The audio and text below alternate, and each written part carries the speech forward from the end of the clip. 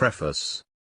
For nearly 40 years, my father, Thomas J. Stanley, studied the affluent in America to discover and highlight paths to financial independence and economic success that did not depend on inheritances or other large monetary gifts. He found in his work some universal components, but also saw that there were many paths to wealth involving many unique career, consumer, and business choices. Despite the evidence-based financial planning principles embodied in his book The Millionaire Next Door and the tried and true paths to wealth accumulation that have been documented quite clearly, many people continue to ask, how come I am not wealthy? Whether you're a small business owner, teacher, attorney, or sales professional, a disciplined, methodical approach to building wealth has been proven to work. As my father wrote in The Millionaire Next Door, the millionaires profiled in the book, did it slowly, steadily, without signing a multi-million-dollar contract with the Yankees, without winning the lottery, without becoming the next Mick Jagger. 1. This slow and steady approach applies to many of life's challenges, such as learning a new skill, getting or staying in good physical shape, raising children, or starting a new business. Achieving any major goal, including financial independence, requires disciplined action over time, an awareness of one's own abilities, and the effective allocation of resources. But a desire for a certain type of lifestyle, one with a requisite level of consumption and displayed status, still makes the journey difficult for most of us. A lifestyle that is dictated by what others do, drive, and where cannot be sustained by most without a steady fire hose of incoming cash flow. Many of us simply accept our current habits, or refuse to do the hard work to change them, all the while complaining and often giving in to a life of dependency and worry. Despite the protestations of some critics of his work, my father was not naive and stated very clearly that the odds of becoming extraordinarily wealthy while starting with nothing were not very high. But his research demonstrated time and again that behaviors can change one's circumstances. And his life was just such a story. He had meticulously and consistently changed the way he behaved in order to become financially independent and overcome his incredibly humble beginnings. My father never wanted to create a second edition of The Millionaire Next Door, a book that has become a classic since its publication in 1996, partly because he preferred to create new works for his readers that offered different, or fresh, viewpoints on the topic of affluence and building wealth in America. His follow-up works included The Millionaire Mind, Millionaire Women Next Door, and Stop Acting Rich.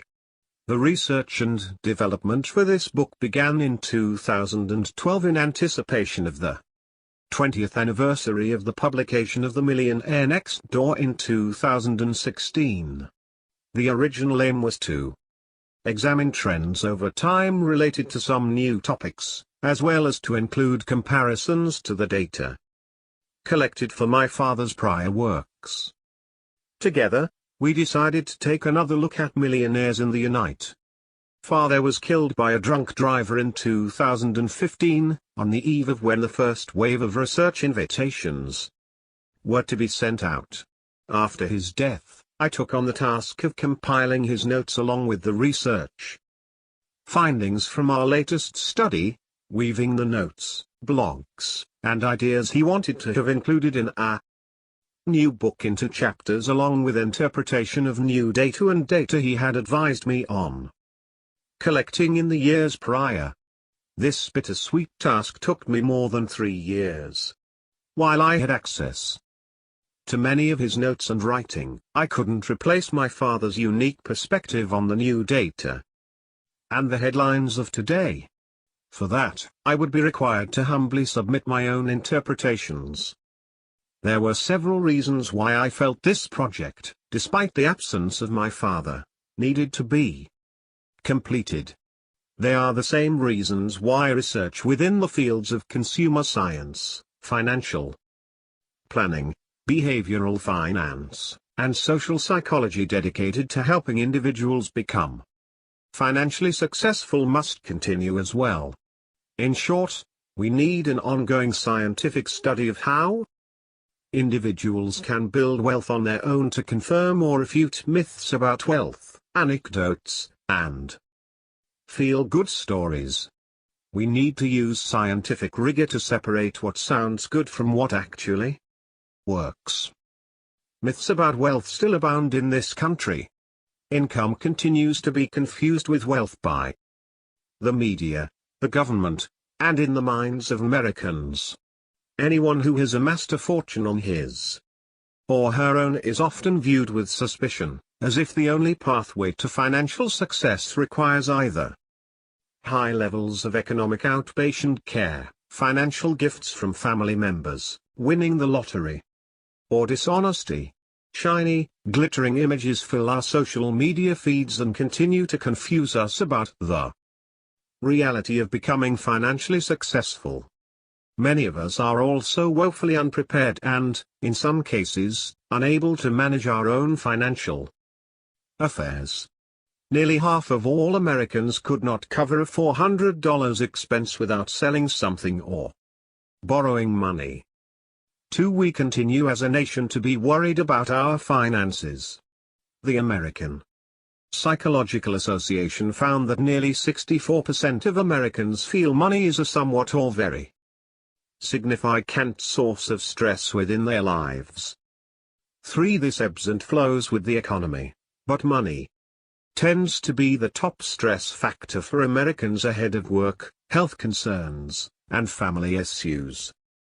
Finally, it's important to note that some critics of the Millionaire next door suggested that their stock market boom fueled by the developing internet economy in the mid-1990s was the reason for the success of the individuals included in the book, or alternatively that survivorship bias, asserting that the data only looked at those who had succeeded in becoming wealthy and not whether the same traits were exhibited by those who failed, was the explanation for the results. The critics ignored that there were clear comparisons, and often significant differences, in his work between the prodigious accumulators of wealth who were effective at transforming their income into wealth and the accumulators of wealth, those who, with the same level of income, had very little to show for it in their accounts. The same behaviors and habits examined in the Millionaire next door have also been applied to populations of mass market and mass affluent individuals, that is, those who haven't survived to be wealthy yet, and the data from these non-millionaire populations is consistent in revealing the positive correlation between accelerated wealth building and factors such as making prudent financial decisions, ignoring societal pressures to spend, and being focused on goals. 4. This book not only includes descriptions and interpretations of the data collected just before and after my father's death, but also passages he wrote on his own, typically in the form of blogs that he had marked to include in the book. For the most part, the data highlighted in this book was collected during 2015 and 2016, but I also included survey results from other ancillary studies conducted between 2012 and 2018, along with data and research collected by my data research firm. Data points, at various points in time.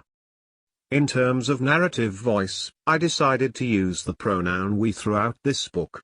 In some cases, however, the reader will also see sidebars that highlight my father's individual work, including notes, blogs, chapter ideas, and data reviews. I felt these were critical to the book and that the reader should know that these were his own words.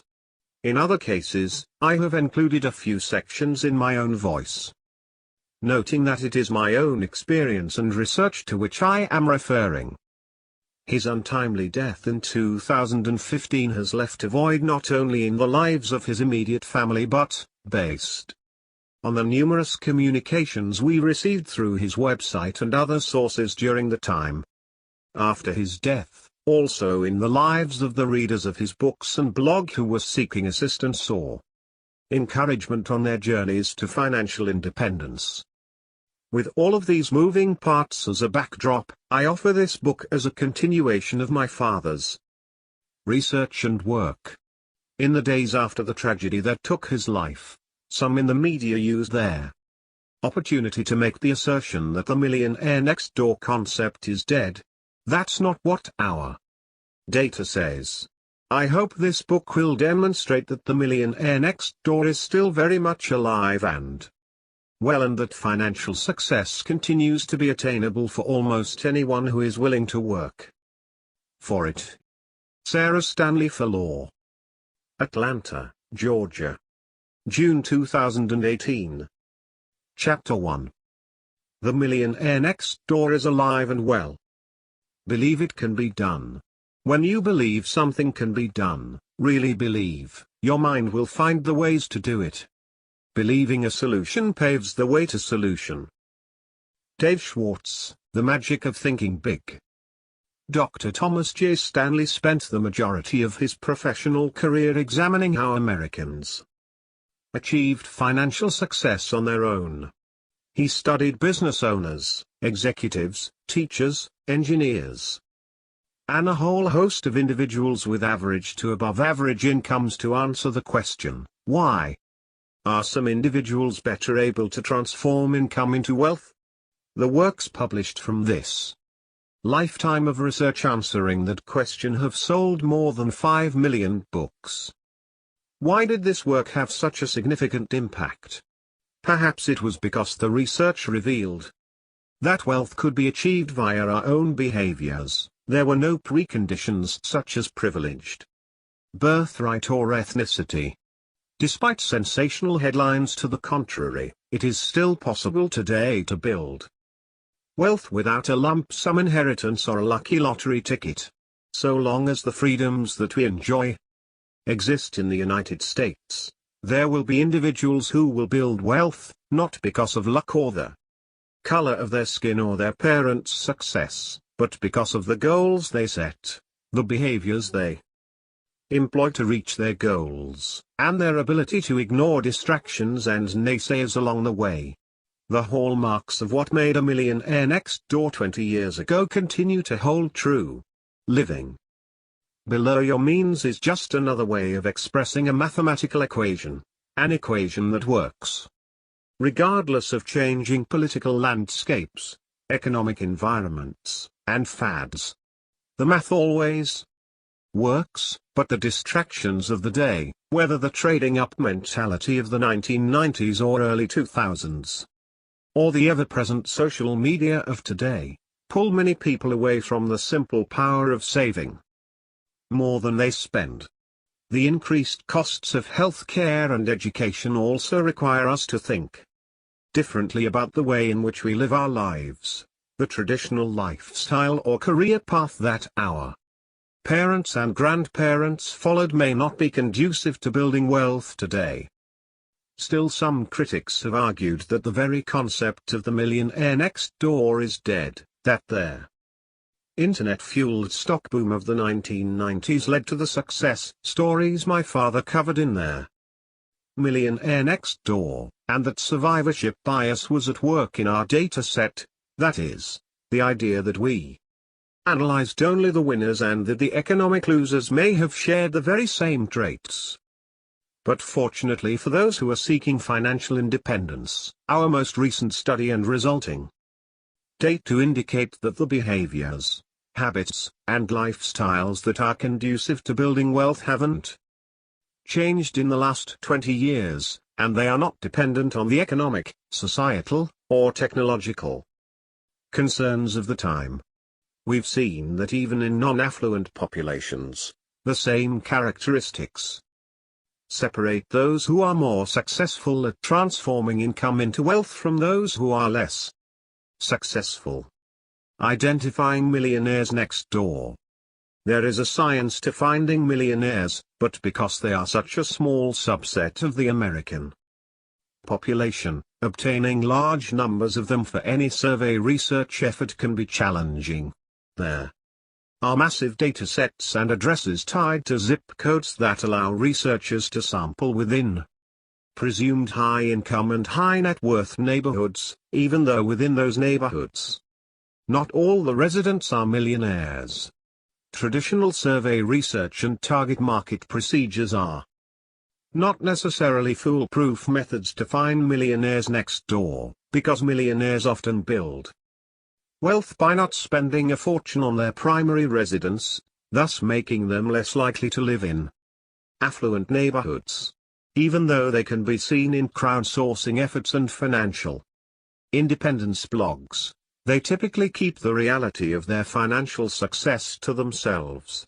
After all, a willingness to not look rich helped them get there in the first place. But today there continues to be a group of individuals who build wealth on their own and certainly on their own terms. Many of the millionaires next door featured in this book and in prior works wrote to us to share their stories. While this group doesn't take pride in broadcasting their success to the world, they do tend to relish in sharing their experiences, often anonymously, with others who are interested in following their lead. Through our research with crowdsourced samples, we also encountered people who are properly labeled as emerging millionaires next door. These are individuals who are not yet millionaires but most certainly on their way. Identifying those who are adept at transforming income into wealth takes more than an isolated consumer purchase or job title. True, the millionaires next door that my father studied and interviewed in 1996 often worked in what some people might think of as dull or mundane industries, like accounting or scrap metal. Today, just as was the case in 1996, professionals such as engineers and teachers often have the characteristics, personalities, and abilities that allow them to prodigiously transform their incomes into wealth. But it has never been the case that all small business owners, scrap metal or otherwise, are successful at transforming income into wealth. It's also never been the case that all owners of older model cars, inexpensive watches, and modest homes have the necessary knowledge, skills, abilities, and competencies to build wealth on their own. These are markers, as my father showed, but not necessarily predictors. No, instead we have to consider a broader pattern of behaviors and experiences versus a single financial decision or lifestyle choice. Someone forgot to tell the financial independence community. Since the publication of The Millionaire Next Door in 1996, an entire community has evolved that focuses its lifestyle and efforts on the ability to retire, or have the option to leave salaried work, at a stage of life that today is mostly unheard of. 30-something. Saving money and being able to do what you want with your life as soon as possible. Many bloggers in the community reference The Millionaire Next Door as a transformative work in their journeys. The case studies and personal journeys of these bloggers are more voluminous than could be covered in one book and include a multitude of different approaches, from doctors and attorneys earning high six figures to other professionals with lower salaries. Some writers have multi-millions accumulated, but have not yet jumped ship from their careers, while some with less than $1 million in net worth have already retired. They preach being purposeful and disciplined in designing a lifestyle that allows you to stop being beholden to a company or organization so you can decide on your own what you want to do with your days. Again, these people are not in their 60s or 70s, but in their 20s, 30s, and 40s. Take 30 minutes and peruse through some of these blogs and get to know these individuals. Note: the lifestyles they describe and the details of how they got there. You may not like how they live their lives, but it would be hard to argue that their behaviors and choices don't work for them. It will become clear that the millionaire next door is alive and well in this particular community. Respect for money, a prerequisite for wealth. Alison Lamar, who grew up in a remote part of the United States, had an alcoholic mother and a father who struggled to make ends meet while taking care of his wife. In the end, it was Alison's grandparents who served as mentors to help her take control of her financial life. When I interviewed Alison, she shared her unique perspective with these words of advice related to respecting money. Take care of money responsibly, and it will take care of you later. When people say they don't care about money, I believe that is an excuse not to deal with it. Alison is now 54 years old, the mother of 2 college-aged children, and a homeowner. She's happily engaged to be married and has lived in the same town for 20 years. She told me it was her early experiences and corresponding behaviors that allowed her to build wealth and become a millionaire twice over. I was the oldest, and I was going to help figure out how Mom was going to live. There were things I wanted as a 13-year-old, and it wasn't a pity party that I couldn't have them. I got a paper route, even when it was minus 40 degrees, I was there. I'm naturally a doer and worker and a problem solver. There was no extra fluff in our life. I spent a lot of time with my grandparents. My grandfather worked hard all his life and built wealth. I saw how disappointed he was in some of my cousins who felt entitled to his wealth. Now you see this instantly on Facebook. You see all of these people with what look like incredible lives, but in reality, it's not that way. My dad constantly told me to save 10%, and so did my grandparents. Even when I was in college, making $6.50 an hour, I saved 10%.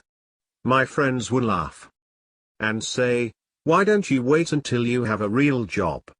It was the habit. I started this habit and never stopped. It wasn't a sacrifice to me, it was just a habit. I also felt like I was honoring my grandparents in saving to become a millionaire. I was content with the process of becoming a millionaire, hit one goal, then I wanted another one. I always knew I would be a millionaire. It wasn't a big deal. I just worked for it. Working hard, it's okay to work a 14-hour day sometimes. Those sacrifices are worth it. And, you look back and they are sweet in a way. Driving a car without air conditioning, for example, they're sweet. First became a millionaire when I was about 35 and now have about $2 million in net worth. I'm 54. My friends would never suspect that this is the case as I act pretty average. Money is itself nice, but I am more concerned about what money can do than the actual accumulation of money. Alison shared her thoughts on why so many people are challenged when it comes to building wealth. They're playing the game of comparisons by using social cues to decide what's important and how they compete with others. Parents especially can be so competitive, she says. People need to face the reality of where they are. In other words, gaining an awareness and appreciation of your financial situation can lead to realistic decisions about how to move forward. They think small decisions do not have consequences. Alison learned to appreciate the compounding power of small decisions as she worked in the below-freezing chill of their Midwest to earn money. Alison's early influences and experiences helped to shape her financial journey. At many points along the way, she could have given up, or made easier short-term decisions. But by respecting money and taking a long-term view, resulting in part through the influence of her grandparents, her journey is now giving her great freedom. You have to be able to face your situation where you are and not be fearful, but be aware, facing the reality of your balance sheet. It really played out when I got divorced. I knew I had options. Some women stay in relationships because they don't understand money or are afraid. I knew I had options. I work in a fire department. I work because I want to work. I make more money now with my investments than working, and people have no clue. I like it that way. Alison shared her story not for fame or fortune, not for an Instagram post, but rather to demonstrate to others that regardless of your circumstances, achieving economic success depends not on what has happened in the past but instead on the behaviors you employ today and tomorrow. Behaviors that were described in 1996 and still hold true today. More millionaires next door. Hate the methods, love the outcomes. No one would argue with the reach and influence of Dave Ramsey in the world of personal finance. According to the Ramsey Group website, 13 million people tune in each week to Mr. Ramsey's nationally syndicated radio show, and more than 4.5 million people have attended his Financial Peace University 12-week classes. Some aspects of his message have drawn criticism from other purported experts. We will leave the discussion of specific financial advice for others to wrestle with and argue over. We'll focus instead on the behavioral side of his methodology and its associated outcomes. Mr. Ramsey instructs individuals to pay off their smallest debts first, thereby providing a psychological incentive to continue to pay off debt, ultimately leading to larger debts, for example, student loans, mortgages, being paid off and placing the household in a position to save and invest. And in his group consensus peer pressure, it appears, can serve as a positive influence in personal finance. The training courses, often multiple weeks of group meetings, associated materials, books, and technologies all provide ample reinforcement for positive financial behaviors. Many of my father's readers and fans have referenced Mr. Ramsey and his organization as their means by which they were able to correct their financial behaviors and achieve economic success. Many either approaching or having just accomplished the goal of reaching millionaire status when they described their journey. Like the F/RE community, these individuals are often demonstrating their outcomes associated with behaviors that are conducive to wealth, and becoming millionaires in their process. Meet their very much alive Jacobsons. The Jacobsons are not front-page news, not by any means. They didn't win the lottery or start a tech firm that was bought by Amazon or Google. Their fortune came from a steady, simple lifestyle and decades of choices that were conducive to building wealth. Their 1,900 square foot home is more than likely not in any zip code data set that includes America's top wealth holders. They followed what could be described as a typical millionaire next door path. After amassing that wealth, they continue to spend in a way that ensures that their wealth will be sustained and grow, as Mrs. Jacobson described in a letter she sent to my father, which he referenced in the updated preface to the Millionaire Next Door in 2010. 3. I married the right spouse and have a simple lifestyle. We've been married 22 years, 3 children, 3 dogs, 2 horses. We have lived in the same, modest 1,900 square foot, 1975 era home, for 20 years. I have an MS in chemical engineering. My husband has a PhD in chemical engineering and is now a VP at a chemical company. I made all A's in high school, 1,170 SAT. I was the first person in my family to go to college. I was born in there. backwoods of Arkansas. After college, my husband and I both got good jobs. We lived on one income and saved the other. Anytime we got raises we just saved more. I am now a stay-at-home mom. We are already millionaires. However, we still have 3 kids to put through college, so we don't feel rich. Sometimes my kids ask me if we are poor because I make them order from the $1 value menu. It's worth mentioning here that the average single-family home in America is approximately 2,400 square feet, about 500 square feet larger than the Jack Hobson's house. But even though this family is below average in terms of home size, they are in the top 10% in terms of net worth. Statistically speaking, the larger the home, the less the owner has to transform into wealth. Approximately 92% of homeowners are not millionaires, but a whole lot of them live in homes larger than 1,900 square feet.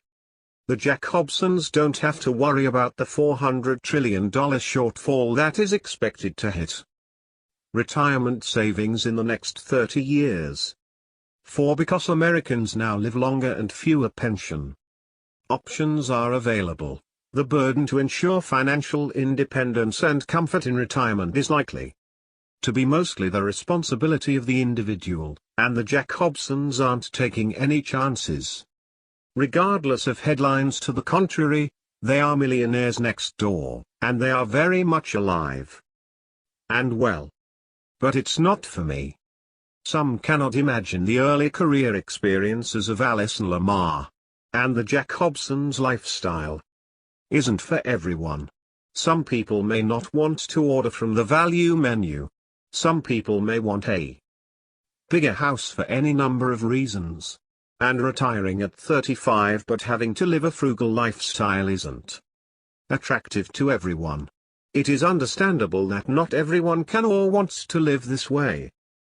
But consuming today in anticipation of higher levels of future income and trying to keep up with the arms race of gadgets, cars, and accessories are universal problems that derail people from their economic success path, and certainly the millionaire next door path.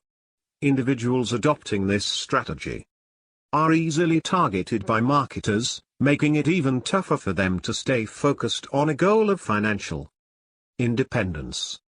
The consumer arms race, and the reality that large populations are engaging in such battles, are often neglected in politically charged commentary on the state of wealth accumulation. But, as we've seen time and again, behaviors drive wealth. Consider how many people you know who may live in a house they cannot afford without their current level of income, in a neighborhood filled with conspicuous signs of wealth, with friends or family who do not want to take responsibility for their financial future, with little saved for either retirement or other life events, for example, college, and with constant worry and concern that their lifestyle is in jeopardy.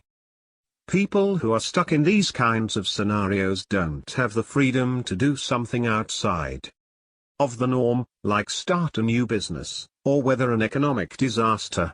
You may not want the frugal lifestyle described by our millionaires next door above. But if not, you will need a high income to fuel consumption and be prepared for what may come your way in the future. Income is not wealth.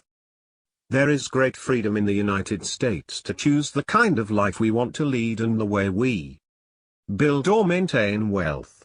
Whatever path we choose, generating income for our household will be of paramount concern at some point in the process. But income isn't the same as wealth. Income is what you bring home today. Wealth is what you have tomorrow, and the next day, and the next day. Wealth is not income. Income is not wealth. Wealth is how much you accumulate. Net worth is your balance sheet, the net of your assets less your liabilities. Income is what you bring in over a period of time, and you report it on your annual income tax return. Periodic income certainly affects your net worth, balance sheet, but doesn't define true wealth. Consider an individual who makes $1 million in wages in a year and spends $1.2 million in consumption during that same year. The wealth, balance sheet, impact would be negative $200,000. The media often portray wealth as income instead of net worth, creating the erroneous perception that simply receiving a big paycheck necessarily leads to wealth. One similarity between the high income and high net worth crowds is that most of these people are economically productive as a result of their own efforts. And personal wealth in the United States is rising over time. In 2017, there were approximately 11,500,000 millionaire households. Roughly 9% of all U.S. households. 6. By comparison, in 1996, there were 3,500,000 millionaire households, representing 3.5% of all American households at that time. Personal wealth in the United States was $22 trillion in 1996, but nearly one half of this wealth was owned by 3.5% of households. The distribution is similarly disproportionate today, with personal wealth at approximately $84.9 trillion in 2016, nearly 76% is held by 10% of households. 7. We are by any definition a very affluent country. But most people in America today are far from wealthy. Don't be confused when you learn that the average, mean, net worth of an American household is $692,100. You may think that even if a typical American worker loses his job, he will be able to live off his wealth for 5, maybe even 6 years. But there is a problem with this figure. It is very misleading. The presence of high net worth households, think billionaires such as Warren Buffett or Bill Gates, skews the average disproportionately. The median measure of household net worth paints a much more accurate picture of the character of wealth in America. The median is that of the typical household, the midpoint range of the more than 124 million households ranked from bottom to top along the net worth scale, with few exceptions, and where noted, we use the median figure when we discuss dollars in this book. For example, their median income in the United States, as of 2013, was $59,039, while the mean or average was $83,143. 9. The estimated median net worth of Americans in 2016 was $97,300. 10. Far from the frothy $692,100 average figure, and is just shy of the cost of a one-year stay in a nursing home. 11. This means that less than one half of all households in the United States have enough to pay for such a service even if they sold everything they owned. Most American households are nowhere near being financially independent, which we define as being able to live for some period of time without a paycheck from an employer or other earned income, nor will most be able to retire in comfort. And there is more bad news. What if the equity in homes is factored out of the median net worth figure?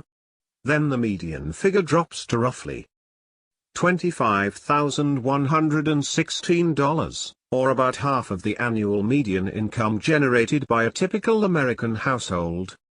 Who will care for these people when they are no longer able to support themselves?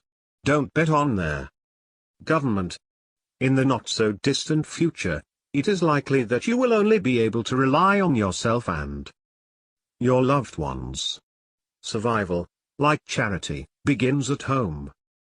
Let's look at net worth as the indicator of wealth status. We often hear, both directly as well as in the media, the following: $1 million? That's nothing anymore. So while $1 million is certainly worth less today than 20 years ago, $1.5 million today would equal approximately $1 million in 1996. 13, it's still more than 10 times the median net worth in America. As was the case in 1996, most households are far from millionaire status. And even more so today, millionaire status in retirement may not be enough to perpetuate a lifestyle that includes heavy consumption. If this is your lifestyle, then securing high levels of recurring income is paramount. But earned income can be fleeting. Those who want to be truly financially independent rely instead on savings and passive income that invested capital can generate. A portrait of today's millionaire. So who are the millionaires of today? We wanted to determine if there were differences over time in the lifestyles, behaviors, and attitudes of millionaires, the subject matter experts of wealth accumulation. Were the key behaviors that would transcend time and lead to building wealth? What does this group of individuals who have amassed a median net worth of $3.5 million, the median net worth in our most recent survey sample, look like today? Below is a portrait of these millionaires. We're mostly 61-year-old men, 87%, who are either married, 69%, or remarried, 25%. More than 80% of us believe our spouses are critical factors in our economic success. Our median income in the previous year was $250,000, and our median net worth is $3.50 million. Compared to the average American, we earn 4 times as much, while our net worth is just about 36 times the average. Education has been critical to our success. More than 93% of us have at least a college degree. And nearly 60% of us have a graduate degree. A little more than half of us attended a public college. Nearly 20% of us are retired. For the 80% of us who are not yet retired, we work approximately 45 hours per week as business owners, attorneys, engineers, leaders, managers, physicians, and consultants. We live off what we've made, as more than 86% of us had 0% of our income from trusts and estates in the previous year, and only 10% received any gifts of cash, securities, properties, or vehicles from relatives. Nearly 90% of us are satisfied with life, and nearly 80% of us say we are in general or consistently good shape physically, and we get 7.65 hours of sleep per night on average. We are frugal and we budget. A full 70% of us know how much we spend on food, clothing, and shelter each year, and 59% of us have always been frugal.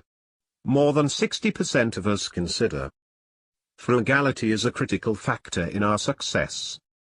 The most we've ever spent on jeans is $50, on a pair of sunglasses is $150, and on a watch is $300. But we don't shop sales in person.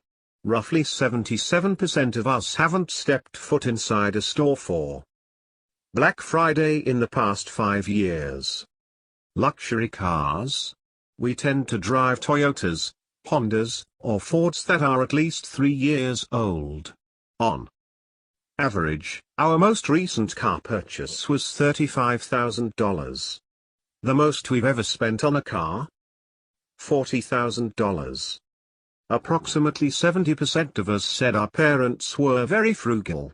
Most of our parents were married and remained so until we were at least 18, 86.3%. Nearly 75% of our parents encouraged us to excel, but only 42% of us believe that having attentive parents accounted for our success. Less than one-third of us said our parents were better off than others while growing up. We are confident investors. 70% of us say we know more than most people about investing, and only approximately one-third of us say we rely heavily on an investment advisor. More than 70% of us have at least one account at a full-service investment firm. But we have made mistakes along the way. More than 60% of us have sold a great stock too early. More than 73% of us sold a bad stock too late, and nearly 40% of us have tried to time their market. When it comes to investing, taking risks helped us early on, while 56% of us would call our current investment strategy balanced. When we first started working, more than half of us called our investing strategy risky or very risky. When we do want professional advice on investing, we don't pay a lot for it. 56% of us paid 1% of our income from the previous year on fees, while 33% of us paid 0. Do we practice economic outpatient care? Yes, a little less than two-thirds of us give gifts to our children and grandchildren. Roughly 34% of us give 1% of our income, and 23% of us give 5% of our income as gifts to relatives. This portrait of what a millionaire looks like in America today is just a starting point. The real value in studying the wealthy is to understand what they did along the way to achieving financial success. That is, the patterns of behaviors that led to success. It is also critical to highlight case studies shared with us over the past few years of other millionaires who provided detailed accounts of their attitudes, lifestyles, and behaviors. The research. Most of the data in this book comes from the survey we conducted of affluent Americans between 2015 and 2016, see Appendix A. This allowed us to make comparisons across time of the behaviors and habits of millionaires. We also used data collected at various times by the Affluent Market Institute and data points. Much of this information is featured in the tables that appear throughout their book. In many cases, we describe the findings for millionaires in our latest sample, that is, individuals with a household net worth of $1 million or more. In other cases, and specifically to help guide their review of economic success, we divide the sample into two groups using the expected net worth formula first described in The Millionaire Next Door. We calculate expected net worth by multiplying age by income, and dividing that product by 10, or expected net worth equals age x income x 0.10. The primary purpose of this approach is to empirically, and numerically, demonstrate how well an individual or group has been able to transform income into wealth. Some commentators have questioned whether the findings in The Millionaire Next Door and prior works are unduly influenced by survivorship bias, in other words, that the research sample focused on those who have made it in terms of their net worth or incomes or careers, and therefore, the conclusions about the behaviors that self-made individuals engaged in could have also been present in the remainder of the less successful population. To this objection we have two counterpoints. First, in addition to simply reporting averages and percentages related to the characteristics of millionaires, prior works have examined the different habits, behaviors, and attitudes of what we call prodigious accumulators of wealth and under-accumulators of wealth, to examine potential differences in the behaviors and attitudes of these groups. In our current study, we divided the affluent sample into quartiles based on the difference between their actual net worth and expected net worth. This difference provides a measure of financial success. Those individuals at the bottom quartile are considered to be under-accumulators of wealth, UORs, they tend to have less wealth than they are expected to have given their age and income. Likewise, those in the top quartile were considered to be prodigious accumulators of wealth, pause, and tend to have a net worth much higher than expected given their current income level and age. The division into these groups is normative, in other words, it is sample-specific based on age, income, and net worth. This allows us to compare groups based on a consistent metric of success, looking at both the successful and not so successful segments. This same methodology can be used regardless of the population in question. Second, we have been able to demonstrate the power of patterns of financial behaviors in their prediction of net worth, regardless of someone's age or income. In other words, there are key behaviors that relate to your net worth whether or not you are young or old, or just starting to work, or are making six figures. During the past several years, I joined my father in his field of research, transitioning from studying how employees would be successful in specific jobs to studying how individuals are successful at building wealth, using the science of predicting performance on the job. For leaders or employees, we see the same habits, behaviors, and attitudes that distinguish those who are adept at transforming income into wealth from those who are not in samples of mass affluent Americans as well, that is, a sample where a significant portion of the participants have not yet made it. In other words, the same factors for building wealth relate to net worth across the entire range of the affluence scale, including those who are not affluent. And we also know that many of their same financial-related tasks that are conducted in high-net-worth households are conducted in mass affluent households. 14. The tasks are similar, and the competencies required to conduct those tasks are similar. We note in Chapter 5 that patterns of behaviors, regardless of group membership, relate to wealth accumulation. In a way, the research and writings over the past 20 years have served as a job analysis. 15. Or scientific examination of what it takes to build wealth. Job analysis is used in the world of human resources to study the key tasks and characteristics of individuals who are proficient in their jobs or professions.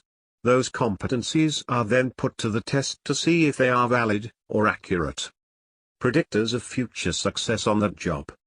This discipline is used to assist employers in selecting applicants who are most likely to succeed in a job or function. In the job of managing finances, we measure success by the difference in actual versus expected net worth. Past behavior and experiences are among the best predictors of future performance when an employer hires a new employee. For those attempting to build wealth, which we argue is one of the critical jobs of anyone running a household, there are clear tasks that comprise the job. 16. And clear sets of behaviors that predict how well we will perform at this job. 17.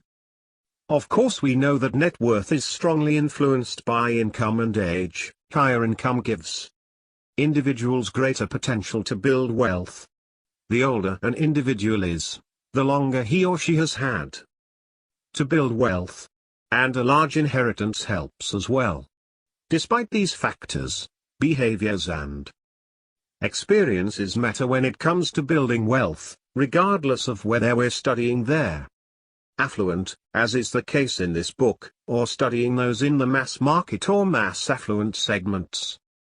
Patterns of behaviors and experiences matter when building wealth, and the same behavioral patterns, including discipline in spending, saving, and financial management behaviors, differentiate under accumulators of wealth from prodigious accumulators of wealth regardless of age, income, or percentage of inherited wealth. What conclusions were reinforced by our research? The overarching lessons of financial success are universal and clear. They do not change because of elections, technology, or cultural norms. Nor do they change because of a boom or bust economy. The same skills, abilities, and competencies that are required to become financially independent and successful on your own are timeless. Regardless of your status, age, and income level, you can find your path to wealth and financial independence. We have a choice in our lifestyles and whether or not we pursue economic independence. We can either play the part of mimicking those around us, and be easy targets for marketers and salespeople. Or we can pursue our economic freedom quietly. What does being financially independent, not being beholden to debt repayments, an employer, or a paycheck, allow you to do? It grants you freedom. You are free to solve problems the way you see fit, free to volunteer or spend time with family, free to take a job that perhaps pays less but gives you more satisfaction, free to create your own economic opportunities.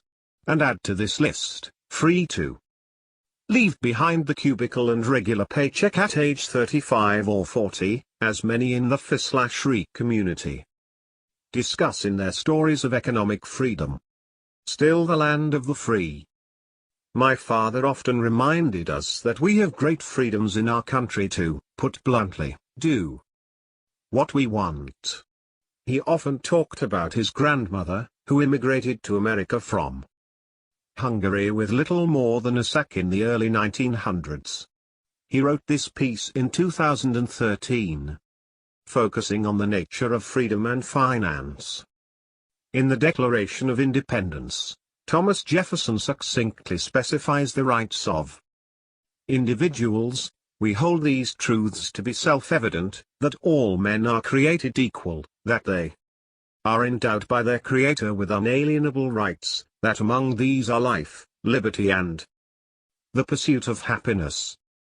We as Americans have been given the opportunity to grow, to achieve, to prosper, and to build financial independence. Given this blueprint, it is no wonder that so many people in countries all over the world have lined up to immigrate to America throughout her history. Professor Denise Spellberg's research about Jefferson was highlighted in the Chronicle of Higher Education. 18 Jefferson was a strong advocate for religious liberty, having been strongly influenced by John Locke. In 1689, Locke wrote a letter concerning toleration. Professor Spellberg quotes Locke, "Neither pagan, nor Mahometan, nor Jew ought to be excluded from their civil rights of the Commonwealth, because of his religion." But that is not all that Jefferson read in preparation for writing the Declaration of Independence. He read the Quran, which is still in his library today. Jefferson's blueprint for freedom provided a base for the development of our great nation. For it is the many opportunities to achieve that result in our society's millions of success stories. Some countries may call themselves democracies, but a real democracy is evidenced by its people's behaviors and outcomes. It's interesting that countless immigrants and their children have prospered in our country while they barely eked out a living in their homelands. Economic freedom, like the freedom we experience in the United States, has a cost, the discipline and work it takes to get there and then to maintain it. Not everyone is willing to pay this price. Opportunities to prosper. Financial success in this country is not commonly the result of being handed money, despite the increasing number of large-scale wealth transfers from the baby boomer generation to their offspring. Lottery winners, and celebrities who capture the public imagination. And there will always be stories of people who have squandered their riches. In fact, the likelihood that even self-made millionaires' children will have the same level of economic success is low. As our research has shown, the path to becoming economically successful requires thinking differently about life and money, as illustrated for example by those in the FI/RE community. It requires discipline and hard work. It requires knowing one's own strengths and weaknesses, environment, and markets. It takes great skill in allocating resources, financial, emotional, cognitive, and time, to name a few. For many this means being frugal while building wealth, not being susceptible to fads, and not buying into myths about how to act rich. In other cases, it's managing a high income now in a way that allows for freedom later. In other words, not buying a house that requires a continued 6 or 7-figure salary and generally living in a manner that allows above average saving and investing. For others, it is spending one's emotional and cognitive resources to create a working life that allows for financial independence and freedom. All of these paths require courage and perseverance. Sadly, because only 28% of Americans feel extremely or very prepared for retirement. 19, and only 54% of Americans could manage a $400 emergency expense. 20. The experiences of Alison Lamar or families like the Jacobsons seem extremely out of the ordinary. Despite the proliferation of self-help books, personal finance blogs, and so-called experts who typically have something to sell, Americans are still behind the 8 ball in terms of their financial well-being. Maybe this is because adopting a simple lifestyle and building wealth over time are too simplistic to sell advertising and apparently too difficult for most Americans to do. The expense side of the ledger is typically their challenge, particularly for those with higher than average incomes. Paths to wealth. Despite this somewhat dreary national outlook, there are many roads to economic success. What paths to wealth are available in America? Consider the latest survey we conducted, targeting some of the wealthy zip codes in the United States. As we discussed earlier, the ability of simple geocoding to find millionaires next door is limited. The moonlighter or the millionaire who is living in the original house he purchased when he first started working is not represented here. Though in this sample of high and ultra-high net worth Americans we are able to discern distinct paths to economic success.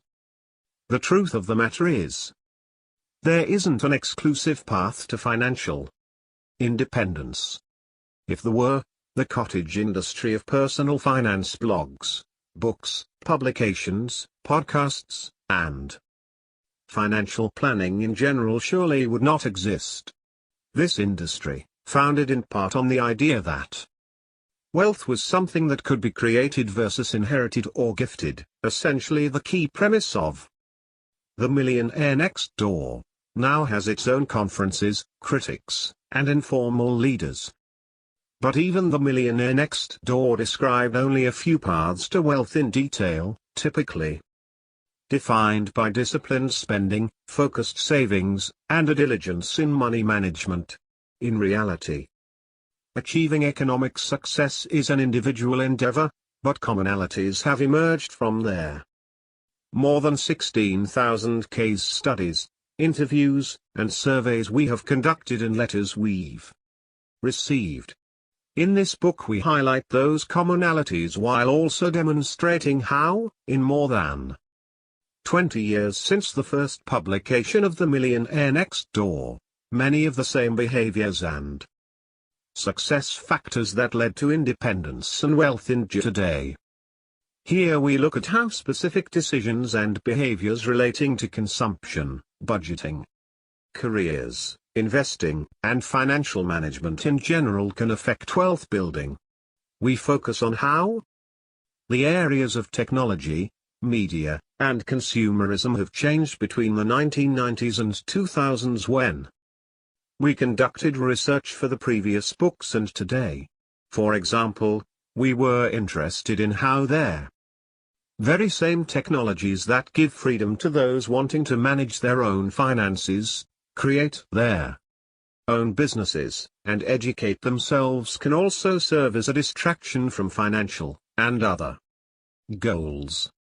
We wanted to understand how rising costs, such as in education and healthcare, would impact individuals who were frugal in nature.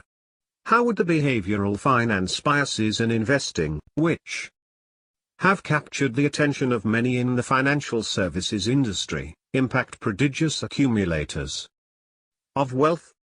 Would they make the same mistakes? Above average earners.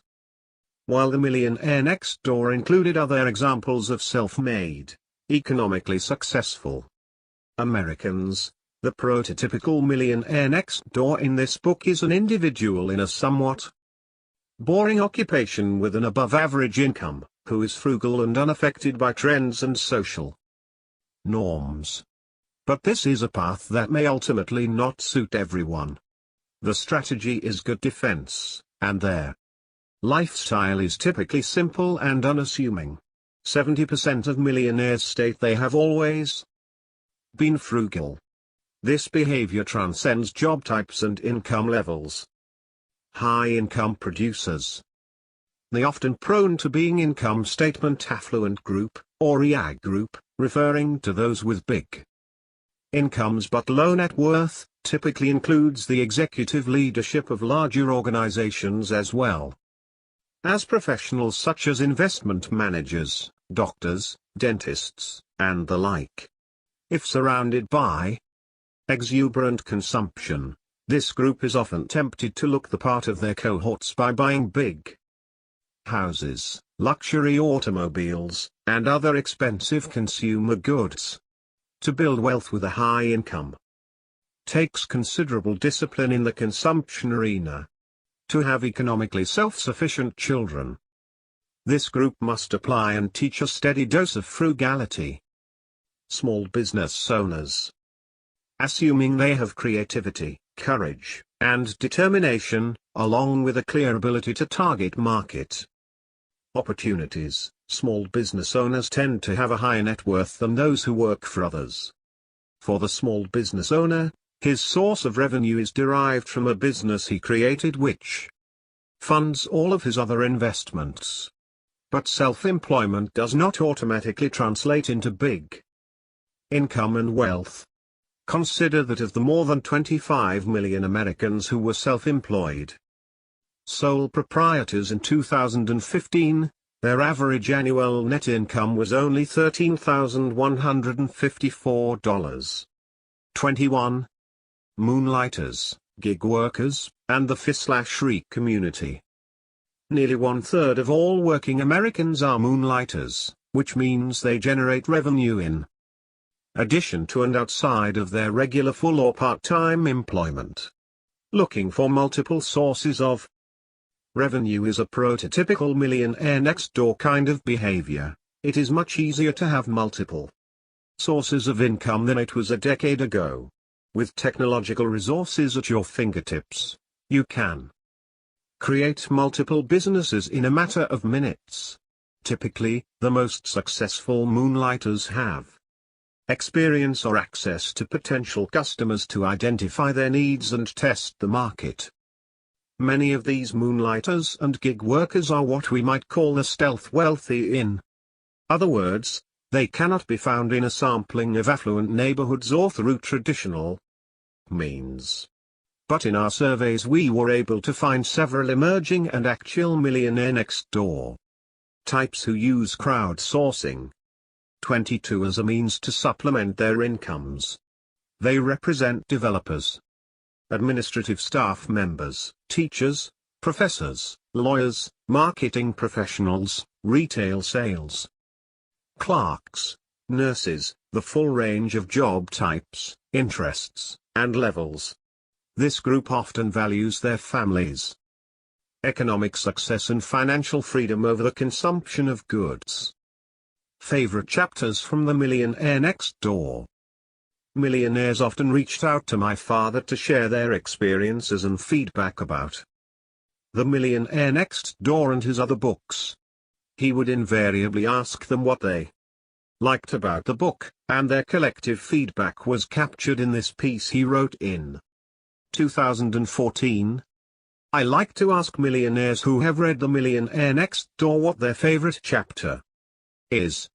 You may be surprised to learn that it is not Chapter 2, Frugal, Frugal, Frugal.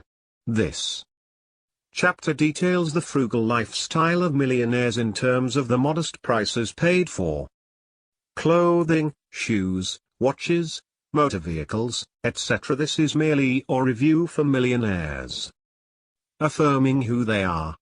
However, this chapter, which ranks third, is the one they most often tell their children to read. Chapter 5, Economic Outpatient Care, ranks second. Often after a millionaire reaches their financially independent threshold, a new set of issues develop. The typical millionaire next door has 3 children and around 6 to 8 grandchildren. How millionaires interface with these offspring in financial terms can be the cause of much worry and unpleasantness. Of course, not all children of millionaires are underachievers. But as mentioned in their Millionaire Next Door, in 8 of the 10 occupational categories, gift receivers, those who receive economic outpatient care, have smaller levels of net worth, wealth, than those who do not receive gifts. These occupations include accountant, attorney, marketing professional, entrepreneur, senior manager, engineer, physician, and middle manager. Of course, these data do not account for economic inpatient care. Keep in mind that 1 in 4 sons, ages 25 to 34, of high-income parents live with them. Chapter 6, Affirmative Action Family Style, ranks first in popularity. The subtitle of this chapter, Their Adult Children Are Economically Self-Sufficient, succinctly summarizes the chapter. Yet parents often distribute their wealth in ways that instigate friction among their adult children. Those children who are the least productive in economic terms often receive their lion's share of their parents' capital. The results of this inequity of distribution are predictable. It further weakens the weakest child and strengthens the strongest child. Or as a millionaire told me, the children who achieve do so by conquering obstacles. They were never denied their right to face some adversity. Others were in reality cheated, sheltered, and never really inoculated from fear, worry, and the feeling of dependency. Another visit with Ken. Those who are economically successful often have a guide, a North Star, and a plan to build wealth over time. They make decisions that are conducive to their financial goals, versus what might seem easier paths. Pursuing economic independence can begin at any time, but the earlier the better, as in the case of Ken, whom my father first interviewed and profiled more than a decade ago in their Millionaire Next Door. To be sure, Ken's father was an economic success story, but Ken and the rest of his family didn't know this until after his death. So with no knowledge of or benefit from his family's wealth, Ken started on his financial path. We present Ken's experience as a good template of wise yet tough decision-making related to lifestyle and wealth. Consider his case as you contemplate how you and your household are planning for economic success. Values learned at home. Ken was raised in a frugal environment, though his father was a high-income producing surgeon. Although achievement was emphasized, conspicuous consumption was frowned upon.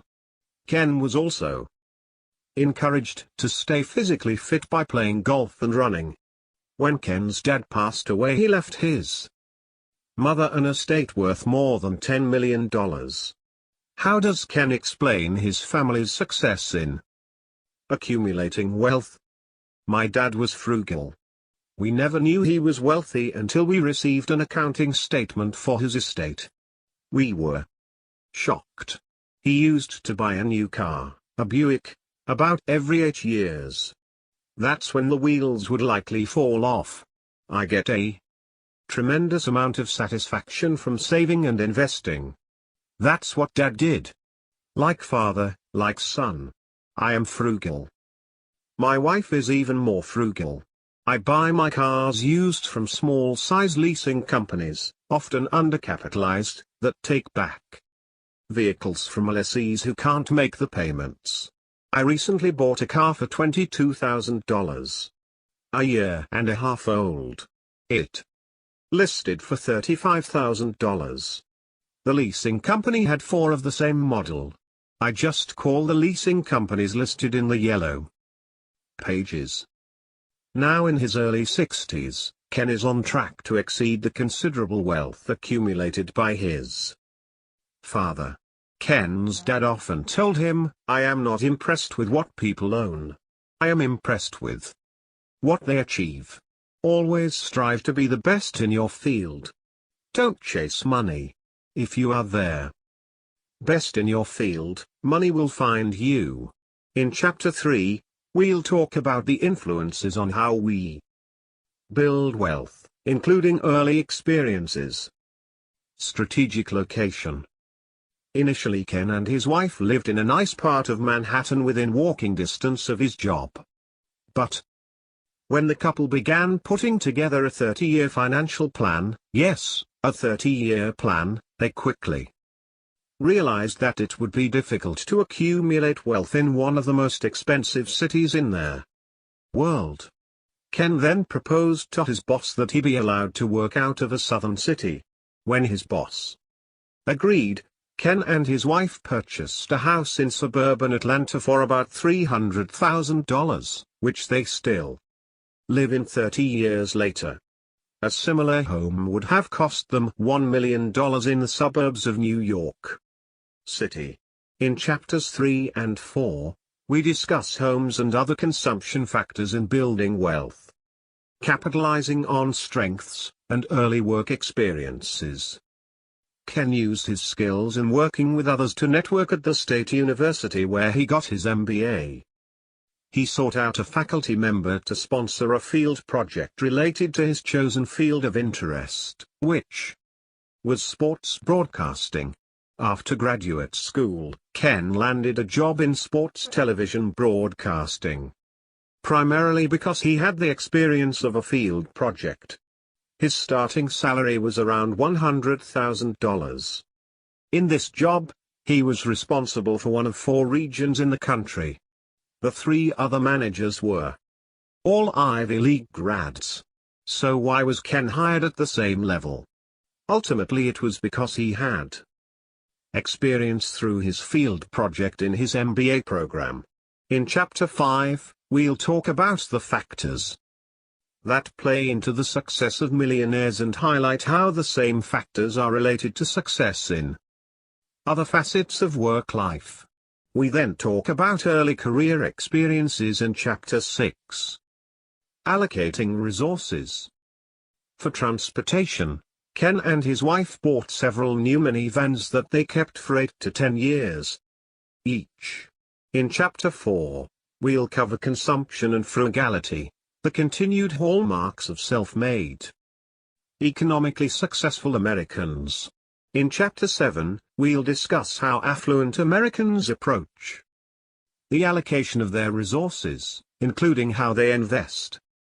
Ken ignored the myth that to succeed he needed to spend lavishly on his education. He attended public schools and universities. So did his kids. Ken and his wife deliberately selected their neighborhood in part because it had the top-rated public schools in the state. Today the total cost of private school tuition in Ken's area for grades 1 through 12 is between $110,000 and $264,000 per student for 12 years of education. Imagine how many pre-tax dollars one would have to earn to pay this tuition. Not surprisingly, 72% of the millionaires we surveyed report that when purchasing a home, they sought a neighborhood that had excellent public schools. Ken and his wife saved more than $300,000 this way. This one decision alone earned Ken and his family a small fortune when considering that this avoided annual expense was able to grow in the form of invested monies over the decades. We'll talk more about the myths of wealth, and the myths surrounding education, in chapters 2 and 5. The outcome? Ken retired at age 55 as a millionaire. Requirements for self-made economic success. What about those with average to better than average incomes seeking financial independence today? If you were to simply explain how an individual can build wealth over time, and you believed it was still possible, how would you do it? You might explain that the way to do it is to spend less than you earn, and then save and invest the remaining money in a way that allows it to grow on its own. It's simple, but not easy. The real difficulty lies in the external pressures that are telling us not to take these simple steps. In conjunction with the most recent survey research, this book attempts to focus on the key habits, traits, and behaviors of self-made Americans based on data spanning 40 years to see if these patterns have changed over the decades. What we see is that they have been constant regardless of a dot-com boom or a housing bubble crash. The behavioral components of economic success have even been consistent regardless of who's in the White House. Whether it's the Jack Hobson's value meal perspective or Ken's 30-year financial plan, there are key factors that separate those who are able to transform income into wealth from those who are not. Do environmental changes impact wealth building? Much has changed since The Millionaire Next Door was first published in 1996. Undoubtedly the biggest change is the proliferation of personal technology.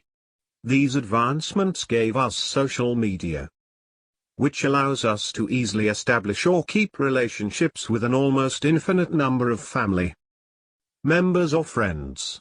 On the positive side, social media provides a way to stay connected with others virtually. On the negative side, it is also a way for marketers to constantly remind us of the consumer goods we need and consumer-related experiences that our friends and family members are having. Purchases, parties, events, entertainment, and even high-priced educations. Even if you can somehow avoid the marketing side of social media, you may find it hard to avoid being influenced by the behaviors of your friends and family, as nearly 70% of Americans are on social media. 23. This steady inundation of what other people are doing, driving, and buying has made it increasingly more important to be disciplined in deflecting the influence of the proverbial Joneses.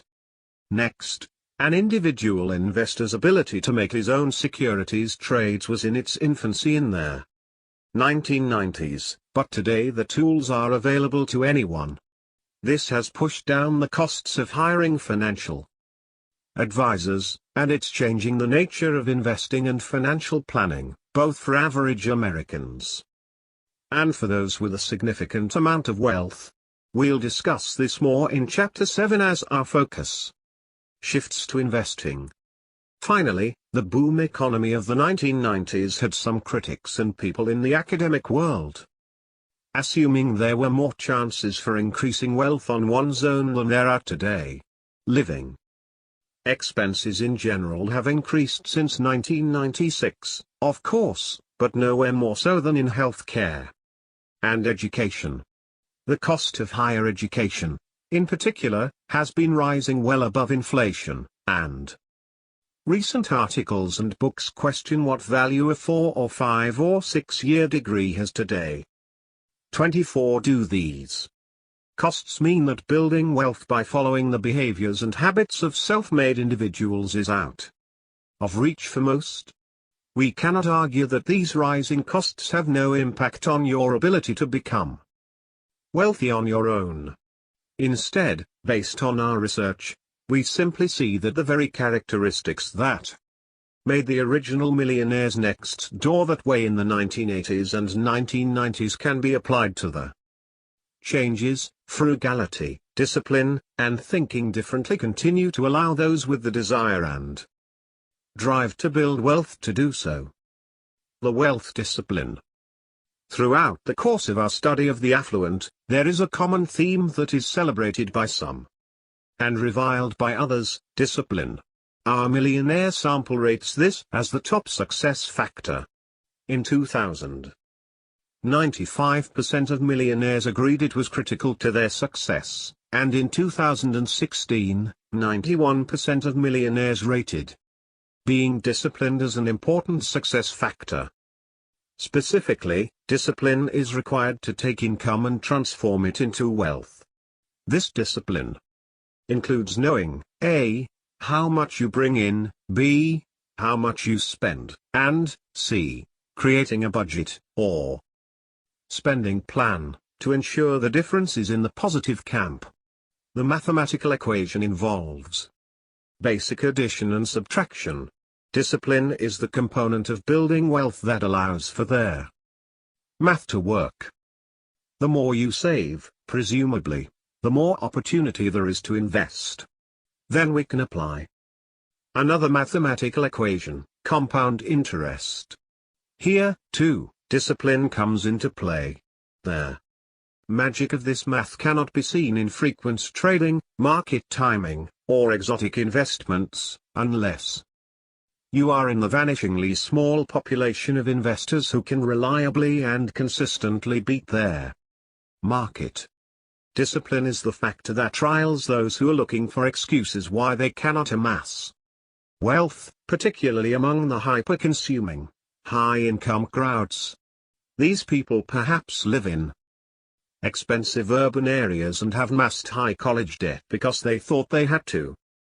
Does the D word trip some of us up because it requires us to make choices and not have everything we desire?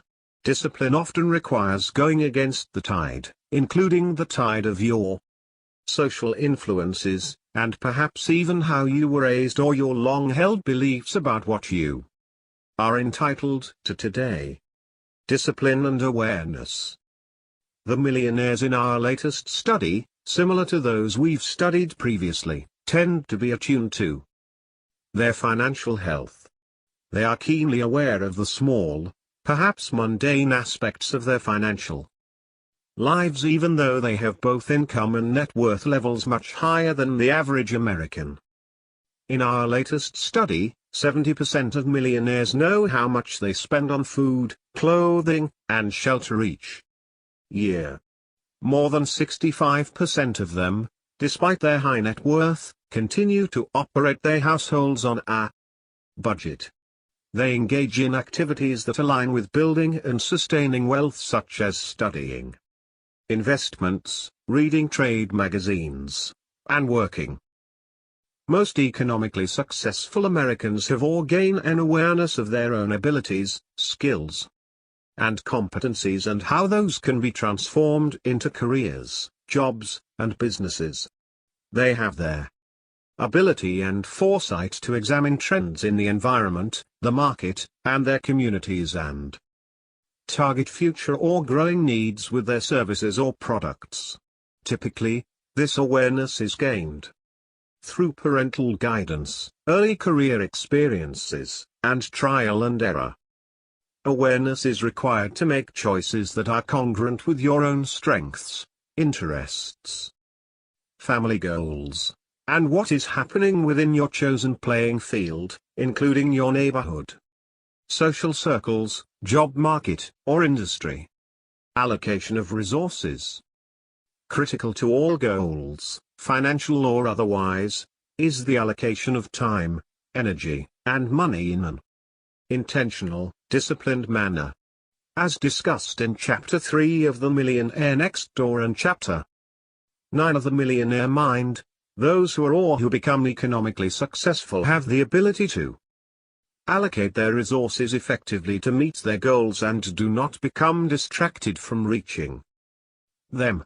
Prodigious accumulators of wealth spend more time planning for future investments than accumulators of wealth. The same is true today. Millionaires next door still spend time on activities that are conducive to building wealth or to building wealth in the areas of health and wellness. As we'll see in Chapter 5, millionaires spend about half the time as the average American playing video games, yet twice as much time exercising and reading for pleasure. Economic independence belongs to those with the willingness to allocate time, money, energy, and cognitive resources to achieve financial goals. Bucking trends. Assume for a moment that everything you've read in the popular or social media press with regard to wealth accumulation in the United States is true, that with the rise in costs related to health care and education, the lack of pensions and retirement funds from employers, and the increased mechanisms by which companies can influence your consumer behavior, few people can build wealth on their own. What if you buy into the idea that only the top 1% or 10%, or some percent, will continue to stay there? And what if you decide you want to buck the trend, to try on your own to do what some are saying is essentially impossible today?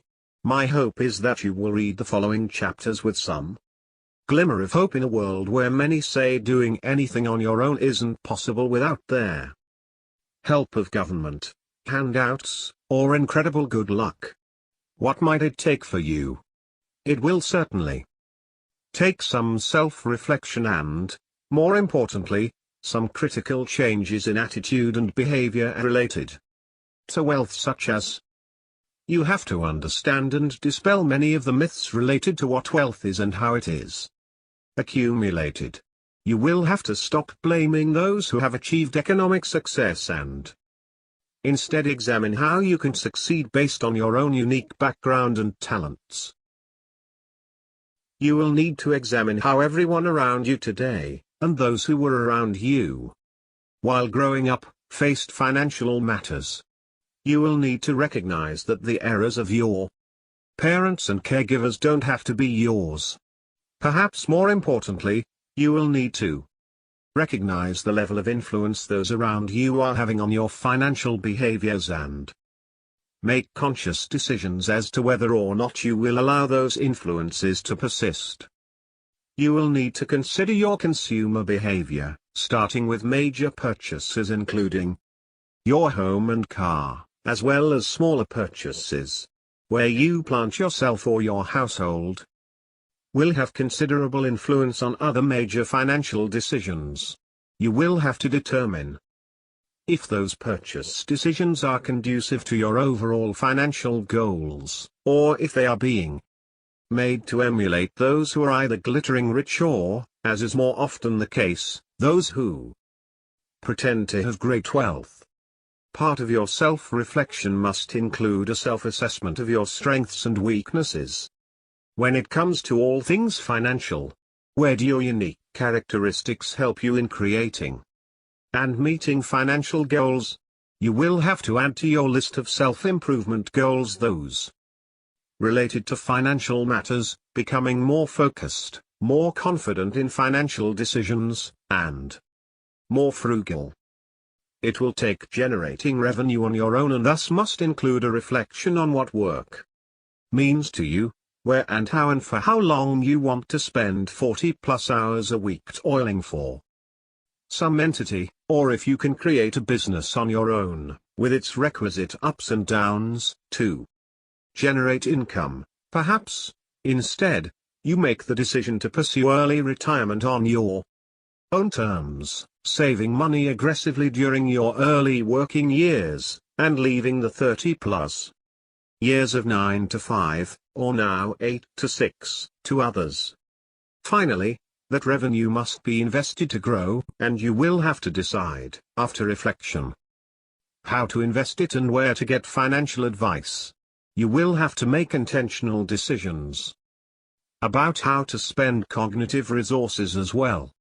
These resources, our attention and time, are non-renewable, and either increase our opportunities for economic freedom or keep us enslaved to the income-spend cycle.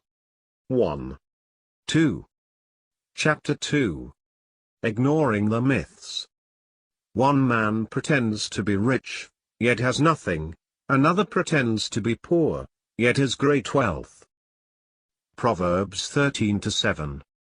Despite significant changes in government, social environment, and economic markets in their United States, the advice over the last 20 years to those in early adulthood can be summed up by this statement: to build and maintain wealth over time, it will be necessary for you to approach all financial management, spending, saving, generating revenue, investing, in a different, more disciplined approach than anyone else around you. That requires action on your part, as opposed to mere belief, attitude, or personality. While the latter three can impact your behavior, ultimately your ability to build and grow wealth over time will be shaped by what you do, not what is in your head. What does it mean for the current millionaire next door, and those of the future, that there have been significant increases in healthcare costs, or that college costs have increased 153% between 1984 and 2016? 1. It means that current and future generations that desire to build wealth on their own and on their own terms will have to shift their mindset in relation to these expenses. They will have to change their way of doing things, even where, or if, they go to college, or how they chart a path for a career. We cannot control costs or governmental policies or the financial markets. We can control what we spend, how we invest, the opportunities we seek, and other aspects of our financial lives, for better or worse. What does it take? What does it really take to build wealth? Can you still build wealth in America today? My father wrote the following summary of economic success in 2014, outlining what it still takes to become financially independent. Contrary to what is often touted in the media, there are greater affluent opportunities in our economy today than ever in our nation's history. But in order to take advantage of these, it is important to appreciate the 8 key elements of the economic success equation as given in my book, The Millionaire Mind. Understand the key success factors our economy continues and will continue to reward: hard work, integrity, and focus. Never allow a lackluster academic record to stand in the way of becoming 3, 4, 5, 6, 7, 8. Economically productive. Have the courage to take some financial risk, and learn how to overcome defeat.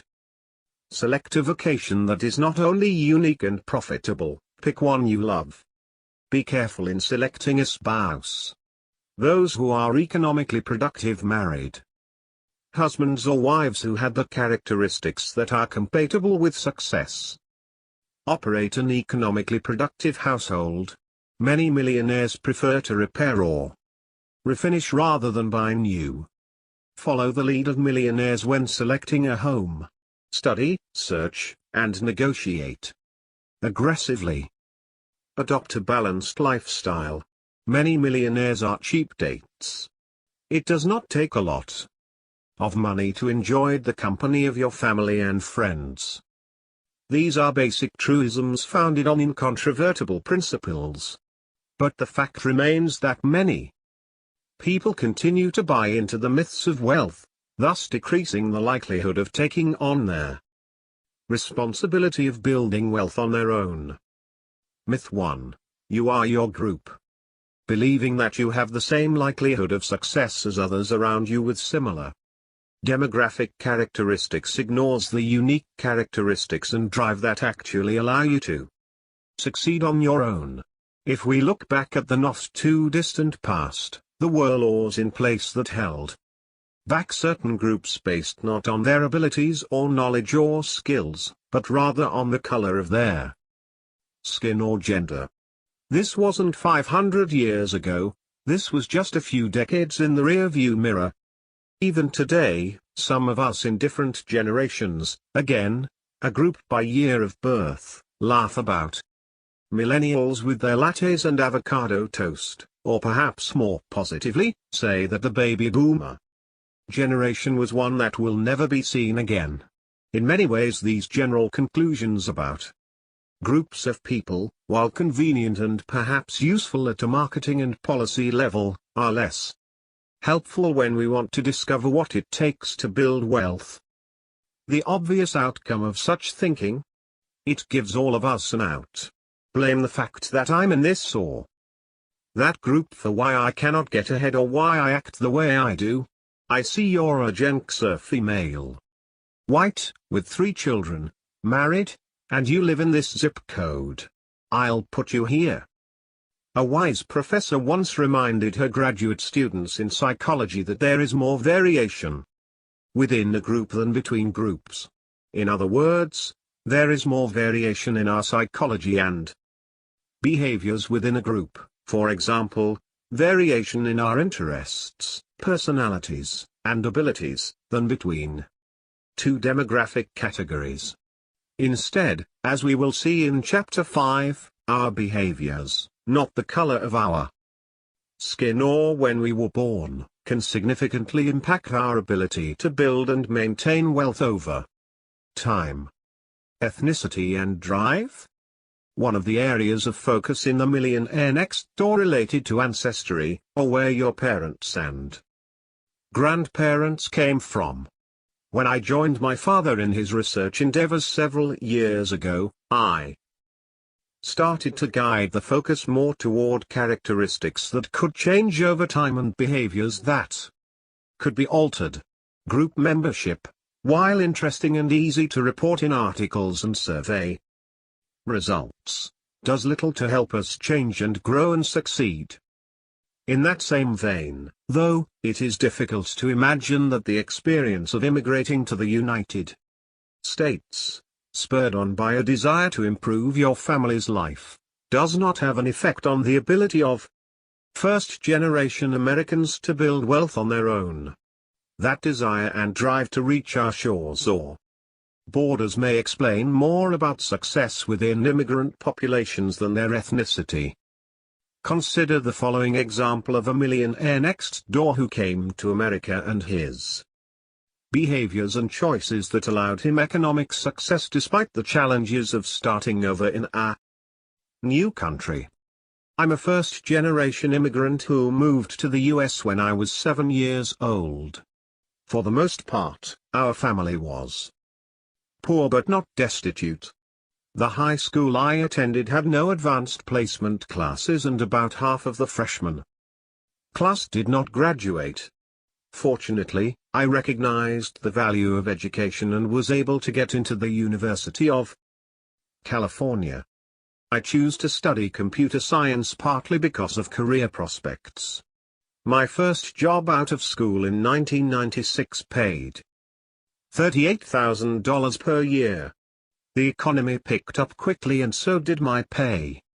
Housing was relatively cheaper and I put down 10% on a $192,000 condo in San Francisco. In 2000, I had a good career opportunity in New York City for a large investment bank. I would eventually work 12 years in New York. My pay was fairly good but nothing insane, average. Total comp was maybe $200,000. I invested wisely and last year decided to retire and move to Oregon. I generate about $3,000 per month in rental income and another $3,000, $4,000 per month in dividends. I have IRAs that generate another $1,500 per month in dividends. At 41, I can no longer work if I choose to do so. Other notes: I don't own a car now and the most expensive car I've ever purchased was for $2,200. I have never owned a watch. I have never spent over $200 on a pair of shoes. It is hard to imagine that this individual's history did not significantly impact his work ethic and spending behaviors, and ultimately his financial success. Immigrating to the United States? Just the first step. It's not enough, of course, to get to America. Not all of those who arrive, just like not all of us who live here, realize that the freedom we have in the United States gives us their opportunity to work hard, create businesses, and live our lives the way we want to. No, our streets are not paved in gold, as my father reminded us in this essay from a few years ago. It took Natasha 30 minutes of non-stop talking to answer the following question: how do you like living in America? Natasha, aka Natasha Komplainski, is not happy living in the USA. She, a hairdresser and sole proprietor who rents her chair, and her husband, who installs and repairs hardwood floors, moved here from Russia in 2004. Both thought they would be rich by now. But they are not even close. The couple apparently read only the headlines about the vast amount of personal wealth in the US, about $65 trillion in total.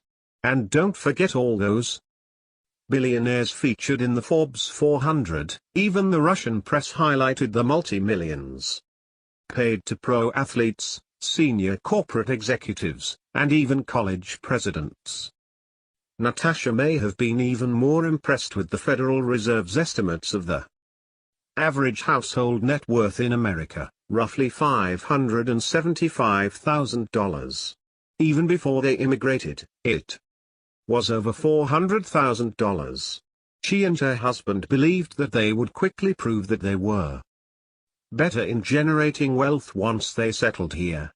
Attention Mrs. Komplainski, buried in there details is the fact that the median net worth of an American household is less than $85,000 or about 15% of the $575,000 average.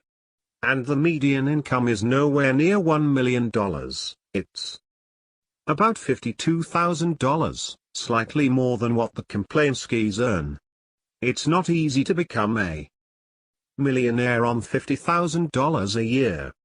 2. Natasha also is despondent about the market value of her home. They bought it with a small down payment just before the real estate meltdown and assumed that the market value would appreciate rapidly. But today it's actually worth 70% of its purchase price.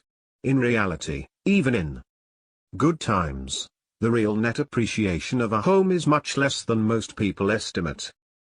The Komplainskis made the mistake of thinking that wealth would just happen to them in America, without any hard work, discipline, or sacrifice. For all but the luckiest of immigrants. That's a myth too. Myth 2, income equals wealth. While we just highlighted the converse in Chapter 1, it is critical to remember that the two concepts of income and wealth are often misused. It continues to be the assumption of those who increase consumption as their income increases that they are the same. And believing this myth gives the false perception that those who appear to be rich, neighbors driving luxury cars or friends in $200 plus jeans, are wealthy when in fact it only means they spent more than real millionaires on these purchases. Along with many parents, students, and teachers, many writers, reporters, and politicians need to go back to school. Income continues to be confused with wealth, my father once wrote. Many people believe that income equals wealth. In fact, even the Tax Foundation talks about millionaires in terms of their income tax returns versus their net worth. 3.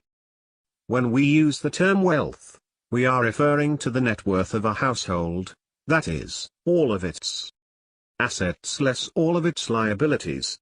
We define household income in a simple way: It is income, realized. That is or should be reported on one's personal income tax return.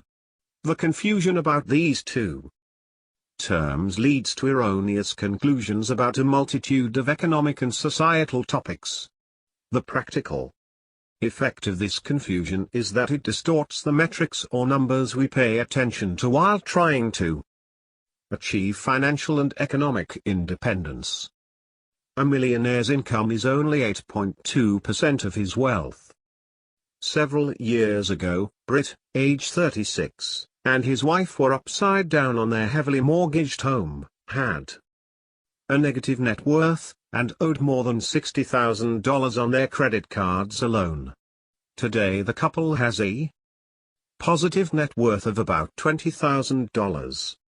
Britt explains that paying off their debts was extremely difficult and took much sacrifice. The couple is genuinely proud of this accomplishment. But, in spite of this, Britt reports that he is depressed, bummed out. I can't see how we are ever going to become wealthy even with us both working our tails off. People who believe that they will never become wealthy generally fulfill this prophecy. My father explained to Britt, who was once a member of the Ultimate Income Statement Affluent Club, that he had an excellent chance of becoming a millionaire next door type and that the typical millionaire next door was 57 years old, at that time. The will and discipline that this couple demonstrated in paying off their considerable debt is telling. The same determination can be used in setting aside at least 15% of their income for savings and investing. What should you anticipate as a typical member of the Millionaire Next Door fraternity? 1, 2, 3, 4, 5. Looking at the wealth equation from Chapter 1, actual net worth exceeds its expected value by a factor of 2 or more. The market value of a home is less than 20% of net worth. Debt equals the equivalent of less than 5% of net worth. Annual income tax is the equivalent of about 2% of net worth. Total annual realized income is approximately 8.2% of net worth, median, or the equivalent of $8.20 of income for every $100 of wealth. This $8.20 figure from my father's research is fairly consistent with the findings of other researchers. For example, 3 scholars employed by the Treasury Department compared the wealth characteristics of millionaires via 36,352 federal estate returns for dissidents who passed away in 2007 with the incomes of these individuals when they were living. Those millionaires, who were married and under the age of 70, like the large majority of the millionaire next door types my father surveyed, realized the equivalent of $8.45 for every $100 of their net worth. This figure is within approximately 3% of the dollar figure, $8.20, that was determined from his surveys. 4. Income and net worth of course are related factors, but they are not equivalent. Each should be used in different ways to assess overall financial health and progress. Myth 3. You can judge a person's wealth by what he drives, buys, and wears. Everyone has an opinion about the rich, perpetuated in part by narratives from the media and different political factions used for their own purposes. Dispelling myths about wealth, both what it takes to create it and what the wealthy do with their money, was of critical concern throughout my father's lifetime of research. He often demonstrated the myths through the case studies he related about those who demonstrated a clear adherence to those myths. Take, for example, Ranger X Rich, a pseudonym for an individual my father met in 2010 in a national park near Atlanta.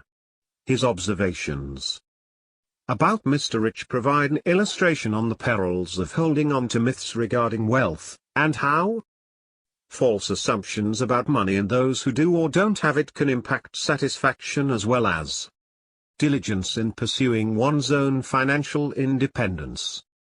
We first noticed the ranger as we hiked out of the large parking lot adjacent to the wilderness area. He was just opening his ticket book when my wife said to me, "Did you put your parking pass on the dashboard?" I had not, I had left it on the console. With that, I said to the ranger, "I better run back and put my pass on the dashboard, otherwise you are going to give me a ticket." He smiled, pointed to the parking lot and asked me what kind of car I drove. I reported to him a Toyota 4Runner. He then said something that shocked us: "I'll probably never get around to the Toyotas. Most people who drive Toyotas, Fords, Chevrolets pay the $3 to use the park. It's the people with Mercedes, BMWs, Jaguars, the worst, and Range Rovers who usually don't pay. I've been doing this a long time. It's the working man who pays in this country. Rich people don't pay taxes. They don't pay to park. Our empirical research does not cover the parking habits of the rich. So we cannot say whether Ranger X Rich was correct in his assumption that people who drive status makes of motor vehicles are more likely to scoff at the notion of paying parking fees. It is interesting to note that Ranger X Rich asserted that those people who drive these status cars are by definition rich. But as my father pointed out in Stop Acting Rich, 86% of those who drive status motor vehicles are not millionaires. So, it may be that many people who drive expensive cars don't have enough money left to pay their parking fee, or tip the waiter at a restaurant, the caddy, etc. Drive rich or be rich. Ranger X Rich believed in the rich first system when distributing tickets. He sought out prestige makes of motor vehicles to ticket first because he thought that rich people don't pay taxes, and they don't pay to park. And Ranger X Rich believed that rich people drive prestige makes of cars. But as pointed out in my father's blog and in Stop Acting Rich, the median price paid by millionaires for their most recent acquisition was only $31,367. The typical price paid by decamillionaires was $41,997. Many millionaires drive so-called common, non-prestige makes of cars. In our current study, the median price paid by millionaires for their most recent automobile purchase was $35,000. But Ranger X Rich is like many people who define rich in terms of income instead of net worth. Certainly, many drivers feel the need to display their socioeconomic achievements by acquiring prestige makes of motor vehicles. They may think that those who are successful in generating high incomes drive luxury brands, and correspondingly, drivers of more common makes have average income credentials.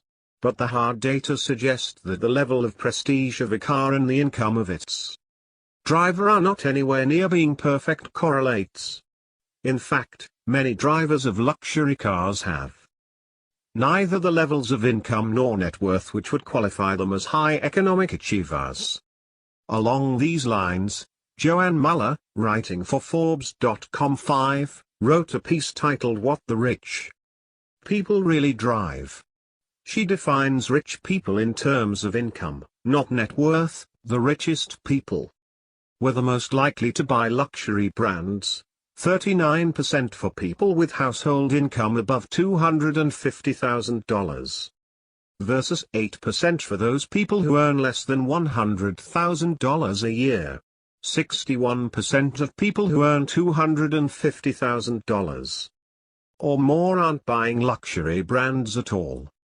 Her analysis indicates that those households with high incomes are more likely to drive luxury cars. But just because someone is driving a luxury brand does not necessarily mean the driver has a high income, or a high net worth, for that matter. But as my father wrote in 2012, I estimate that there are 2.5 million households, or nearly 2.2%, of the total that have annual realized incomes of $250,000 or more. Using Ms. Muller's estimates that 39% of the rich buy luxury brands, one can estimate the number who do so to be approximately 975,000. But this population is much smaller than those households who drive prestige makes but have annual incomes under $100,000. About 30 million households have annual incomes in their $50,000 to under $100,000 bracket alone. Translation: 8% of 30 million equals 2.4 million who are buying luxury cars but are not in the so-called rich category.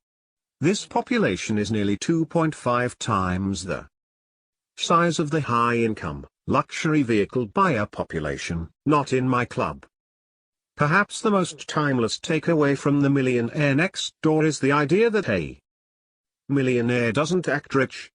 My father wrote this piece in 2011, highlighting, once again, the concept that millionaires often don't dress the part.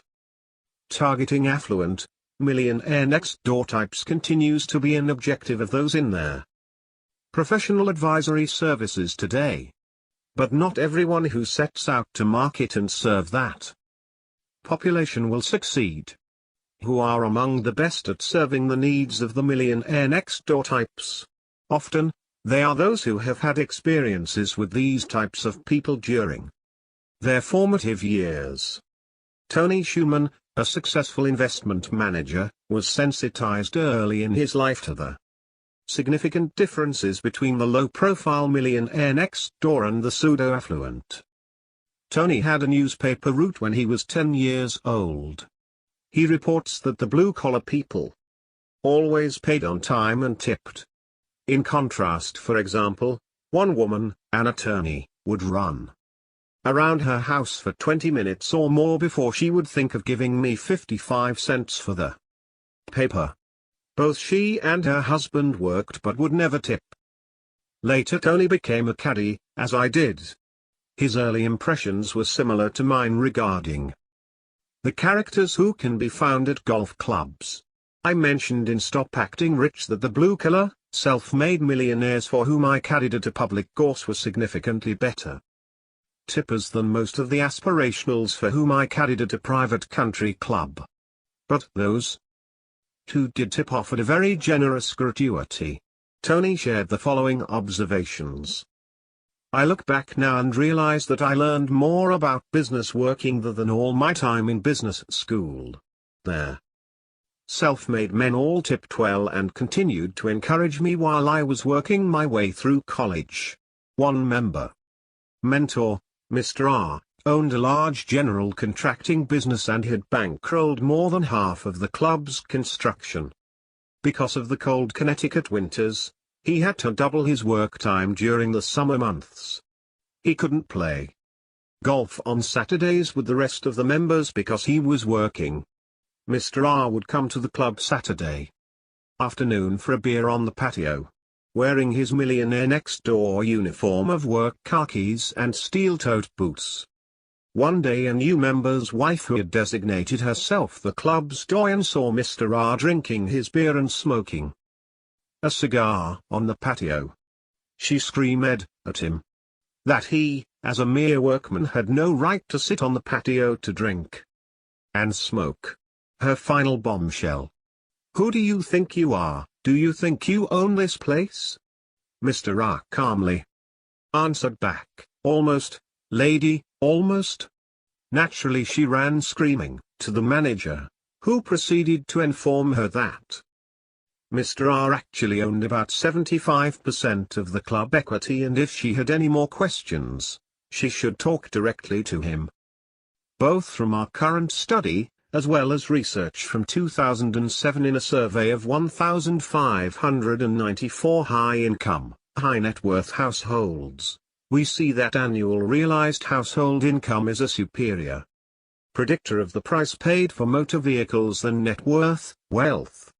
In the 2007 study, 48.5% of respondents with incomes of $200,000 or more paid less than $32,000 for the vehicle they most recently acquired.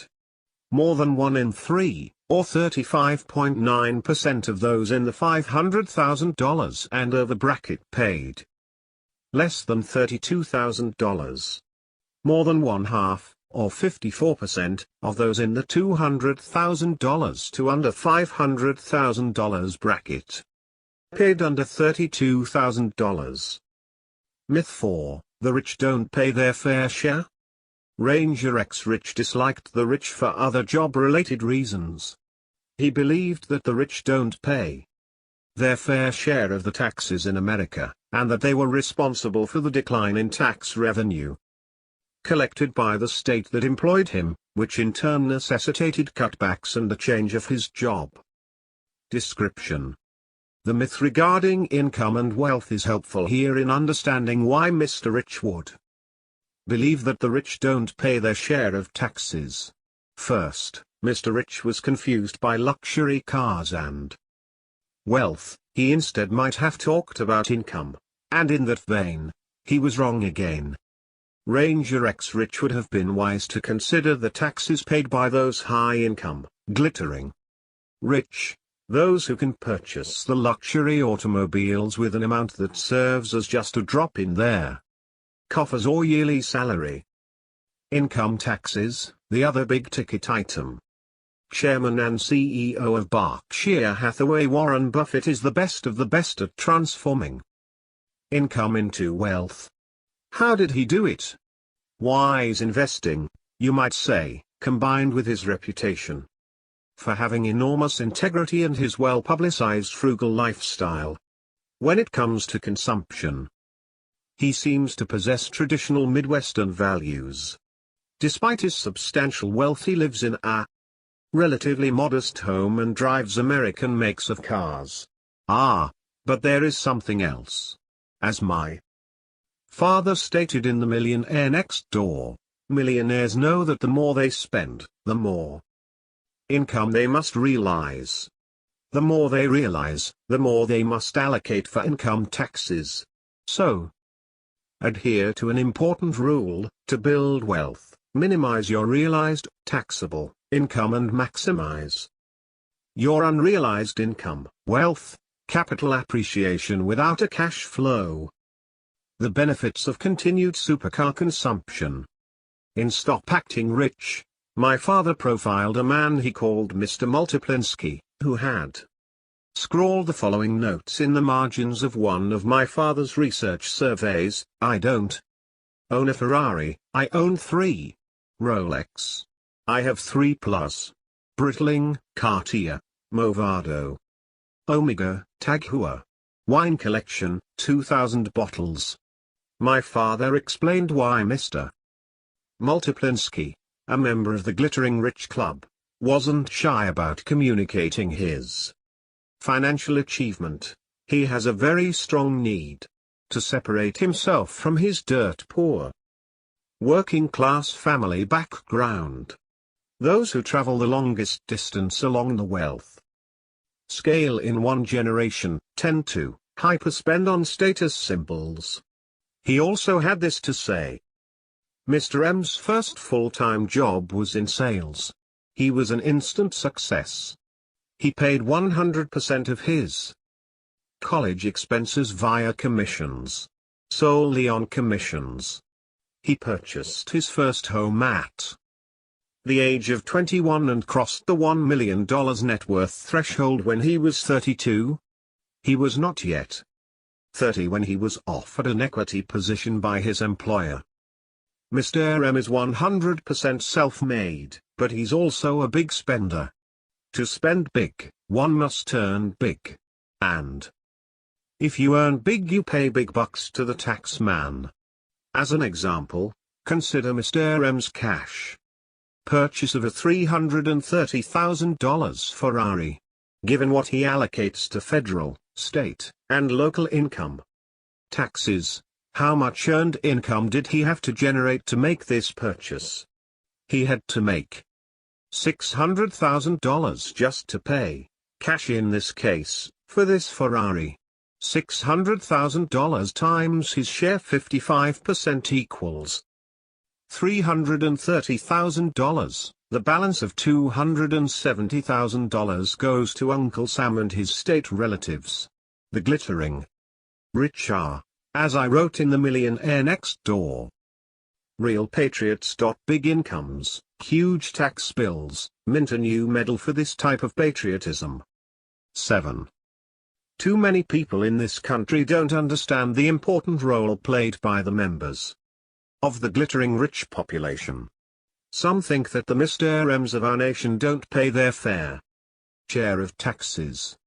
Some even believe that none of the glittering rich got that way on their own. Rather it was via hook, crook, or inheritance. It is this belief that can be ammunition for some ambitious politicians. For a moment, consider the following scenario. Imagine that a glittering rich couple decides one day to spend a long weekend at a plush mountain retreat. It is a great drive in their top-off-the-line Ferrari. As reported by Justin Berkowitz in 2013 for Car and Driver magazine, just as the couple approaches the resort, their car and several other high-end cars were pulled over, and their drivers were asked to sit tight while the Home Office checked tax records. 1 in 6, minus 42 vehicles in total, were being driven by someone who had reported a meager annual income insufficient for supercar ownership. Emboldened, tax cops set up checkpoints and even dropped in on a Ferrari owners club get-together. Now, the government is initiating an automated check of tax records for anyone making large purchases. 8. This actually happened in 2013 in Italy. Class envy was leveraged politically, as Berkowitz's title indicates. Checkpoint Carlo, How Tax Cops Killed Italy's Supercar Market. What if this system were adopted in America? Not only will we lose markets for super brands, but tired of being hounded, the Mr. M's may stop buying multiple $330,000 sports cars. As a result, they may not feel the need to continue generating high levels of taxable incomes to pay for these symbols of success. Let's salute the glittering rich rather than hate them. Many pay the equivalent of 50% of their earned income in various federal and state taxes. Interestingly, about 50% of American households pay 0% of their income to the tax man. But what about those 6 out of 42 drivers found by the Italian police to have too little income to pay for their supercars? Could it be that most or all are just living off their considerable capital? The typical millionaire next door has a realized income that is equivalent to only 8.2% of his wealth median. But Mr. Buffett is much better at minimizing his income as a function of net worth.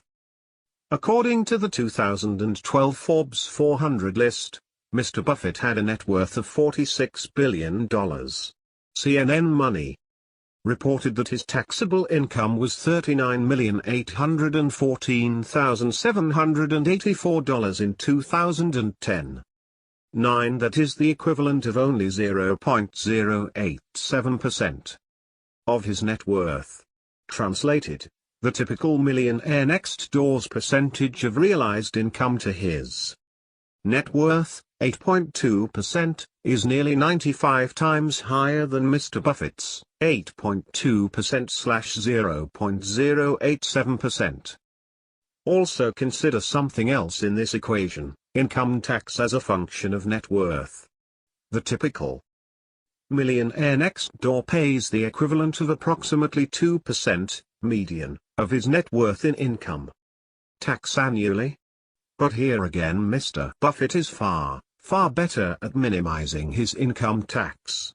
According to Reuters, he paid only $6.9 million in federal income taxes in 2010.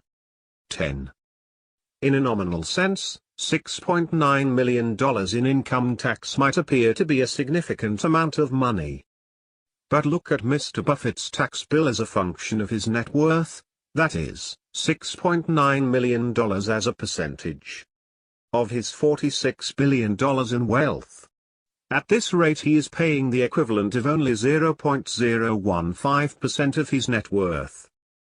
Compare this with the 2% paid by the median millionaire next door. This rate is more than 133 times greater than Mr. Buffett's. In fact, if Mr. Buffett were taxed at the same rate, 2%, he would owe their Treasury Department $920 million or nearly $1 billion. You might say that it is un-American not to pay your fair share. But Mr. Buffett gets special dispensation regarding this topic. Why? He has pledged to leave the vast majority of his estate to noble causes. And according to Forbes, he has already demonstrated considerable generosity. He gave $1.5 billion to the Gates Foundation in July 2012, bringing his total giving to $17.5 billion. In August he pledged $3 billion of stock to his children's foundations. 11. And it certainly helps his cause that most if not all of his taxable income comes in the form of long-term capital gains, realized upon disposition of capital assets held for long periods of time that carry preferentially low federal income tax rates. Who is more likely to do an efficient job distributing money from your estate, the government or enlightened charitable organizations? You know the answer, and apparently so does Mr. Buffett. Myth 5, if I can't make it, I can blame the rich. Many of the letters and emails that we've received are authored by people who blame others for their lack of economic success with comments such as these. I would really be wealthy if I hadn't paid 3% of the value of my portfolio all these years to an investment manager. He made money every year, I didn't. My 28-year-old brother, a high school dropout who still lives at home, just received 90% of my grandmother's estate. It didn't help that I had an MBA. If I had only majored in business, not fine arts, as Mum and Dad insisted. Most economically successful people know how to leverage adversity. They have learned how to capitalize upon disadvantages, reversals, biases, nepotism, bad calls, and lousy luck. They do not dwell on an unfortunate situation. They direct their emotional energy into succeeding rather than resenting. Many a millionaire has told us that their very success was a direct function of experiencing bad calls from relatives, teachers, employers, pricey financial advisors, the press, and a myriad of other so-called unbiased referees. Or, as one disinherited multimillionaire recently said, from proving that my parents bet on the wrong horses. We know that learned helplessness, the belief that no matter what behavior you engage in you cannot impact your success, can be a great deterrent to building wealth. We've seen this concept of who is responsible in our work related to building and maintaining wealth long term, across multiple samples, the characteristic of behaving and believing that our own actions impact our ultimate financial standing is related to net worth, regardless of one's income or age. 12. Those who believe there is little that can be done on their own to impact their financial success tend to engage in less advantageous financial-related behaviors. 13. Indeed, it appears that believing in myths can be very detrimental to long-term economic success.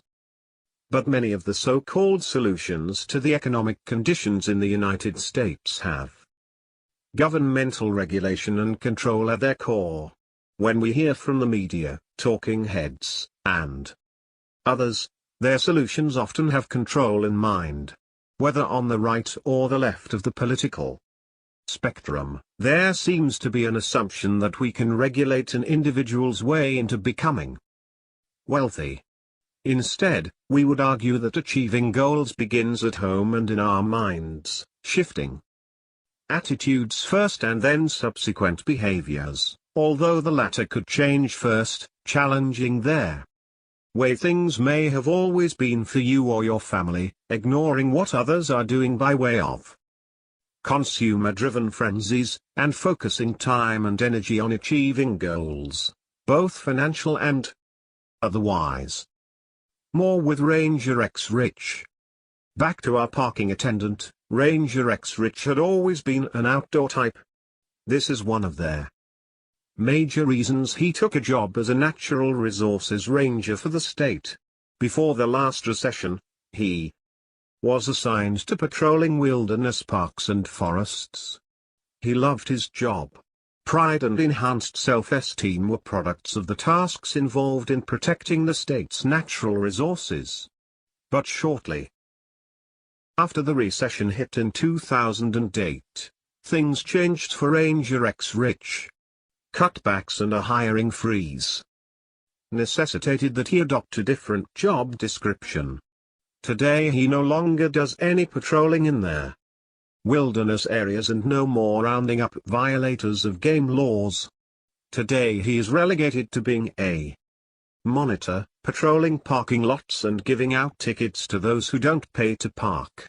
Other times he mans parking lot booths, collecting parking fees. Today Ranger X Rich dislikes his job. But he realizes that if he wants to continue working for the state he has to accept this parking-related assignment. In his mind, it's not the recession that's the root cause of his low job satisfaction. The recession, according to Ranger X Rich, was caused by the rich. Note that he did not elaborate nor detail a definition of the rich and how they caused their recession. He just was certain that the rich were ultimately responsible for the change of job description. It was their fault that he's no longer a protector of natural resources.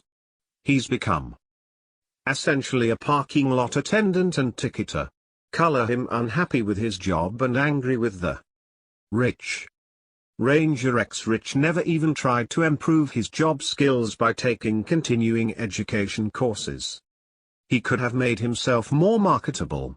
If he loves the woods, forests, and trees so much, he could have taken night courses in timber management, forest farming, and so on.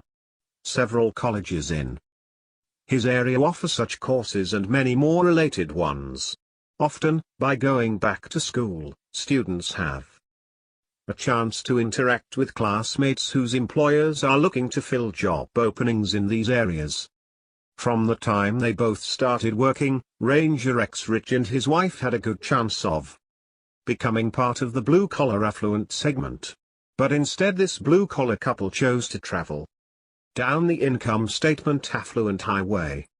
This working-class, two-income household, given their lower middle-class occupational status, education, and related socioeconomic characteristics, was not socially required to live in an expensive house in a Tony neighborhood. Nor were they socially required to wear pricey clothes to work. Nor did they feel obligated to dress up for social occasions. Given their low overhead, their family could have easily saved or invested 20% of their realized annual income each year they were working.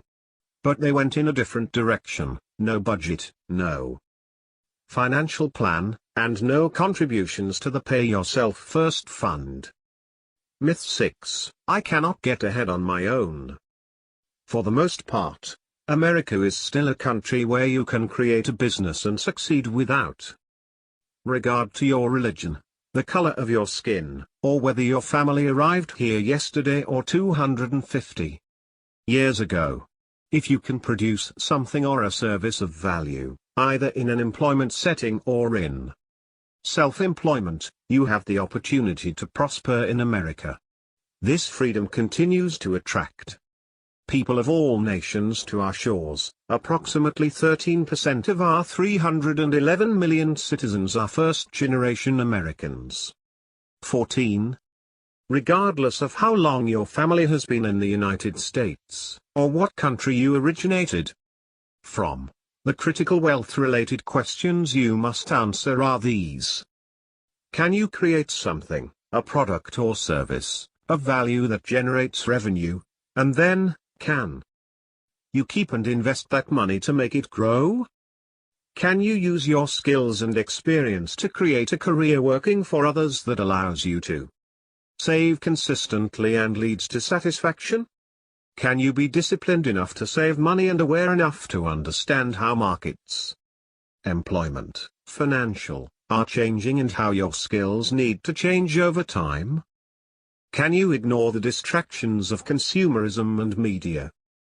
Anyone, regardless of ethnicity, race, religion, or gender, can use their knowledge, skills, abilities, and other characteristics to add value through working or by starting their own business. But hard work and discipline are required, even more so if the cards you are dealt are disadvantageous. The topic of income inequality is a popular one. It is true that the bottom one-fifth of income-producing households in America progressively accounts for a smaller and smaller percentage of total income, while the top one-fifth continues to account for an increasing proportion of the income pie. So is it true, as the media purports, that the rich are getting richer while the poor are getting poorer? Note that today, as in 1996, most people, including the press, confuse income with wealth. America is supposed to be the land of economic opportunity. Our data suggests that this is still the case. The variations between the top and bottom categories of income are real, but not all those who were in the bottom group 20 years ago are still there today. Nor do all of those who were at the top remain in that position. There is a tremendous amount of socio-economic mobility in our country. Even within one generation, people tend to encounter this mobility by moving up or moving down. It is even more pronounced within the context of multiple generations. As many parents find out too late, most of the children of self-made millionaires do not repeat their parents' success. But still, many continue to argue that this wealth must certainly be inherited, and that those who are getting wealthy or are simply the recipients of gifts or transfers. Contrary to that assertion, 86% of millionaires report having 0% of their prior year's income derived from gifts, inheritances, or trust funds, and north of 86% report having received no more than 10% of their net worth from these transfer sources. 15. Indeed, as in 1996, our data indicates that most millionaires build wealth on their own. Self-made in America? Self-made wealth is not a new trend in America. According to economist Stanley an 1892 study of millionaires found that 84% were first-generation affluent. Our research findings are also congruent with those of Professor Stephen G. Horwitz. He takes issue with those economists who tell us that the U.S. is suffering from a widening gap between the rich and poor. One's lot as either rich or poor is not cast in cement like it is in many non-democratic nations. As Horowitz states, according to U.S. Treasury data, an astounding 86% of households that constituted the bottom fifth in 1979 had climbed out of poverty by 1988. The bottom fifth he refers to is composed of newly formed households. recent high school graduates, new immigrants, taking their first steps up their income ladder. 16. America, where millionaires are still self-made. One of the most surprising aspects of the Millionaire Next Door was the finding that 80% of millionaires were self-made. We continue to see this trend today, despite some who insist that the era of becoming wealthy without heavy economic outpatient care or incredible luck is long past. My father discussed this in a blog in 2014. In my decades of surveying and studying millionaires, I have consistently found that 80 to 86% are self-made. That also applies to decamillionaires. In 1982, according to Forbes, about 38% of America's wealthiest people were self-made. In 2012, the percentage jumped to 70%. 17. In what many consider to be the most exhaustive study of socioeconomic mobility in America, Professors Chitty of Harvard and Says of California Barclay studied about 50 million federal income tax returns of parents and their adult children.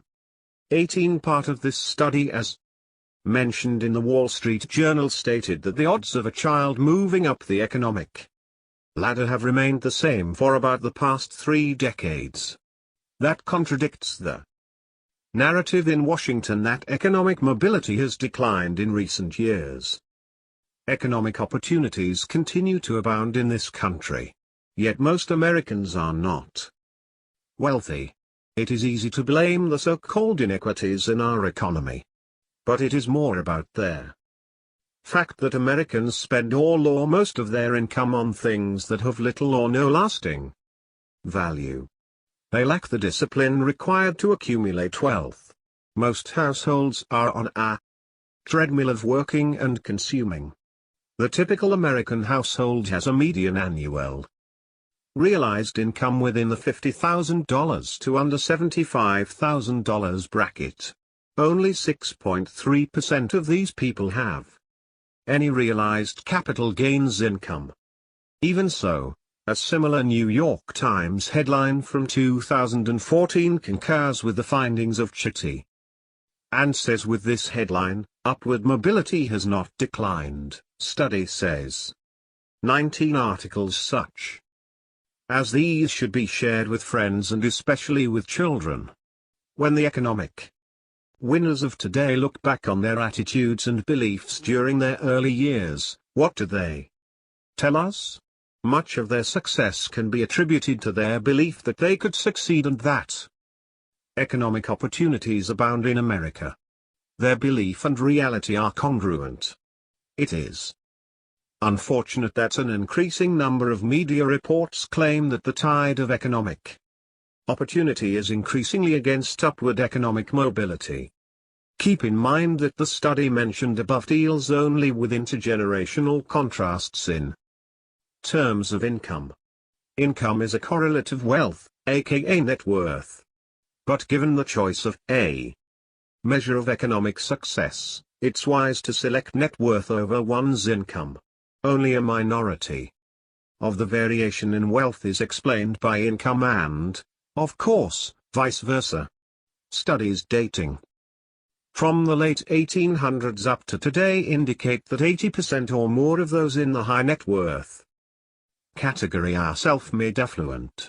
And it matters little whether affluent is defined in terms of millionaires, decamillionaires, top 5%, top 2%, top 1% of wealth holders and so on.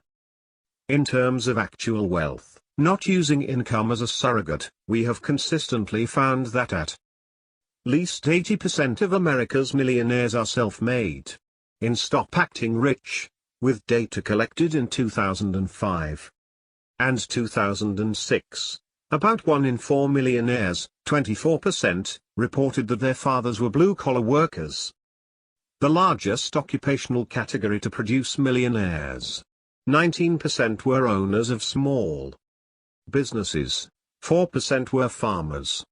Conversely, only 9% were senior corporate executives while 3% were physicians. Only 47% of their fathers and 40% of their mothers attended college. About 1 in 3 millionaires paid for their own college expenses. About 42% of the millionaires had a net worth of 0 or less when they began working full-time. Most, 88%, reported receiving $0 from trusts, estates, gifts, etc. from relatives in the year prior to being surveyed. Today only 1/3 of millionaires indicated that their parents were better off than their high school classmates, and essentially the same percentage, approximately 63 to 65%, indicated that their parents were very frugal. Myth 7, the rich are evil. There is a growing concern among wealthy people that members of the press and politicians are portraying them as evil. No doubt that among a population of an estimated 5 to 10 million millionaire households in America, there are some no-good nicks among them. But the vast majority of people who are wealthy did it the old-fashioned way. They earned it legitimately. In spite of all of the research that we and others have published about the traditional values of most wealthy people, that is not what gets the headlines. My father received the following email from Mr. DP of Texas, who suggested a countermeasure to enlighten our youth about the true nature of the rich. Have you considered creating, marketing a curriculum based on your work with the millionaire mind to the public schools? After all, in most public schools we currently teach our children to despise and make enemies of the rich. Maybe if we taught them to emulate them instead, we could actually get on top of the situation before they entered their workforce, and make more wealth for everyone. I am contemplating a run for school board here in my hometown, and would love to see something like this for the children of Texas and the United States. It is indeed flattering to receive comments like this. There was even a wealthy man from a one high school town in Oklahoma who purchased a copy of The Millionaire Next Door for every graduating senior. These are just a few of the people who have given their time and energy to teach our children how to become financially independent and to appreciate such a goal. Honesty and getting along. There's much ado about honesty and integrity related to wealth. The concept of the evil Mr. Scrooge seems to be omnipresent through time. Certainly Ranger X Rich believed in this persona. But their research on the personality factor of conscientiousness, and its cousin, integrity, demonstrates their importance in the pursuit of financial goals, as we'll discuss in Chapter 5. And take for example Drive Lawrence in the Pacific Northwest, an optometrist millionaire worth more than $5 million today, and the creation of a business that ultimately used both his interests and expertise, but was founded based upon ensuring his customers came first. He shared this with us.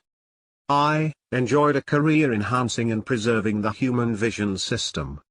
Optometry is a healthcare career which still allows one to be independent and entrepreneurial. I developed a strong practice by always placing the needs and desires of the patient first and foremost. With a combination of word-of-mouth referrals and advancing technology, I gradually developed a thriving practice. Although my practice was never for sale, a young doctor approached me for their purpose of taking over the practice. At the age of 61, I sold the practice to him and now work 2 days per week for him. My original intention was never to acquire wealth. However, I learned that if one practices with good and honorable intentions, that may happen. Always be sincere, honest, forward-thinking and future-focused. With the exception of our home, all purchases were paid with money which had already been saved. This eliminates those spur-of-the-moment and emotional purchases which are frequently regretted at a later date. The motives of millionaires and billionaires. The perception of the evil rich is occasionally demystified by the very organizations that often perpetuate the myths in the first place. Take these examples from my father about their benevolence of the affluent. In a 2011 article in the New York Times, Andrew Ross Sorkin explored Steve Jobs' motivation for success and wrote, "Mr. Jobs has clearly never craved money for money's sake, and has never been ostentatious with his wealth. He took a $1 a year salary from Apple before stepping down as CEO. 20. Mr. Jobs, who was a billionaire at the time of his death, had much in common with their typical millionaire next door who achieves a great deal but not for the sake of a hyperconsumption lifestyle. For example, Mr. Allen, who was profiled in The Millionaire Next Door, stated succinctly, if your motive is to make money to spend money on the good life, you're never going to make it. Money should never change one's values. Making money is only a report card. It's a way to tell how you're doing." Mr. Jobs is quoted in Sorkin's article as saying, "You know, my main reaction to this money thing is that it's humorous, all the attention to it, because it's hardly the most insightful or valuable thing that's happened to me." The motives of the millionaires next door are misunderstood by most people. Building wealth is much more about becoming financially independent than living in a mansion surrounded by expensive artifacts. In a 2011 article published by the American thinker, Chris Carrado provides an excellent counter to those who advocate increasing the taxes of the so-called rich.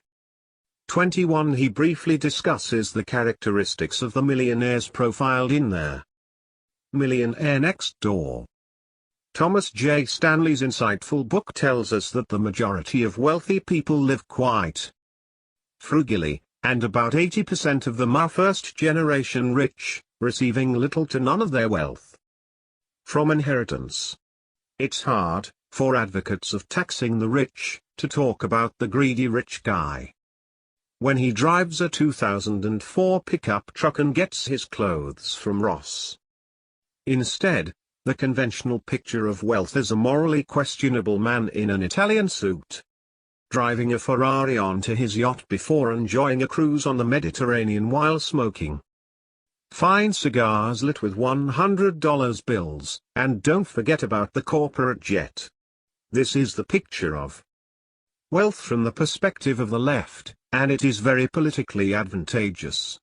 If anyone deserves to be resented and hated for his excesses, it's certainly this oppressive character, no matter how fictitious he may be. The family with the most millionaires.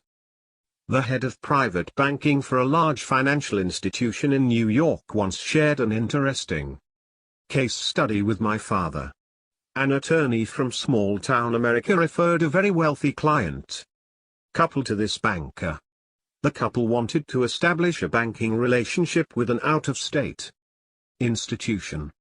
Like many wealthy people who live in small towns, they did not want the local establishment to know about the considerable wealth they had accumulated. This was especially important because they were anticipating cashing in many of their chips from a variety of businesses that they owned. They also planned to donate anonymously a significant portion of their wealth to a variety of charities.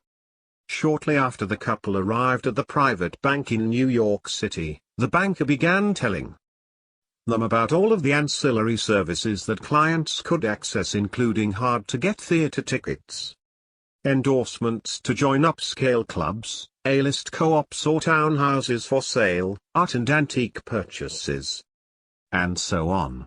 After about 10 minutes of this, the wife pulled out a copy of a book from her large handbag.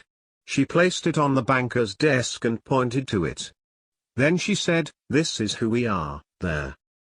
Millionaire Next Door. You ought to read this if you haven't already."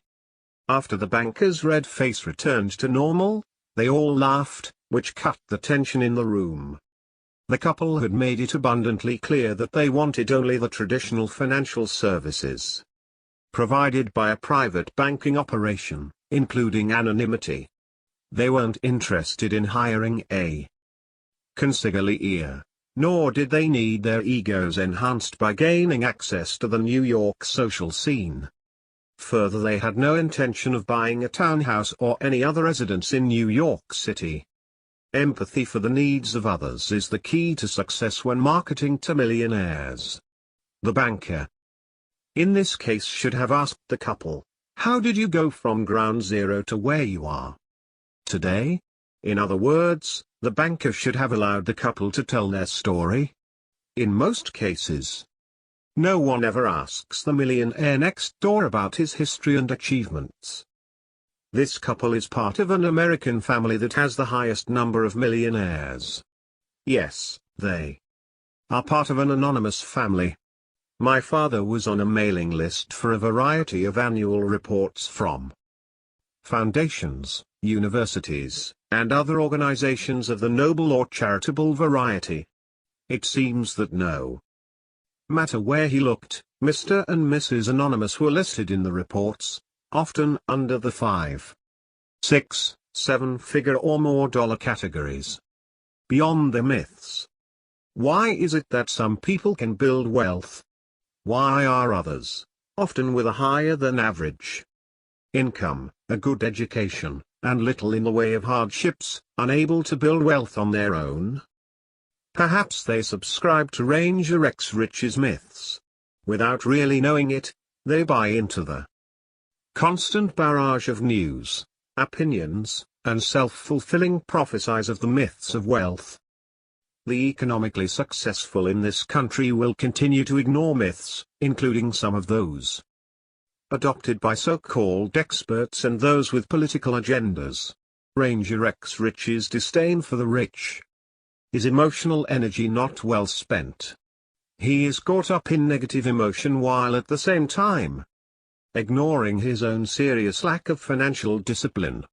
His social media feed includes a steady diet of biased news and one-sided commentary. Think about this issue in another way.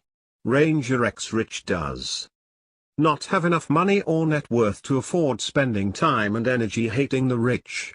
Purposely selecting specific targets for his parking ticket campaign will never make him financially independent. We have found that hate in general terms is a significant substitute for, not a complement to, wealth building. What if Ranger X Rich were to reallocate the time and energy resources that are required for him to maintain his habit of hate to a more productive goal such as becoming financially independent? If he did so, he would have much less time to hate the rich and his current job. It's ironic that many people who have low job satisfaction share something in common. They don't take intentional steps to ensure they don't have to be dependent on the jobs they dislike. Often, we write about upper middle class people with good to great incomes. Given their social status, many of them feel required to spend on luxury homes, prestige motor vehicles, expensive clothing, luxury vacations at exotic resorts, and so forth. But Ranger X Rich and his family don't have this type of burden, so why is it that they are not close to being financially secure? It's because the Ranger X Rich team is in the hyper-consumption category. Ranger X Rich, and those who buy into the myths of wealth, can learn a great deal from America's millionaires. Most don't hold grudges or hate on their way up the financial ladder. Yes, they have been ripped off at one time or another. But they move on, focusing on the positive. Hate does not build a career or a balance sheet. Better financial behaviors go hand in hand with increased financial satisfaction. Nearly 93% of poors, those who are astute at transforming income into wealth, report being extremely satisfied with life, more so than under accumulators of wealth, 84%. whereas 56% of underaccumulators spend time worrying about not achieving financial independence. Only just over 1 in 4 prodigious accumulators spend any time worrying about that concern. And nearly 4 out of 5 underaccumulators spend time worrying about retiring in comfort, whereas just 2 out of 5 prodigious accumulators worry about the same. Why are some people poor and others rich? What can we say to help Mr. Rich see past these myths and begin his own path toward economic success? Maybe very little if those beliefs are held closely, but we will try. Nonetheless, maybe we can start with this, a blog my father wrote in 2014 which examined the reasons people believed some are rich and others poor. The answer to this question was the focus of a national survey of 1,504 adults conducted earlier by the Pew Research Center.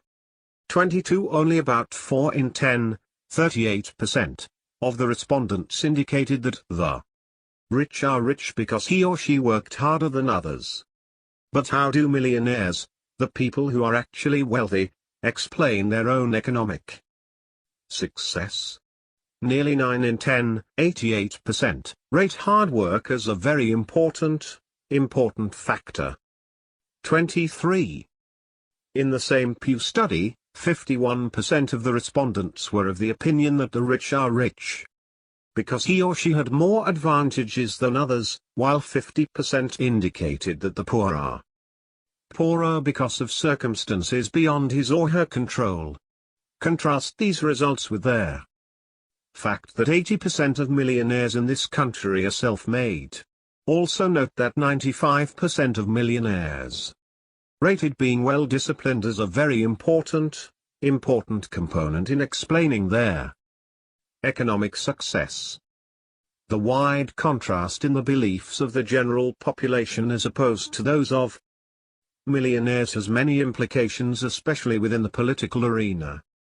Assuming that the Pew study was representative of the adult population in America only, about 4 to 8% of the respondents were millionaires, if that many. How valid therefore are their opinions of those surveyed in this study in explaining the variations in wealth accumulation in this country? The typical American household has a net worth of just over $90,000 and an annual income of approximately $52,000, 2014 figures. What do these people really know about how to become rich? If your objective is to become financially independent, you may find it more productive to follow the ways, means, and lifestyles of America's self-made millionaires as opposed to those of the population in general. Discounting myths to build wealth. What's left if we ignore the myths of how wealth is built in America? The answer is our own behaviors, choices, and lifestyle. Our income, while related statistically to wealth, is not wealth. When we understand this, we start seeing the criticality of our savings rate, something driven not by what we make but instead by what we do, how we consume and save.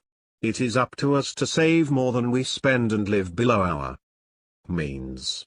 This is a mathematical truth in building wealth. Once we understand that a lifestyle of consumption, one that is more interested in appearing wealthy, is driving most Americans into a lifetime of dependency, work, and little economic freedom, we can begin to create an alternative plan for our lives and lifestyle. It may look very different than our parents or grandparents, and unless you are lucky, it will look very different than those around you or on your social media feeds. Once we understand that few outside agencies or benefactors exist that will move the needle on our financial independence, it becomes obvious we can only rely on ourselves. Our financial future is up to us, not to our employer, government, or even family members. When we begin to understand that Little outside of our own capabilities will allow us to build wealth. We begin to make decisions about how we spend our time, energy, and money. Taking responsibility for our financial future is a critical component of building wealth, as we'll see in Chapter 5. If we can appreciate that those who have built wealth on their own aren't universally evil, or good for that matter, we can start examining the behaviors that allowed them to be economically successful instead of blaming them for their success and lamenting our own failures. If we can move past the myths of wealth in America, perhaps then we can focus on the behaviors and choices that are conducive to building wealth. It is those behaviors and decisions that will ultimately allow us, regardless of our membership in a particular group, the opportunity in a free country to build our own wealth. Only then can we begin to emulate the behaviors of those who have achieved real economic success. Maybe Mr. Rich will join us. Chapter 3. Influences on Wealth. You have to do your own growing no matter how tall your grandfather was. Irish proverb, attributed to Abraham Lincoln. As science has shown in almost all aspects of our lives, why we do what we do is a combination of nature, our unique characteristics, and nurture, how we were raised and other outside influences. When we think about behaviors, our nature puts the boundaries around what we will or can do, and nurture decides, within those boundaries, how we will perform, what we will decide to do, and so on. In any discussion of economic success, it is critical to focus some amount of time on the nurture side of the equation, examining how our upbringing, choice of spouse and friends, and social culture can influence how and if we are able to transform income into wealth. We've found, for example, that harmony within the family is a strong factor in building the character and prosperity of self-made millionaires. Over the past 3 decades, nearly 70% of millionaires in national surveys reported being raised in an atmosphere of love and harmony, and nearly 3/4 of them said their parents encouraged them to achieve and excel. But warmth and affection within households are not a universal condition, and we cannot choose where we come from, who our parents are, or what kind of early education we received. We may want to blame our upbringing for our situation today, and some of that blame may be warranted. But as adults living in a society that doesn't dictate our choices, we have the freedom to choose with whom and how we spend our time. Those choices can influence our financial outcomes. Those who are financially independent focus on their own choices, taking responsibility for their money-related actions and behaviors. More than a class. Some experts have proposed an educational approach to correcting financial illiteracy and poor financial behaviors. But changing financial behaviors is more complex than providing workshops or 6-week courses. There's no one class, special manual, or app that will lead to a lifetime of economic achievement. Instead, it requires a consistent pattern of financial behaviors. If this starts early, the likelihood of ongoing success is greater. For example, consider how the early experiences of a millionaire next door, John C., paved the way to behaviors that would become the foundation of his success and for the patterns of behaviors exhibited by his children. I was raised by frugal parents. They didn't have a credit card until they were almost 50 years old, and only then because they started to travel and they couldn't get hotel or car rental reservations without a credit card. My dad spent an hour telling all 6 of us why they obtained the card and that you never use one unless you have the money to pay it in full by the first due date. I am the 4th of 6 children, and when I was in 4th grade my dad sat us all in the living room and explained how We all were going to college. He would not be able to pay a dime in tuition for us, and we had to pay for it ourselves. We could not buy a car until we graduated college, but he would have used cars for us to get to part-time jobs that he expected us to obtain once we were 15. All 6 graduated college on our own dime. We 6 have earned 3 associate's degrees, 4 bachelor's degrees, 2 master's degrees, and 2 MBAs. My parents only had one debt, ever. A mortgage that was paid in 20 years. Never a car loan, never an equity loan. Never a balance on a credit card that wasn't paid in the first month. Me? I hold a bachelor's degree in finance and an MBA in marketing and finance. I have never had a credit card balance that was not paid off in the first month. I have had 3 car loans in my 28 years of owning cars. All with rates so low, I was able to make more money investing the amount of the loan than I paid in interest. I have a mortgage and one of the 3 car loans currently but no other debt. According to my 401k plan right now, I have more in outside investments than that 401k and pension. My wife has been a stay-at-home mom for 20 years raising our 2 boys. The oldest started college 2 weeks ago. He earned a scholarship for academics and I have enough saved to pay his tuition and room for all 4 years. He is paying for his books.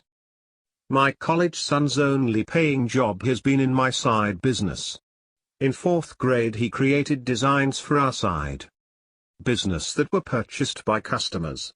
I told him that any money his designs earned, I would deduct the cost of producing the pieces. I also would deduct the taxes I would have to pay on the income since the sale occurred through my business. He could keep the rest, but 80% had to be put into savings for college.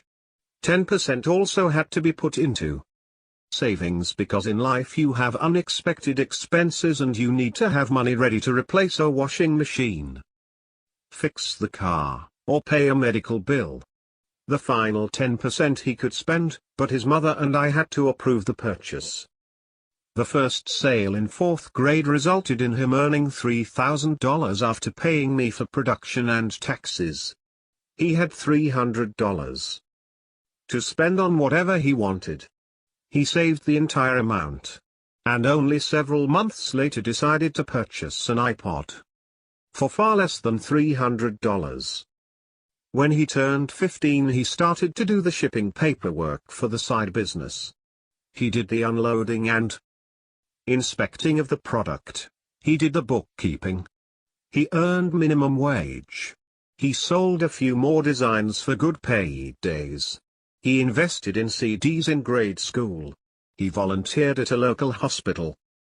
He left for college with $15,000 in the bank, which was 3 times what I had when I went away to college. He started a side business of his own while in school. My other 16-year-old son is following in his brother's footsteps. His grades are high on a roll too, and although he doesn't have the bank account up there yet, he has 2 years to get another $5,000 to match his brother. Neither owns a car, neither has a credit card. Both have paid for their own electronics. In grade school when they wanted the latest Game Boy, we told them they had to sell the current version they owned and could use the money to help pay for it. They learned how to keep things clean and in their original boxes because they could sell them for more money on eBay that way. After a while they realized they could buy electronics used for much less than brand new, and they often sold their old version for nearly what they paid when they bought them used. Are they going to turn out affluent? Time will tell. But they have a great start. Obtaining outcomes like those in John's family is a combination of nature and nurture as we discussed earlier. But the nurture side is the one we can control today. How willing are parents today to do the following in order to have a chance at achieving the outcomes John and his siblings, as well, as John's children had. Encouraging your child to save his or her own money. Encouraging or requiring your children to work. Having your children pay for their own electronics, latest smartphones included. Teaching responsibility with consumer goods and respect for the toys they have. Saving for your child's college education, both parent and child. John's disciplined approach to raising his children, which included teaching them to respect money, requires a pattern of tough choices, choices that may not be conducive to a consumer-driven, social media sharing life. Training for economic success. Let's consider how our experiences growing up can impact the financial decisions we make today. Few other factors help shape how we save and spend money like our upbringing and our families. Influence. We can't say for sure that this nurture component is necessarily the cause of wealth, but there is certainly a correlation. Financially successful people share many similar characteristics, as we'll discuss more in depth in Chapter 5. But they also have similar early experiences. They often come from stable family backgrounds, they are well disciplined, and they are goal-oriented. Even without stable childhood and adolescent experiences, they also have a propensity to overcome large obstacles by dissecting them into small pieces. In most cases, a seven-figure net worth begins with the first dollar saved, and then another and another, a pattern of consistent behaviors over time, versus a fleeting season of financial prudence. Of course, you can be raised in a lovingly harmonious house and have little to no exposure to or experience with financial management. In other words, your blissful childhood could be completely devoid of any financial education or modeling. We know, for example, that in this country alone, financial literacy is embarrassingly low. The TIA Institute GFLEC Personal Finance Index measures financial knowledge across several different areas of personal finance. In one of their studies, they found that only 16% of Americans had what they called a high level of personal finance knowledge and understanding, which they determined by the respondents answering more than 75% of the survey questions correctly. On the other end of the spectrum, 1 in 5 had a lower level of knowledge. 1. Research on adolescent and childhood life experiences demonstrates how our early years can have a dramatic and predictive effect on our careers, incomes, and personalities as adults. Research started in the psychology department of the University of Georgia back in the 1960s by a professor named William Owens demonstrated the effects of environment and adolescent life experiences on a number of adult-related outcomes. Dr. Owens and his students began surveying college freshmen in the late 1960s and 1970s, and later when they were adults in the 1990s. The researchers found that college freshmen who had similar life experiences, including everything from the number of magazines and newspapers in their homes to the affection shown by their parents, tend to have similar career choices, personalities, and income levels later in life as adults. Of course, some of these experiences are more likely in households with higher socioeconomic status. In one of our studies with mass affluent and high net worth Americans from 2012 to 2013, we asked about patterns of adolescent experiences and behaviors on building wealth. We found that parental frugality and willingness to teach their children money management impact their children's ability to transform income into wealth.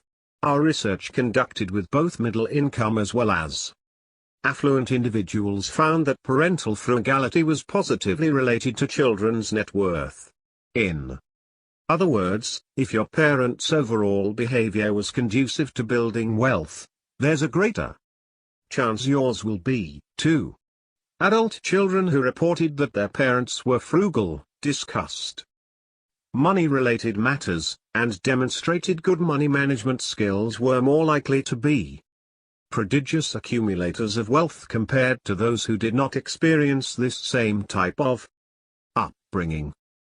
One study from the University of Minnesota provides rich insights on the influence of family, lifestyle and parental influence on children in the realm of finances. 3 researchers found that parents provide 3 themes of financial management to children, including saving, how money is managed, and how financial matters are discussed. The vast majority of children in these studies learned about a family's propensity for saving and financial management through direct observation versus through conversations regarding these behaviors. In other words, parental behaviors tend to stick with children more so than discussions of what ought to be done related to money. Despite these results, when it comes to what contributed to their success, our millionaires tend to rate parental influence as less important than other factors such as resiliency and hard work. See Chapter 5, Table 5.5. Fully 42% of millionaires indicated that having engaged or involved parents contributed to their success, and 59% stated that their success was due to having supportive parents. Moving past early experiences. What other types of early experiences can impact our financial outcomes?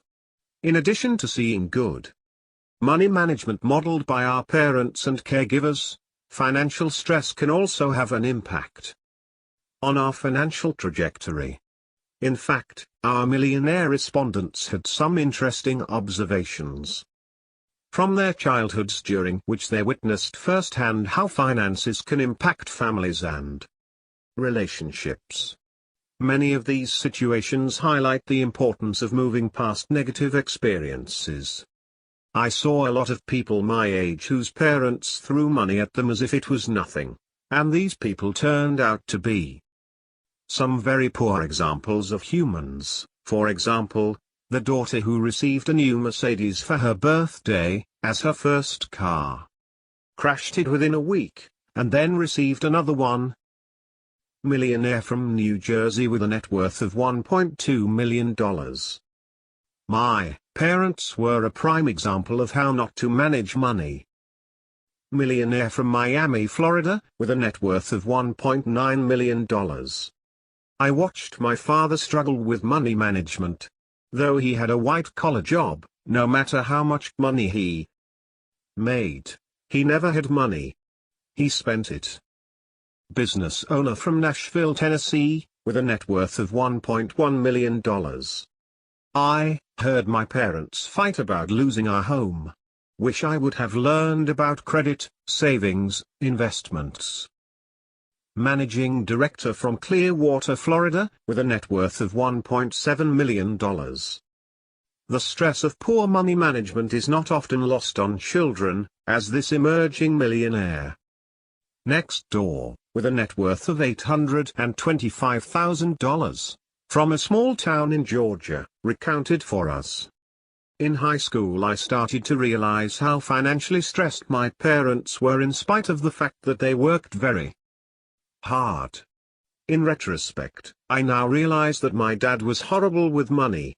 If he earned $50,000, he spent $60,000. All financial decisions were made with a sense of desperation. My mother has suffered greatly due to his financial immaturity, innumeracy.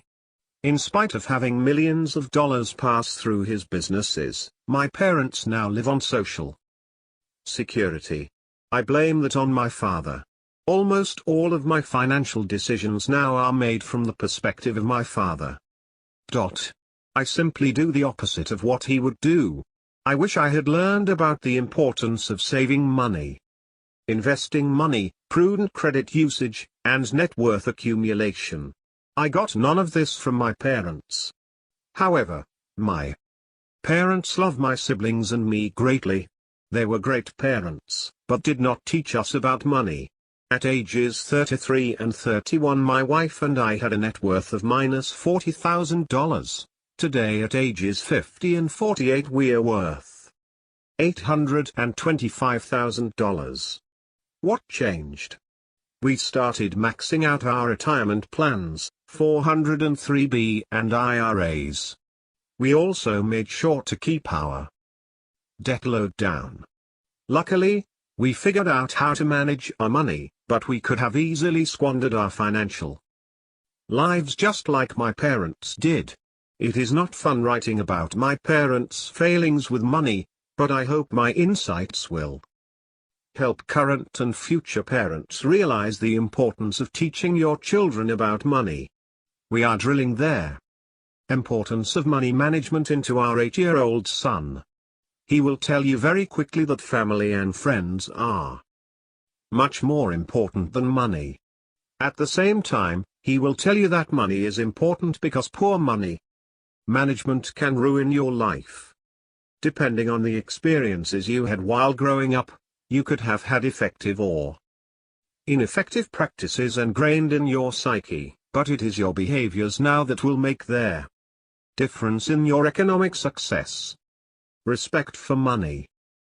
Knowledge about finances is critical to building wealth, but discipline often plays an even greater role in savings and spending.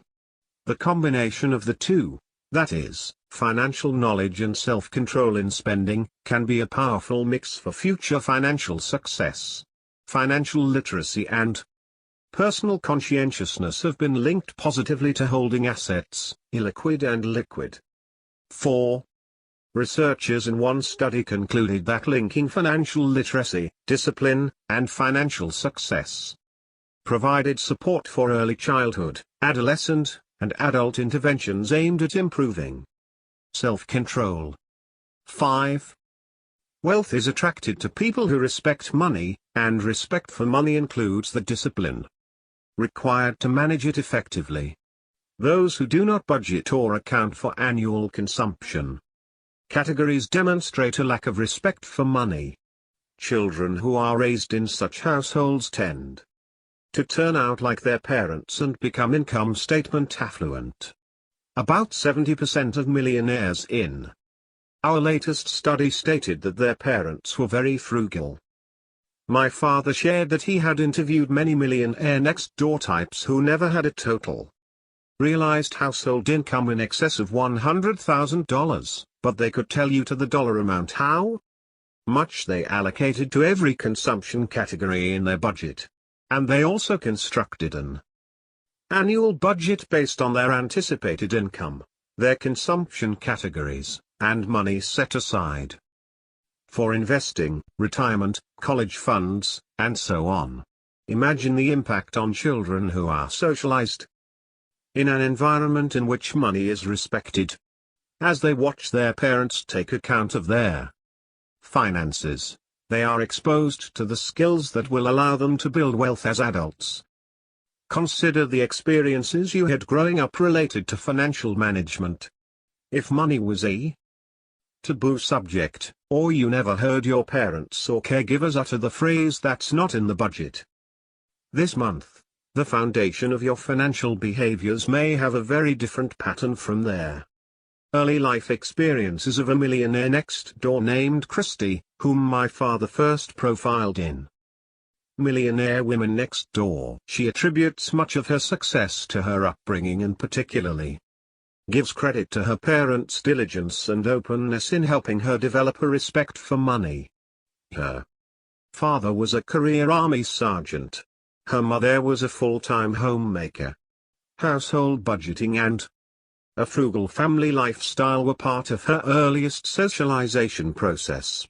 She explains, "We would all sit down the first Sunday afternoon of each month. We didn't have much money. We would always look at Daddy's paycheck and then start doing our homework." Her parents gave priority to charitable pledges, then outstanding bills, and then the upcoming expenses for the month were estimated. Christy recalled her parents smiling while they earmarked a good portion of their household income to their children's college funds, I knew how hard it was for them to save for us to go to college. But each time Daddy wrote a check for the college fund, he would smile and say, "I love writing checks that will pay the tuition bills. You can do this for your kids someday." One of the reasons for Christie's success today is the nurturing environment her parents provided. Christie and her siblings were respected as members of the family planning board. They learned early on about budgeting and planning. They had to justify their requests for a new notebook or new shoes. These experiences prepared Christie for her present vocation as a business leader. Of course, extreme frugality can have a negative effect, especially if it feels like deprivation. In some cases, individuals who experience this during their childhoods may ultimately decide that any caution in saving or spending is not worth repeating in their own households. Time will tell if children in extremely frugal homes will view the frugal lifestyle of their upbringing positively. Some financially successful Americans who had this type of background have been able to take the best aspects of extreme frugality and use them to their financial advantage. Young CPA lives by the principles found in their Millionaire Next Door. The early experiences and continued support of financial mentors can have a significant impact on financial success and can prepare those who receive any type of considerable financial gift from avoiding the trap of increased consumption based on the windfall. Consider the following case study of a millionaire next door who maintained effective financial behaviors despite a considerable gift from her parents. My father wrote this piece in 2014. Many millionaire next door types and those on their way were raised in a nurturing environment filled with harmony, mutual respect, discipline, and frugality. As an example, here is a case study from one of my readers. While still in high school, my parents had both my brother and I read The Millionaire Next Door. The topic was something that interested us both, and we saw numerous similarities in there. Where our parents ran our family. My dad was a long-time state employee who worked 37.5 hours a week and was always present in our lives. My mom was a stay-at-home mum who loved shopping at garage sales. We ate out 4 times a year. My brother and I worked since we were very little because we enjoyed it. My parents gave us each an allowance so we could learn to manage money and not just ask for it whenever we needed it. My brother and I are now in our late 20s, and the lessons we learned when we were young have paid off. We lost my mom 3 years ago, and due to her passing, our family has received a substantial amount of money. My father has kept a significant portion of it, but also passed down approximately $250,000 each to my brother and me. My dad has continued to live in the same house he had before and still drives his 2003 Toyota Avalon. My brother opted to buy a house in the same neighborhood and still works and drives his 2005 Toyota Camry. I still work at a very demanding job as a CPA, and choose to live in a house with 4 other girls, which is great for many reasons, including rent well below the average just outside of Washington, D.C.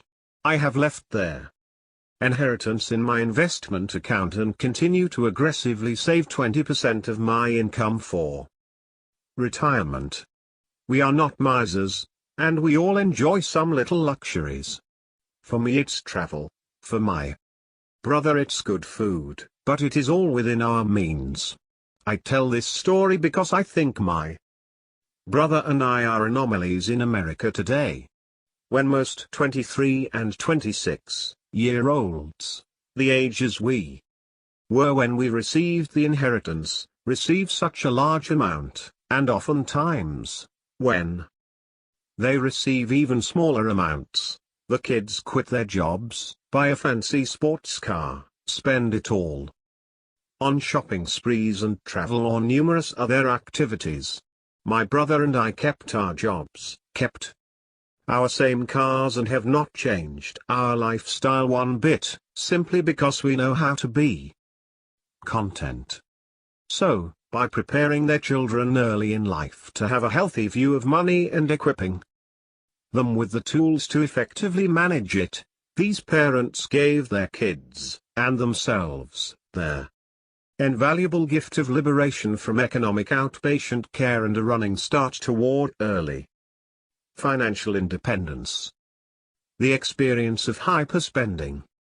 The head of a wealth management firm who works primarily with high income, high net worth individuals in the Southeast shared with us that his clients' wealth experiences were different than those featured in the Millionaire Next Door. Most of his clients are wealthy not because they are frugal but because their income is so high that, for the most part, it covers their expenses. Indeed, there are some people who may be able to amass great wealth without having to be frugal. In a similar vein, in Stop Acting Rich, my father profiled people he called the glittering rich. These are people whose incomes and net worth are so high that most of them do not have a household budget. They don't plan. They don't seem to need to. No matter what they spend their money on, it's just a fraction of their overall net worth. In other words, even the glittering rich spend below their means. If you are in this group, fantastic. You are in the top 1% of wealth holders in the United States. Starting out with a high income, but without achieving that elite glittering rich level, could lead one down a different path. Contrast an upbringing that is steeped in frugality and fiscal constraint with one of profligate spending and in displaying consumer behaviors that are in no way constrained.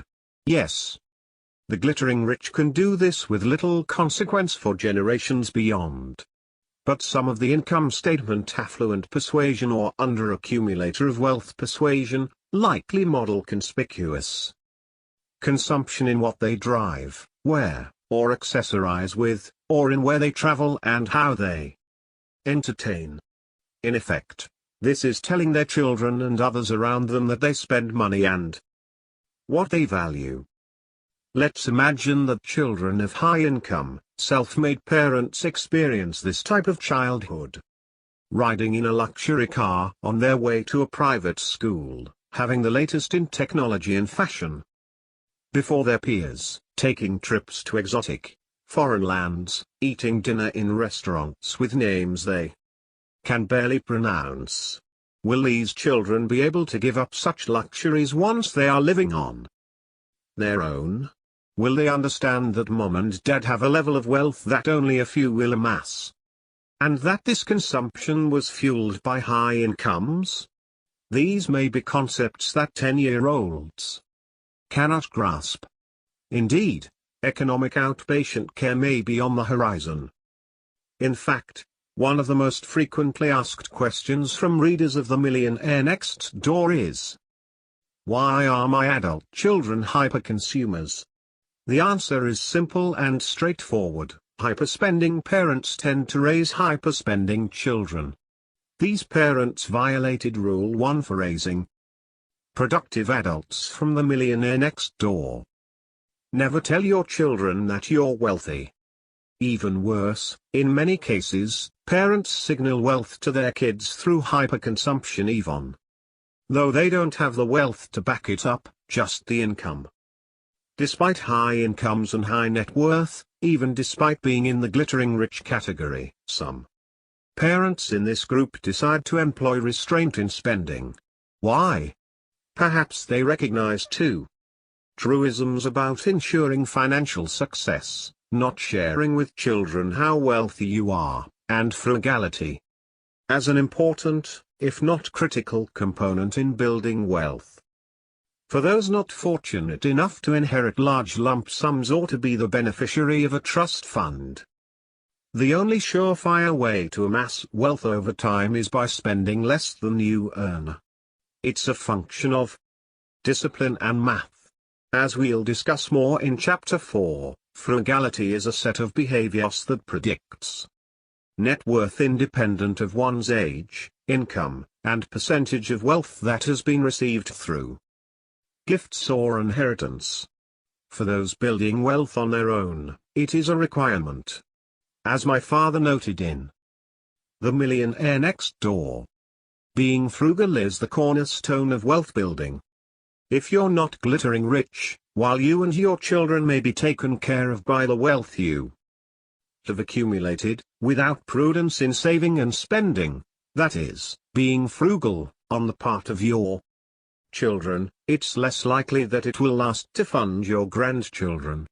Unless you are glittering rich, your grandchildren will not have the luxury of not planning, at least not without accumulating wealth on their own. And if your parents acted rich, something you may only learn later in life, you may have developed the sense that you can't make it like they did if your sense of making it requires a steady display of consumer goods and luxury items. The upside of veering off course. Your parents and caregivers, your upbringing, and money-related lessons learned while growing up can all influence your spending, saving, and investing behaviors and ultimately impact your financial success. The promising news is that despite the path we're on because of our early experiences, it can be altered, albeit sometimes slowly, through an intentional change in behaviors. It's worth noting that many of the millionaires studied over the past 20+ years succeeded despite earlier experiences of adversity. Even when the odds were stacked against them, they found a way to survive and be successful.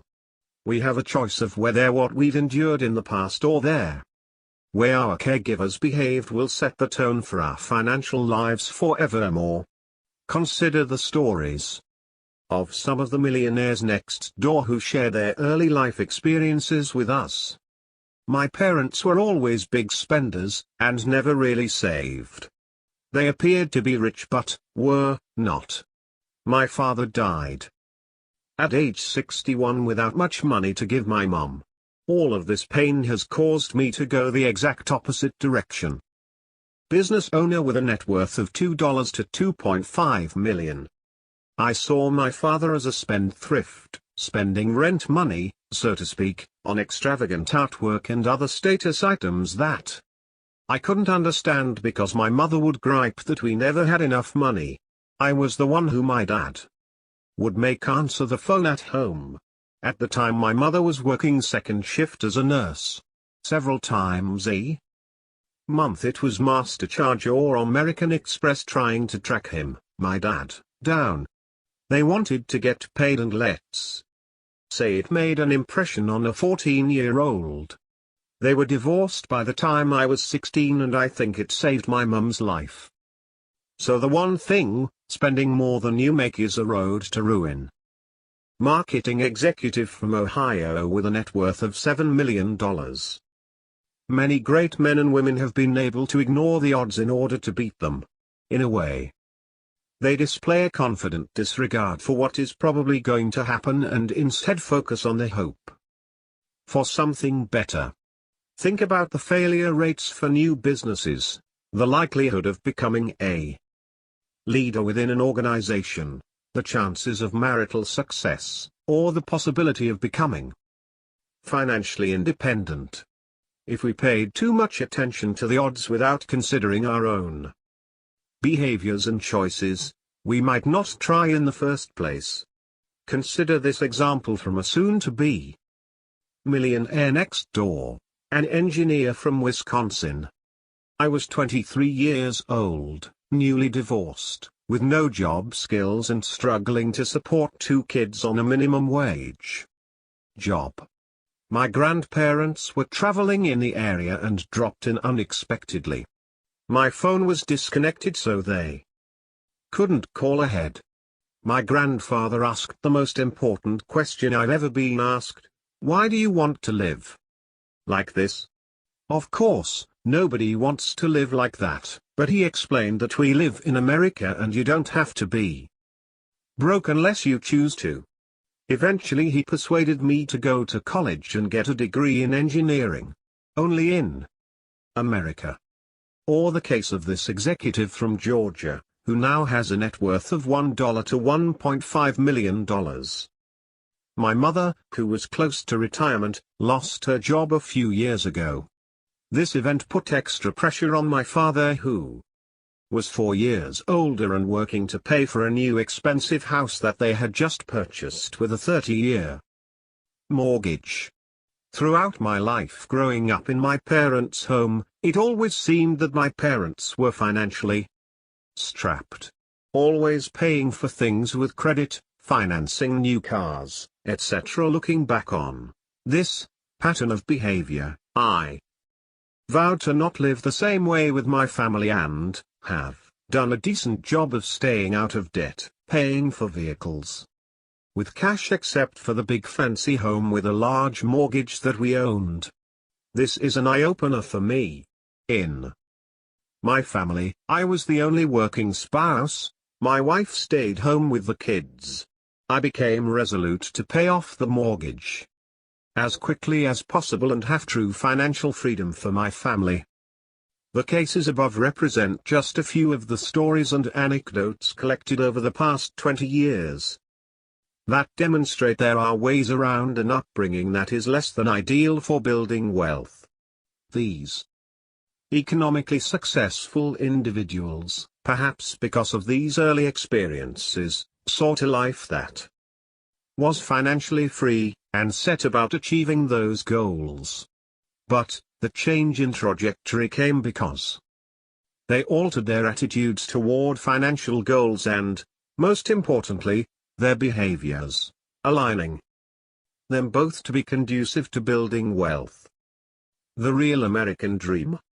In our hyper-consuming, distracted society, we forget, or ignore, the great freedoms we are afforded. In the United States, freedoms won by individuals who sacrificed much.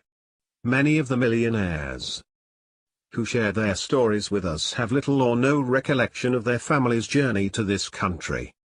Many of us have no concept of our ancestors' journeys, the price they paid emotionally and psychologically and financially for the voyage to live and work in the United States. Instead of considering the journey and respecting the cost, we take for granted the opportunities afforded in our country. Learning from those who have recently joined us, those who have immigrated to the United States and begun a new life, paints a different type of picture. In the following paragraphs, another reader, Miss H, provides a unique view of how her immigrant mother became a multimillionaire. I was raised by a single mom who immigrated to the US in the early 1980s. She did not speak or write English very well, and was, perhaps, the most frugal person I have ever known. She ran the family household like a miserly CEO.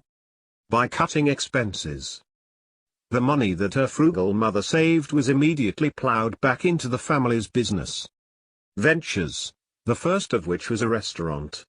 Miss H explained that she and her siblings worked enthusiastically in their family-run restaurant beginning in grade school. Miss H's mother also saved money by shopping for her kids' clothing, as well as her own, at a variety of thrift shops, Goodwill stores, and select flea markets. In spite of this, no one in the family ever thought that they were disadvantaged or financially poor. While building wealth, the family perceived itself as being in transition between modest means and wealthy. Thus, they never felt degraded wearing the clothes purchased at thrift stores. Later her mother bought the building that housed the restaurant. Then over time she bought more and more income-producing real estate, eventually acquiring several shopping centers and then retiring a multimillionaire. Presently Miss H's mother is enjoying a life of leisure, as do most financially independent senior citizens. Keep in mind that not all people who patronize Goodwill-type stores are at an economic ground zero. Some are entrepreneurial commandos and savvy consumers, as we'll see in the next chapter. They are intent on building a business and ultimately wealth by living a Spartan existence. As we've noted, this type of lifestyle isn't attractive to everyone. But it doesn't mean that it isn't a reliable path toward wealth accumulation. Miss H's purpose in writing to us was not to criticize but rather to praise her mother as a loving and nurturing parent. Miss H and her siblings recognized that their mother had the dream of financial independence for her family. Plus, her children recognized that no one worked harder, put in longer hours, or spent less on herself than their mother. Through her mother, Miss H learned the following lesson. She taught me the value of true character was not in how one spent money and allowed money to change them, but how one can do truly great things by accumulating money and treating others fairly. There is no task too undignified as long as it's an honest day's work. What can be learned from Miss H's mother's method of building wealth? The outcomes associated with prudent spending and saving allow for economic opportunities that many can only dream of. Regardless of what others in the marketing or media industries try to dictate to us related to spending and saving and earning, regardless of how difficult it is to go against the grain of how even your adopted society tells you to spend, a life of financial independence requires a pattern of behaviors that is disciplined. Focus with clarity on the goal of becoming financially independent. Think about living a Spartan lifestyle as a temporary step on the path of becoming a socio-economic achiever in America. Experiences matter. Even though we are not child psychologists or parenting experts, the reason we discuss early life experiences is because of a. the dearth of research demonstrating that patterns of life experiences predict future outcomes as adults, and b. the numerous readers who have asked us for advice in this area. Our combined research on the lifestyles, habits, and psychology of those who accumulate wealth on their own has shown the following. There is evidence to suggest that parental frugality and money management habits lead to their children's increased economic success. This has been demonstrated empirically and anecdotally by the stories shared with us over the past 20+ years. Regardless of what type of financial behaviors parents model to their children, ultimately their choice is to continue those behaviors, or not, lies with each individual. Yes, many millionaires start off with frugal parents, but only 32% of our millionaires said their parents were better off than those of their high school classmates.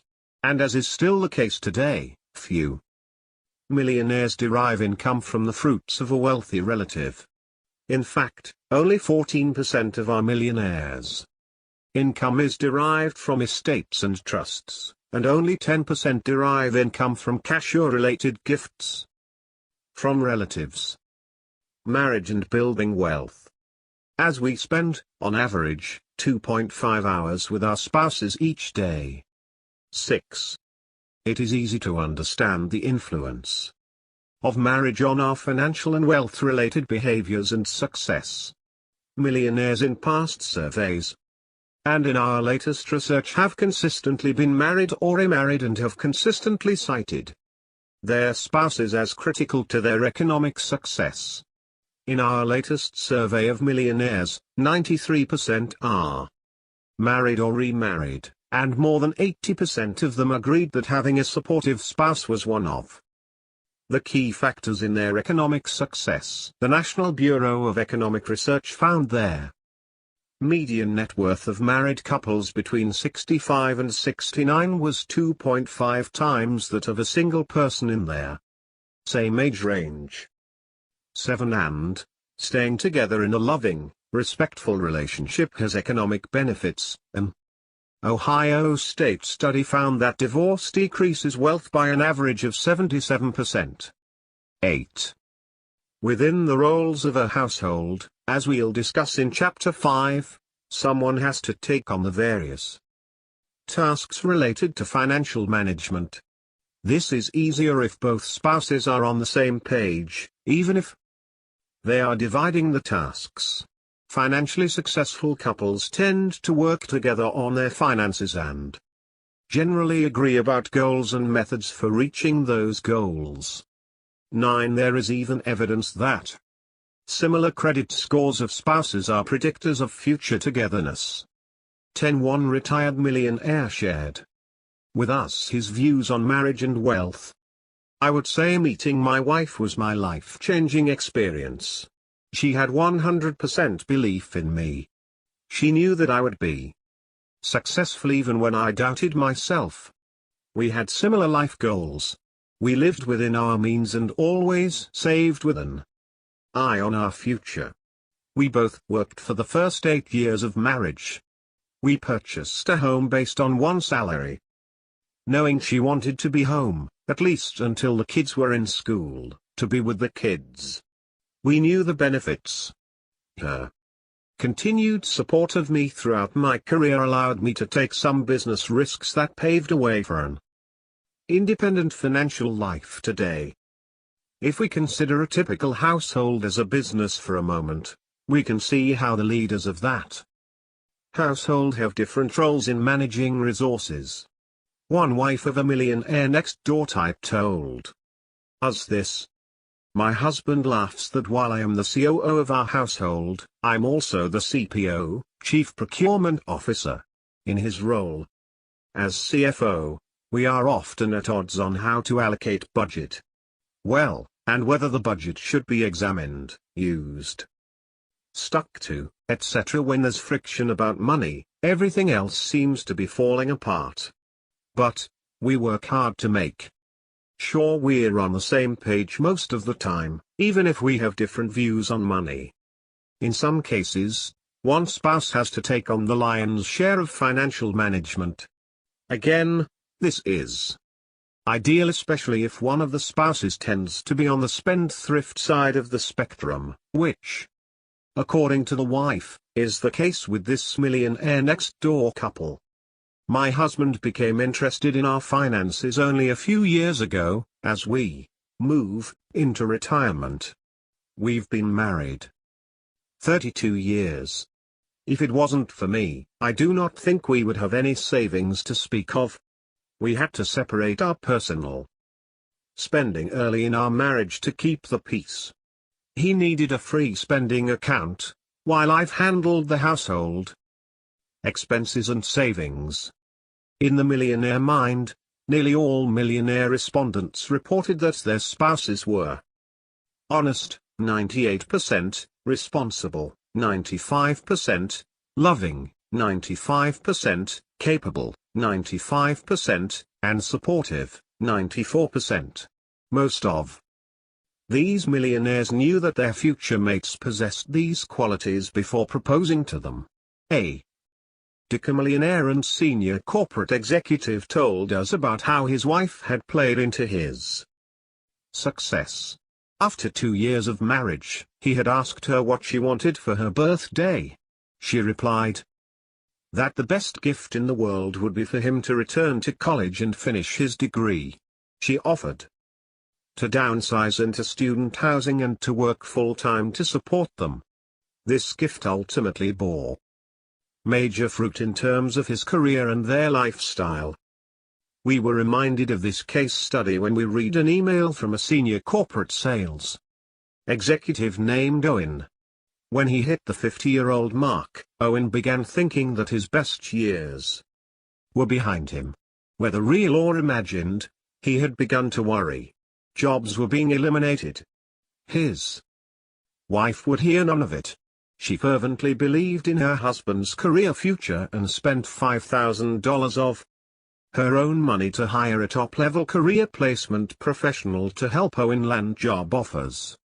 A litmus test for the future spouse. Some forward-thinking readers would often ask my father about choice of spouse. Clearly they knew, or had read, that this could greatly impact their future financial success. Our research doesn't provide us with a crystal ball on this issue. All my father could tell them was that there seemed to be certain qualities in a spouse that contribute to a millionaire's successful marriage.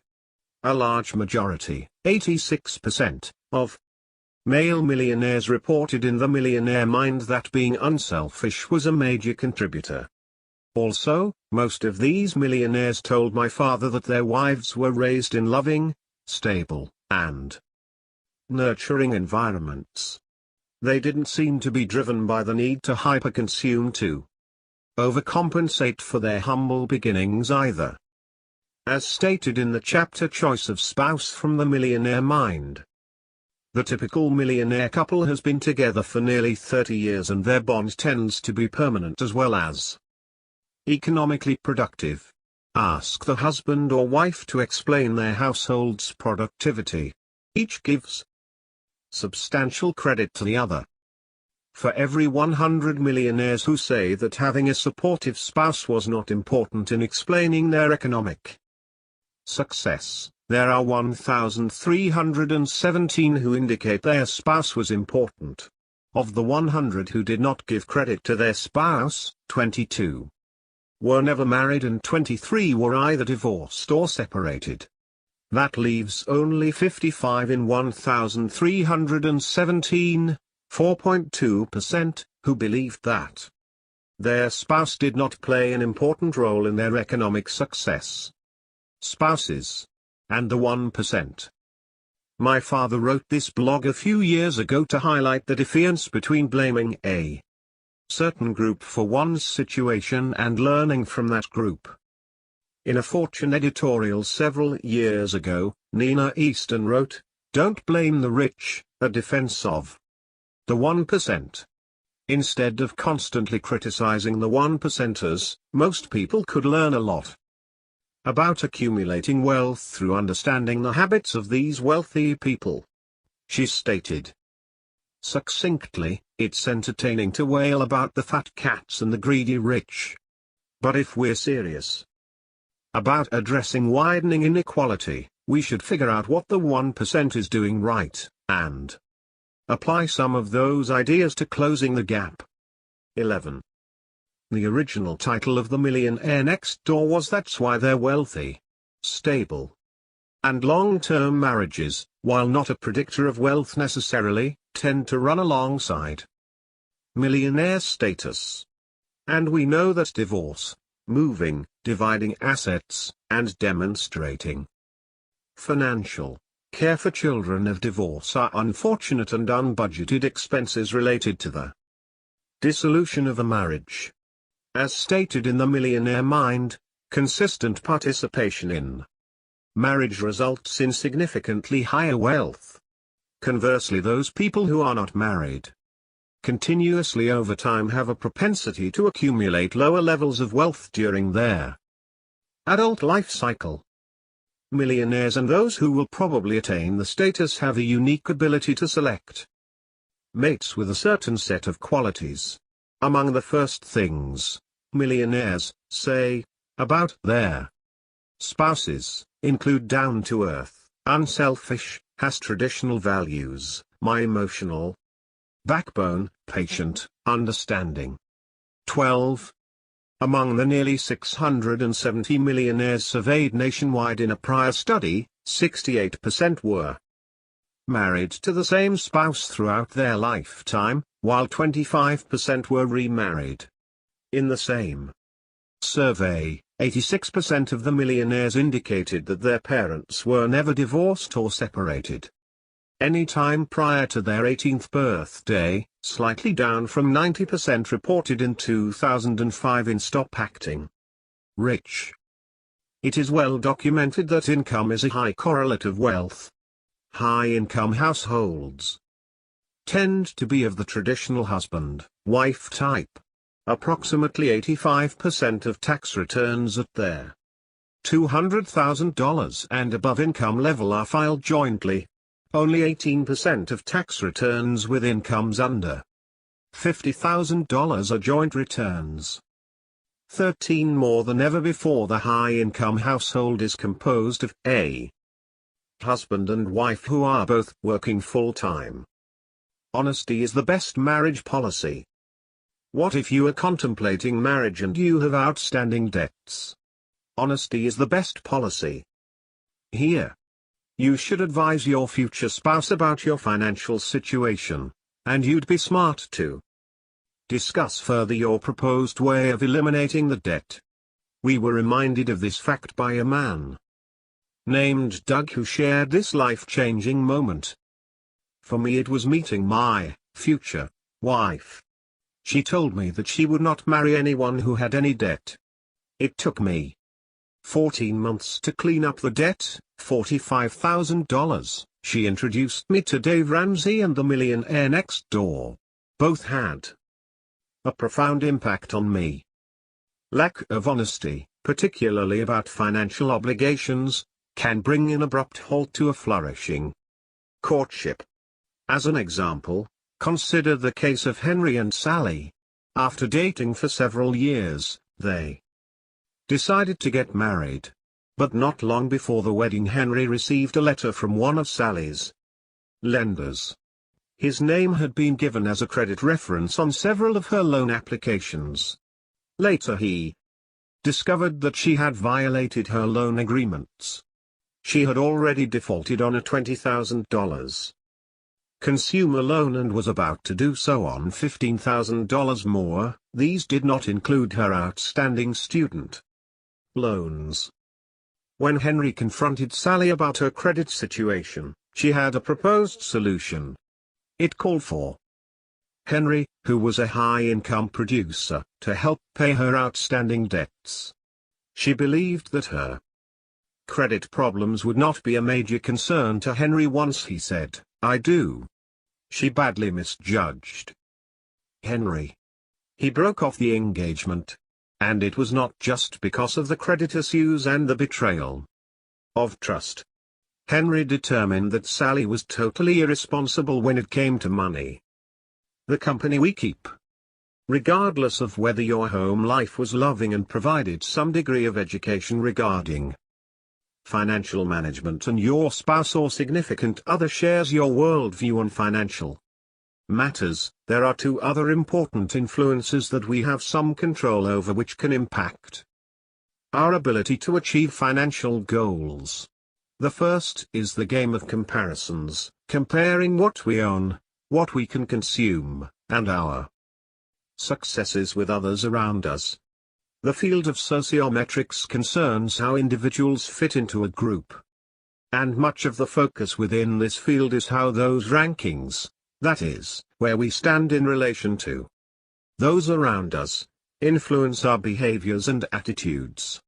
Research has found that your subjective well-being, generally how you feel about yourself and your lot in life, is tied to your sociometric status, rather than your socioeconomic status. In other words, satisfaction with what you have is not necessarily related to where you stand in terms of the wealth or income of the national population, but instead is tied closely to your community. 14. Sociometric status is defined by how much others in your immediate peer group, usually people you interact with daily, respect and admire you. The second is ignoring the consumption habits of those around us in the first place. Our research with millionaires as well as other populations has consistently found that the concept of ignoring what others are doing, one of the main themes in the Millionaire Next Door, is related to net worth, regardless of age and income. We know, for example, that shopping in groups can influence how we view spending and ultimately on how frequently we shop. These results are typically found related to in-person shopping. Teenagers are a good example. 15. Even with frugal shoppers, frugality can wax and wane depending on who's around us, as self-perceived frugal shoppers tend to spend more when they're around high-spending friends. 16. We'll focus on consumption in the next chapter, but for now, let's consider a family we all tend to know, the Joneses. Social indifference. Who cares about the Joneses? The concept of ignoring what others are driving, buying, and wearing is what we refer to as social indifference. Those who demonstrate high levels of social indifference across all consumption categories have a better opportunity to build wealth. This indifference to what others are driving, wearing, and playing with, think the latest smartphone, is related to the ability to build wealth over time. 17. Specifically, social indifference can help inoculate us against the competition in life for conspicuous consumption. When measured reliably, we find that an indifference to the trends around us is related to net worth, independent of one's age and income. Those who focus intently on what others buy and consistently want the latest and greatest in consumer goods, such as technology or accessories, are less likely to build wealth over time. Social indifference predicts net worth regardless of age, income, or how much wealth someone inherits or is given. Like the prodigious accumulators of wealth in The Millionaire Next Door, those who practice social indifference have a greater likelihood of building wealth. Those who are successful at transforming income into wealth demonstrate a consistent pattern of behaviors related to what others have in their driveway or where to work or post on social media, like this millionaire from Ohio. The first 10 years of building my business my wife and I, would not keep up with the Joneses. My friends had season tickets to sporting events, concerts, nice cars, etc. I worked a lot and we chose not to join them in many of these activities.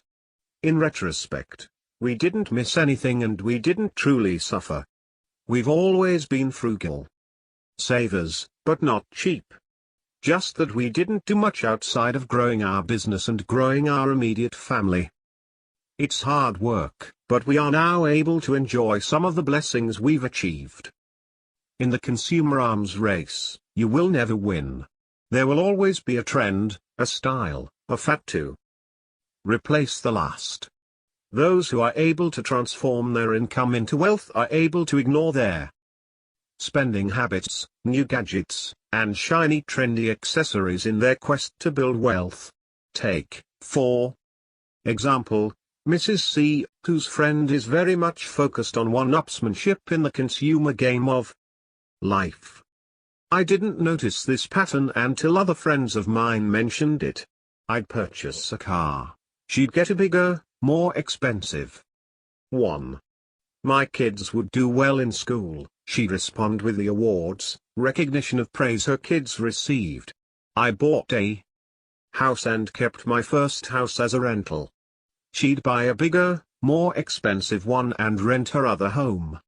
This was happening at some level in everything, from child rearing, education, vacations, etc. And she always took time to point out how much these things cost as well as how much they were earning and how many things they had. If she was trying to get me to emulate her, she actually achieved the opposite. The more she spent, and bragged about it, the less I was willing to spend on things. When a little girl asked if Mrs. C's friend was rich, Mrs. C told her, having all those things only says how much the neighbor has spent, not how much she is worth.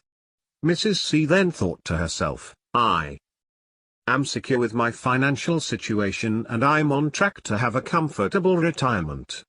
According to my neighbor, she is waiting for the payday to arrive that will fund her retirement. Keeping success to ourselves. Have you ever wondered why so many millionaire next door types understate their considerable socioeconomic success? They don't have a strong need to display their economic productivity by buying luxury products and expensive homes. In a major way, their Real achievements are the badges of their success. For example, financial success, especially economic independence, is its own reward.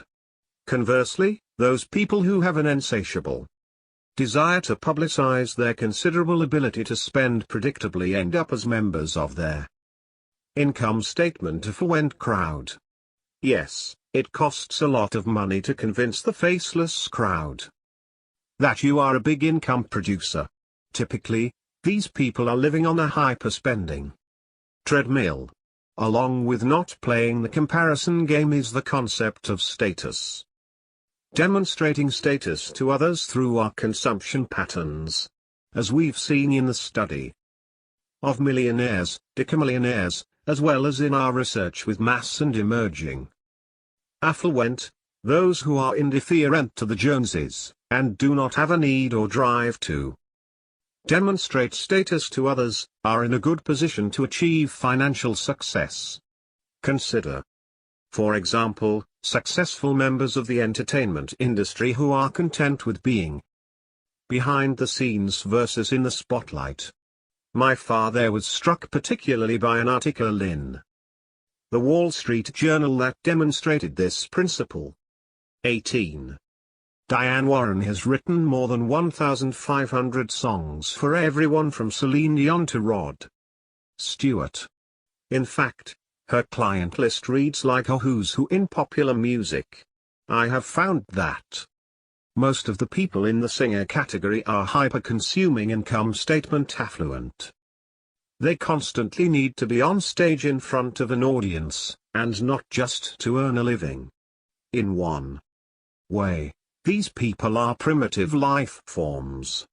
They personally have to hunt and gather income and fans relentlessly. But Diane Warren is just the opposite. She's a member of the group that anthropologists refer to as cultivators.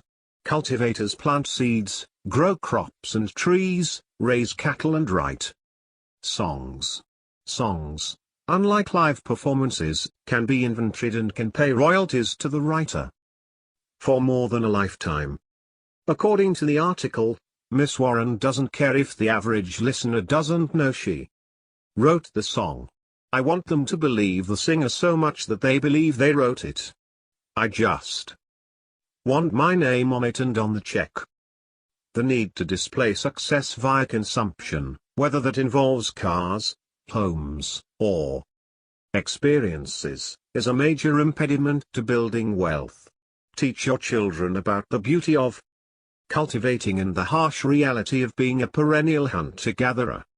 In Stop Acting Rich, this question highlights the impact of consumerism and how one might combat its effects on children. What happens when your children attend school and/or interact otherwise with kids who display an abundance of expensive consumer products? Your children are likely to ask you why you do not supply them with the same collection of products. Tell them. Never judge the true quality, the caliber of a person, by what can be purchased. Often people who dress and drive as if they are rich are not. 19. Feeling good about ourselves is tied to our standing in our immediate social groups. Some of us are more influenced by our social group than others. While spending time with friends can have a positive impact, it could be negative if we compare ourselves to others who are consistently spending beyond their, or our, means. You may find yourself unhappy and broke. The trouble with the status of doctors, physicians and surgeons earn more than 4 times as much as the average American each year. $210,170 compared to $49,630. Note these are averages and not the median. There are approximately 650,000 physicians and surgeons in the United States. 20, and they have typically fallen into a somewhat justified stereotype of high-income earners who are challenged in building wealth. We see this in our trend research at data points, where the majority of physicians fall into the 33rd percentile or below on our assessment of frugality and also tend to score low on financial acumen, a measure of knowledge and expertise in investing and financial management. My father addressed their timelessness of high income producing, low accumulation of wealth individuals in the preface to the 2011 version of the Millionaire Next Door. Are people with high realized incomes today better at accumulating wealth than those say 20 years ago? Not really, is the clear answer. Most of what I wrote 2 decades ago still applies today. Yes, even today high income producing physicians, attorneys, and corporate middle managers are still below the norm when it comes to transforming income into wealth. And most high-income producing couples in general are more of the income statement affluent types than their balance sheet affluent types. 21. I can't drive that. As we've discussed, in many cases, and perhaps in your case, there is disdain for the financial decisions some people make, decisions that are typically reflected in consumer purchases.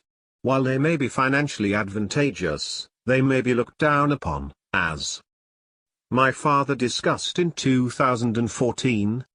In Stop Acting Rich, I profile the glittering rich as people who generate extremely high incomes, have a vast amount of wealth at their disposal, and spend accordingly on high prestige cars, mansions, etc. No matter what they spend their money on, though, it is just a fraction of their overall net worth.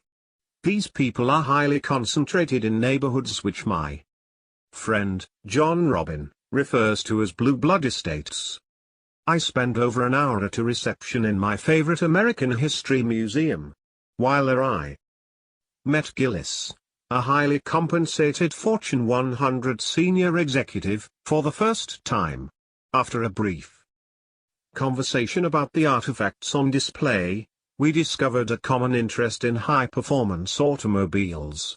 Gillis told me that he has owned a stable of Porsches, BMWs, and V12 Mercedes. Then he asked me, "What do you think of the new Corvette?" I responded that it was given the highest praise by Car and Driver, Road and Track, Auto Week, Motor Trend. Then Gillis told me that he really wanted to buy one, but he just couldn't do it. If you live in the center of blue blood estates, you can't drive a Corvette. In fact, this topic had just been discussed among Gillis and his neighbors who didn't want a Corvette in the neighborhood. I often explain why people like Gillis will not drive a Corvette. The glittering rich, Gillis, is one who drive Porsches do not want to be associated with what they perceive to be the gold chain crowd. That is why they will pay substantially more for a Porsche than buy a Corvette, which outperforms the Porsche.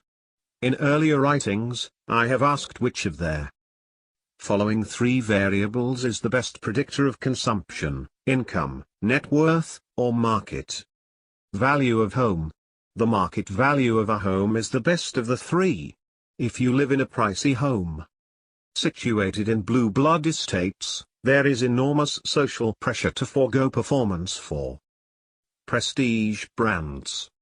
Often, physicians' median net worth is negative, due in most part to their student loans and age. But there is something else at play: the adherence to the stereotype of physicians' status.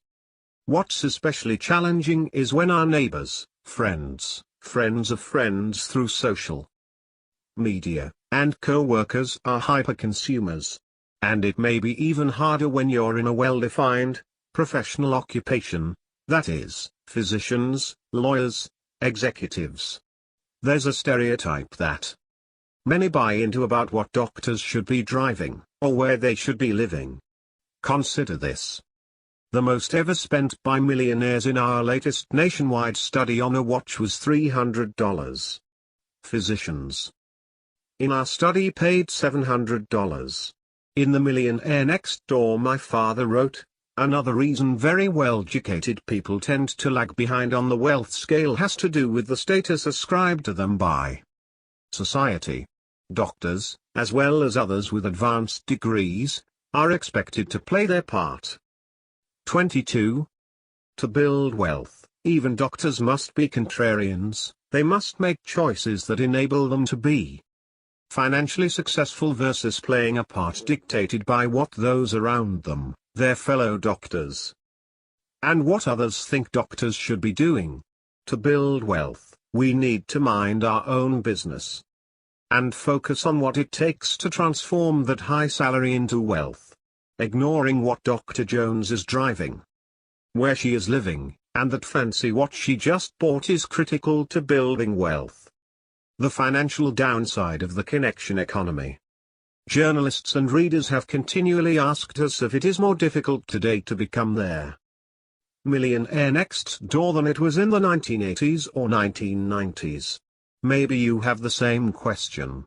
Their answer is yes and no, or as many psychologists and social scientists would answer, it depends. The price of healthcare and education makes it seem unlikely that you could save your way to millions. But the building blocks of economic independence and financial success have not changed. As demonstrated throughout the case studies, interviews, and survey research we conducted since their first publication of The Millionaire Next Door. But this goal is made considerably more difficult because of the increased influence and proliferation of technology. Building upon the concepts related to sociometric status, technology now allows us greater connection to friends, family members, former colleagues, acquaintances, and celebrities. These connections, and the ubiquity of them, provide a constant way to check in on their myriad ways in which they spend both their time and money.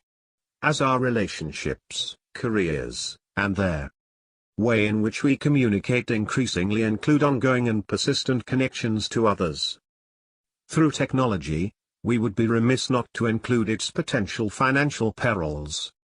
Today we carry the influence of others around with us in our pockets and pocketbooks and spend, on average, 2 hours on social media, and 50 minutes per day on Facebook alone.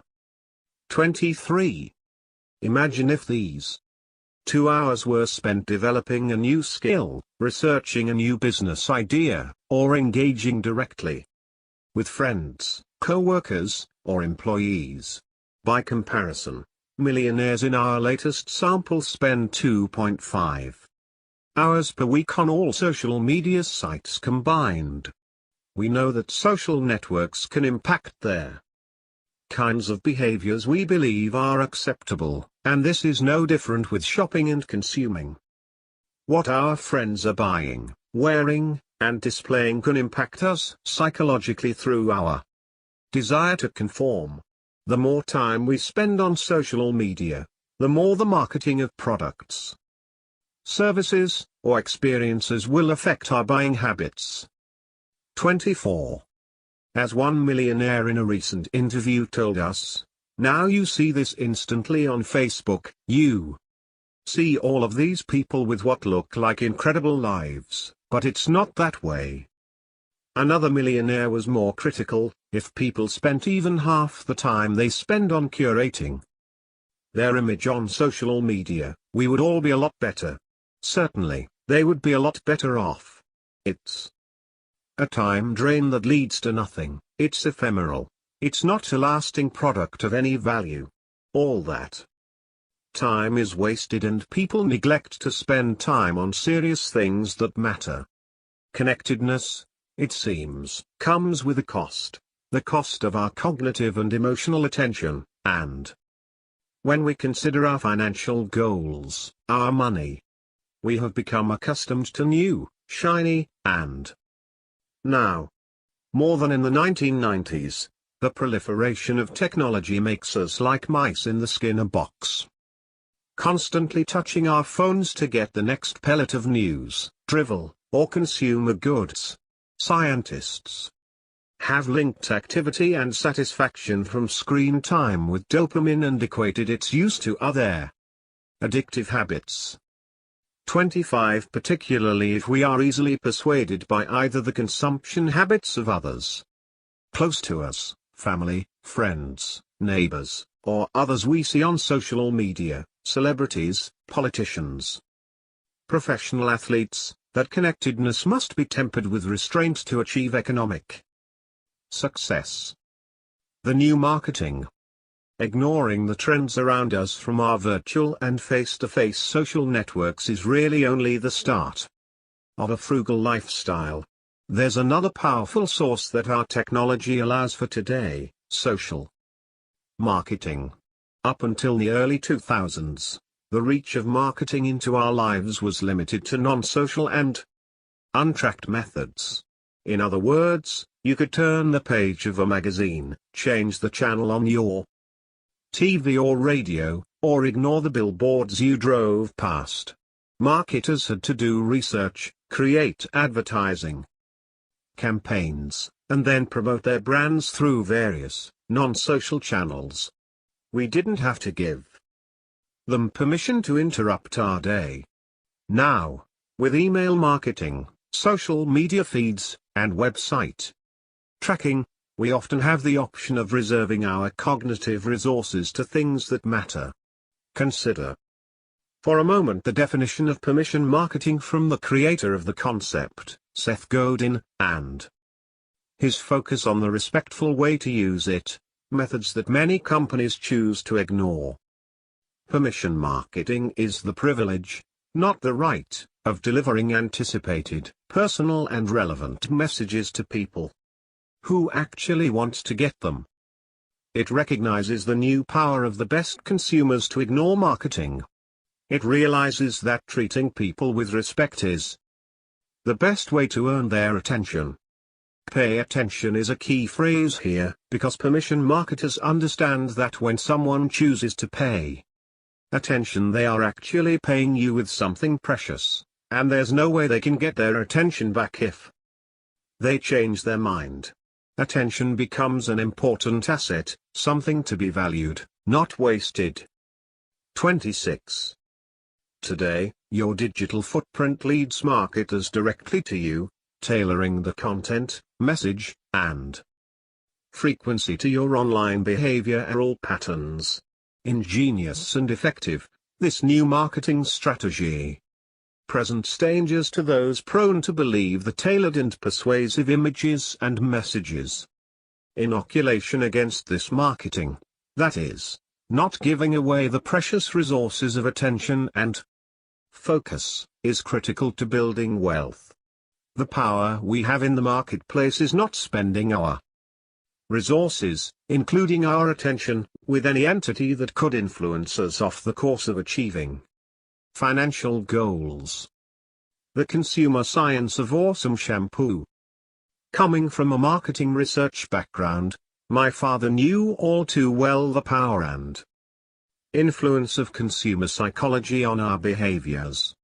He wrote this piece in 2010 to demonstrate the absurdity of self-esteem tied to using a shampoo, the influence of marketing on our perceptions and potential well-being, and perhaps more importantly, the power of marketing and the requisite discipline we need to retain our cognitive attention if we are to build and maintain wealth. I have noticed in the last week or so that I have felt more excited, proud, interested, and attentive. Conversely, I have felt less hostile, ashamed, nervous, jittery, and guilty. I thought this euphoria might have something to do with the upswings in the sales of my books, or possibly the new 2010 Toyota 4Runner brochure I received. But then I discovered what must be the real source of these heightened emotions: a change in my shampoo. In the summer of 2010, I found a bottle of Pantene Serious Care for Beautiful Hair shampoo in our shower and started using it. I haven't had a bad hair day since. And then I read this insightful article in the Wall Street Journal which explained how Procter & Gamble went to extraordinary lengths to study how it can encourage more consumers to buy Pantene products. 27. Spending heavily on marketing research seems to be well worth the effort. According to the article, P&G's Pantene has $3 billion in sales. In P&G's latest study, it surveyed nearly 3,400 women and had them rank the intensity they experience regarding 20 emotions relative to their hair. Bad hair was found to be associated with the emotions of hostility, shame, and irritability. P&G went as far as to hire a Yale University professor of psychology to analyze the survey results. The professor, Dr. LaFrance, found bad hair negatively influences self-esteem, brings out social insecurities, and causes people to concentrate on negative aspects of themselves. 28. Who knew? Of course, I'm sure that P&G's promotional messages about Pantene will promise the end to bad hair days. Consequently, it is implied that users will experience enhanced self-esteem. And I thought that one had to build wealth and become financially independent to do the same. In Stop Acting Rich, I mentioned that my mentor, the distinguished professor of marketing, Dr. Bill Darden, often told his graduate students the following: get ready to compete in their marketplace with some real talent. The really brilliant ones in America don't work for the State Department. Not even in medical science labs. The great minds are working in marketing, designing ways of convincing us that one brand of a hemorrhoid remedy is superior to another. That one wash detergent will produce whiter whites, thus assuring mom will continue to be loved and admired by her husband and kids. He was quite serious when saying this. If Bill were still with us today and we could ask him to evaluate the marketing efforts associated with the liquor or hair care industry, he would likely tell us that, clearly, some of the very best minds in America are at work marketing shampoo. Consider this quote from the leader of one of the largest marketing companies in the world, as he explains the power of the data we leave behind, that is, big data, and engagement in marketing. As shopper behavior continues to change and shoppers' engagement expectations increase, advertisers must employ holistic strategies that deliver both mass-distributed offers for reach, as well as relevant, targeted content through both traditional and digital methods. Meeting these growing expectations while delivering value to consumers' demands. Effective analysis of the big data created in the marketplace. 29. The power of data analytics and the footprints we leave online leave little doubt for marketers as to how to cater each product and service to us. The millionaires next door continue to ignore this hype and noise, as they did in the 1980s and 1990s. Those who are susceptible to the constant reinforcement of media and technology will find they need extraordinary discipline to ignore their hyper-targeted ads and pseudo articles that appear side by side with posts of their friends' pictures. Think about marketing today and how you might come to believe the hype about the Pantene shampoo discussed in the sidebar above. Content marketing would have led you to read an article in Good Housekeeping or a book that appeared to be written by an editor or staff writer, but in fact was written by P&G. Social media advertising would follow you around the web after you searched for shampoo on Google, so that every site you visited that had paid advertising would present shampoo. When you finally decide to purchase shampoo, the ratings provided on Amazon or elsewhere were bought and paid for by clever marketing companies that provided products in exchange for honest ratings of bought and paid for raters. P&G spent $7.1 billion on advertising in 2017 to influence us 30. To build wealth today, we must become keenly aware of the kinds of information being presented to us, the source of that information, and the influence it could potentially have on our shopping behaviors and self-esteem. I don't fault companies for using the most effective marketing methods and mining data. That's their business, and we must remember that we are the target. Those who focus on building and sustaining wealth will be wise to remember that nothing is really free and always will be. The trend of frugality. Some of the critics of the millionaire next door seemed to display an air of superiority about their frugal shopping behaviors of those people profiled in the case studies. It's interesting that their economic downturn of 2008 to 2012 turned being frugal into a trend. Shopping at off-retailers, upcycling and recycling, and making things at home were in vogue. The trendy frugal were more than happy to extol the virtues of living below their means. Occasionally, when it was convenient, and when they were still able to demonstrate their success via how frugal they were, particularly in buying name brands at offer prices. For this group, and for many of us unknowingly, the fashion of frugality comes and goes with the changes in the economy and trends. For example, like trends in other areas, the use of coupons by Americans is cyclical. Inmer is a global marketing research company that tracks both distribution, how many coupons companies are offering, and redemption, how many people are using the coupons.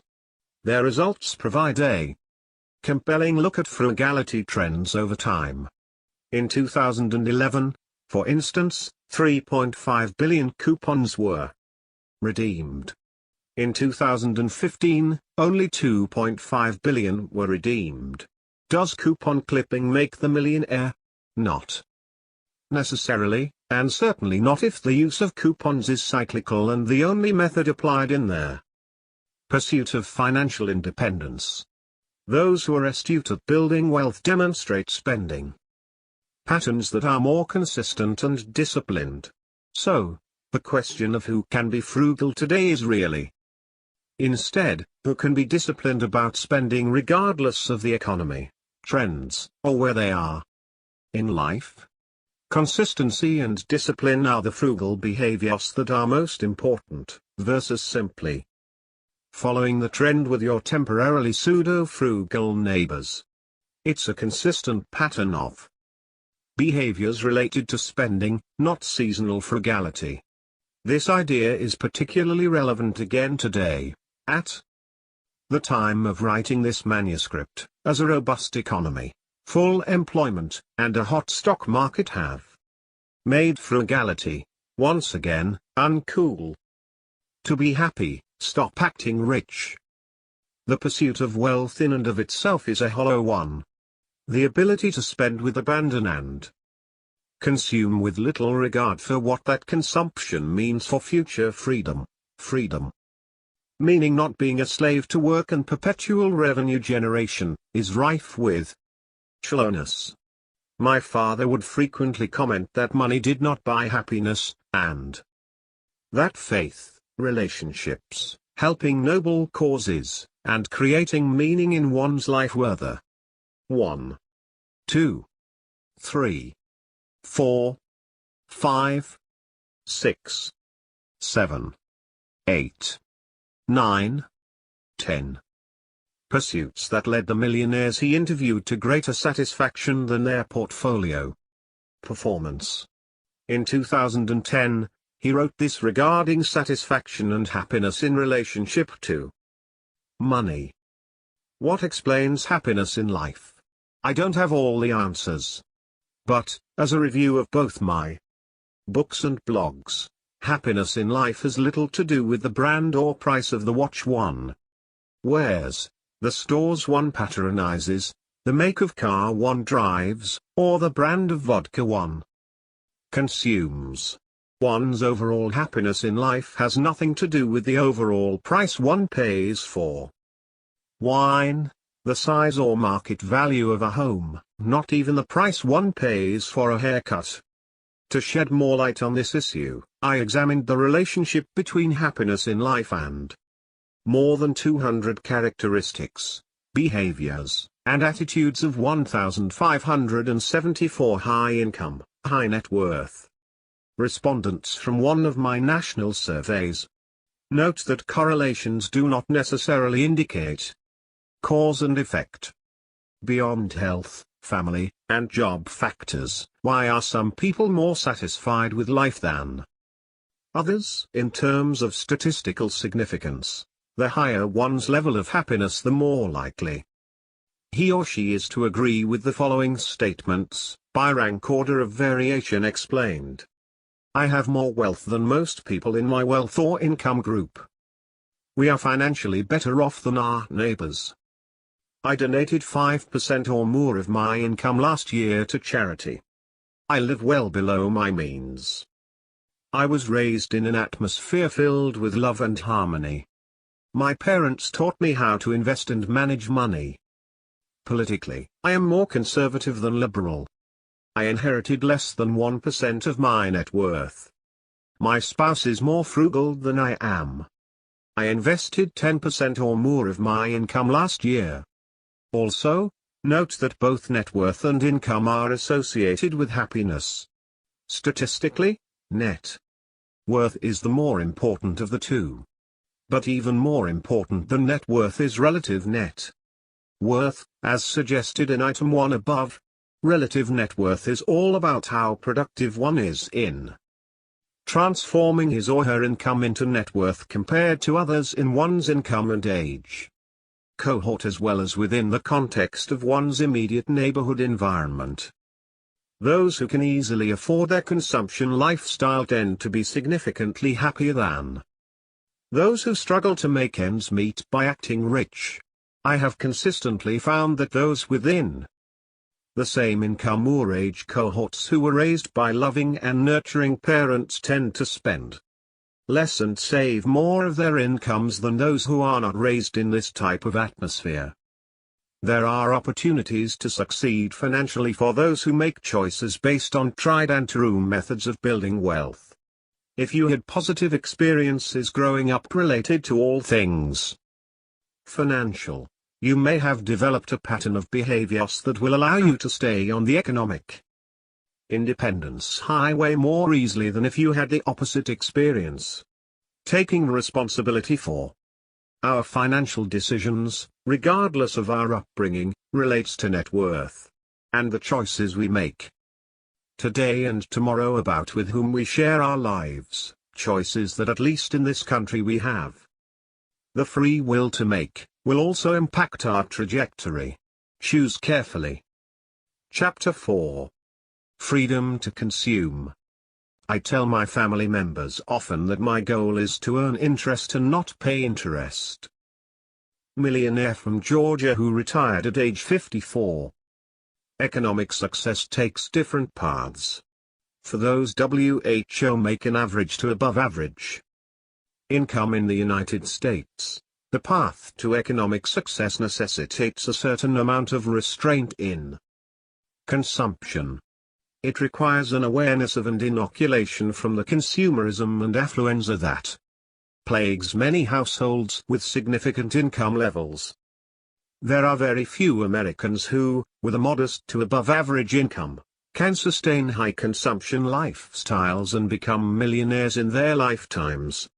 We've seen that the majority of those who have become economically successful chose a path of moderation or simplicity in consumption while they were working toward economic success, like the Jacobson family in Chapter 1.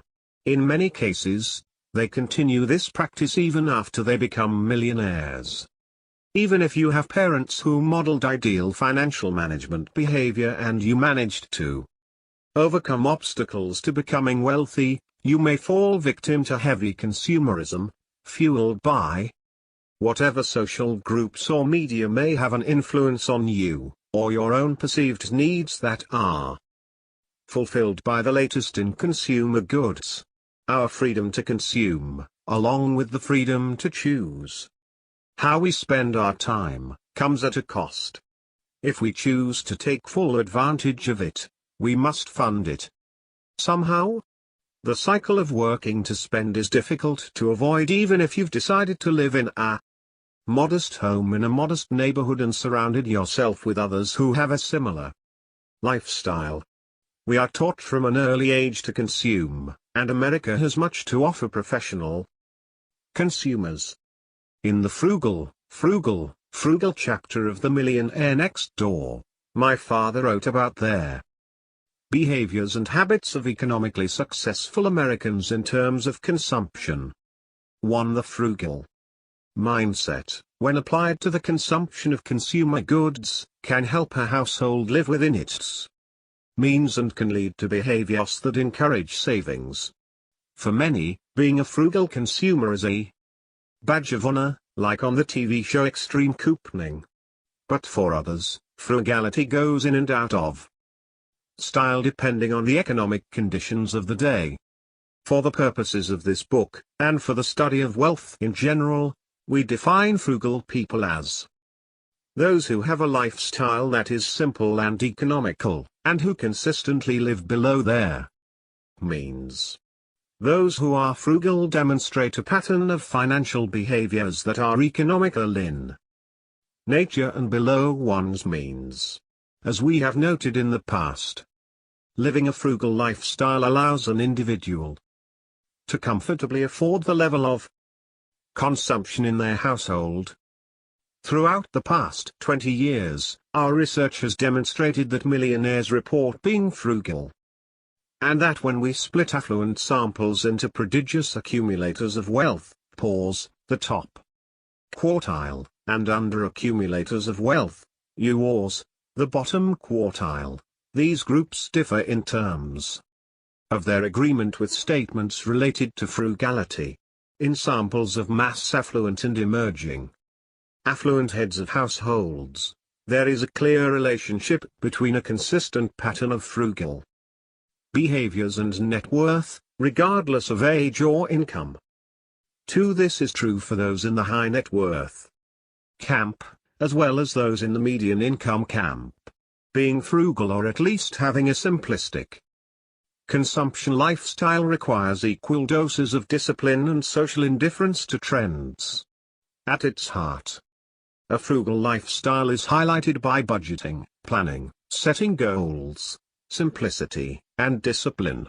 Being frugal requires knowledge, ability, and personality, but most importantly, a certain set of behaviors that create a lifestyle that not everyone is willing to experience. Regardless of whether you earn your revenue as an executive, a teacher, or scrap metal dealer, frugality doesn't go out of style for those who are committed to becoming economically successful and financially independent. Our studies have shown that 57% of PAWs indicate that they have always been frugal, while only 41% of yours agree with the same statement. This is consistent with our findings from 1996. Home is where the spending starts. Where else do we find influences on our financial decision-making? We know that our choice of neighborhood influences attitudes toward work. 3. But it also influences our spending. We compare ourselves to those in our neighborhood and community. Recall the concept of sociometric status. In Stop Acting Rich, my father wrote, "The greatest detriment to building wealth is our home, neighborhood environment. If you live in a pricey home and neighborhood, you will act and buy like your neighbors. The more affluent the neighborhood, the more its residents spend on almost every conceivable product and service. We take our consumption cues from our neighbors. Most self-made millionaires were able to build wealth precisely because they never lived in a home or neighborhood environment where their domestic overhead made it difficult for them to build wealth. For as we discussed in the previous chapter, this is due in part to both the comparisons we make to those around us and the influence that others have on our consumption behaviors. 5. Does your neighborhood consist of high-income producing, high-consuming, income statement affluent types? If so, take a moment to consider your own patterns of consumption. Are they your own or based on someone who is more in line with an under-accumulator of wealth? More than a house, it's a lifestyle. In addition to the influence of our neighbors, our home's price relative to our income also has an impact on our ability to accumulate wealth over time. For most people in this country, owning a home is preferable to renting, but the key to building wealth is to live in a home that one can easily afford. Most millionaires next door whom we have studied report that they never purchased a home that was more than 3 times the amount of their annual income. The median home value for millionaires in our latest study is approximately $850,000, or 3.4 times their current income, and the median original purchase price was $465,000. Note that most millionaires in our study, 66%, haven't changed locations in the past 10 years. Given that moving costs on average in the United States are more than $12,000. 6. Staying put is economically advantageous. What factors led to making a new home purchase? Of the millionaires surveyed in our latest study, none indicated that they changed homes because they received a cold call letter asking them to sell. And only 3% of them said their realtor proposed they upgrade because of their financial success. Instead, a new home purchase for this group was typically driven by quality, appearance, public schools, and neighborhood. See Table 4.1. A little less than 60% of these millionaires were motivated by an increase in income. Both professional and societal marketing tactics related to home ownership had little influence on millionaires in our study. Stretching for a home. When we talk about social pressures of home ownership, we could mean the broad pressure from your peer groups or family to purchase a home in a specific location, community, or neighborhood. Springfield has the best schools, and the Hampton Heights neighborhood has a lot of young professionals. We also refer to the pressure put on certain professionals, for example attorneys, who within the walls of high-paying law firms refer to an extra-large mortgage as an associate retention policy. Again, we see the impact beyond the financial cost of living beyond one's means. In this case, stretching for a home would ensure the young associate would have to continue working to fuel his and his family's house payment and inevitable lifestyle creep. In addition, another cost of stretching, as it's referred to, has to do with general wellness. Consider the following case study from a millionaire whose health and financial life needed revision. It was July 2006. I was within a month of turning 40 and I was driving home from work. I was having chest pains.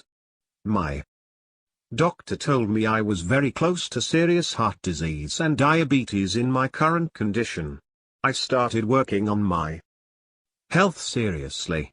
When I started fixing one area of my life, I started noticing other areas that needed improvement. Financially, we were fairly typical of a middle-aged 6-figure income family. We had hundreds of thousands of dollars in mortgage debt, about $80,000 in consumer debt, and were basically living check to check. We were saving for retirement, but our net worth, including personal property, was just a little more than our income. We were told by several financial experts we were doing fine. We didn't feel fine. We woke up to our situation and started doing something about it. We set goals. We developed a plan and executed it. We paid off our consumer debt. We built an emergency fund. We paid off our home. Today we are debt-free and over $1 million in net worth. We homeschool our children and live the life we want to. It has been a long, tough journey, and we still have several years to go before we're wealthy. Wealthy meaning we don't need to earn an income and will never run out of money. We have the goals and plans in place and we're working on them daily. Lessons from bubbles. The housing bubble and consequent economic meltdown in 2008 can provide some insight about their dangers of purchasing a home that requires more than 3 times your annual income and beyond. What can this teach us, and future balance sheet affluent Americans, about home values, income, and wealth? In 2010, a man named Jerry shared his concerns about his real estate situation with my father. Jerry was a computer programmer, and his wife was a part-time dental technician. The couple's annual adjusted gross income was about $100,000. They had 3 children. Just prior to the meltdown in the real estate market, the couple purchased a new home in a newly developed subdivision for $495,000. Between 2009 and 2010, 3 brand new homes similar to 1, 2, 3 Jerry's in the same subdivision were sold for $300,000, each as foreclosures. Ouch, said Jerry. His dream of reselling his home in a few years at a substantial profit quickly vanished. But his mortgage balance of more than $300,000 did not. All my father could do was to tell Jerry not to panic. Fortunately, things did improve for Jerry, particularly because his home is located within a public school district that has a national reputation. Other than the profit motive, why did Jerry and his wife trade up from a $280,000 home to one priced at $495,000?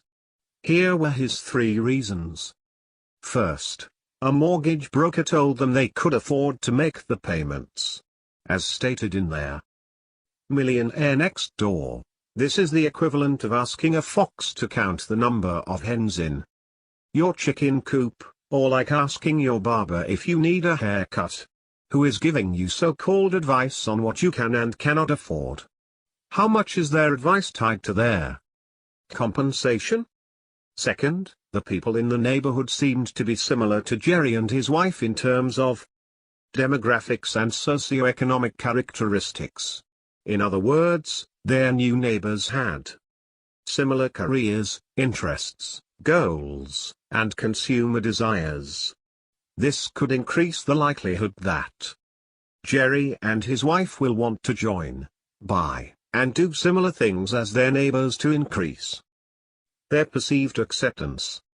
Third and most important, the couple's $100,000 income was more than they had ever earned in any year during their first 20 years of marriage.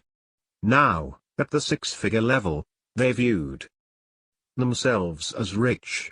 And, according to Jerry's logic, rich people don't live in $280,000 homes or neighborhoods. Jerry's perception of what it meant to be wealthy got in the way of making a sound housing decision. Attention, Jerry. Rich, wealthy, affluent, no matter. It is all about net worth. Income is not wealth. And wealth is not income. This couple's net worth was now less than $150,000. While Jerry was telling his story, my father looked over the numbers he had tabulated from the 2007 IRS estate tax data. For those descendants with an estate valued at $3.5 million or more, the median market value of a decedent's home was $469,021. That is less than 10% of their median net worth. And on average, these descendants had nearly 2.5 times more of their wealth invested in investment real estate than in their own personal homes. What if Jerry had known this beforehand? Would he still have bought a home priced higher than the value of the typical millionaire decedent? It would depend on whether Jerry wanted to act rich or actually be rich someday. Affluent neighborhoods as requirements. Economically productive home buyers have a distinct advantage in their home search, primarily because they have fewer restraints related to the show, or status, of where they live. They do not have Jerry's mindset of my high income now requires that I live in a rich neighborhood. But, there are more Jerrys, especially so many years after an economic decline. Deb, a soon-to-be millionaire next door, shared her thoughts about buying a home. She had just read Stop Acting Rich, and it reminded her of the following. My husband and I bought a house. The housing market was down, and we were looking in a blue-collar area because he needed to move into a specific school district. There was a tiny development of new construction, and we got a new 4-bedroom colonial. Later, a co-worker of mine started to look for a house with her fiancé. She showed up for work in tears because they couldn't afford a nice house. I want a house like yours, she said, but she was only looking in upper-class neighborhoods. I told her that she could afford something better if she would buy in a blue-collar neighborhood like mine. She was so offended by this prospect that she refused to speak to me for a week. Maybe Deb hit too close to home with her recommendation. Perhaps Deb's friend would have more realistic perception of the so-called upper-class neighborhood if she had known that the rock star Bruce Springsteen once said in an interview that he had found some jerks in every neighborhood he had lived in, from the bluest of the blue-collar to those filled with expensive mansions. A top realtor of mansions in a major metropolitan area has found that these neighbors can be just as noisy, disrespectful of property lines, or neglectful of property as their blue-collar counterparts. Terrible neighbors, it seems, are normally distributed. Deb's friend, though, was not alone in her reaction to economy in housing choices. As we've said before, frugality isn't for everyone. Consumption in moderation is not for everyone, either. One type of The Millionaire Next Door reader had quite a different reaction to the book than typical fans. Even going back to the late 90s, when the economy and stock market were booming, copies of The Millionaire Next Door were found shoved in the toilet of the airport bathroom in Atlanta, or given away. There could be several reasons for this behavior, but clearly the reader did not expect a lesson in consistency and discipline. Perhaps they were looking for a get-rich-quick plan, or maybe a pat on the back for achieving a $180,000 per year income to pay for their home that stretched them and private schools and a luxury SUV in the garage, but little in the bank. They were sorely disappointed to learn that not only did the data not applaud this type of behavior, but in fact indicated that they were impairing their economic future. Your neighbors and income from estates. Just over 35% of millionaire homeowners in our most recent study live in homes currently valued at the $1 million mark. When we look at how they generate revenue, we see some surprising, or not, statistics. First, when we examine the differences between millionaires with any amount of income coming from trusts and estates, approximately 14%, compared to those with no estate, trust income. 86% of our sample, we see that there is a larger percentage of millionaires with income from trusts and estates living in million-dollar homes than the general millionaire population, that is, 55% of millionaires with income from trusts and estates live in homes worth at least $1 million. The higher the market value of the typical home in a neighborhood, the higher the proportion of homeowners in that neighborhood who have inherited wealth. As an example, about 1 in 4 of Those who live in America's tiniest neighborhoods, where the current market value exceeds $1 million, had some amount of inherited wealth from estates or trusts. Contrast this with millionaires, who live in neighborhoods where the typical home sells for less than $500,000. Only 8% of these homeowners received any income from estates or trusts. If your explicit or implicit goal is to emulate and fit in with those around you, you may be playing a game that's difficult to win. Keeping up with the Joneses who earn enough to live in a $1 million home is difficult by itself. But it is more difficult if your competition next door was heavily subsidized by their wealthy relatives. Homeownership does not equal millionaire status. A couple once asked my father about the relationship between homeownership and net worth. They were contemplating buying their first home. In your books, Tom, you mention that nearly all millionaires are homeowners. Approximately 95%, they pointed out. But homeowners are not millionaires. And no one is going to hand you a check for 7 figures when you close on your first home. However, there is some correlation between home ownership and net worth. According to government statistics, the median household net worth for renters has hovered around the $4,000 to $5,500 level during the last 20 years. For the same period, the median net worth for homeowners has been 30 to 45 times greater. The median net worth for homeowners in the United States in 2016 was approximately $230,000. 7. But don't count on the appreciation of your home to make you wealthy. In Stop Acting Rich, my father mentioned that if all costs are accounted for in real terms, homes appreciate very little, if at all. Again, one of the keys to building wealth is to live in a home that you can easily afford. What is affordable? A few years ago, Bankrate.com suggested that an affordable home is one where monthly housing costs, which include principal and interest on the mortgage, insurance, and taxes, would be less than 28% of a household's total income. This is close to the 3 times recommendation from the millionaire next door. Not only should you think about cost of living, but also how you measure your well-being within your new city, community, and neighborhood. Specifically, we still argue that your more immediate community, your school district, neighborhood, and town, is more important when it comes to your personal happiness.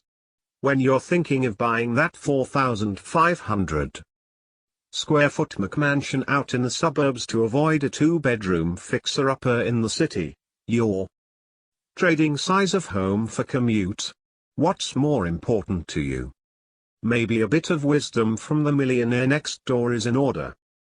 Perhaps you aren't as wealthy as you should be because you traded much of your current and future income just for the privilege of living in a home in a high-status neighborhood. So even if you're earning $100,000 a year, you're not becoming wealthy. What you probably don't know is that your neighbor in the $300,000 house next to yours bought his house only after he became wealthy. You bought yours in anticipation of becoming wealthy. That day may never come. 11. The concept of spending today in anticipation of future wealth continues to plague those who are unable or unwilling to understand the long-term financial impact of large-scale purchases. Remember Ken, who traded Manhattan for Atlanta. His peers viewed his choice with skepticism, but it ultimately paid off with 20-plus years of reduced living costs. In the current environment of rising real estate prices and stagnant wages, the idea of living below your means, not above them, especially when it comes to housing, is as important as ever. Are millionaires cheap dates? Is your significant other dropping hints that indicate he is interested in certain levels of requisite gifts, entertainment, and activities that require spending beyond your, or his, means? You may be involved in a relationship with a consumer-focused partner, one who ultimately may find it difficult to adjust to a more frugal lifestyle which those who seek economic success adopt, as my father described in 2011. When people ask me about the activities of millionaires, I have a short answer. As I wrote in The Millionaire Mind, the typical millionaire is, in 3 words, a cheap date. Yes, a cheap date even among a fraction of the top 1% of the wealth holders in America. Many of their favorite activities of millionaires are not at all costly. It matters not if you are rich or poor. Their best things in life are free or close to it. I was reminded of the cheap date concept when I read a recent email from a self-employed multimillionaire right on the mark. Balance sheet. Affluent. In it, he wrote, I ride my bike to work, 12 miles round trip. Been doing it for the last 8 years. Age 59. Married 38 years, no inheritance. 3 adult children, all successful. We paid for 3 private colleges. No mortgage. Own a business. No debt. My career is demanding. 60 hours per week, but I have coached kids' sports, I sing in the church choir. Have a garden. Annually make many gallons of apple cider. Keep honey bees. Attended 6 home building trips to Mexico and serve on a variety of professional committees. Wife and I share many Christian values. This has contributed to our long-term marriage. All of our friends seem to have similar values to ours. He mentions that he has no burning desire to drive a new car. As he said, we are satisfied. Our cars tend to last a long time. 2002 Tahoe, 90,000 miles, 1995 Buick purchased 3.5 years ago for $3,500. This millionaire spends his time and money in ways that give him great satisfaction. Being a cheap date doesn't bother him in the least. The goods of consumers. What many people loved, and some people loathed, about The Millionaire Next Door was the focus on living frugally. Throughout the years since its publication, individuals from around the world commented that they finally felt vindicated for their chosen lifestyle, one that eschewed their consumption machine. They described in detail their habits, from seemingly small behaviors like clipping coupons to how they purchased their latest automobile. The case studies in The Millionaire Next Door confirmed for them that they were not alone. Compared to 1996, the cycle for consumer trends is faster. Our social connections include non-stop information about what our neighbors are doing and buying, and marketing looks like journalism. Marketing and consumerism have all changed dramatically in 20 years, changing the nature of what is presented to consumers and how easily accessible shopping is, as discussed in Chapter 2. Despite those changes, and despite the influences of media, social and otherwise, we see consistency in their moderation of millionaires over the past 20 years. Prodigious accumulators of wealth continue to describe themselves as frugal more often than those who are under accumulators of wealth, and they recognize that they are more economically successful than their neighbors. While there is little difference in budgeting, there is a difference in overall wealth and frugality. Does it take more to be disciplined in the area of spending today than in the 1980s or 1990s? Certainly the advent of social media and the advanced ways in which marketers can track and remarket to us requires more discipline to ignore them. For now, We'll look at some similarities over time. The most millionaires will pay for consumer goods today hasn't changed much from 1996. In 2016, millionaires spent about the same amount on suits, shoes, and watches as they did in 1996. The median price paid for suits decreased approximately 18% between 1996 and 2016, most likely due to the decrease in apparel costs as well as the increase in informal business attire allowed today. But the important point here is that consumption, at least for these categories of consumer goods, continues to show that millionaires next door and otherwise are not consumers of top luxury items within conspicuous categories.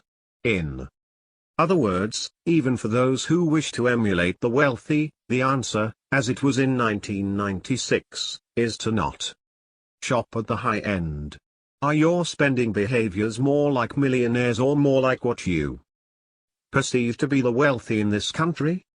Playing the part? A Lawyer's Guide. Ned Davis, 36, is a successful trial lawyer. Even at this early stage in his career, his tally of legal victories places him in the exceptional category. Ned was kind enough to share some of his insights about the importance of accessorizing when in the courtroom environment. I'm not a big watch guy, but I had wanted to buy a leather-banded, gold watch for some time. I have a silver, metallic Rolex watch that I received as a gift about 15 years ago, and I wanted a gold watch to wear on occasion. I thought that I could justify spending a couple grand on a new watch because I had never bought one, and my wife even offered to get it for me as a Valentine's Day present. After reading Stop Acting Rich, however, I decided that I would not go out and blow several $1,000s on a fancy gold watch. I ended up finding a Timex at the antique dealer, thrift shop at their end of my street. The one I found had a vintage look. It was from the 1970s. That made it look like a nice dress watch. The Timex label, however, made it extremely affordable, $40. Not long after purchasing it, I realized how useful it was to have a modestly priced watch to wear on those occasions when I didn't want to seem like a fancy pants lawyer. When I'm in front of a jury or meeting with a client or witness of modest means, I now prefer to wear the trusty Timex. I think our clothes and watches, and cars, do send a lot of messages that can be good or bad. I find that it is better not to have your clothes or watch or jewelry stick out too much in court, and I tell all my witnesses the same thing. By the way, Stop Acting Rich has also reinforced my decision to keep driving my 2004 Volvo. I figure I'm saving at least $500, $700 every month I keep driving my 7-year-old car. Ned's many successes and the well-earned respect that goes with them are true badges of achievement. Uniforms and accessories can be bought in stores, but they're not the same as a list of genuine triumphs in legal, or in any other form of economic competition. Also, note that nationwide, the typical millionaire paid at most $300, median, for a watch. About 1 in 4 paid $100 or less. Note here, though, that in our survey we didn't distinguish between traditional watches and smartwatches or other wearable technology which some argue may replace the traditional watches featured in the Millionaire Next Door. Even so, the median price paid is the approximate price of smartwatches. Luxury jeans. Let's take a look at the new staple of Business Friday offices, jeans. The U.S. denim industry is a $13.7 billion one. 13 and a recent study reported that on average, Americans owned 7 pairs. 14 while the average American pays under $50 per pair. 15. The millionaires in our study paid just over that mark. spending at most $50 on denim. In the luxury realm, though, we know that designer jeans can cost much more than that. Simply type in jeans into Amazon and sort from highest price to lowest, and you'll most likely see an opportunity to purchase a pair of Dolce & Gabbana jeans for more than $8,000. Only 25% of millionaires spend more than $100 on a pair of jeans, a far cry from the inexpensive jeans of one millionaire we interviewed, an attorney who left the corporate world to help with a family business. Clothing tips from Mrs. Point. Today Americans go through clothing faster than ever before. In 2015, the per capita consumption of apparel was 67.9 garments and 7.8 pairs of shoes, returning to pre-recession levels according to the American Apparel and Footwear Association. 16. We also throw clothing away at a breakneck speed. According to the Council for Textile Recycling, every year, every man, woman, and child in the United States throws away 70 pounds of clothing and other textiles. 17. High-quality furniture, less costly in the long run. There are certain quality consumer goods that can be used, passed down, resold, and used again for years to come. In many cases, they are often higher in price but ultimately are only purchased once. My father wrote this piece in 2013, highlighting his lifelong hobby of woodworking and the concept of quality in consumer goods, quality that perhaps doesn't lend itself to a room redesign shopping spree every 2 years. Omitted from my online resume is the heading of hobbies. Avid woodworker since age 12. Builds rustic tables, cabinets. Carves ducks, many from first growth white cedar. As a woodworker, I often make judgments about the quality of wood and workmanship in new and used furniture, even some antiques.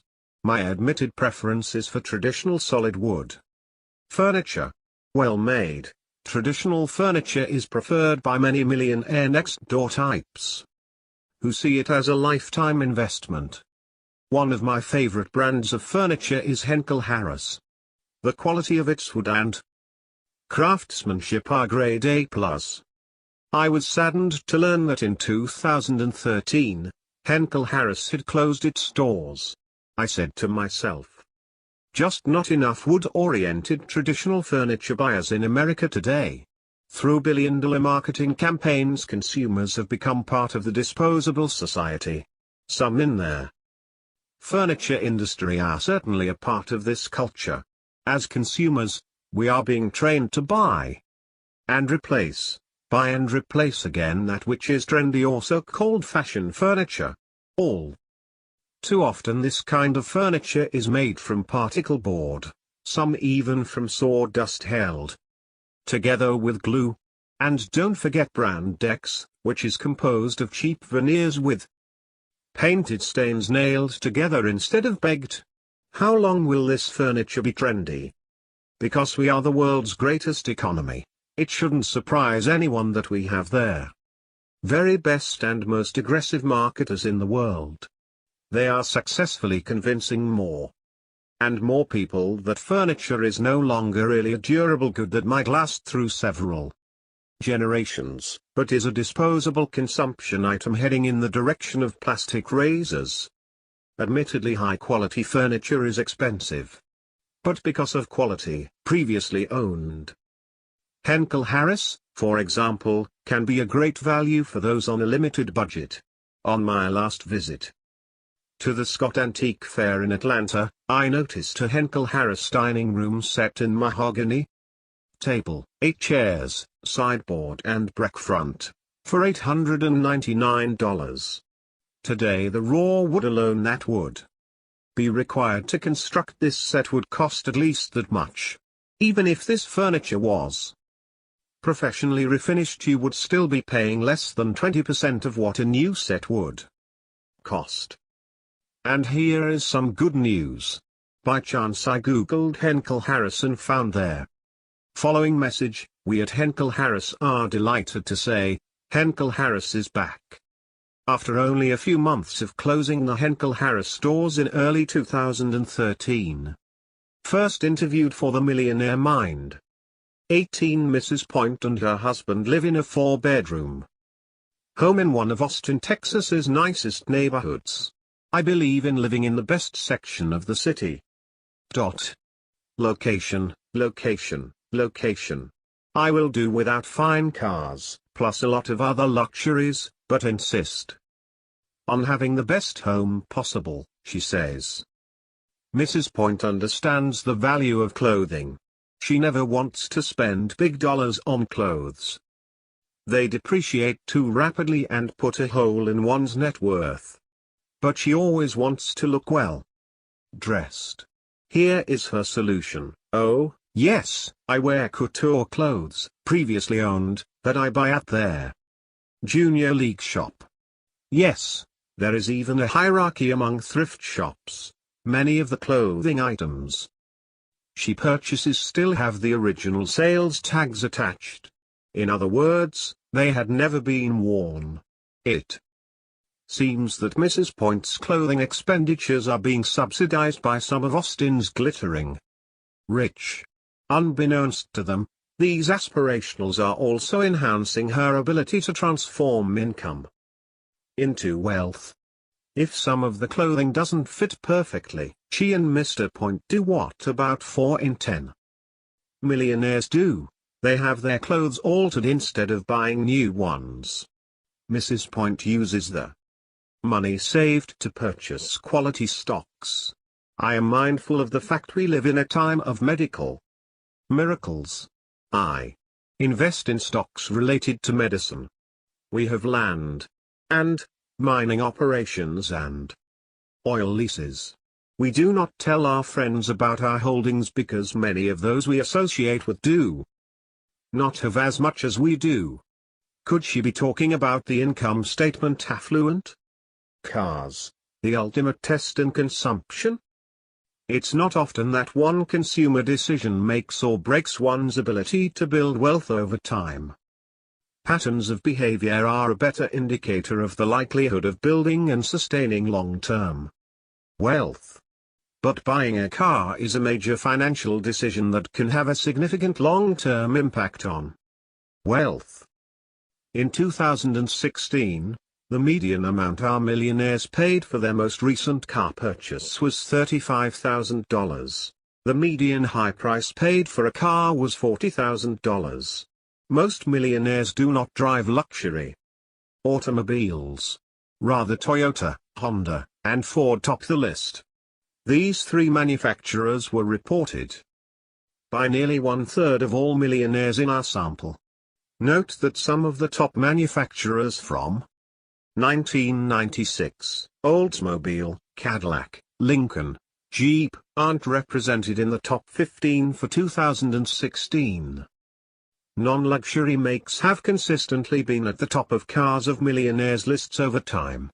Their most popular brands among millionaires are Toyota, Honda, and Ford, followed only then by BMW.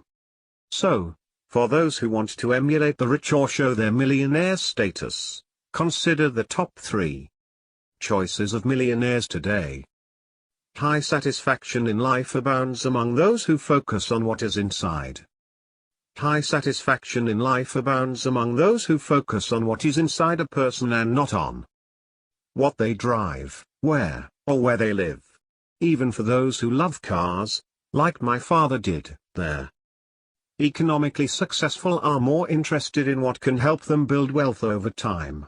When we asked one millionaire next door from outside Winston-Salem, North Carolina, what he gave up in order to achieve significant wealth, he replied, "A new car every few years.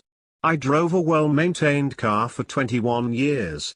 I think that decision saved me about $250,000 in repeated car payments." The end game is financial independence. The consistency of quality. In order to drive a car for 20 plus years, it will need to be of the highest quality. This is the reason the economically successful tend to buy based on this factor. The luxury automobile is still the calling card of those who are income statement affluent. But the table above shows that Toyota and Honda topped the list of cars driven by millionaires. Here is an interesting piece that my father wrote a few years ago about Honda, number 2 on our list of millionaires' top choices for automobiles. A 2011 advertisement for the Honda Accord describes it as having the highest resale value within its class. I'm not surprised. How well a motor vehicle holds its value depends on several factors. Of course, reliability is important, no doubt, but there is something else. It has to do with retail versus fleet sales. What if the car that you are contemplating buying is sold in their hundreds of thousands under the heading of fleet sales? Most of these fleet purchases are made by rental car companies who demand very deep discounts from manufacturers. Later, these 1, 2, or 3-year-old cars are dumped on the used car market.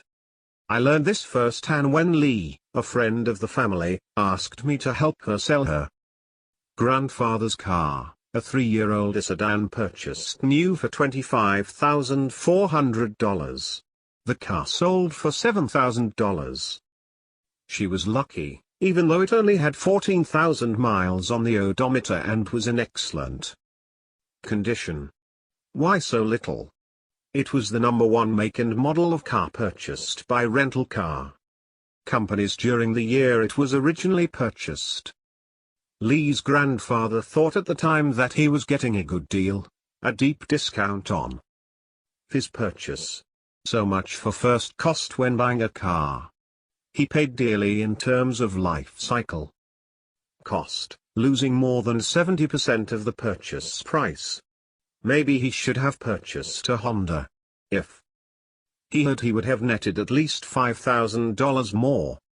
According to a 2011 article in Automotive News, Honda America accounted for only 1.6%. Or 33,000 of all the fleet sales, 2.1 million, in 2010. 19. In contrast, Honda sold 1,197,500 of its vehicles to retail customers. In sharp contrast in terms of fleet sales, General Motors accounted for 29.2% or 609,000 motor vehicles. Ford accounted for 29% or 604,900. Ironically, I recently bumped into the owner of a large Honda dealership. I hadn't seen him since we were in graduate school together. I praised his reputation as a quality dealer. He responded, "They are great cars and Honda, wonderful people to work with. But once you sell a Honda to a customer, they'll hold on to it or at least keep it in the family. I never have enough Honda trade-ins to keep my lot filled." Leasing, luxury, and aspirationals. It's very easy to judge others by the car they drive. Marketers count on it and spend billions of dollars.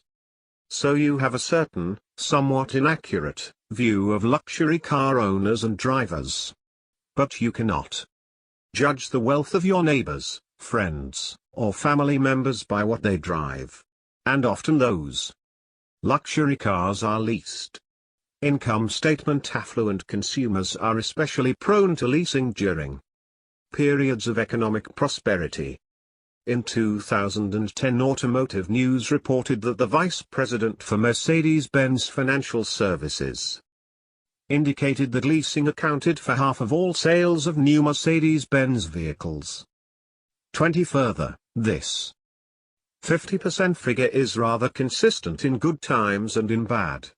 How does this 50% figure compare with the lease versus purchase ratio for all those passenger vehicles acquired in America? It is much higher than the norm. Over the past decade, leasing accounted for approximately 20% of all new passenger vehicles that were acquired. Aspirationals, people who aspire to be rich and play the part by consuming as if they are already wealthy, are much better at spending income to look wealthy rather than actually accumulating wealth. If this group was really interested in emulating those who are truly rich, they might wish to purchase instead of lease their motor vehicles. In our latest survey, only 14% of millionaires leased their cars, and the median value of those vehicles was $46,000, whereas millionaires who purchased their new cars did so for a median value of $35,000. Of those who leased, 25% of the cars leased by millionaires in our latest study were luxury cars, whereas 75% of the leased vehicles were non-luxury cars, for example, Honda, Toyota. Who buys a 13-year-old Toyota? Nearly 28% of millionaires in our latest study drive a car that is at least 6 years old, and of course, we know anecdotally that many millionaires drive cars into the double digits of years. In what you might call a field study, my father profiled the prospective buyers of his 13-year-old Toyota to examine anecdotal evidence about buying habits. He wrote this piece in 2010. When I sold our family's mainstay, a 1997 Toyota 4Runner 4x4, the car was like a good friend. It never let our family down. Even though it had 180,000 miles on it, everything worked. The paint was still nearly perfect. We were surprised with the large number of prospective buyers who contacted us shortly after it was listed on the internet. Two of the potential buyers are worthy of discussion here. Prospective buyer number 1 was male, age 36, married, father of 3.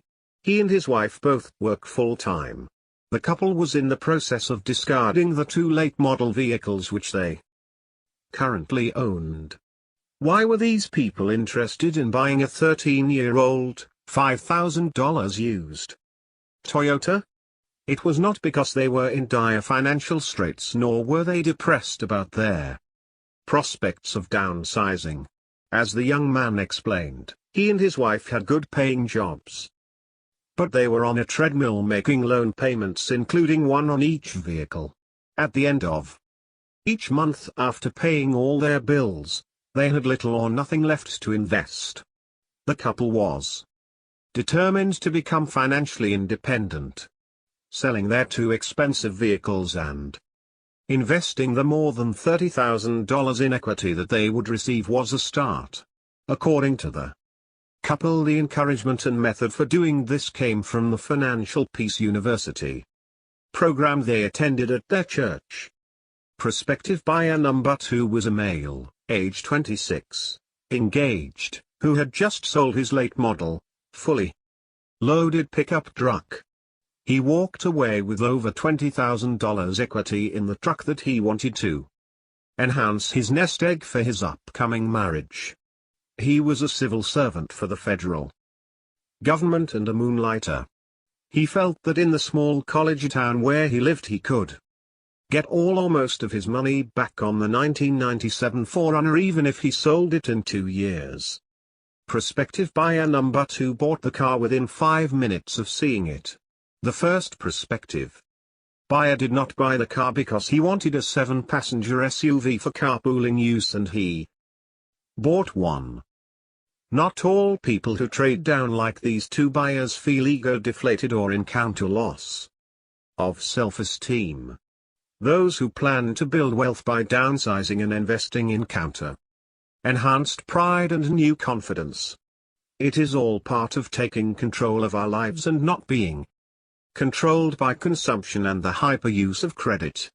It took billions in advertising and marketing dollars to convince us that happiness and self-esteem can be purchased in stores with loans and credit cards. And such beliefs cannot be changed overnight. It is important to have a mentor who can help you change and then guide you to financial freedom. My father profiled aspirationals in Stop Acting Rich. Perhaps Shakespeare was referring to these people when he wrote, "All that glitters is not gold." Yet many Americans are guilty of judging their wealth of others based on whether they drive prestige makes of motor vehicles.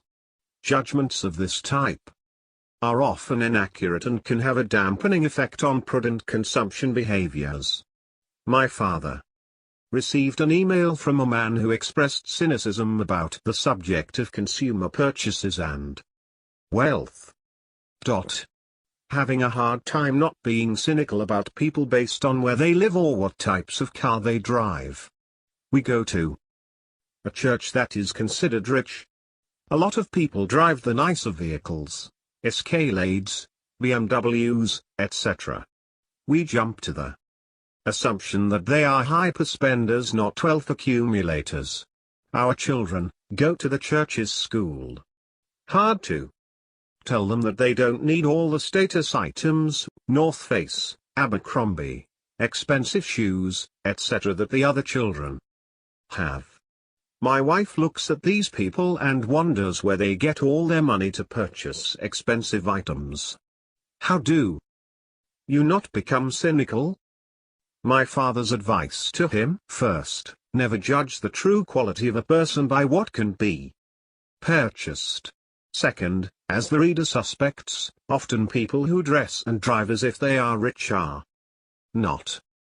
In our latest study, across all respondents in our affluent sample, not surprisingly we found a correlation between purchase price of one's latest vehicle and net worth. And the combination of age, income, and net worth accounted for almost 25% of the variance in purchase price. From a practical perspective, the price of our cars has more to do with factors beyond how much we make, how old we are, and our wealth, including attitudes, influences about luxury, and what our neighbors are driving. These sociometric and psychological factors may be at play. And we found that income did a much better job at predicting how much you would pay for your next car than your net worth. This is particularly true for leasing. We found that net worth added very little when trying to predict the price of the leased vehicle above and beyond income. For our cynical reader, the answer is clear: the purchase price of cars, and therefore the makes and models he sees in his community, has more to do with factors other than wealth or income than most of us believe. And if we are considering the financial side of why we drive what we drive, income level, not wealth, is more important. Perhaps it is best said in the Old Testament, man looks at the outward appearance, but the Lord looks at the heart. -1 Samuel 16-7. How to buy used luxury. What if you want to drive luxury? The used vehicle-prone shopper category of the Millionaire next-door population provides a guidebook to those who choose to have luxury in a pre-owned state. 1. Engineering professor detailed his latest car purchasing experience with my father. The sight of cash has a powerful effect on some people. Accordingly, I took $2,000 in $20 bills from my emergency cash reserve. I put $500 of it in my right trouser pocket and the remaining $1,500 in my left shirt pocket. After arranging to come and see the car, I got an old Navy shipmate of mine to drive me to the appointment. The seller lived in a pricey neighborhood with equestrian trails. He had a new Jaguar sedan, a Toyota sedan, and a Cadillac Escalade SUV in the 3-car garage. His oldest daughter had been using the Mercedes to drive to her college classes. She was moving out of state, and he had just bought her a new Toyota. He also said, "I don't need 4 cars for just me and my wife." This passed the smell test and it indicated that this was probably not a lemon he was trying to unload on someone.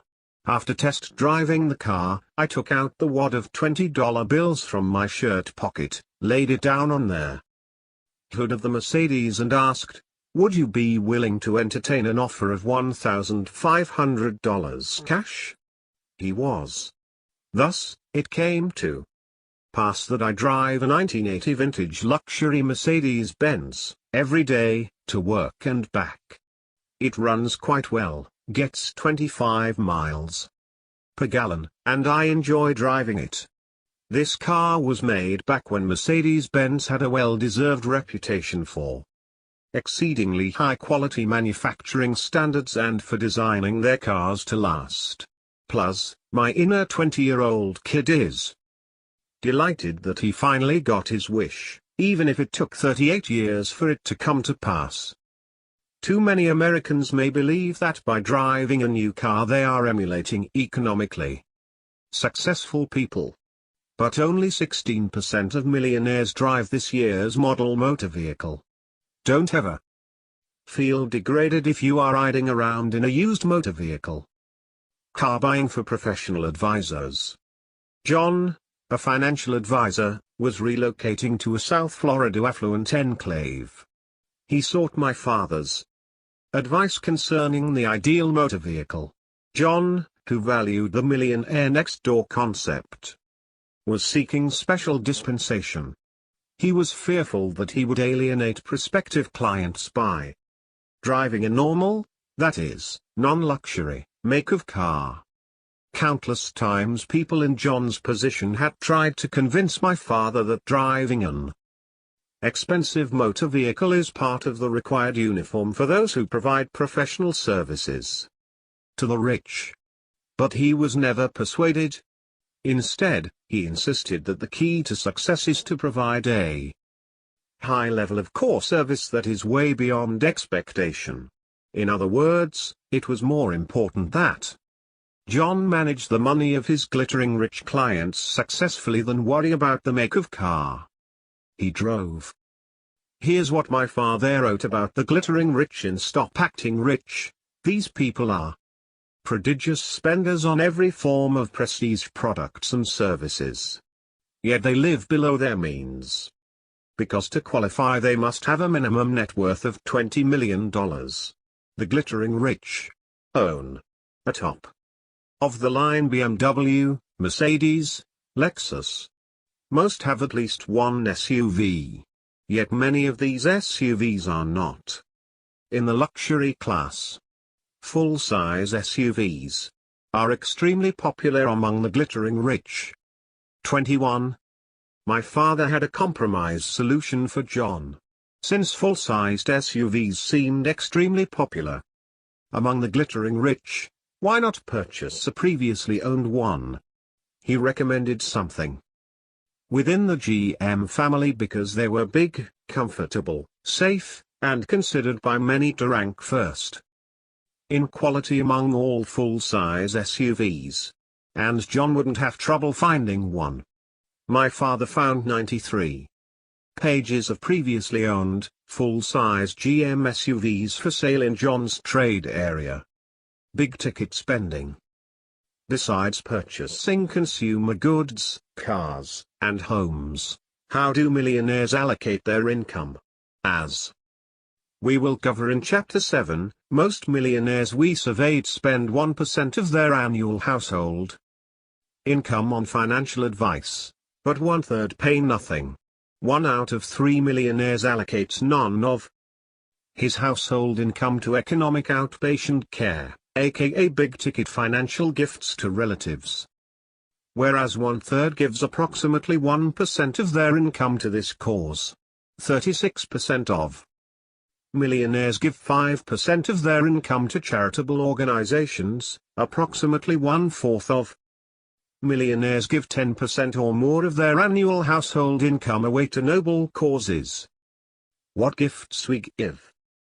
The billionaire businessman and former mayor of New York City, Michael Bloomberg, has been documented as only possessing 2 pairs of work shoes. And it has also been disclosed that he routinely has them resold so he can wear them for longer periods of time. Our data indicates that of the top 1% of wealth holders in America, 70% regularly have their shoes resoled or repaired. This supports our general thesis that people who have a propensity to build wealth tend to be quite frugal in allocating their dollars for consumer products. Mr. Bloomberg is quite obviously a prodigious accumulator of wealth, a balance sheet affluent type.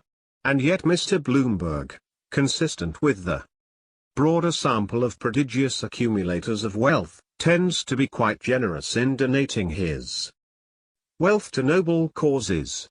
Conversely, the data indicates that people with high incomes and significantly lower levels of wealth accumulated for their age or income cohort tend to spend big on themselves, but donate relatively little to noble causes. In our 2016 survey result, our sample indicated that 52% of the under-accumulator population donated 5% or more of their annual household income to charitable causes, while nearly 70% of their prodigious accumulator population donated 5% or more of their annual household income. At first glance, this data may appear counterintuitive. Shouldn't the prodigious accumulators be giving less away to others? But upon reflection it makes sense. The income statement affluent types don't give as much away because they need more of it to fuel a high consumption lifestyle. The prodigious accumulator group has more to share because their fixed lifestyle costs are lower. The IRS estate tax data also shows that as estate size increases, charitable giving increases dramatically. In 2013 Mr. Bloomberg donated $350 million to Johns Hopkins University, his alma mater, thereby pushing his lifetime giving to the school above $1 billion.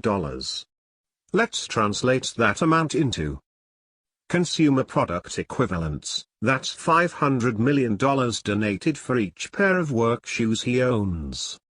Our research indicates that recognition is not a major factor motivating affluent individuals to support noble causes.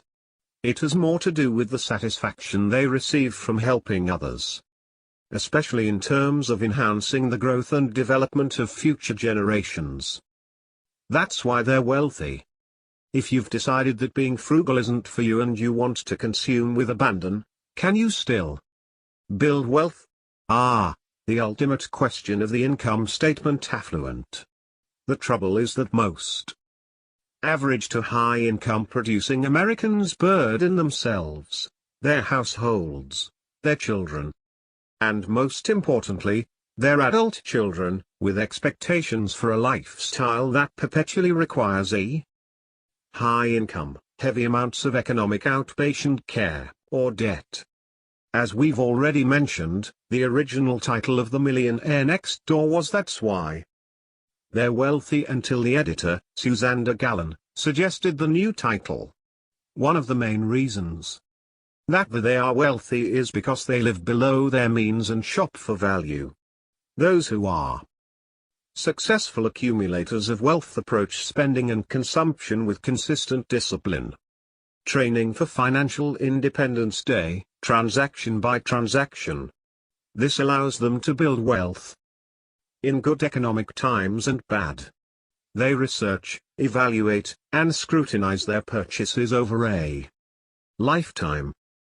As my father wrote in The Millionaire Next Door, how did the wife of a millionaire respond when her husband gave her $8 million worth of stock in a company he recently took public?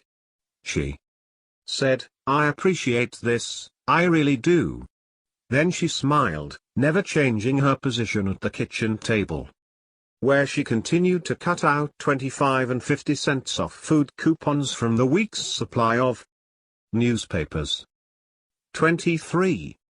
Ignoring trends, being indifferent to the views and influence of the herd, and living below their means are the hallmarks of those who are good at transforming income into wealth. As a result of this lifestyle, They have greater freedom and security to change jobs, start their own businesses, and take chances. In essence, a consistent and disciplined pattern of consumption behaviors is the marker of those who can be wealthy on their own, and those who are wealthy today. Chapter 5. Strengths for Building Wealth. It is very confusing, all this information about the keys to becoming economically successful. How did millionaires become rich in America? The best way to answer this question is to ask them from the millionaire mind. Without a higher than average income, most individuals working for others cannot amass wealth easily. And small business owners aren't universally successful. In fact, the failure rate for small businesses in the US within 5 years as of 2016 was 50%. 1. Finding great satisfaction in one's work, while important for long-term revenue generation, doesn't guarantee wealth. Put simply, their ability to transform any amount of income into wealth still relies upon the discipline and hard work associated with saving and managing one's finances effectively. This includes the mundane, for example, creating budgets, paying bills, and the more complex, for example, filing taxes, investment analysis. To achieve financial independence, someone, or more than one someone, which is more often their case today, will have to assume the role and responsibility of household CFO for budgeting, planning, and overall leadership related to all things financial. Just like the millionaires who are proficient in targeting market opportunities, most economically successful households have in them a leader or a team that is able to capitalize on their strengths for building wealth. They run their households like a business, assigning key tasks to the team member who can effectively do that job. So the question becomes, what competencies or characteristics allow for better personal financial management than others? Studying the habits and characteristics of the affluent was the main focus of my father's lifetime of work. As I began to join him in his research efforts, I had to apply the type of science I had been trained to use to help understand if the characteristics of the wealthy were, in fact, related to net worth. Was it really the case that frugality always led people to be more financially successful than their peers, or was luck at play? Was it really possible that confidence and discipline could impact one's ability to transform income into wealth, or were there millionaires featured in 1996 financially successful because of the times and a few good choices along the way? Much of our work examining the affluent had focused on demographics and consumer-related data, what they buy, where they live, what they drive, and how they spend their time. Some of that research included examining life experiences and characteristics, particularly in the millionaire mind. Beginning in 2010, we began to broaden the focus of our research, identifying common behaviors of individuals at various points on the wealth accumulation spectrum, those who are above average at the task of converting income into wealth, pause, and those who are below average at this task, yours. From this we can make certain inferences regarding the higher level behavioral common denominators of successful wealth builders. To study this critical job, one that to some extent all of us have, we began a series of studies back in 2012. Several of these included samples of mostly mass affluent Americans, selected from a crowdsourcing site. 2 of these were Americans who were essentially freelancing or moonlighting to generate additional revenue for themselves or their families. This endeavor was in some respects a reverse approach to our other historical research efforts. In the past, we examined traits and habits of millionaire populations and at times divided samples into prodigious accumulators of wealth and under-accumulators of wealth based on age, income, and net worth, and then identified significant behaviors in each group. Our main focus in recent years was to find out what other big picture behavioral common denominators make prodigious accumulators of wealth better than their peers at converting their income into lasting wealth. These are the behavioral characteristics that were embedded in our survey research regarding purchasing decisions and career paths were not as obvious. The job analysis of the household CFO.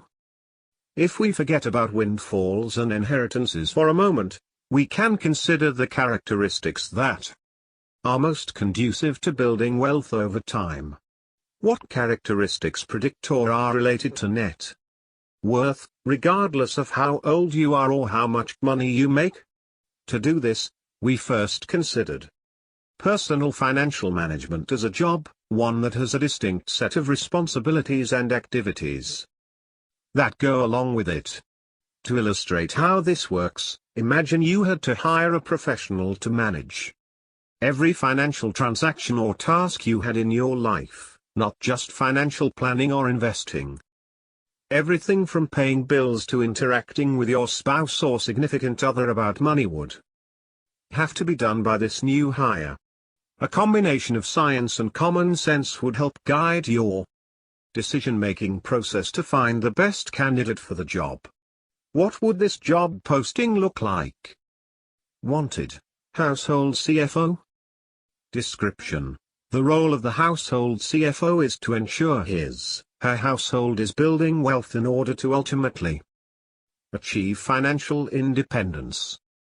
The household CFO will oversee the household's budgeting and financial planning. He or she will be required to create, manage, explain, defend, and negotiate household budgets annually, and monitor spending and saving related to said budget. He or she will be required to plan for the financial security and longevity of the family, focusing specifically on retirement planning, college savings planning, and other large expenses in the foreseeable future. The household CFO will be required to balance checkbooks, file tax returns, pay bills on time, create financial plans, create estate plans, research investments, monitor investments, and generally run all financial matters for the household. Their household CFO will serve as a check on household spending, and thus will work closely with the following individuals: household chief procurement officer and her team members, read, spouse, self and/or children.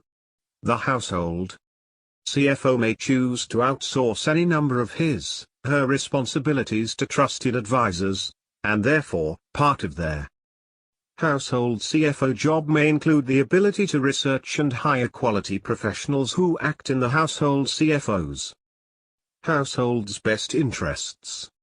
After a thorough search and finding no suitable candidates, you decide that you or your significant other will take on the role, regardless of the nominee's qualifications. The last piece above is the reality. This critical role is always filled by someone in the household.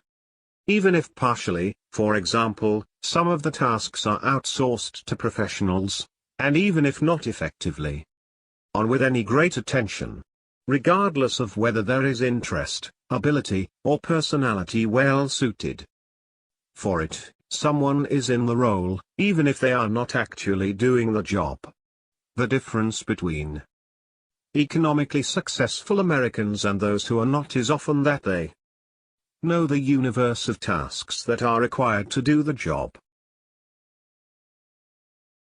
understand what they can do well, what they need to improve on, and what needs to be outsourced. Demonstrate or work to improve in areas that are key to building and maintaining wealth. As we discussed in Chapter 3, a combination of both nature and nurture gives us strengths that can allow us to build wealth or get in the way of us being economically successful. Every individual steps into the household CFO job with a unique set of experiences and competencies, behaviors, and attitudes. Despite these differences, unless our financial lives are completely cared for by someone else, we have to perform the role of managing our money. Part of our research in the past few years has focused on an analysis of the tasks required for personal financial management. This was conducted in the same fashion that industrial psychologists study occupations. What are the requirements of someone who is in the role of household CFO? What does this person do to manage their finances? Once we know the requirements of the job, then we can examine what it takes to do it successfully. When an individual serves as the household CFO, his or her main tasks include those related to spending, budgeting, and doing administrative tasks, as well as making investment-related decisions, and finally, working with others, especially in the case of couples or households with children. Presumably, if someone in the household is completing the most critical tasks for her household, then the household will be financially successful, assuming no one on the team, spouse, children, is actively working against the goals. These tasks require different skill sets to some extent, but, luckily, there is some overlap across them. The list can serve as a what you need to know checklist, especially for those who either haven't had to manage their own financial affairs in the past or are now able to do so without a team. Critical tasks for household financial management. 3. General. Consider the outcomes of potential actions before deciding on a course of action. Make financial decisions based on household's budget, plans, and long-term goals. Focus financial management efforts on becoming debt-free. Spending. Live, spend, below means, income, net worth. Spend less on expenses than household's total income in a given time period. Budgeting. Create an emergency fund. Budget enough money for basic needs, for example, food, before budgeting for optional purchases, for example, entertainment. Account for important household needs, for example, food, clothing, shelter, in preparing budget. Analyze budget and financial goals when considering a significant life change, for example, job changes, additional children, moving locations, that may impact goals. Administrative tasks. Pay bills on time to ensure no late fees or interest charges apply. Complete and file tax returns on time, whether in-house or with assistance. Pay credit card bills on time to ensure no interest charges are incurred. Pay entire balance of credit card each month. Working with others. Discuss unplanned or unexpected purchases with spouse, significant other prior to purchase. Work with spouse, significant other as a team when managing household financial issues. Investing. Understand the nature of investments and their risk and return profile. Invest in employer-provided retirement savings accounts, for example, 401(k)s. Understand the appropriate level of risk to take for own investment portfolio. Someone in the household must complete these tasks in order for the household to run effectively, even if some are outsourced. Part of the success of such an endeavor is hiring the right set of trusted advisors. And the tasks listed here are just the tip of the iceberg. We found a total of more than 240 potential tasks for the household CFO, some more critical and frequent than others. Competencies for wealth. Consider the tasks of the household CFO, and then think about how much you enjoy those tasks and whether you have the knowledge, skills, and abilities to carry them out. Now we're not discussing what the job of financial management entails, but instead the characteristics of how they are completed. Perhaps one of the biggest steps to building wealth involves recognizing how one wants to live one's life, evaluating one's values and interests, setting goals, and achieving them. All of us have a wide range of competencies. These are personal characteristics that range from being detail-oriented and organized to leaving the details and organizing to others. They include interests that span from artistic endeavors to those focused more on conventional concerns like making lists and keeping track of daily routines. They also include values that are highly individualized to those that are more collective and team-based. We know from years of research in predicting job performance, from the field of industrial psychology, that some of these same success factors predict future job performance as well as financial success. Conscientiousness, among the best personality-based predictors of job performance in almost any role.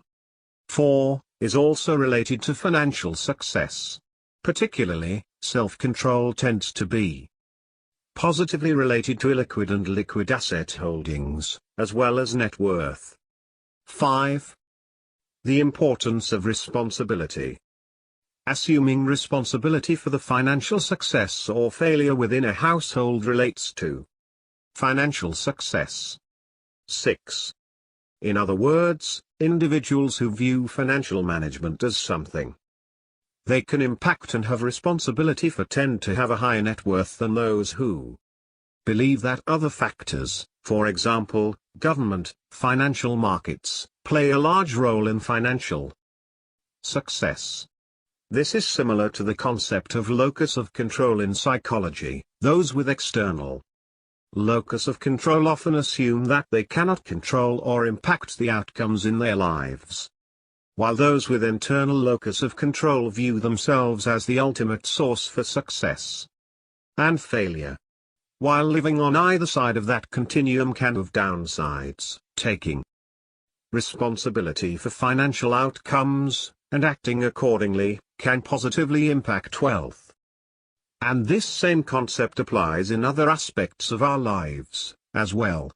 My father highlighted the role of responsibility and leadership in an essay in 2012. Ron Janau's book, Washington, A Life. 7, has been well received by most critics. In an interview published in the Wall Street Journal in 2012, Mr. Janau said of President Washington, "You don't have to be the brightest or the most original mind on the block. But what Washington's life shows is the clarity of vision, the tenacity of purpose and character, and how much can be accomplished in life if you keep your sights on your ultimate goals." 8. In The Millionaire Mind, I cite the work of Fred Fiedler and Thomas Link, two scholars in the field of intelligence and human performance.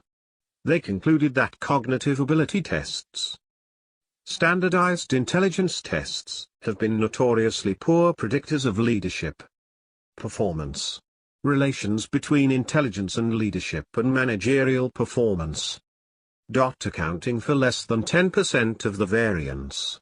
Even these low correlations are likely to be overestimates of the true relationship. Leader intelligence under certain conditions correlates negatively with performance. It is unfortunate that counselors rarely tell students that 90% of the variation in leadership is not explained by standardized intelligence measures. How many kids gave up on themselves early in life because they did poorly in school or ranked low on the SAT totem pole? Perhaps they should have been told, "You still have a chance. You may have to work harder, but you may also have the ability to lead other people." One of the most interesting millionaires that I ever interviewed never excelled in school or on any standardized test. During high school, his parents in frustration asked for a consultation with a seasoned guidance counselor. He told them, "Don't worry about your son.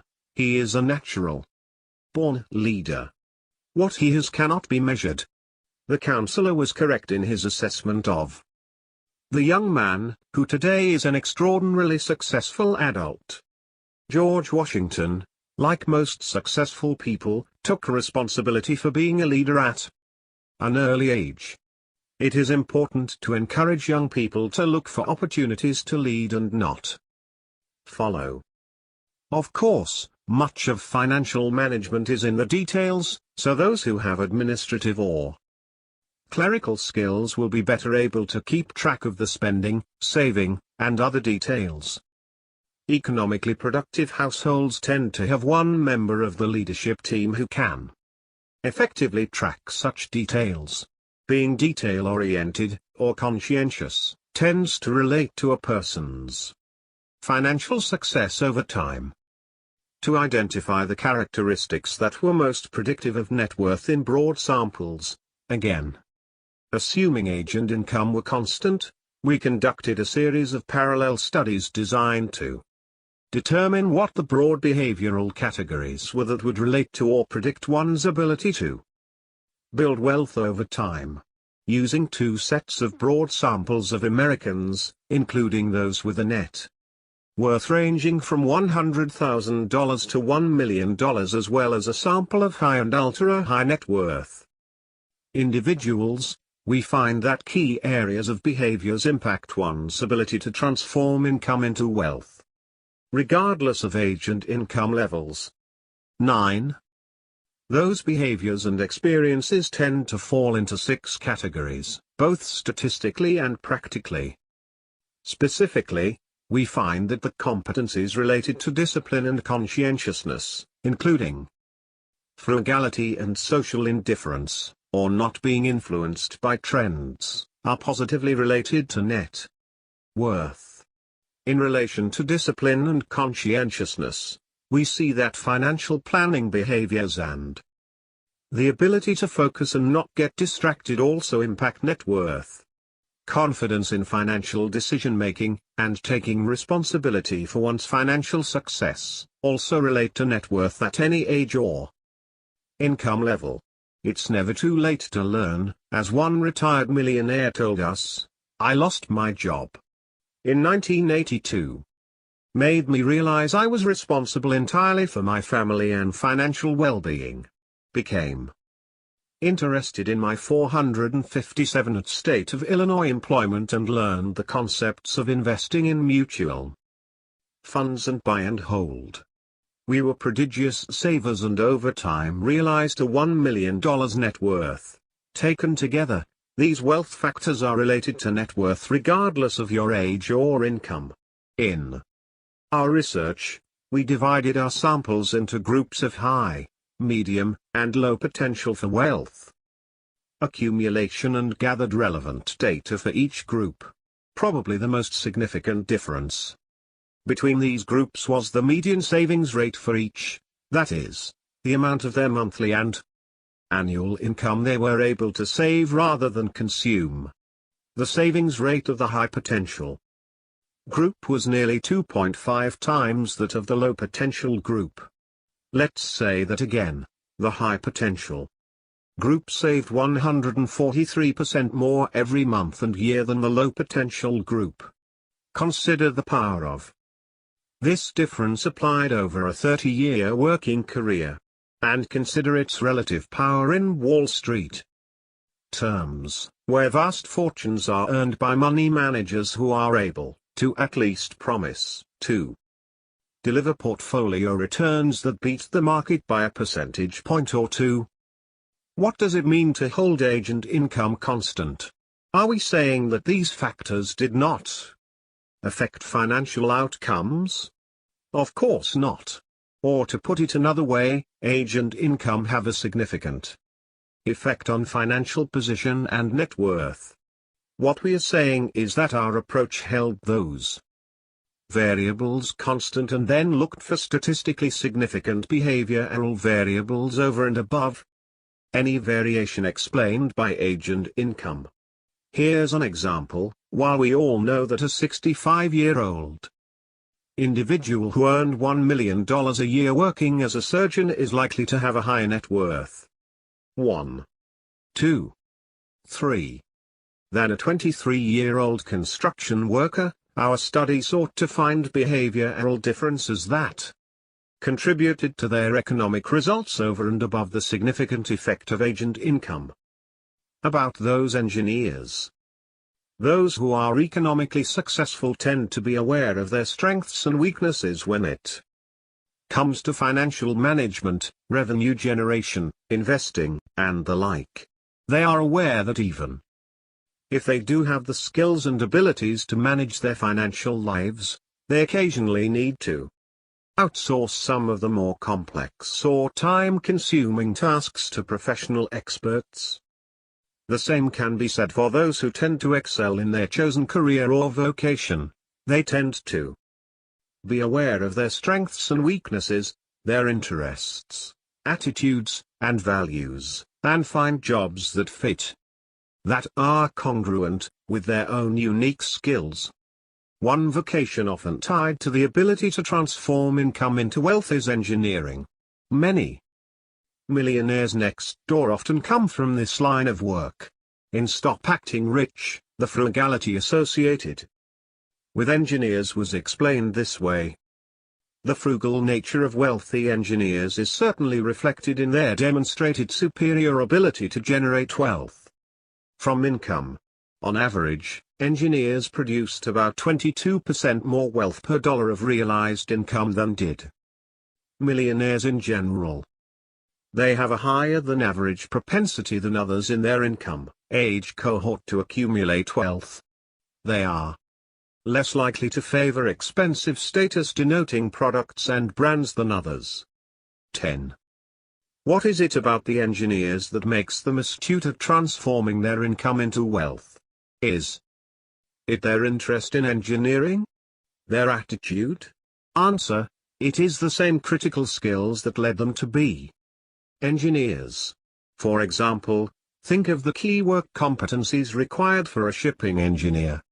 11.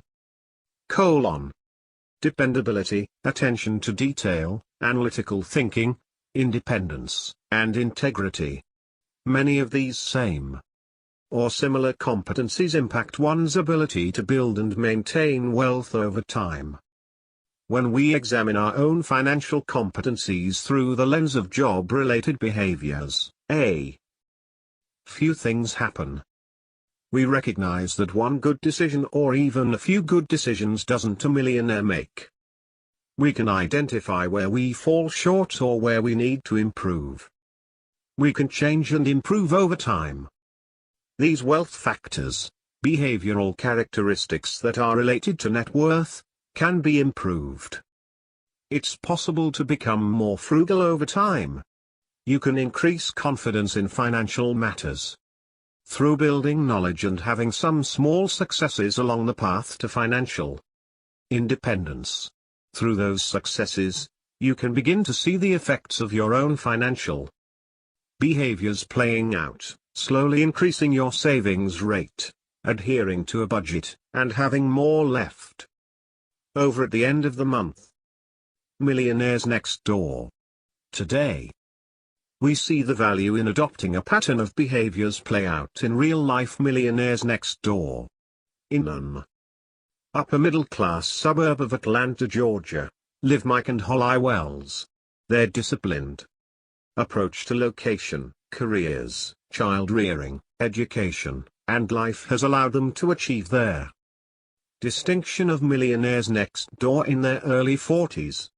They own 2 older model cars, live in a modest home within an excellent public school district, and live a lifestyle on their own terms. They cite the application of many of Dave Ramsey's lessons on their approach to building wealth.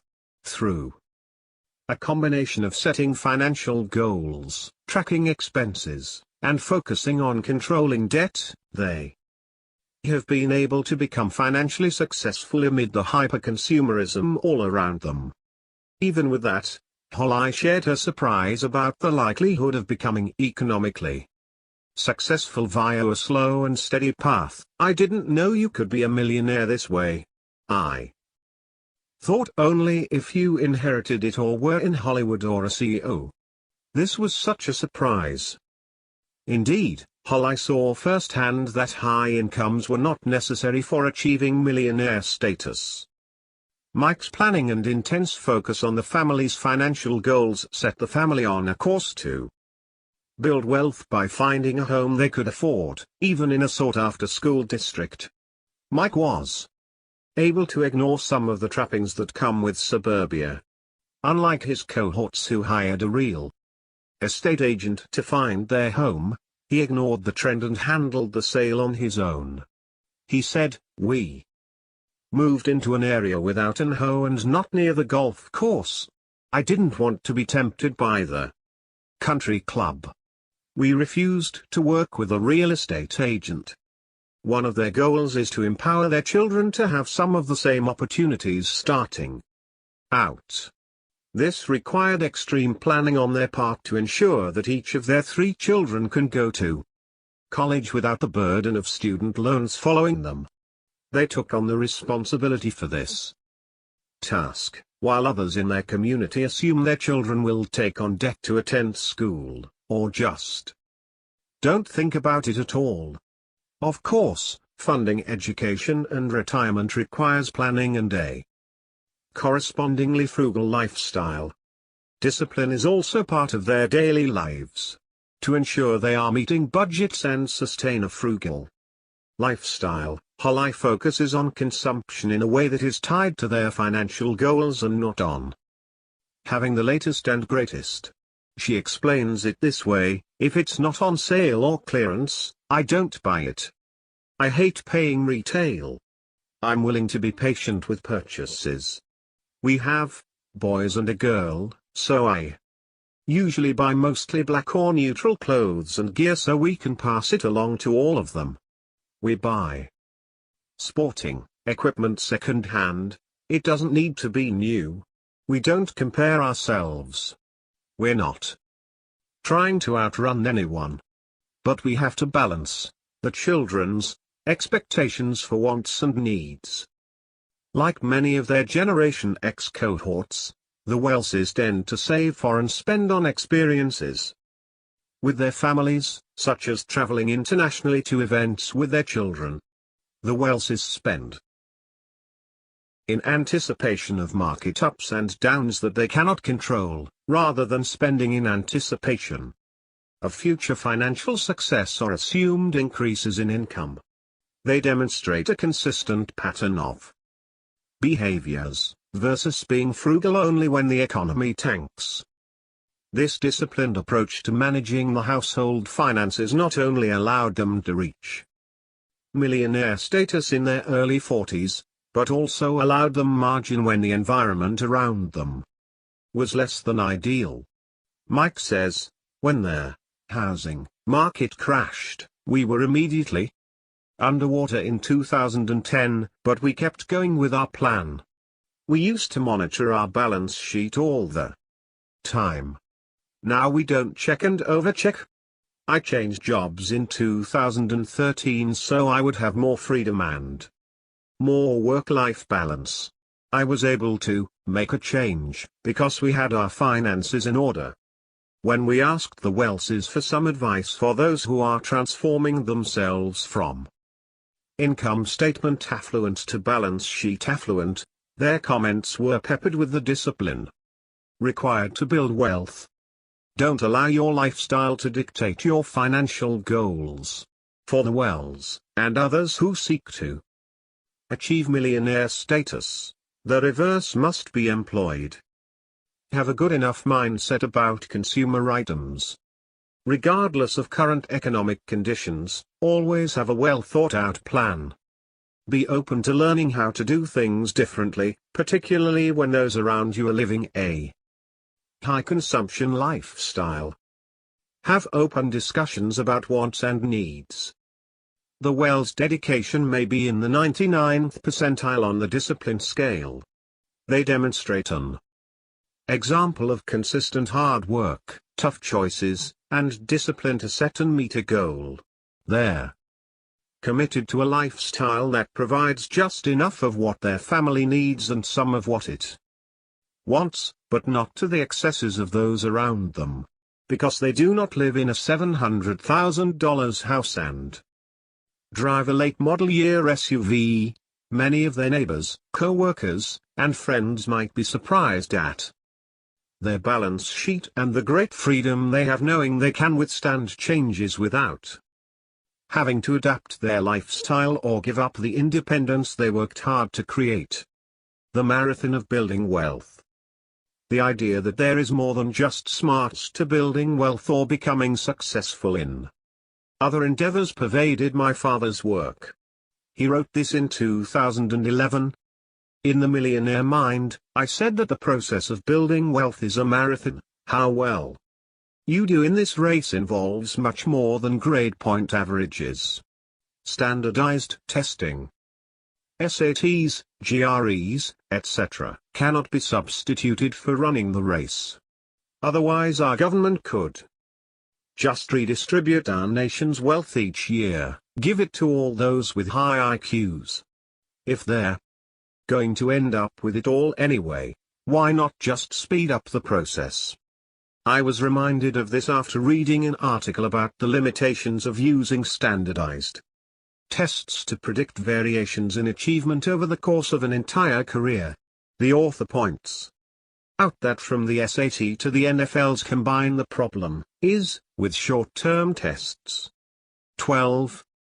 It turns out that many of the most important factors for life success are character traits such as grit and self-control.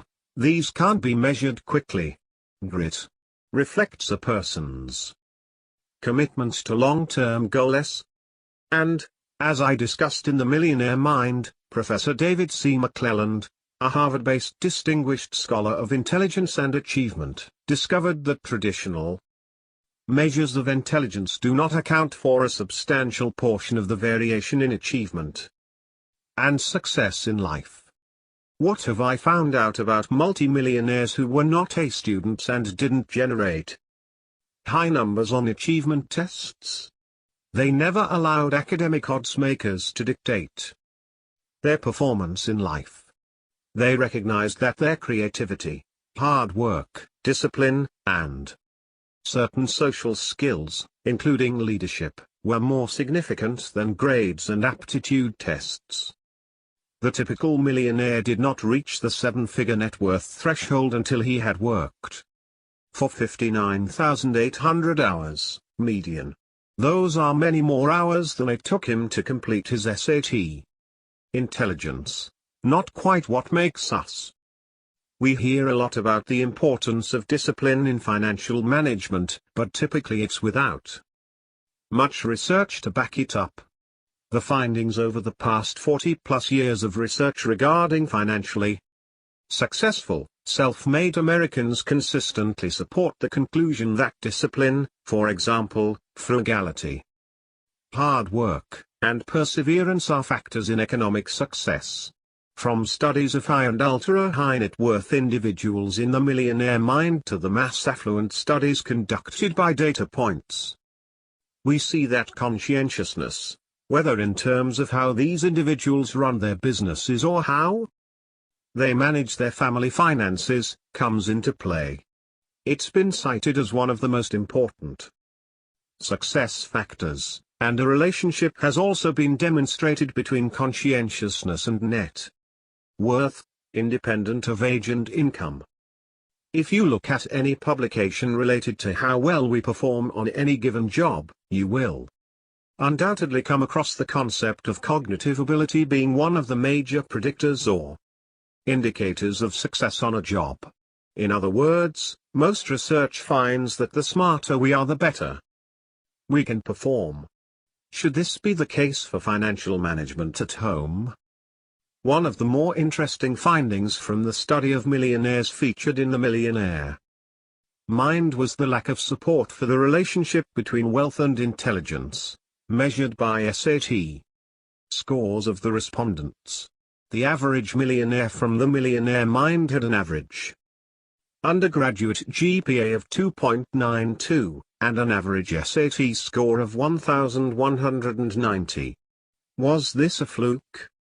Some researchers set out to examine the relationship between intelligence and wealth using samples that were broader in terms of their demographic characteristics than those studied in their Millionaire Mind.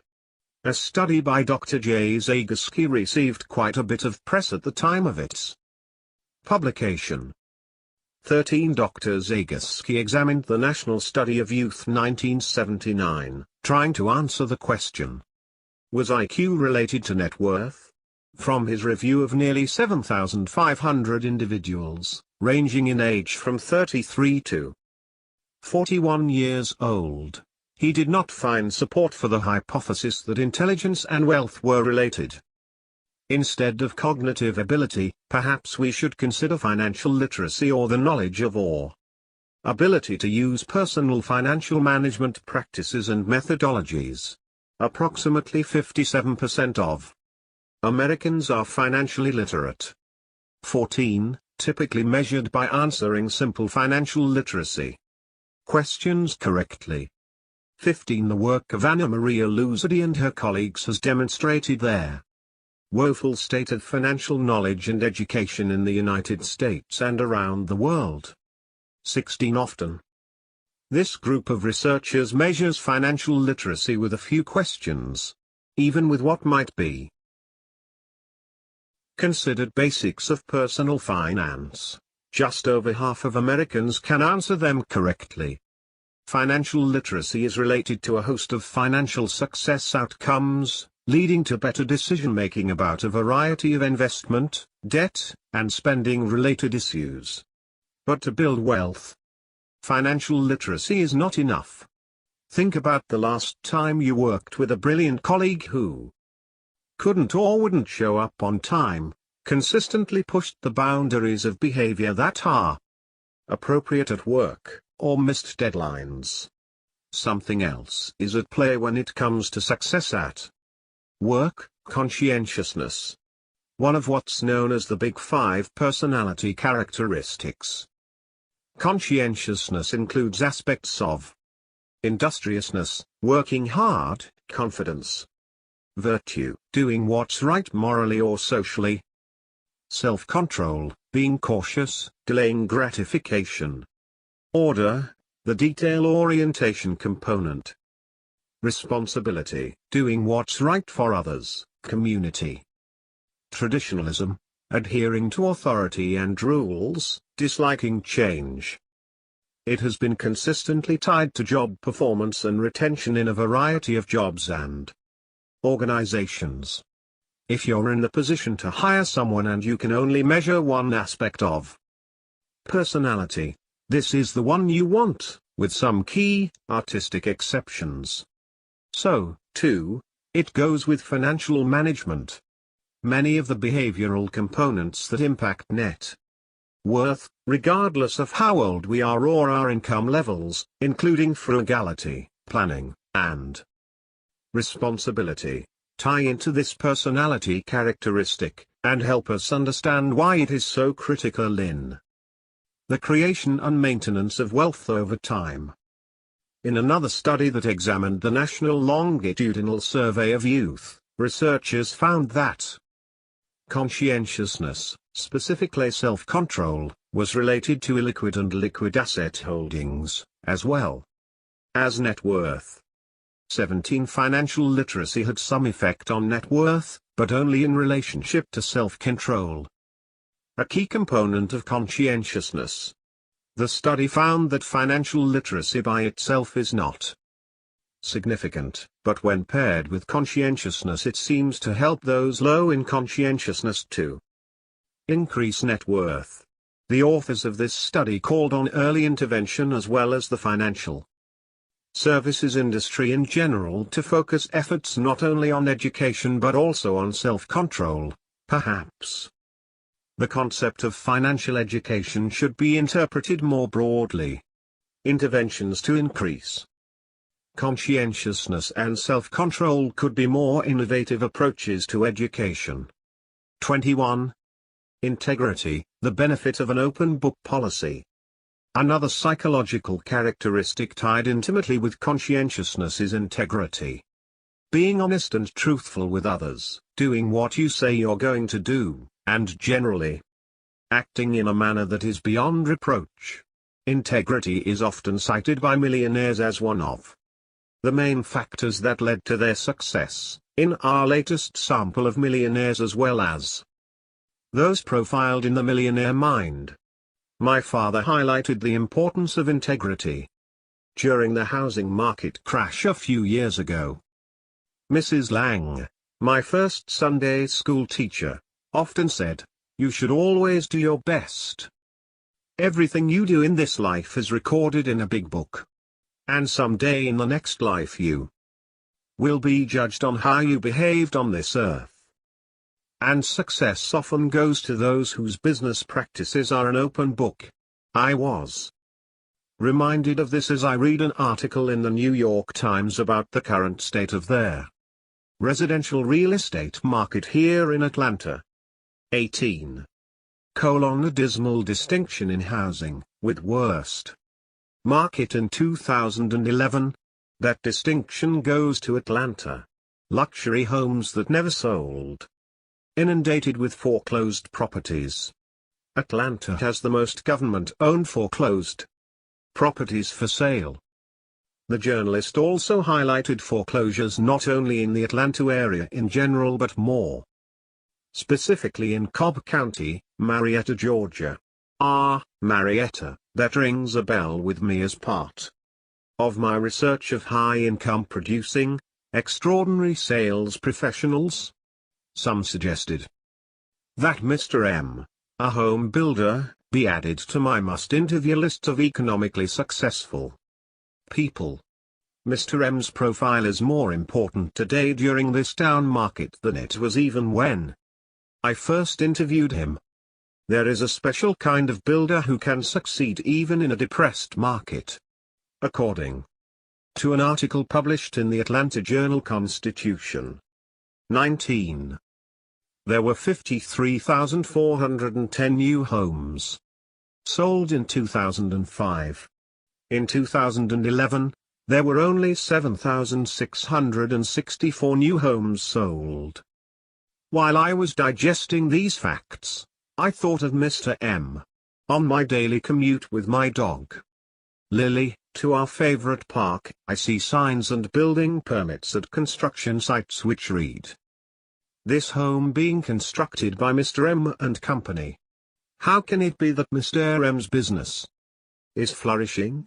Even in a down market, some people have more than enough money to have homes built for them. Mr. M has a reputation for building homes of very high quality. One of Mr. M's competitive advantages is his open book policy. All his prospective home buyers receive more than a building proposal. They are given a complete list of their names, addresses, and phone numbers of every family for whom Mr. M has built a home. Yes, all 163 of his growing list of customers. A long track record for delivering a quality product, combined with his outstanding reputation with those in his open book, explains how Mr. M succeeds in a miserable market. Also, it has something to do with how Mr. M looks at a so-called down market. Call it adversity. View adversity as an opportunity to strengthen your resolve and enhance your reputation. The limits of metrics. In large organizations, schools, companies, government agencies, making hiring, placement, or admission decisions often requires some type of metric to make those decisions more convenient and cost-efficient. Who is succeeding? Who might be leaving next? Who is falling behind? For organizations making decisions about large numbers of people, standardized testing and other metrics, like GPA, are a legitimate business necessity. However, not everything that is critical to future success can be captured by standardized tests. And these tests are not often useful for the individuals who take them.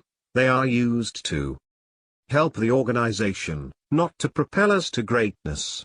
Often, though, we apply too much to those numerical values, insisting that a high GPA, for example, dictates the rest of one's life, or is an indicator of more than just succeeding in rote memorization and academic endeavors. My father wrote this piece in 2015, highlighting how more than GPA is required in leadership. The archetype millionaire next door is an economically successful self-employed business owner. In other words, he is an employer, not an employee. He is in essence a leader. This fact has much to do with understanding something important about millionaire business owners. There is little or no significant correlation between cognitive intelligence test scores and demonstrated leadership performance. I'm of the opinion that the SATs, ACTs, GMATs, GREs, and the like are essential measures of cognitive intelligence. Along these lines, I cited the related findings of two eminent scholars, Fiedler and Link, in The Millionaire Mind. Cognitive ability tests have been notoriously poor predictors of leadership performance, accounting for less than 10% of the variance. 20. As an example of this, consider Dave. Today he is a decamillionaire. He had already read The Millionaire Mind before he asked me the following question: of all the college graduates in my office building, who would you think had the lowest grade point in college? You guessed it. It's Dave, who had a low C average in college. Dave owns the building that houses his very successful investment management company. And unlike all of the college graduates he employs, Dave graduated from a college that ranks in the bottom quintile nationally in academic standings. Plus he never scored above the 900s on the combined SAT original version. Even today Dave continues to be amazed that each week he receives a stack of resumes from kids with Phi Beta Kappa keys. Summer come everything who want to work for me. Very intelligent young men and women from great schools. But what Dave lacks in academic credentials he makes up with demonstrated high scores on scales such as discipline, integrity, initiative, risk-taking, ability to judge others, vision, tenacity, empathy, perseverance, and social skills. In essence, he possesses excellent leadership skills. What do all Dave's Phi Beta Kappa employees think of his college grades? Surely they have some concerns about working for a C student. No employee ever asked to see Dave's academic transcript. It is irrelevant as long as Dave continues to pay them very well for their work and provide an exceptional work environment. The authors of this study suggested that financial professionals should focus efforts on helping to improve their clients' ability to be disciplined when it comes to spending. They stated, financial planners and educators can serve consumers by making them aware of their self-control shortcomings and providing tips and practices to help increase financial well-being. Suggesting practices such as cash-based spending, automatic savings plans, or automatic bill pay may help consumers rein in some of their negative spending patterns. 22. This counsel is critical to anyone building wealth, not just those providing advice to others. Strength beyond schooling. The national survey which served as the basis for the Millionaire Mind represented a fraction of their top 1% of the wealth holders in America. Some of the myths about these people are that they were all straight A students, scored at the top on the SAT, and attended elite private schools. The average SAT score for the sample was 1,190. Their most frequent grade in both high school and college was B. Their GPA in college was 2.9. They typically did not qualify for admission to an elite college or university. Many a millionaire has told us that their experiences with rejection compelled them to succeed. Gaining access to an elite college does not ensure success. Only about 1 in 10, 11%, of decamillionaires rated attending a top-rated college as a very important factor in explaining their socioeconomic success. Overall, out of the 30 success factors, attending a top-rated college rated 29th or just above graduating near or at the top of my class. As one eminent scholar has said, your degree will get you your first job, but after 3 years nobody will care where you went to school. Even in America, not all opportunities are equally distributed. Recognize it, deal with it, and overcome it. Consider instead an anecdote of intelligence versus confidence in reaching career-related goals. Take two children from seemingly similar advantaged, affluent backgrounds. Perhaps they have parents with similarly prestigious jobs, the same type of family structure, high SAT scores, same GPAs, even the same interests and career plans.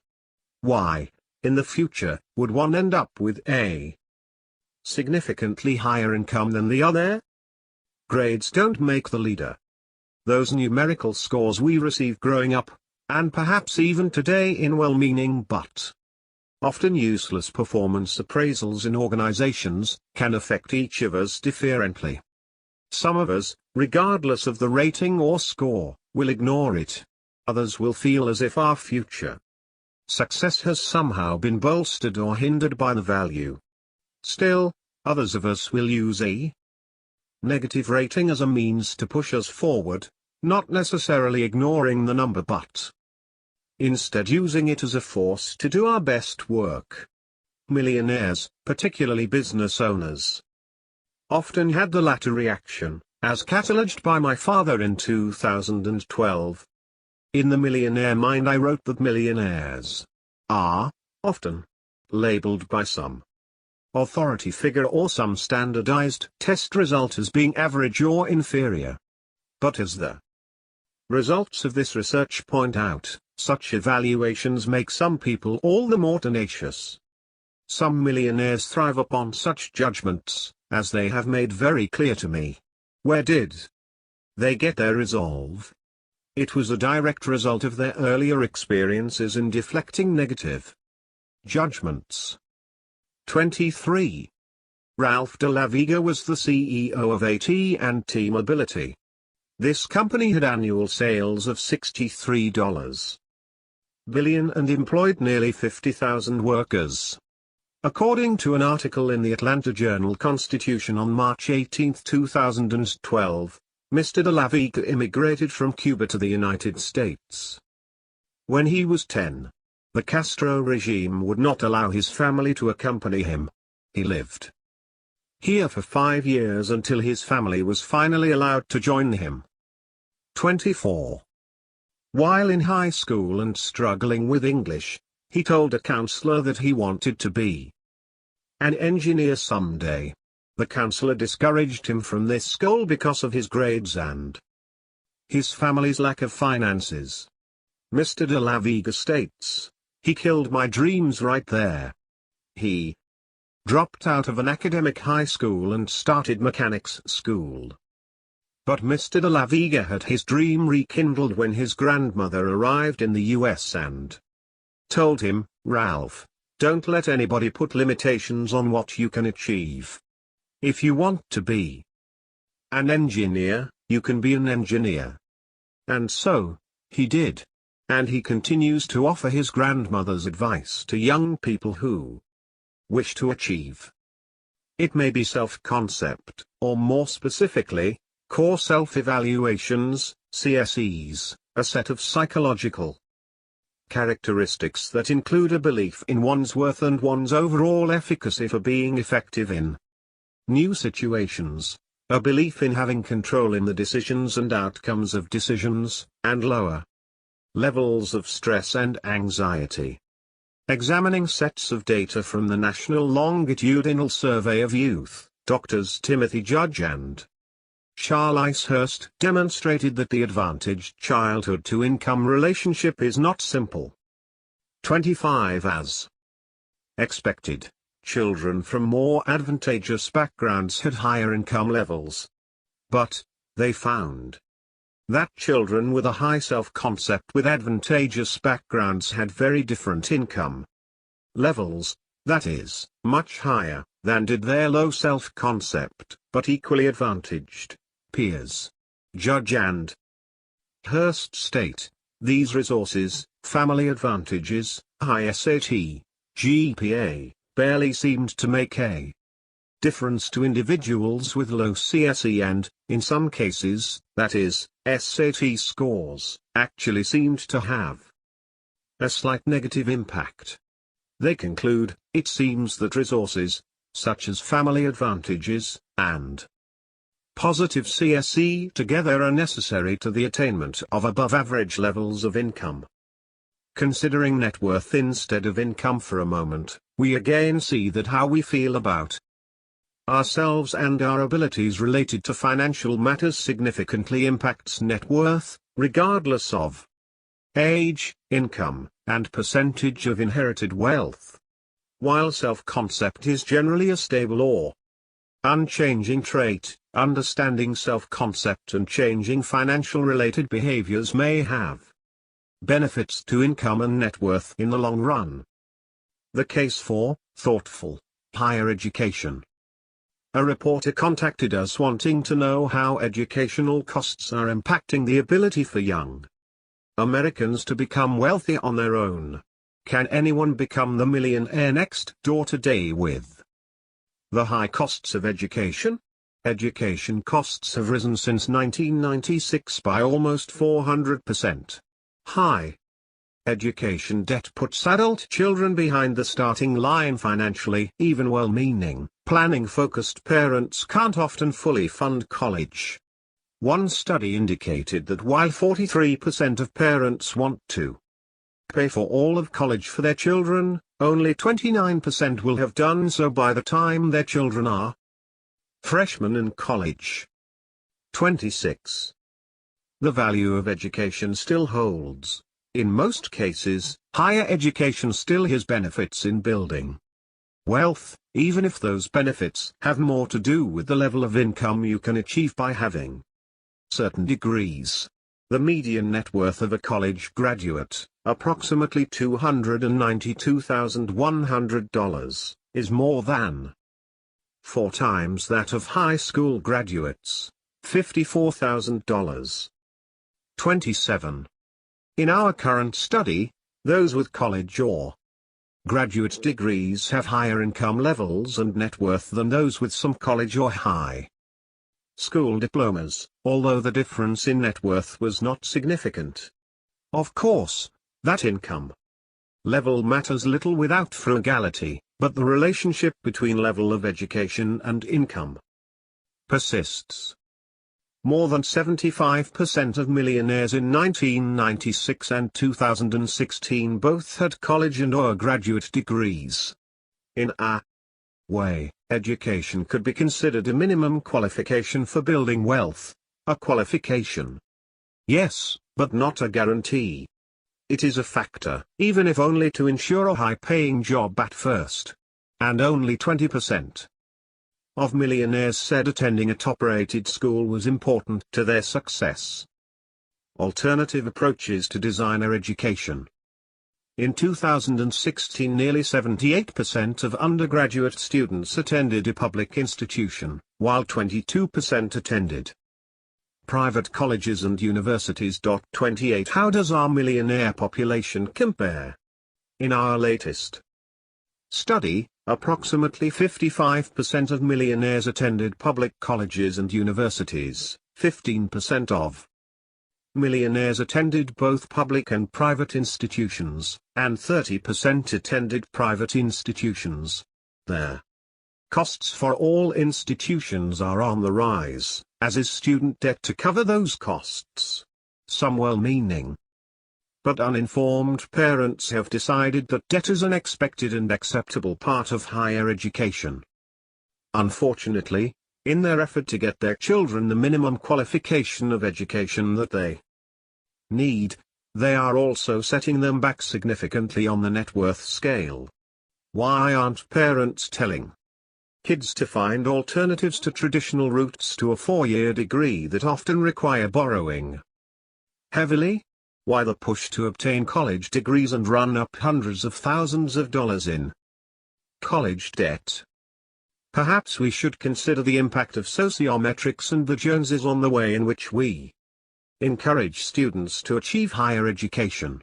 Colleges, for some parents and students, have to have an Instagram you factor, with echoes of what the Joneses are doing, or where they are sending their children to school. Many an income statement affluent family is feeling the pressure to send their children to brand name schools.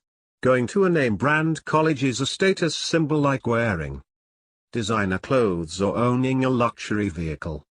You can advertise your entrance and matriculation on social media, and friends and neighbors will tell you that it's so great that your daughter is going to a school with an NCAA Division I football team.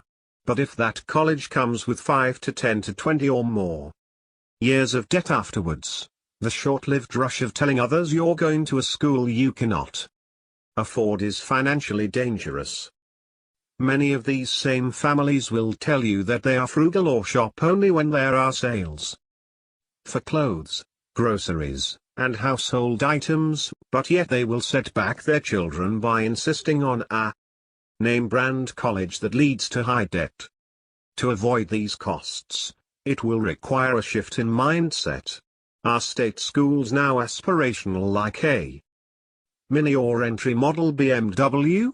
Are any of these luxury schools worth the cost? Is starting behind their finish line worth it? Does that value of the degree outweigh the debt carried throughout early adulthood? It's hard to know. Consider alternatives before assuming that a 4 to 5 year stint at a name brand university is worth the cost. Millionaires have shared with us a variety of experiences related to how they obtained their education. Doing so without debt will require going against the tide, like so many other financial choices economically successful Americans make. Owing it all to community college. One alternative to at least the first 2 or so years of a traditional 4-year stay at a traditional university is community college.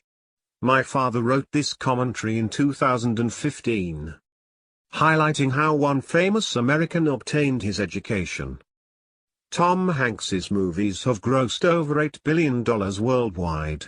If you read his op-ed I Owe It All to Community College in the New York Times 29, you might understand why he should be nominated for an honorary membership in the Millionaire Next Door Club. So, what if he graduated from a public high school? He describes himself as an underachieving student with lousy SAT scores. I couldn't afford tuition for college anyway. So it was off to Chabot, a community college, which because it accepted everyone and was free, would be my alma mater. According to Hanks, he received an excellent education. All free but for the effort and the cost of used textbooks. That place made me what I am today. Hanks may not have asked the SAT, but he was extremely creative and insightful about gathering resources at Chabot which were used in perfecting his chosen occupation.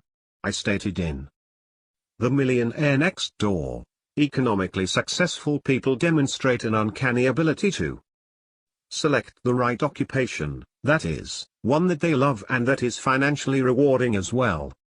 Hanks obviously had a great deal of discipline in terms of selecting specific courses and professors on the basis of his chosen vocation. As evidence of his discipline, he invites the reader to examine Chabot's library takeout slip on the celebrated actor Jason Robards's monologues of Eugene O'Neill's The Iceman Cometh. Hanks listened to these recordings at least 20 times. Classes I took at Chabot have rippled through my professional pond, he says. In fact, Hanks gives credit to his history professor whose lectures were riveting for the outline format he adopted for his HBO miniseries, John Adams. If you follow Hanks's lead in taking advantage of the resources available at the majority of community colleges and four-year colleges and universities in America, you can get an excellent education. Subject matter experts, millionaires. When we group some of these wealth competencies from current and past surveys as well as other research, we see similarities between what it takes to build wealth, which could be considered a job, and how successful someone may be in a traditional job.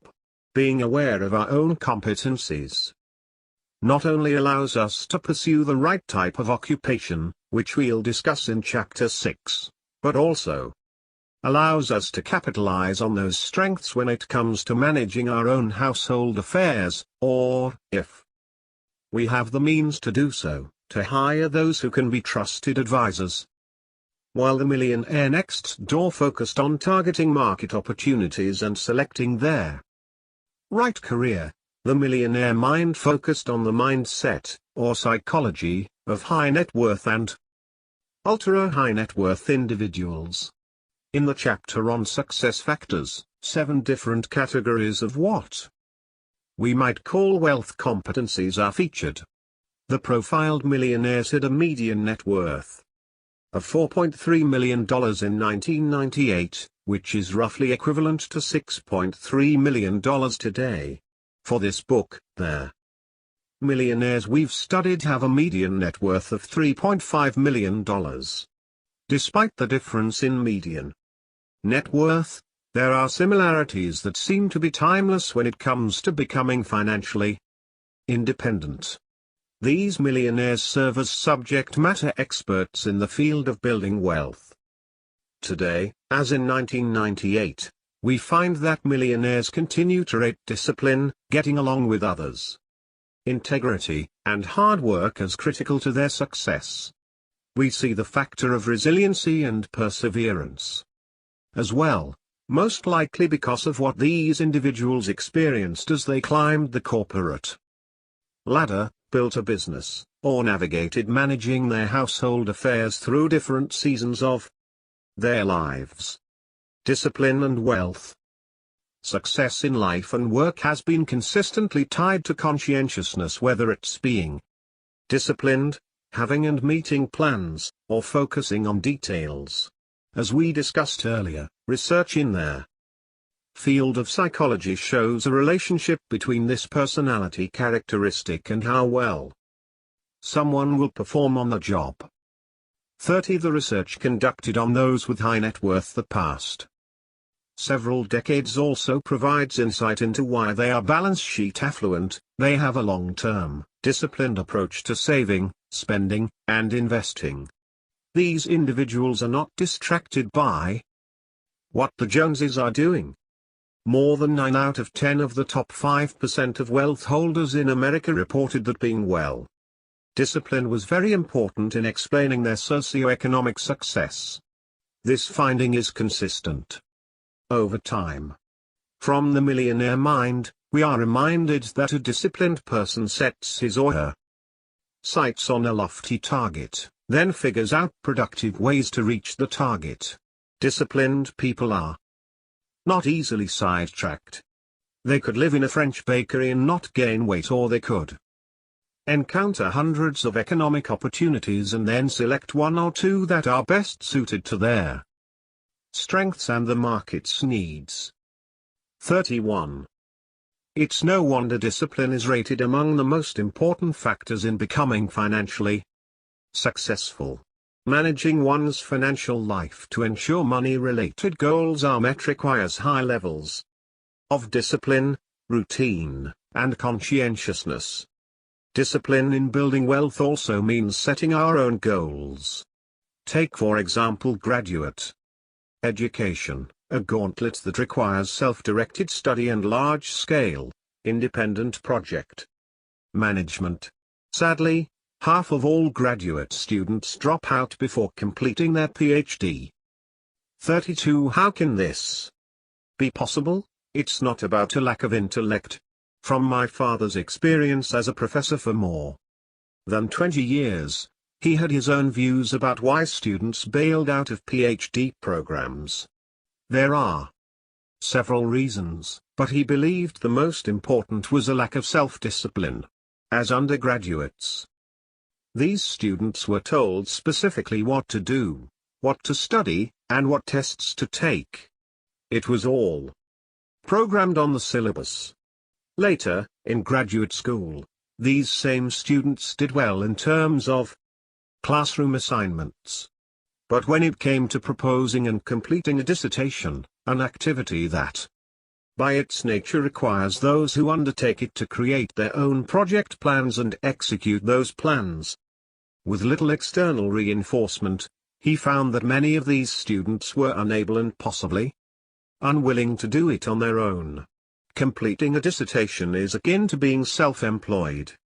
In both instances, it is the individual who must allocate time and energy in the most productive way. There is no job description or curriculum given by the employer. Most of the millionaire next door types we've interviewed would not qualify for entrance into the typical PhD program. They did not have A averages as undergraduates, nor did they score high on standardized tests. Yet they had a great deal of self-discipline, which along with integrity is one of their most important ingredients in becoming economically successful. Resiliency and perseverance. Another component consistently cited by financially successful individuals is resiliency. To build wealth, to build one's own business, to ignore critics and media and neighbors, you must have their resolve to keep pursuing your goals past rejection and pain. Millionaires and other economically successful Americans who pursue self-employment, decide to climb the corporate ladder, or strive to create a financial independence lifestyle early do so by perpetually pushing on. It's not for the faint of heart. We see this resiliency illustrated in those who pursue the early retirement, financial independence path, FI/RE as we alluded to earlier. Those who pursue this path to economic freedom meet daily hurdles to becoming so thanks in part to their neighbors, community, both in person and virtual, and companies pursuing them for their financial and cognitive resources. Alan DeMarcus had the resiliency to build a successful refrigerant recovery business, sell that business, and then become a millionaire 8 times over. He is now worth between $8 and $10 million. Starting in his uncle's vac business when he was 14 years old, Alan learned the trade and what it meant to work hard. During college, he returned to his uncle's business, landed a sales role, and ultimately quit school after 2.5 years. From that point on, Alan's track to becoming successful took some unanticipated twists. After 2 years working in the sales role, my uncle sold the business to a publicly traded company, sold it under condition of an earn-out. I got a job offer but decided not to take it. In early 2000, that company went bankrupt, and my uncle lost everything. I decided to start my own business, pooling money together and partnering with my uncle. We started with $180,000 that we had to borrow from friends and family members. I made a promise to honor each loan. It was so scary. We grew really fast on paper, but were cash poor. It's an asset-rich business. We were living in a too expensive condo in San Francisco. My wife was making $26,000 a year, and I was making $0. We were starting with nothing. As the business grew fast, it would run out of money all the time. We had to have faith. I'm a believer, and that is interwoven in my business today. But starting out, I was too cocky. Had to rely on prayer to get through. I realized frequently that everything I own could be gone tomorrow. What do you do when you don't have cash and you own their business? You dump your own money in. We would use our personal emergency fund to fund the business and pay employees. While the world of business was crashing in 2008 to 2009, Alan's prudent business practices ensured his business was successful despite the industry trends. The entire industry, the vac industry, had a 65% decline in 2008. Our total gross revenue was down 18%. We had to borrow some money, but we had good advisors, including good legal advice and accountants. We're now in 43 markets, with 165 employees. His prudent practices were also reflected at home, and his wife had much to do with Alan's perseverance and success. My wife and I were a team. I could never have done this without my wife. She is my sanity, rock star. We had a solid home life. I believe that chaos at home is reflected in chaos at work. We spend less than we make. Consistent. But cash flow doesn't always match. So, we'd fund the business with our personal emergency cash. Started once with $150,000. The business cash flow problems became our problems. We never had to sell assets or anything but had to deplete our savings regularly. Having left college after 2.5 years, Alan's perspective on education and feedback from a wise CEO give us an interesting perspective on the importance of building wealth and leadership. Our society places a lot of emphasis on education. But people are still so rudderless when they come out of school, just like when they went into school, but now they have tons of debt, too. This is fine if you want a corporate America job. It's a prerequisite. But learning more knowledge is needed for a business. Trying more things helps you find a sweet spot in the market. You don't have to have a degree. There's too much emphasis on the degree. You just need to try more things. People who have money don't care about your degree. Investors don't care, they care if you can do it. I know way too many Harvard MBAs with luxury cars and tons of debt. Hard work in academia, lots of wealth with lots of discipline. Teaching at a research-focused, higher-level institution requires consistent production of peer-reviewed journal articles, which is the reason for the common phrase publish or perish. My father spent the first half of his professional career in this environment and knew well the personalities and pressure of this type of culture. He wrote about this in 2013. After a former professor wrote him to share his experiences. As stated in The Millionaire Mind, a distinguished scholar once told me, if you don't publish, you may not get tenure at a good school. But you will have a lot of friends. Publish a lot and you will not be really popular among your colleagues. I received an email from a former college professor we'll call Dr. F. O. In it, he told me, just a few years after I resigned a full professor position at the university to begin my own business. I was 51 years old and virtually all of my colleagues thought I had lost my mind to give up the security of tenured university life, but it turned out to be the best thing I have ever done. 9 years after he started his own business he reached near millionaire status. He is now retired and has had the time to reread The Millionaire Mind and shared some of his experiences related to discipline in the pursuit of financial freedom. Many things in the book, he said, describe my experiences from the living beneath our means. I was worth more than $1 million before the business, to taking risks, the frustrations of working for others, in this case university administrators and tenured colleagues, to a supportive wife of 42 years, to my religious beliefs, to believing in myself, to finding a business niche. Some of his friends told Dr. F. O that he was just lucky, and he pointed out that he was very insulted by their comments.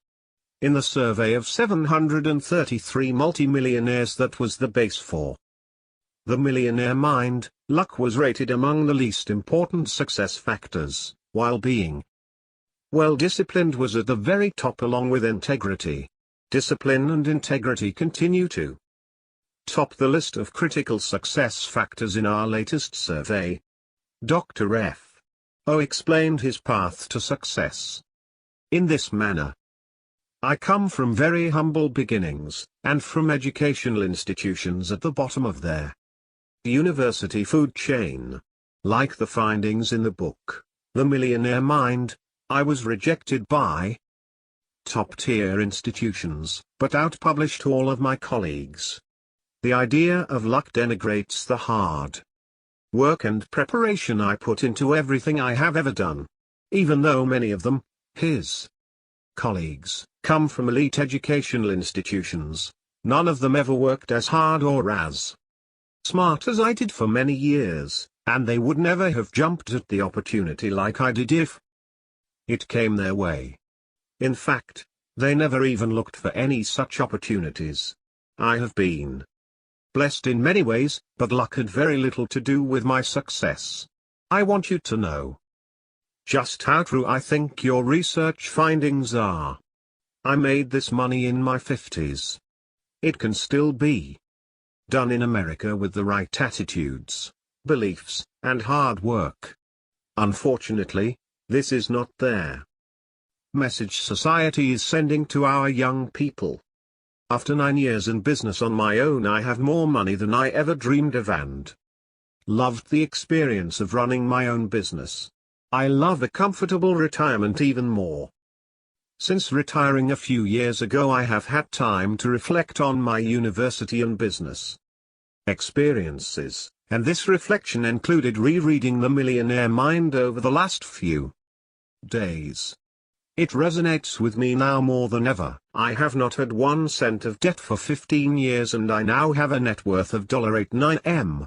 I have never revealed this amount to anyone before this moment. I don't think any of our friends have any idea we have this much money. Other than considerable overseas travel the last few years, we don't live appreciably different than we did previously. Costco and Walmart are our favorite stores. Dr. F. O used his prolific publishing in academia to create his own business. Like building wealth, publishing in academia or creating a business has metrics by which you can judge success and work toward. Hard work pushed him over the finish line of economic success. Alan had created margin in his business by building up cash over time and not following each must-do idea. He made sure that each decision was made with calmness. The more economically successful you become, the more critics you will attract. A Marine's life. Are the personal characteristics of millionaires next door the same today as they were more than 2 decades ago? Have the significant changes in technology and increases in the cost of education and healthcare had a significant effect on what it takes for individuals to build real wealth on their own? In our 2 major samples of the top 5% of wealth holders in the United States from 1998, their study featured in The Millionaire Mind, and 2016, integrity and discipline were consistently ranked among the top of the 30 success factors they rated. These factors play into a full range of areas related to managing one's household finances, from making investment decisions to simply paying bills. A millionaire next door consistently applies discipline to building wealth, regardless of their times, the economic conditions of the day, or technologies available. As described in The Millionaire Mind, It is hard to overemphasize the importance of discipline in accounting for variations in economic success. If you lack discipline, the chances of you ever accumulating wealth are very, very small. Yes, you can win the lotto. But in most cases, you have a better chance of contracting leprosy. 33. Interestingly, the three success components that come under the heading of intellectual orientation are nowhere near as important as discipline in explaining one's socioeconomic success.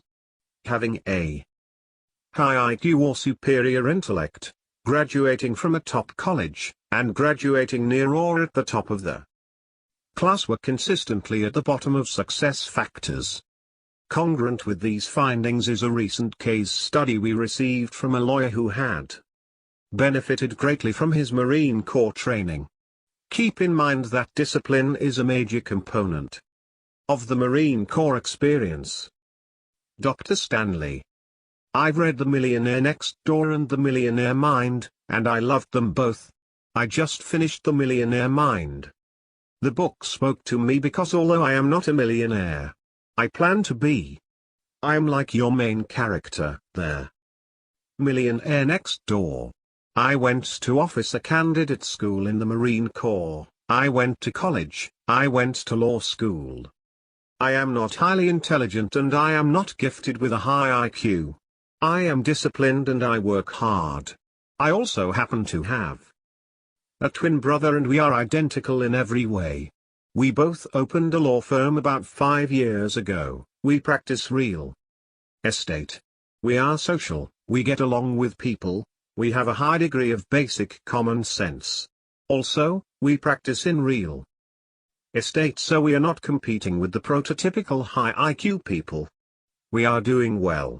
Last year both of us made over $250,000. As far as personal consumption, I follow the Dave Ramsey plan and maintain a cash budget. I drive a '98 Honda Accord with 247,000 miles on it. Every time I get behind the wheel, I smile as I drive the beast as a badge of honor. All my friends are buying big homes they cannot afford and luxury cars that they lease or purchased with loans. They are income statement affluent. They earn fairly large salaries and they spend it all. One of my best friends says that he takes out loans to buy things because it puts pressure on him to earn more money. I cannot think of a more flawed logic. My intention is to do the exact opposite. I am 37 and I have no debt. My goal is to invest as much as possible in mutual funds and to accumulate commercial and residential real estate over my lifetime. I will do this without ever having taken out a mortgage. I love reading your books, so if you keep writing them, I will keep reading them. All the best. Semper Fes. Resiliency in Action. My father wrote this piece in 2012 in response to a Forbes online article by Clara O'Connor about Spanx founder Sarah Blakely. The article stated that Sarah Blakely is the youngest self-made woman to join this year's Billionaires Club, turning $5,000 in savings into a new retail category, shapewear. 34. Miss Blakely once had her heart set on going to law school, but according to the Forbes article, she performed poorly on the LSAT exam for law school admission. So what if she lacked high analytic intellect? Only 9% of decamillionaires, both men and women, indicated that their choice of career was based upon aptitude test results. 35. Like most people who are destined to succeed, she took another route. Before Miss Blakely started her own business, she spent 7 years as a cold calling fax machine sales professional. She said, I'd get business cards ripped up in my face because I was so soliciting.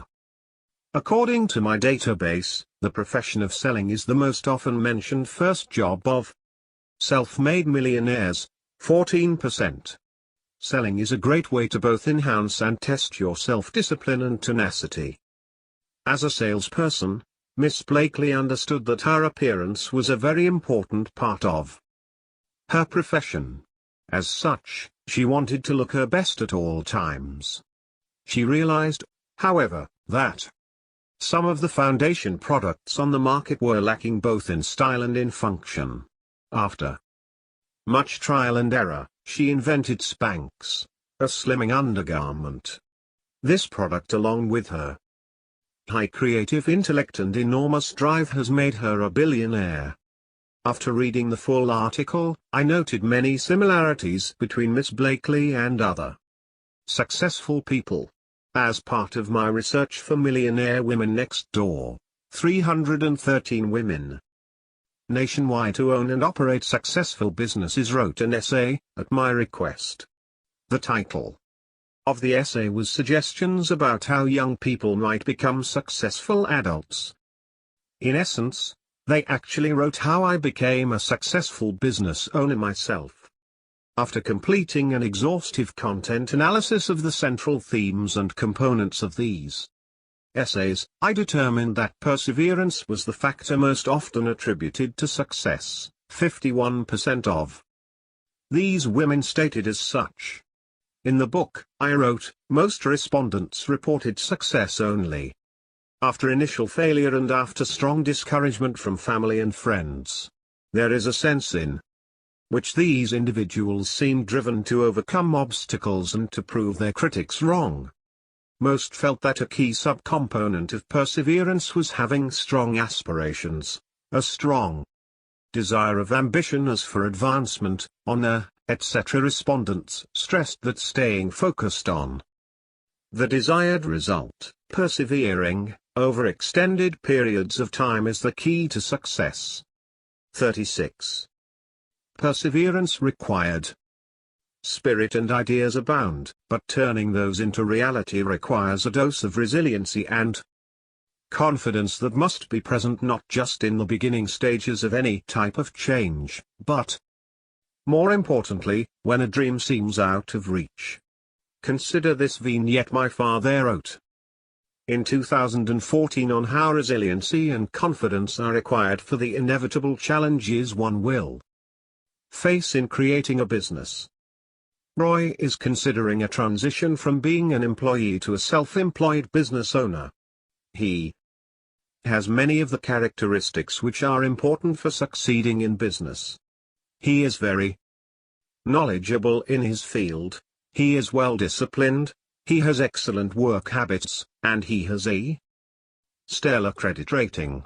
He and his family live well below their means. Yet I should wonder if Roy's proposed business venture will ever get off the ground. Roy's enthusiasm has dampened since all 3 of his applications for business loans have been turned down. He has difficulty with those who criticize his business proposal. He found loan officers to be condescending, aloof, and even insulting. Even his in-laws have no desire to lend him money. They told him that it was much too risky and that he lacked business aptitude.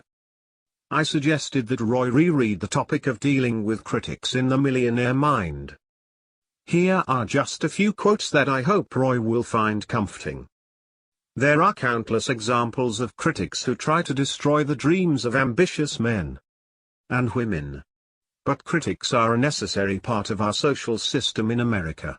They screen out those who lack the courage and resolve to take criticisms and triumph despite them. Even steel cannot be hardened unless it's hammered, and it's no different with people. Self-made millionaires report that degrading evaluations and comments by certain authority figures played a role in their ultimate success in life. Hammering built the antibodies they needed to deflect criticisms and temper their resolve.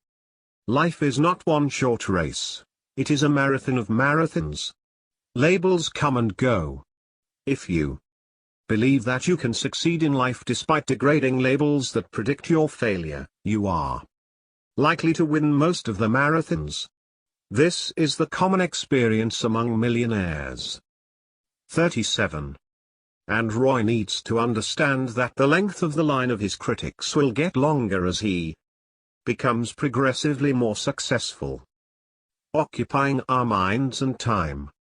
How we spend one of our most valuable non-renewable resources, time, can either support our financial goals or detract from them. What activities occupy the time of millionaires? How do these activities compare for prodigious accumulators and under-accumulators of wealth?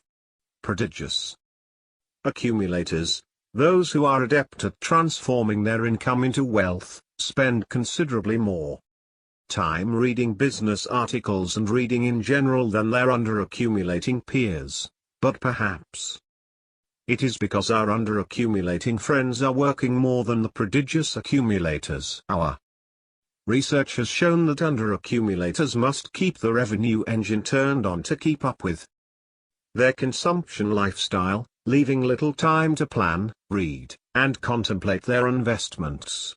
We see, too, that the under-accumulating affluent in our latest study are spending more time on social media sites, approximately 14 hours, as compared to prodigious accumulators, 9 hours. Could it be that those extra 5 hours could be put to use elsewhere, perhaps toward planning for one's financial future? Time spent. Consider any number of technological distractions today, from social media to texting to gaming. How many hours a day do you spend on your devices? Distractions are a significant reason why many struggle to become financially independent or achieve other goals. We know that the more we are able to focus without distractions, the better we are able to build wealth long term. How much time do millionaires today spend on the so-called excitement of the day?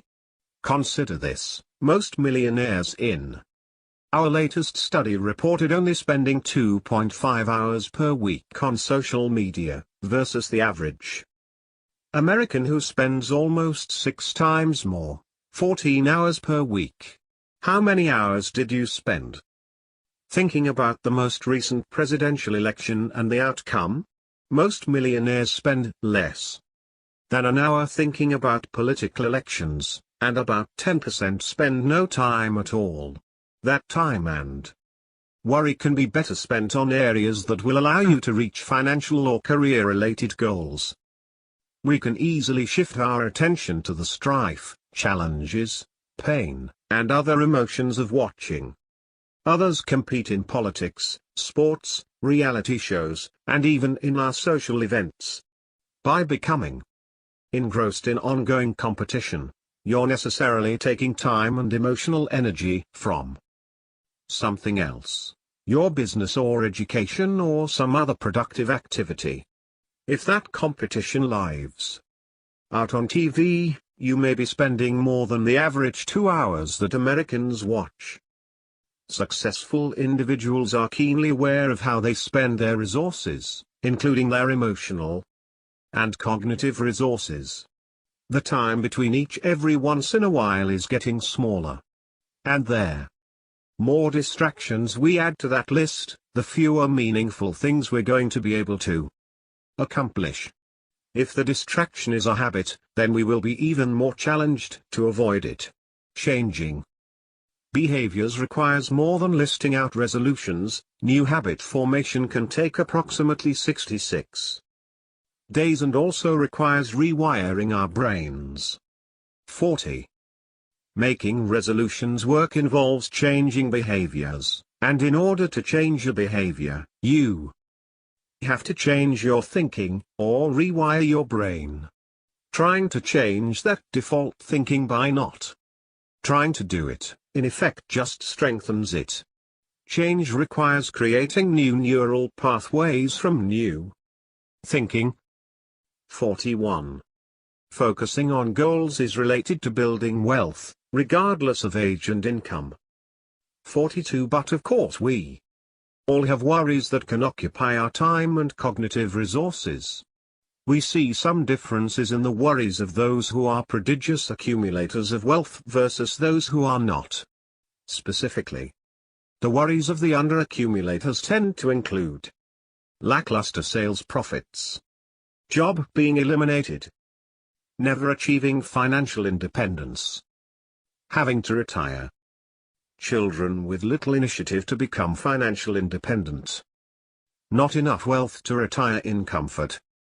The decisions we make, particularly related to the allocation of our time, energy, and money, impact our ability to become financially independent. Coupled with the patterns of behaviors we exhibit are the topics that occupy our cognitive resources. Those who are effective at transforming their income into wealth spend those cognitive resources in ways that are conducive to building wealth. The activities and topics of concern may not be tweetable or make it into Instagram feeds, but over time, those behaviors will allow you greater freedom to pursue life in the way you want, versus in the way you want to have others believe you want. Chapter 6. Getting to work. They chose the right occupation. From the Millionaire Next Door. The time we spend toiling at an occupation, whether we enjoyed that occupation or not, is a valuable resource. A resource that, unlike, to some extent, money, is non-renewable. Time spent generating revenue either working for someone else or ourselves cannot be retrieved and cannot be used for any other endeavor, which makes the discussion of work and careers critical for anyone who wants to be economically successful, even more so for those wanting to be financially independent. The world of work, like technologies that enable us to manage investments on our own, has changed in the past 20+ years since The Millionaire Next Door was published. Consider again. Our friends in the F/Re community, we may have marginalized them in the 1990s as being eccentric. But we now celebrate their independence. And that independence makes more sense today as working for large organizations is no longer a guarantee of pensions and long-term financial support. Still, most of us want to skip past vacations and go directly to the exciting world of investing, addressed in the next chapter. Indeed, if you were to Google investing tips, approximately 656 million sites would pop up to provide you with insights into the world of buying and selling securities. Compare that with career search tips, which only provides 1/7 of those results. 87.7 million sites. Compared to the stock market, or managing money, or to discussing behavioral finance, work, careers, and vacations seem immeasurably dull. There isn't a career development exploration search movie equivalent of Wall Street or The Big Short. Maybe Forrest Gump qualifies, but his career experiences and the ultimate success in his own business are closer to the myths we covered in Chapter 2 than to reality. My father wrote in 2013. A newspaper headline once proposed that the best way to get rich is the stock market. 1. Building wealth via duct stocks or other investments is akin to growing trees. You can't grow oak trees if you don't have enough money to buy acorns. So, suggesting that the stock market leads to wealth is putting the cart before the horse. It is not just about being frugal. Frugality has its limits. Some people misread the material in The Millionaire Next Door. In the book, I mention that most Americans are not wealthy. This is especially interesting among those who earn incomes in the good to great categories. Many of these people live from paycheck to paycheck. These are the people who will benefit the most from this book. So in essence, the book is designed to help those who make a better than average living.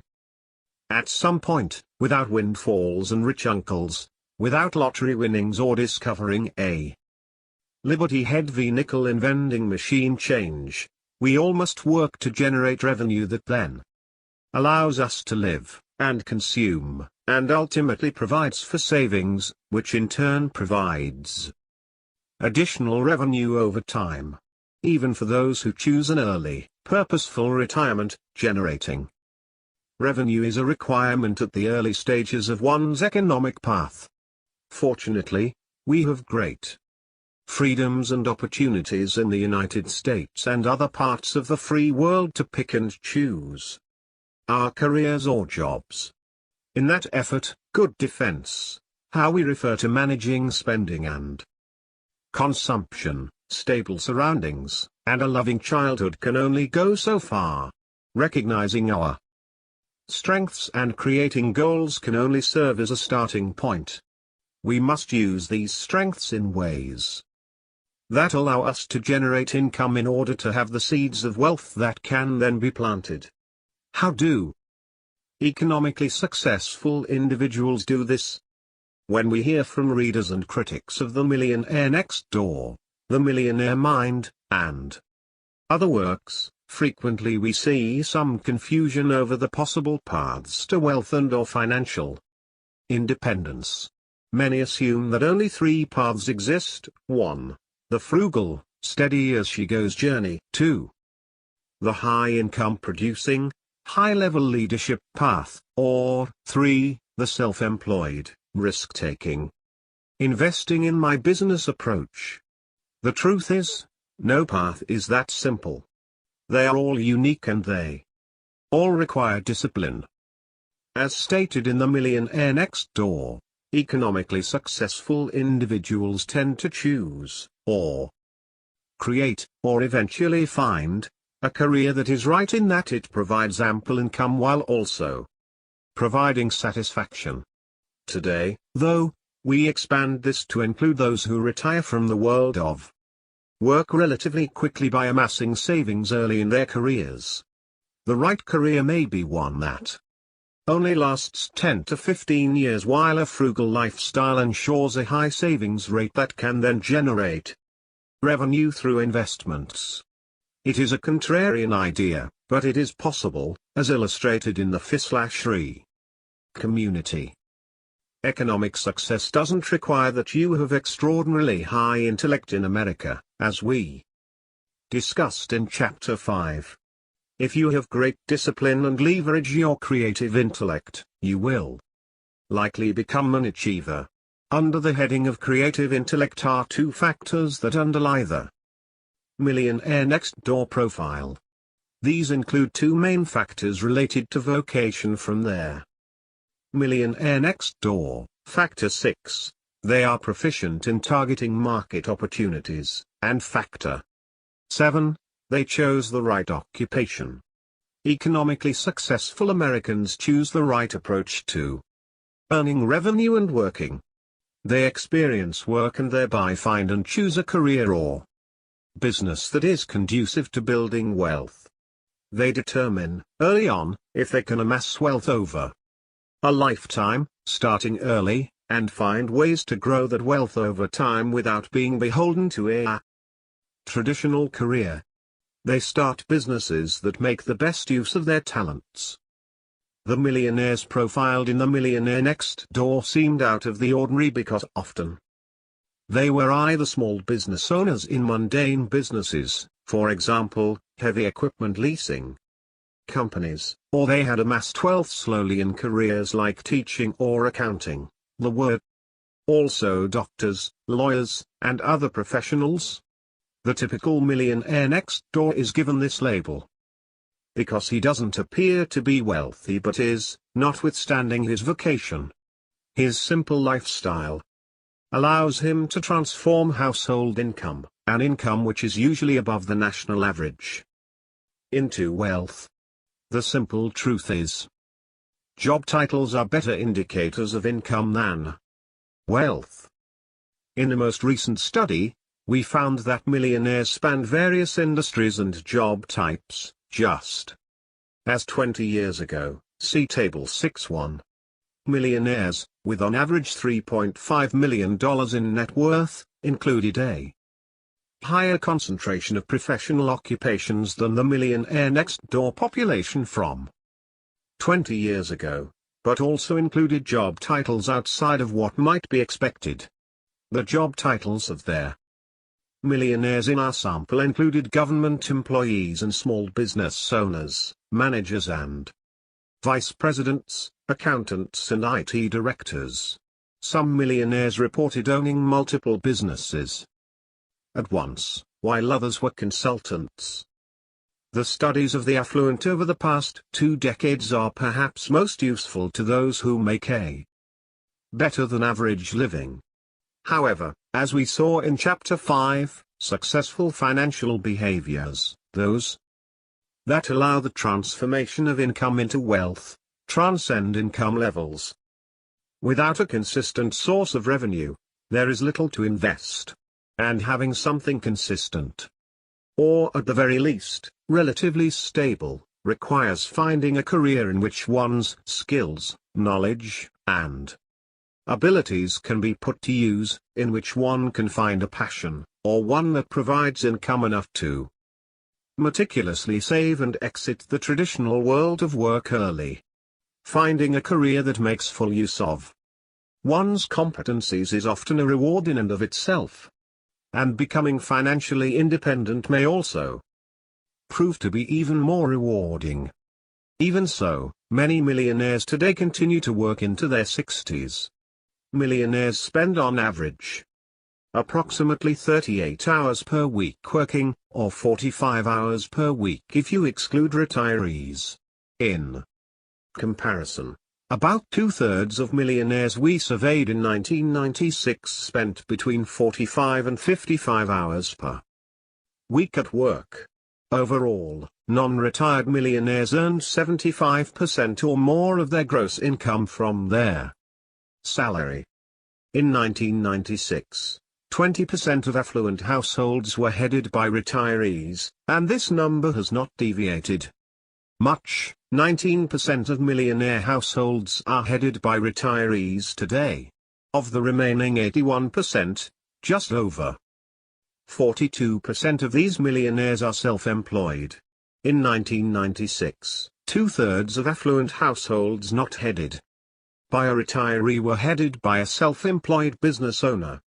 This difference, 66% in 1996 compared to 42% in 2016, is similar to changes in self-employment in general.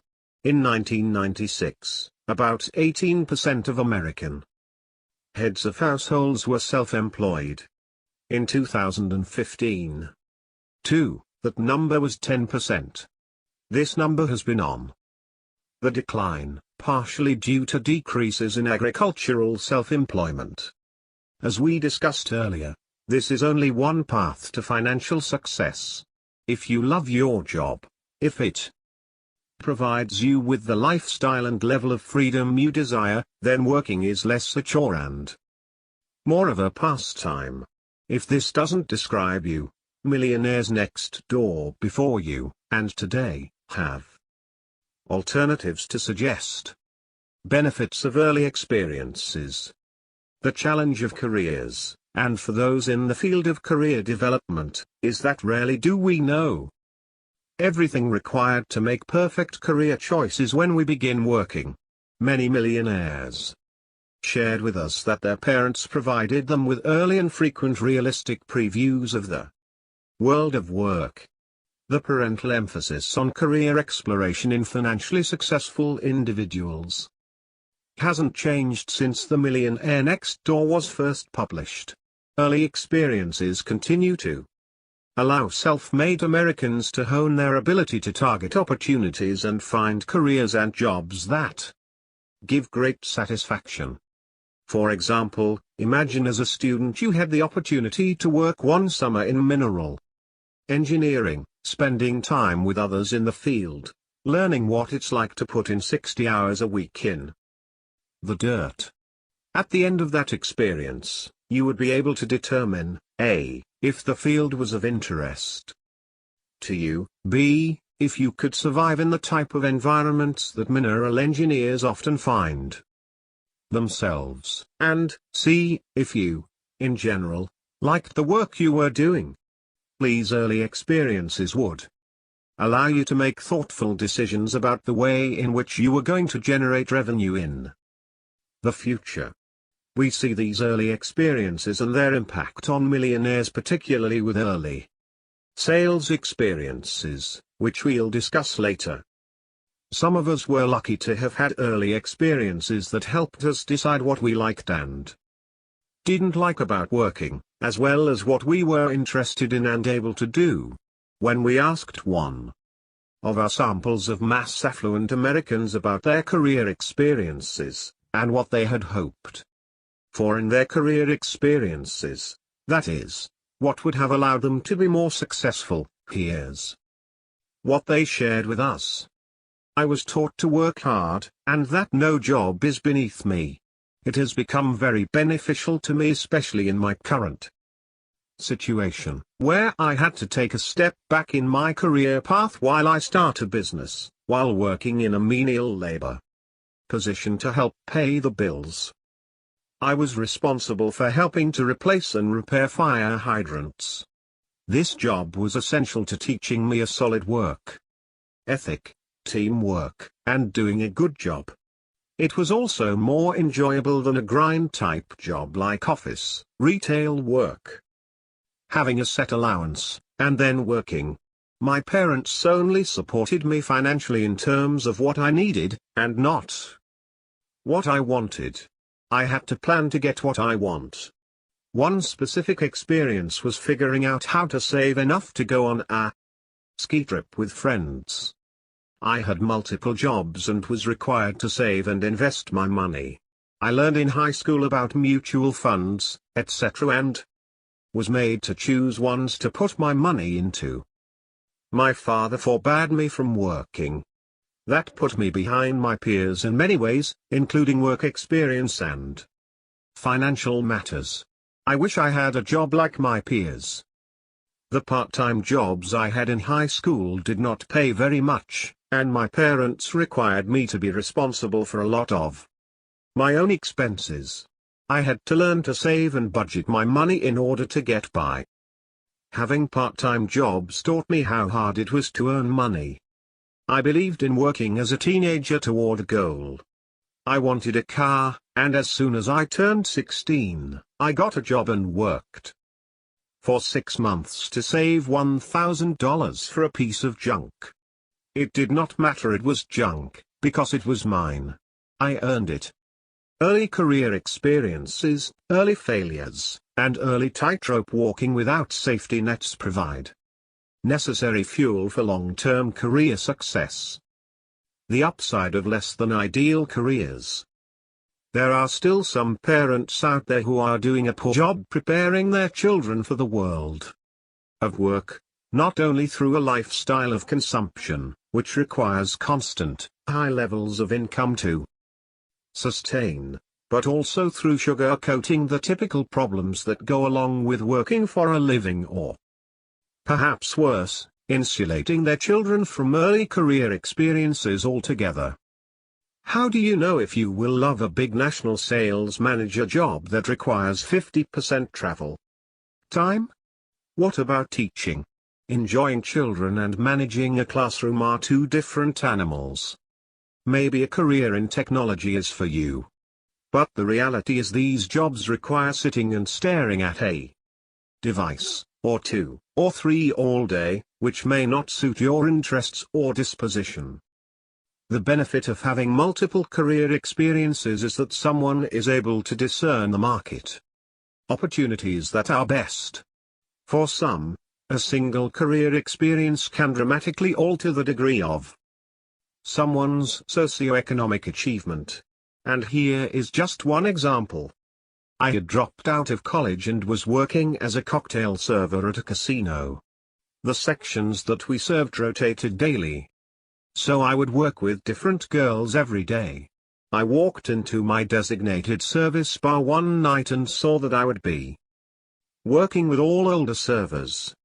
As I looked around the bar at the women in their 60s wearing miniskirts and carrying heavy trays of drinks, I decided that wasn't going to be me. I got back in school the next semester, graduated, and I am now employed as a tax accountant with a local accounting firm. I'll finish up the CPA exam this fall. I look back at that moment in the service bar as the turning point in my professional life. For this young woman, even the rigorous requirements of studying accounting somehow seemed less demanding when compared to a job that didn't match her interests or desires for long-term employment. Influenced out of real work. Consistent over time, millionaires tend to be a satisfied group, a full 90% of millionaires an hour.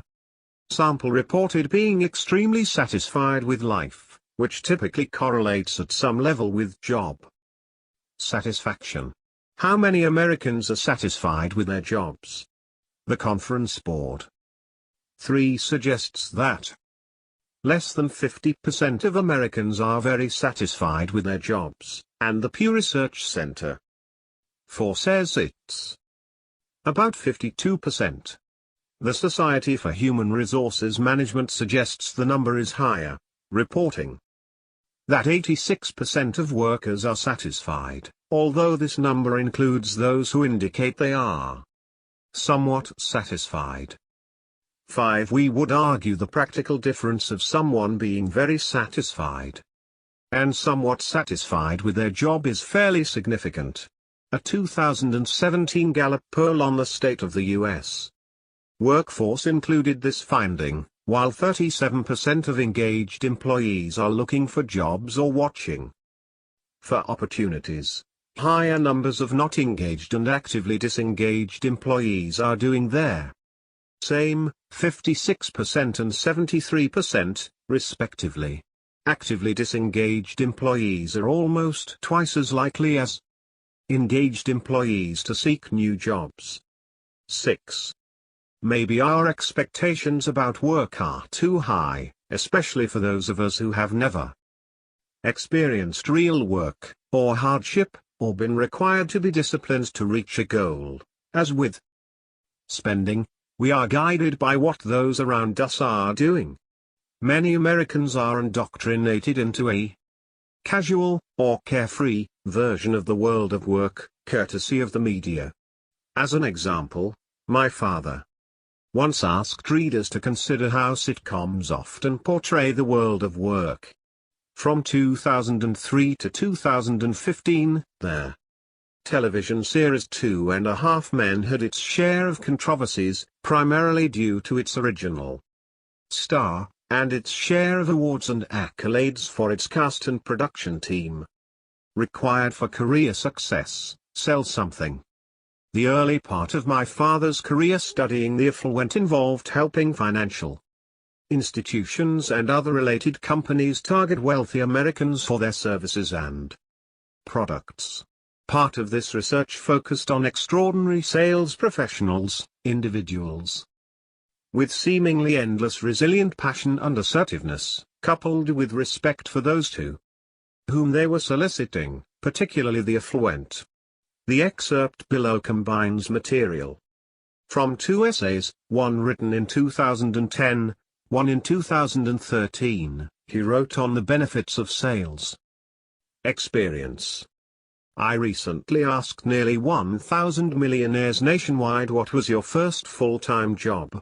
Out of those 1,000 respondents, 137 answered, sales, marketing professional. In fact, this proportion places the sales, marketing vocation as the #1 first full-time job. Does this mean that people in this profession have a significantly higher probability than those in other jobs of becoming wealthy? No. There is a smaller proportion of millionaires who are sales professionals than would be expected given the large size of the sales professionals category in general employed in America. Only about 1/2 of those millionaires who started with a career in sales remain in that profession today. Those who moved on are highly concentrated in 2 areas. They are either owners, managers of successful businesses, or they are senior executives of public corporations. This in no way should discourage people from entering the sales profession. For this vocation is often the incubator for future corporate leaders and entrepreneurs. Given the right Sales position, you may be given the opportunity to interact with possibly thousands of key people in other corporations and businesses. This often stimulates one's creative side in finding opportunities that have not been exploited. One of those opportunities is to be hired by one of the organizations that are among your customer base. If you are successful in selling for others, you may be able to sell your own product via your own company someday. Most millionaires are leaders. And most leaders must sell their ideas to their troops. When considering career paths, one should look at the trade-offs between income and other factors such as responsibilities and growth opportunities. But understand that building wealth is highly correlated with the size of one's income. Ideally, you will find a job that pays well and has great opportunities. I mentioned that the profession of selling was the most frequently cited first job after college by millionaires. And today many are either senior corporate executives or successful self-employed business owners. In fact, according to my calculations, there are more sales professionals with annual incomes of $200,000 or more than there are physicians and surgeons who generate this high level of income. Too many people shy away from the opportunities that are provided by selling. Some fear they will not be able to produce at a level that is required in the job description. No sales, no pay. However, if you can succeed in sales, you are likely to be able to succeed among the ranks of the self-employed. Look at the profession of selling in another way. Some sales positions actually pay you for constantly enhancing your image. In essence, your description is to contact people who may ultimately offer you a great position and or become patrons of the business that you may start one day. The benefits of experiencing and developing skills in sales transcend a sales job, and prepare the economically successful small business owner for selling his own ideas, services, and products in the future. Over the past 40 years, what have millionaires shared with us about the benefits of sales? Sales roles are unique in their compensation structure. There is no upper limit to what you can make. Sales roles are the ultimate in pay for performance. There are few politics, and numbers don't lie. Pay for performance allows for proof in the pudding. Extraordinary sales professionals are always in demand since they pay for themselves many times over. Sales gets you great exposure. You are getting paid for doing interviews for jobs you may have in the future. Sales roles allow great freedom. In some ways, a sales role is the closest role to that of an entrepreneur. Great sales numbers cover most all other metrics and demographics. With excellent sales numbers, your employer will give little attention to your college GPA, SAT scores, or even if you graduated. Sales roles require less education than becoming a doctor, lawyer, or other professional, but still can provide a high level of income.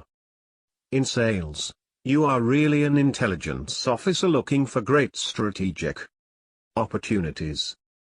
The show, still in syndication, featured a character named Charlie, whose lifestyle suggested that he could afford to hyper-consume without working very hard or at all. He was a composer of advertising jingles, but we rarely saw him sweating at the piano hour after hour to come up with the songs. Somehow, he supported a multi-million-dollar beach house in Malibu, his brother and his nephew, and a housekeeper. Most of the time he could be seen at home entertaining guests and distributing one-liners. Often viewers of shows such as 2.5 Men, as well as other mass media, are unknowingly conditioned to believe that most successful people are like Charlie. Somehow these People are so talented and gifted that they can make a great living working 5 minutes here and there. It is easy to become discouraged if you think that Charlie's method is the formula for success in America. Clearly it is not. Feel-good television, and now social media, is filled with depictions of people who succeed without really working. This, of course, is fantasy land. Excluding heirs, lottery winners, and other folks who receive windfalls, building wealth typically requires that someone starts with a self-generated source of income. Our research on economically successful people differs widely from dramatic fantasy. Most people in America must hunt and gather every day. Without an alternative form of income, which most in America do not have, they rely on their jobs, day in and day out, to provide income to survive, as 78% of American workers live paycheck to paycheck. 7. Even most millionaires we have interviewed or surveyed work nearly 40 hours a week. More than 90% are married and typically have 2 children to support. Most did not become wealthy until their late 40s or early 50s. And very few of them were ever leisurely entertaining throughout the day. Millionaires and working today. One hallmark of those who have become economically successful is that they are congruent or have high fit with their careers. In other words, their skills, abilities, knowledge, interests, and other characteristics match the requirements of their jobs. The income from a career can't last if you cannot last in the career. Without fit or congruence with your occupation or chosen career, the prospects of long-term income are murky, or laden with stress and strife. Today's millionaire next door continues to find opportunities, despite the governmental, social, and economic conditions of the day. Awareness of one's own skills and the corresponding market for those skills is still required. Millionaires and those who become economically independent and successful on their own are able to a. assess their own skills, abilities, and characteristics and their environment, market, and b. choose an occupation that makes the most of both. The 733 millionaires surveyed in 1998 nationwide for the Millionaire Mind were asked about their important choice factors regarding their selection of vocation. 4 out of 5, or 81%, indicated that they chose their vocation because it allowed full use of their abilities and aptitudes. 70% of millionaires in 2016 stated that loving their career or chosen business was important in their economic success. For small business owners, 3 out of 4 stated it was important. The experience of jumping out of bed each morning and loving your job requires alignment. Millionaires in a regular job. Just as in 1996, it is possible today, with an average to higher than average income, to become a millionaire through steady, prudent, disciplined financial management and regular income. Regular meaning not extraordinary commissions from sales roles or extremely high salaries like those of attorneys, doctors, and CEOs. How can this be? This is the most pressing question for those who cannot imagine or want to challenge the idea of building wealth with a slow and steady career. From the research conducted for Stop Acting Rich, we know the typical balance sheet affluent millionaire had an annual realized median household income of $89,167 when he first became a millionaire. In other words, one half of the balance sheet affluent had incomes that were less than this figure. What does this tell us about building wealth and becoming financially secure? For most Americans, one's desire, discipline, and intellect are more important factors in accumulating wealth than earning a high income. The problem today among many high-income earners is that they think that money, income, is the most easily renewable resource. Consequently, they act according to the principles found in the Handbook for Hyper-Consumers.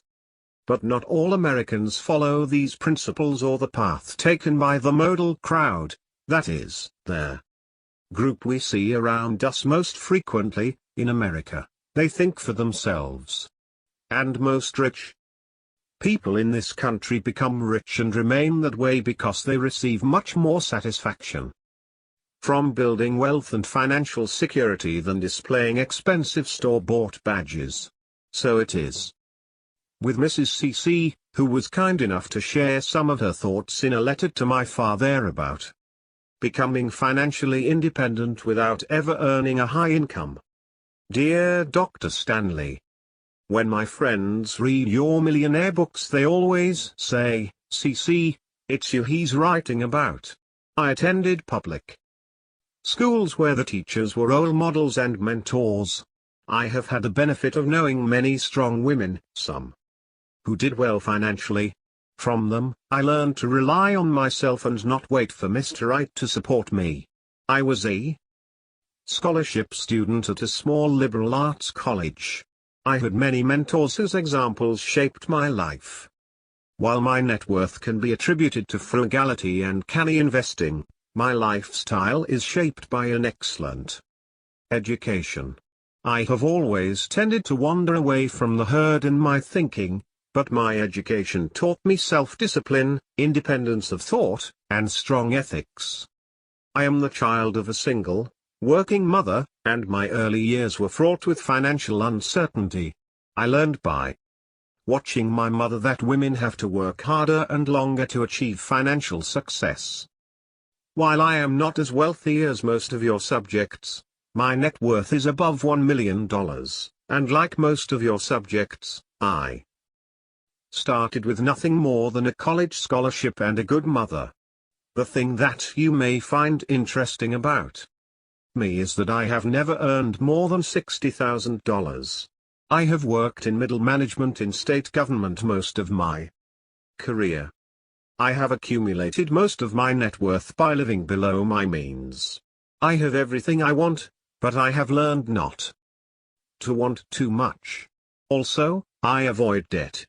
Midway through my career the state government was being downsized and I was in danger of losing my job. I told myself I wanted to get into a position where I would never again be faced with that uncertainty. First, I stopped giving myself raises. All new money went into investments. Then I paid off my house loan. And the house payments could go into investments. I am fairly conservative in my investment but not afraid of risk.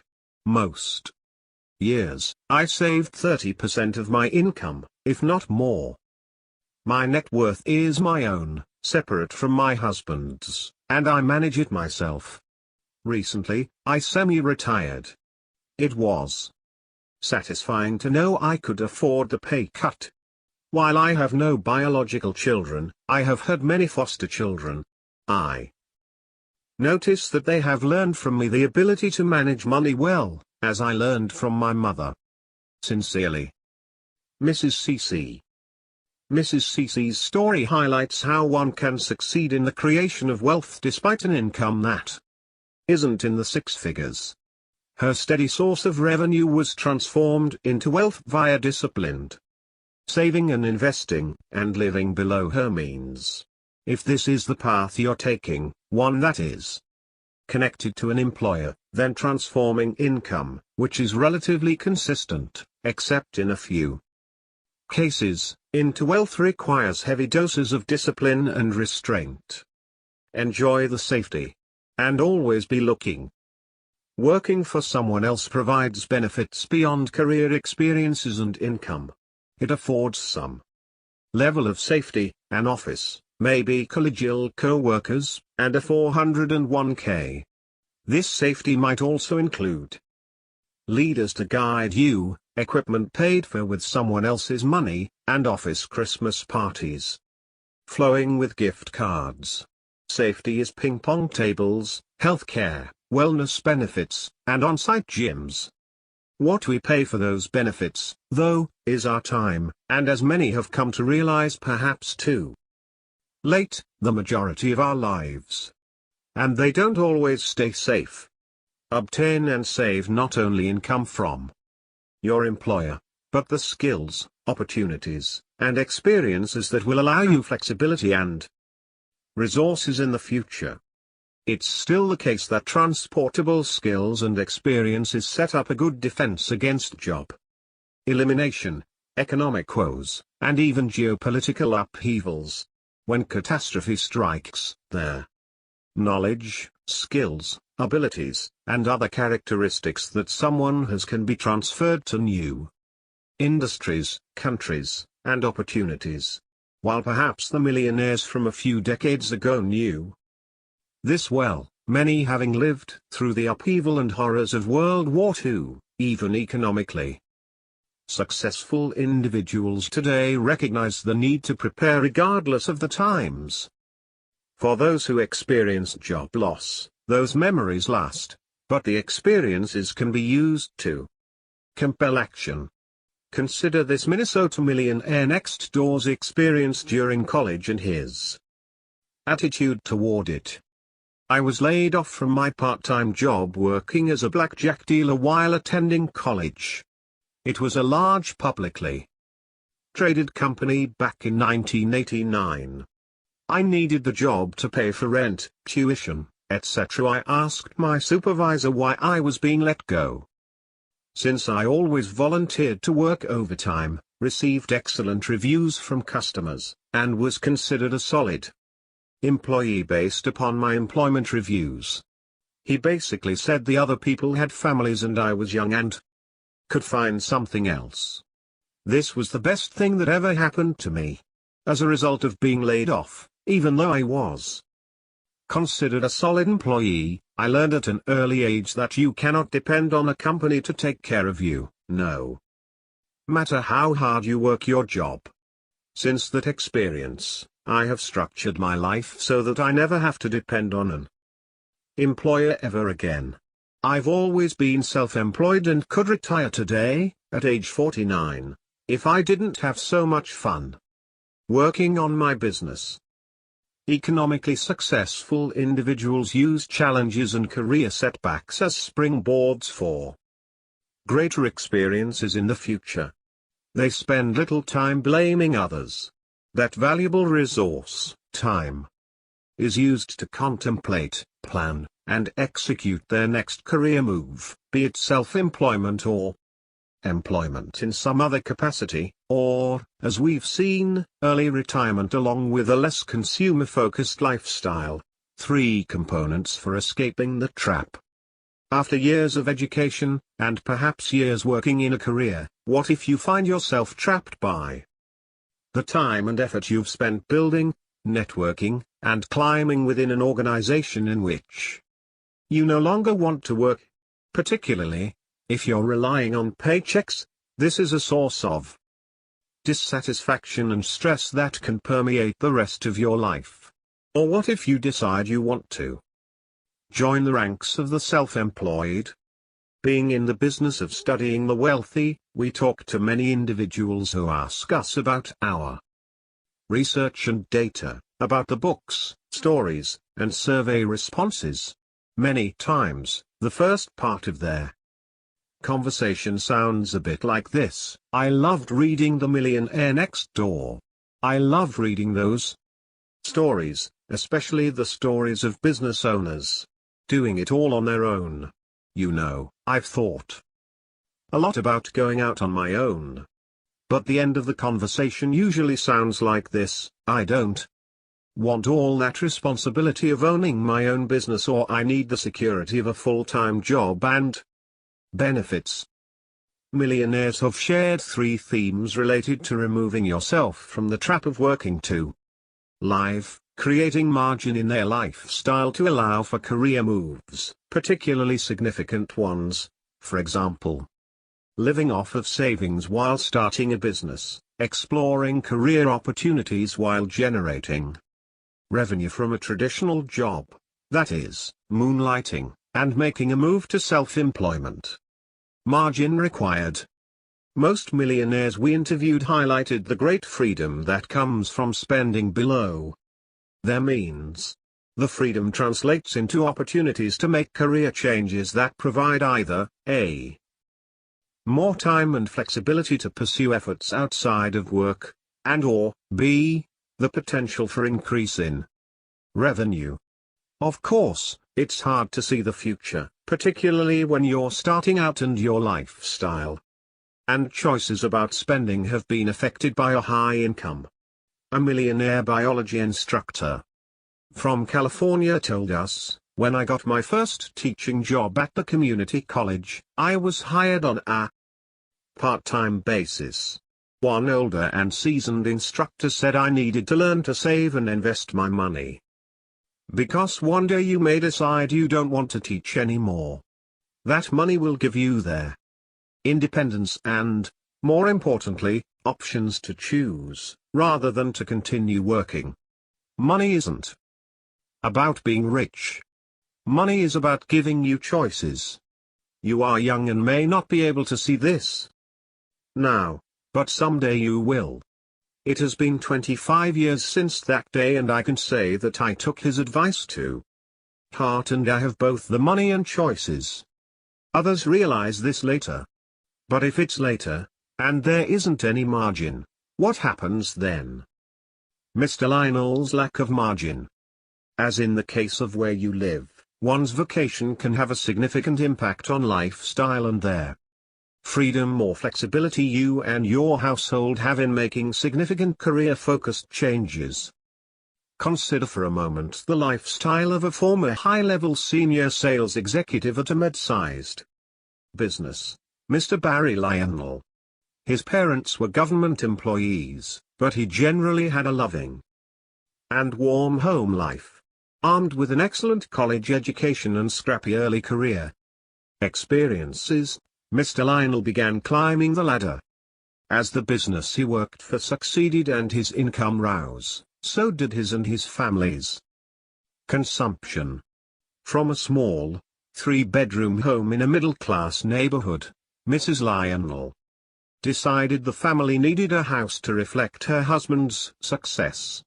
Once his income went into the solid six figures, $180,000 a year, the Lionel family moved to a $935,000 home in a luxury neighborhood, a home they purchased that was more than 5 times Mr. Lionel's income at the time.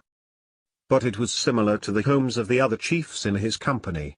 The new neighborhood in which the Lionel family lived required homeowners association dues of nearly $1,500 per year, but even with that, most of Mr. Lionel's neighbors were members of the nearby country club, which charged initiation fees of $80,000 and monthly dues of $650. Everything seemed rosy for the Lionels. But the Lionels were living paycheck to paycheck, keeping up with his colleagues and the Joneses in their new community. And then, Mr. Lionel's company was acquired. Hooray! Yes, he made approximately $1.4 million on the sale. But with little else saved, this essentially became his household's net worth. And he was not included in the company moving forward. More importantly, and significantly, perhaps, was that the Lionel's consumption habits were firmly established based on his past income level. Now, the dust has settled, and after a few failed attempts at going out on his own, Mr. Lionel's skills have atrophied, while his family's consumption habits, including those of his adult children, who are starting high-consumption households of their own, have only increased. Despite the incredible amount of hard work during those early years at the company, he cannot enjoy the fruits of his labor because they were eaten away as soon as they were produced.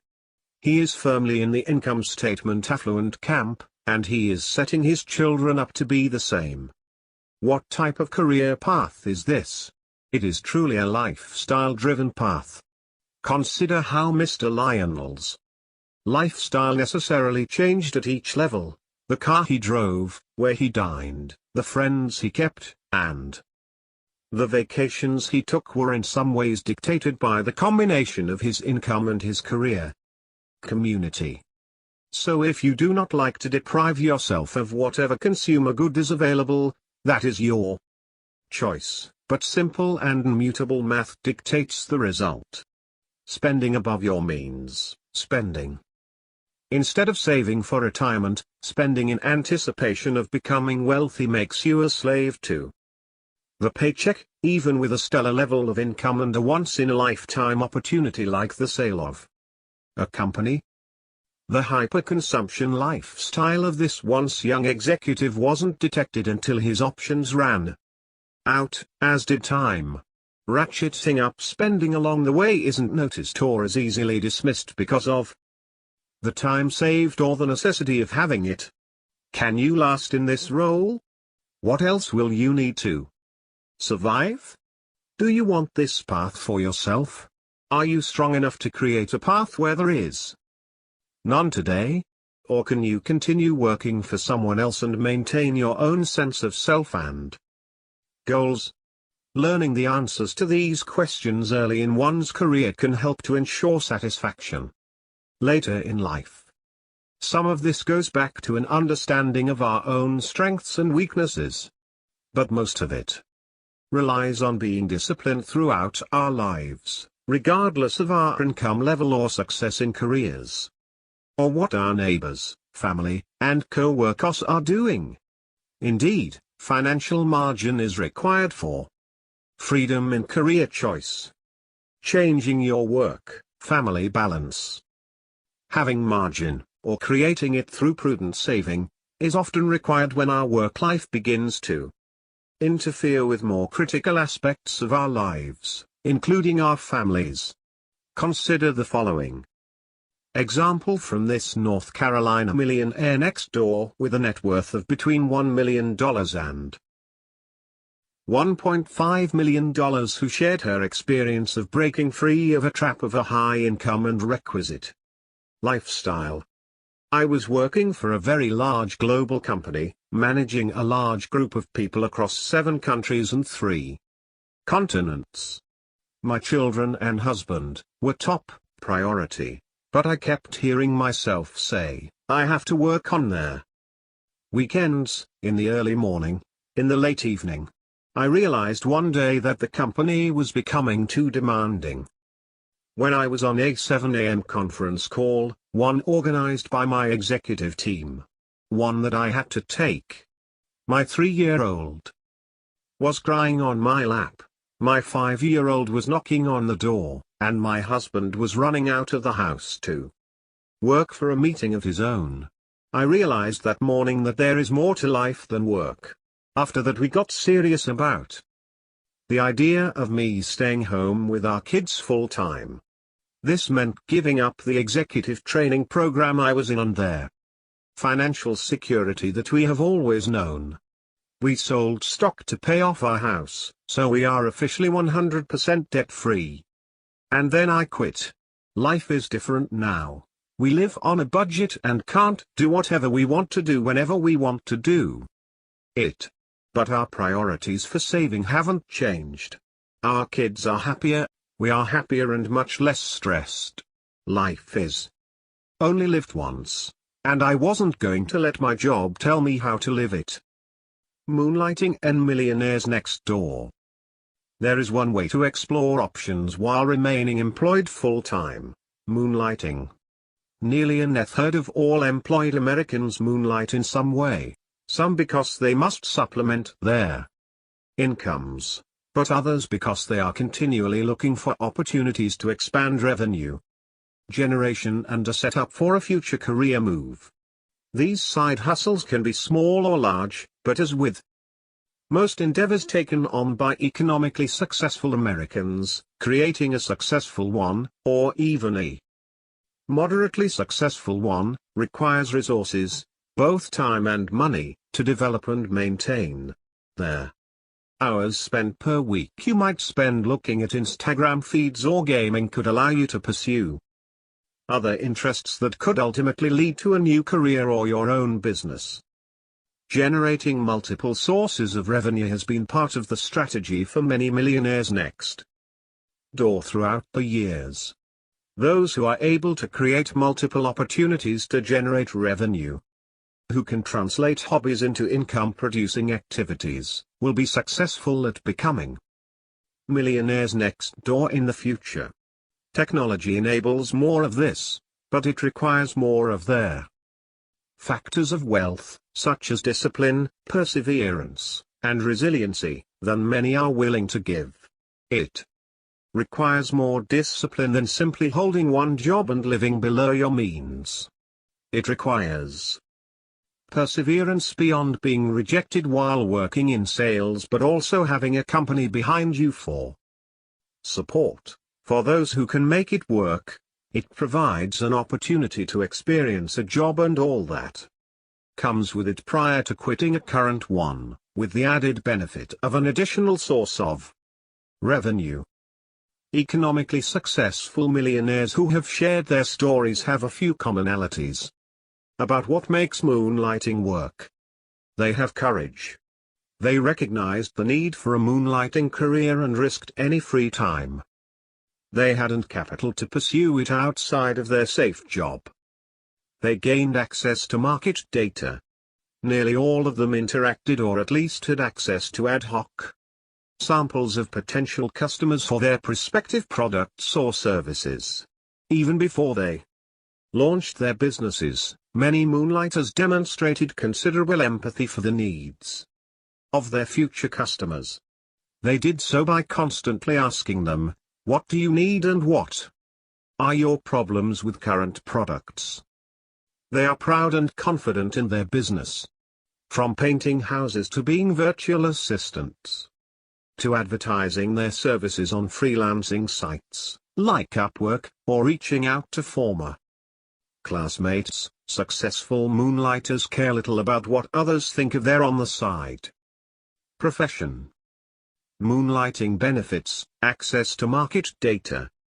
A good example of the importance of customer access is highlighted in a profile of Paula Kent Meehan, who co-founded the Redken hair care products company. Miss Meehan was an aspiring actress during the late 1950s, stuck mainly doing commercials and grabbing at small parts. But something else also discouraged this beauty pageant winner from pursuing an acting career. All the cosmetics and hair care products to which actors are subjected irritated her skin mightily. Miss Meehan's moonlighting venture began shortly after she told her Beverly Hills hairdresser, Jerry Redding, about her severe allergic reactions to shampoos. Many of Mr. Redding's customers, his market research sample, reported having the same problems. It just so happened that he was also a moonlighting chemist on the side. Mr. Redding and Ms. Meehan became partners in what is known today as Redken Laboratories. Mr. Redding eventually sold his equity in Redken to Miss Meehan. From the start, Miss Meehan and Mr. Redding were well aware of the allergic reactions many women encountered with traditional shampoos and related beauty products. Many other people realized this too, yet only Miss Meehan and Mr. Redding saw this as a significant market opportunity. Both obviously had entrepreneurial vision or, alternatively, what some call creative intelligence. Plus, they had the courage to launch a line of products that addressed allergy-related problems of women in 35 countries. Distributing Redken products exclusively through salons was a brilliant and novel strategy at their time. In essence, Miss Meehan had a sales force of tens of thousands of high-end hairdressers, promoting Redken products to clients who were a captive audience while sitting in the chair. Miss Meehan was the marketing force behind Redken. She had the enormous energy that was required to aggressively build a business, sell products, and work as an actress. And she took night classes in management, accounting, and law to learn to build and operate an entrepreneurial enterprise. Her boundless energy came from her conviction that the Redken product had enormous potential. She absolutely believed that there were significant benefits afforded by her pH-balanced beauty product line. Miss Meehan predicted that millions and millions of other women had the same sensitivity she had. Like most successful entrepreneurs, Miss Meehan had great affection for her product as well as for her job description. As stated in the Millionaire Mind, select a vocation that is not only unique and profitable, but one you love. 9. Confidence required to moonlight. A high school teacher named Murray is an example of having confidence in choosing how to generate revenue. Murray taught for several years in a school district that did not have a true commitment to academic achievement. So when he was given the opportunity to teach in a district where students ranked in the top tier in regard to SAT scores, college-bound graduates, etc., he jumped at the chance. By making this change, Murray also encountered a significant increase in salary. Taken away by the euphoria of teaching in such a prestigious school and the upswing of his cash flow, Murray made a mistake. He bought a house in the lovely village where his school was located, but it was a house in a neighborhood he could barely afford. Typically, educators are a frugal bunch. In many ways, Murray and his family were frugal. But when you live in an affluent village, everything costs more. It did not matter that Murray ate peanut butter sandwiches out of a brown bag every day or that he did all of his own home maintenance and repairs. Great defense was not enough. And when Murray's third child was born, his wife stopped working to be a full-time homemaker. Given these circumstances, the family was not able to contribute to a college fund for their children or to save meaningful amounts of money. These are some of the same problems that millions of people are facing today. One summer day while Murray was painting his house, his next-door neighbor stopped by to chat. "I wish I could paint my own house like you are doing, but I just don't have the time. I travel so much with my job." The estimates I just got from 3 house painters took my breath away. When Murray heard how much these painters were charging, he nearly fell off his ladder. The next morning, Murray had a revelation.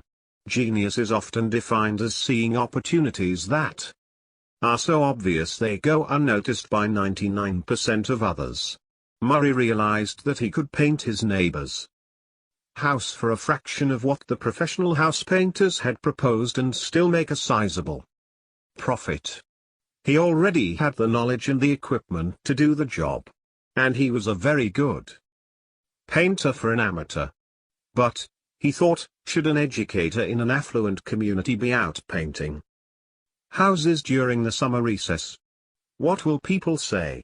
In the end, Murray decided that their economic welfare of his family was more important than what the neighbors might think about his moonlighting venture. He went next door and proposed to paint his neighbor's house for 2/3 of the lowest bid given by the professional house painters. The neighbor took a chance and hired Murray. At this time, he never envisioned starting a house painting business. He was just trying to make some extra money. But while painting his next-door neighbor's house, another neighbor came by and asked him for an estimate.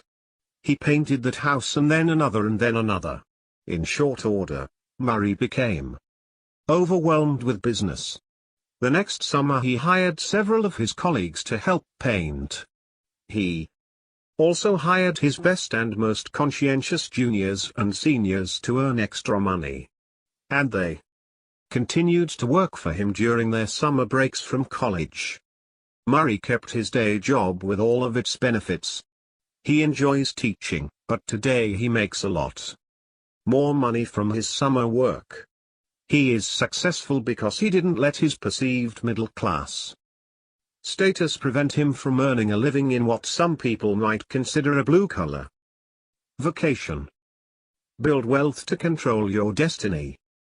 The concept of a go-to-hell fund, a savings amount that would allow for you to live for 10 or more years without having to work, sounds like a fantasy, particularly to those just starting out in their careers. But, as we discussed in Chapter 1, an entire community is growing around this concept. Indeed, the financial independence's go-to-hell fund lasts them a lifetime, once invested. In 2012, my father wrote about the benefits of such a fund on their heels of a reader's email regarding being trapped in a career. In the Millionaire Next Door, I profiled a millionaire corporate sales professional. He, like other self-made millionaires, said that he had a go-to-hell fund. Just in case my employer insists, that I leave Austin for corporate headquarters in Rochester. He never had to leave Austin, and he added, PTL, praise the Lord. In other words, the millionaires next door have accumulated enough wealth to live without working for 10 or more years. Those words still ring true today, as we were reminded of this wisdom after reviewing an email from Miss F, who currently resides in a lovely community in the southern United States. I went to my local library this morning, hoping to borrow The Millionaire Next Door. However, the only available book was in Spanish, so I borrowed Millionaire Women Next Door instead. By the time I completed the second paragraph on page 8, I had collapsed in a fit of laughter, simultaneously crying and laughing at my sad truth. My newest work assignment is no less than 8,200 miles, 18 hours of flying time, and 12 time zones away from everyone who means the most to me in this world. Simply put, the situation stinks, but I had convinced myself that it was necessary to pay the bills. Suffice it to say that I have renewed my concerted efforts to become a cultivator of wealth, and I plan to share my transformation with you soon. Thank you for creating this compilation of evidence-based encouragement. What precipitated Miss F's laughter? Consider the words I wrote in Millionaire Women Next Door. Aren't you growing tired of being among the ranks of hunter-gatherers? Do you enjoy your hyper-consumption lifestyle so much that you must fly out of town every week to earn a paycheck to pay your bills? Begin making their transformation to a cultivator of wealth. Think about that the next time you are 10,000 miles from home, surrounded by strangers, and flying in dreadful weather. It is up to you. Those financially independent folks make their own decisions about their next destination. Right now, you and your career are essentially corporate property. Neither one of you has the luxury of self-determination. I also wrote, the millionaire business women profiled herein will not tolerate such an existence. They are free. They are cultivators of wealth and satisfied with life. They are in control of their own destiny. 10. Case studies and moonlighting. The benefits of moonlighting include the ability to transfer one set of experiences and knowledge gained in a regular, full-time job to a new way in which to approach problems within your same field or industry. Appendix C includes some of the job titles of moonlighters from our research with the mass affluent, high net worth samples.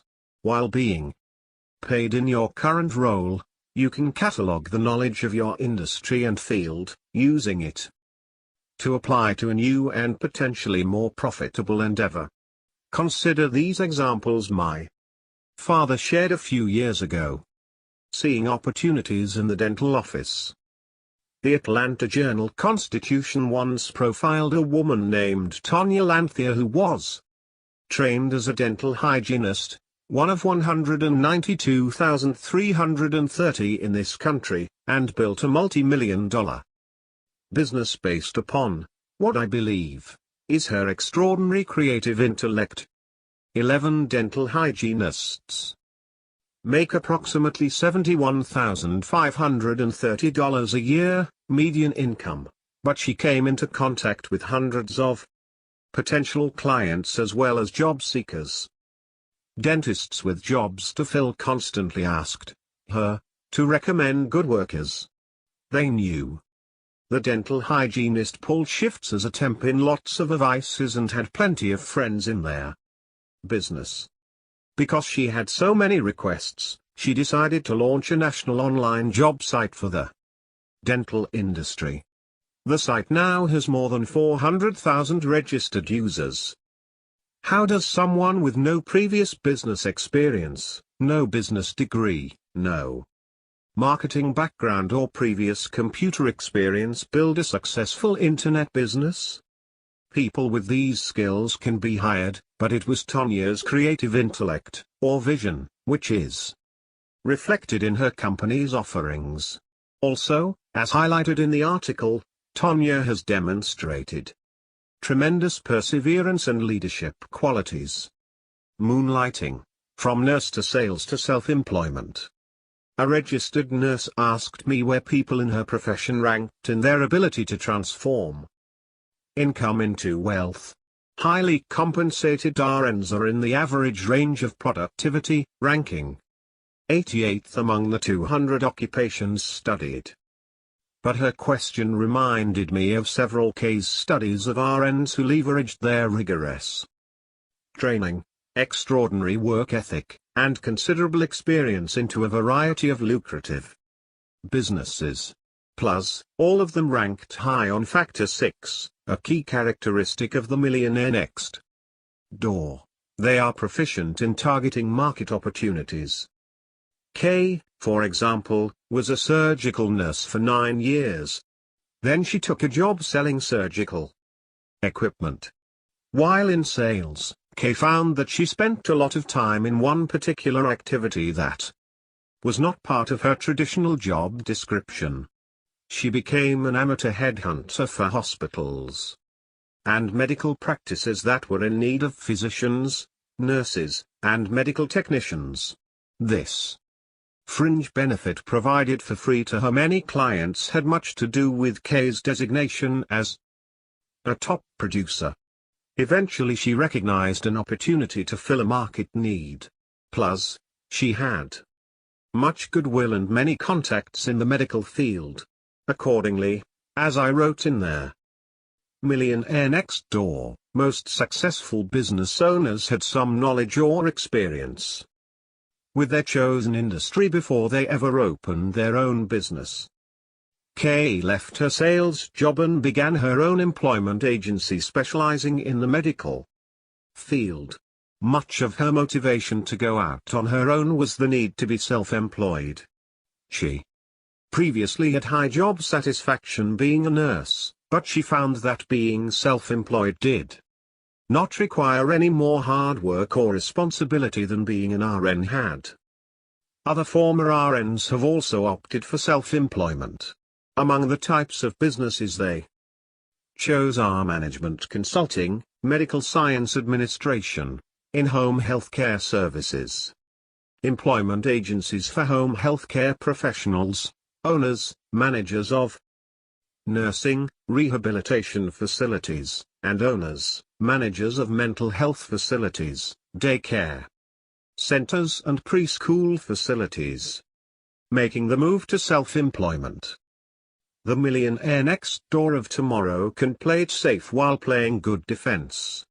The self-employed Millionaire Next Door of tomorrow will take considerable risks, working to create something of value from the extraordinary resources given to him or her.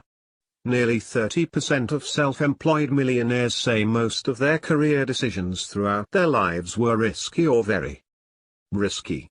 Contrasting that with all other millionaires, only 15% said the same. As an Austin millionaire's wife shared with us, my husband decided to start his own business. I was nervous, but we made a plan.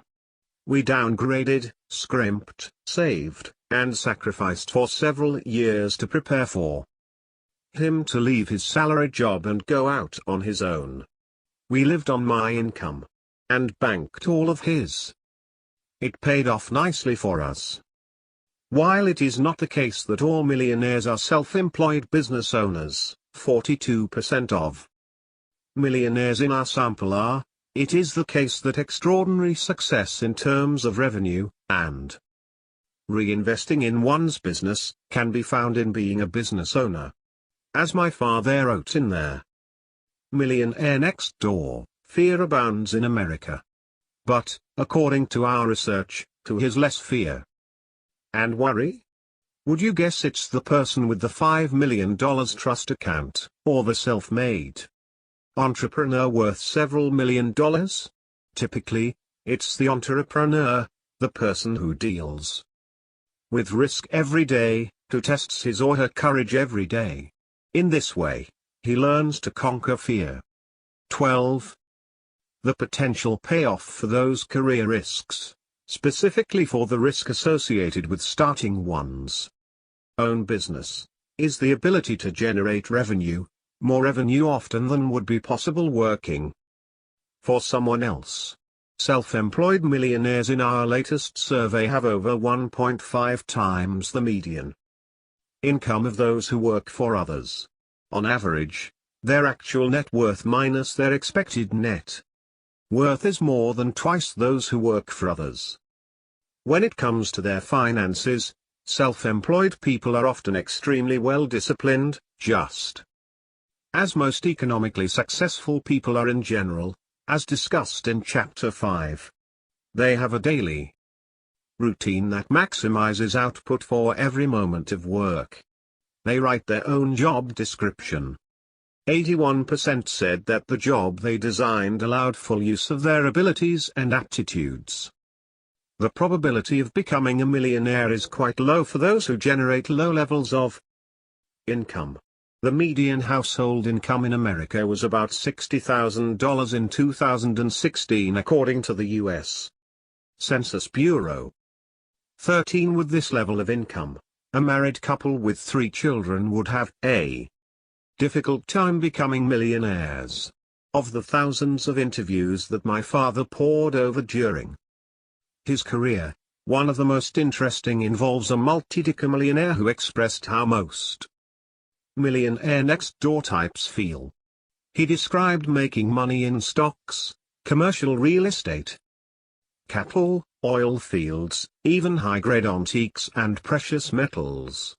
Yet he eloquently summed up what most millionaire next door types believe: it is hard to be knowledgeable on a great many investment topics.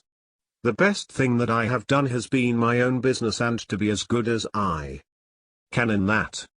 That's the motherlode that supports everything else. In other words, the major league revenue generated from his business funded all his other investments, as in the acorn analogy earlier. But self-employment does not automatically translate into big income and wealth. Consider the following: of the more than 23 million small business owners who are self-employed sole proprietors in 2015, their average annual net income was only $11,637.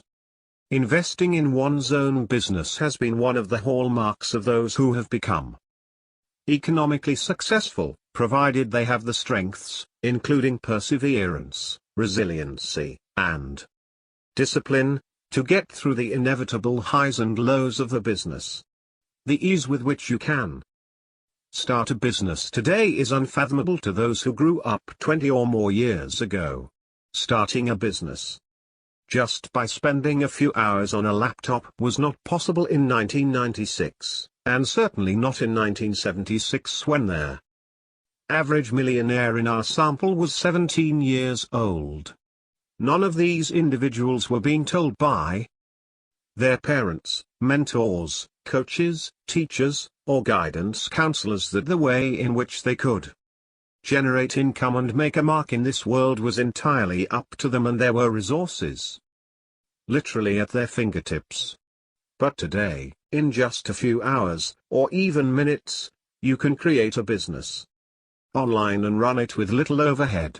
The internet and its related technologies for running a small business have leveled the playing field in many ways, allowing those who have challenges with steady employment to create their own opportunities, regardless of what might have held them back before. For example, among the self-employed there is a greater percentage of disabled Americans, 11%, than the regular population, 6%. 14, in part due to the accessibility that technology brings. See and create value. Of course, income from small businesses varies considerably across industries and over time.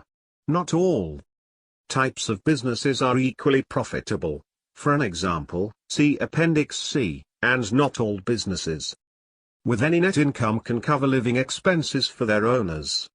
Take dentist offices, where 89% of the offices are profitable, and restaurants, where 66% of them are profitable.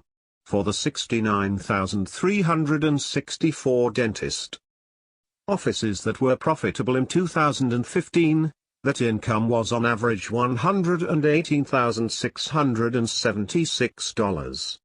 Contrast this with their over 400,000 people who own restaurants and/or drinking establishments.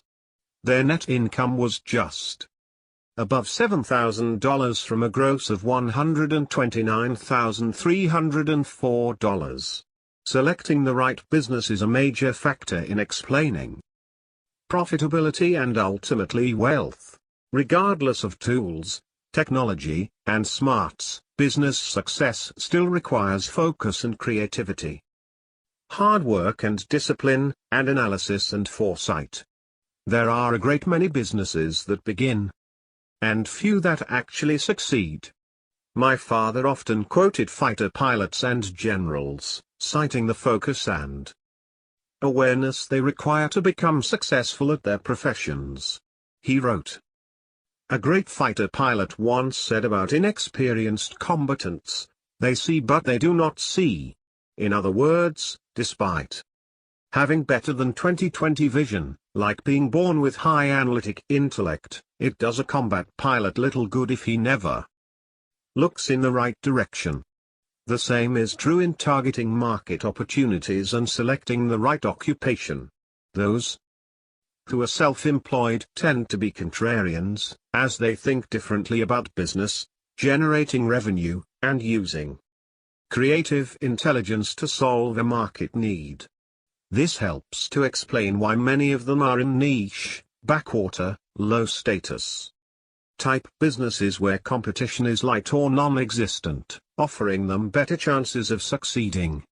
In addition, as we saw in the Millionaire Mind, 4 out of 5, or 79%, of millionaire business owners indicated that they chose their specific business type because it gave them a high probability of becoming financially independent. 15. In both The Millionaire Next Door and The Millionaire Mind, my father listed the types of businesses owned by the millionaires surveyed. These businesses ran from the dull normal to the unique. For example, in The Millionaire Next Door under businesses of self-employed millionaires, you will find bovine semen distributor. 16. Interestingly, a 2013 Wall Street Journal article mentioned, Julio Moreno, of Oakdale, California, has a freezer full of the bull's semen that sells for at least $3,000 per unit. 17. If asked how he became wealthy, would Mr. Moreno say stocks or bull semen?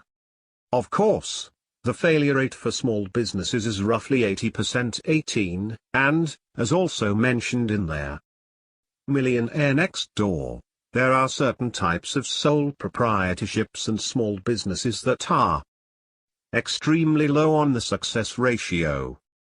Not for the faint of heart, or those who are unwilling to roll up their sleeves. Owning your own business can lead to autonomy and independence. The key differentiators of those who can become successful in these endeavors include a combination of creativity, hard work, and perseverance. In their case of the latter, of the self-employed millionaires in our latest study, nearly 93% of them cited resiliency or perseverance as their top success factor, rating it very important or important, followed by being well disciplined, 90%, and being honest with all people, 87%. Perseverance required. It's often said that a successful business becomes that way because the owner had two important ingredients, time and money.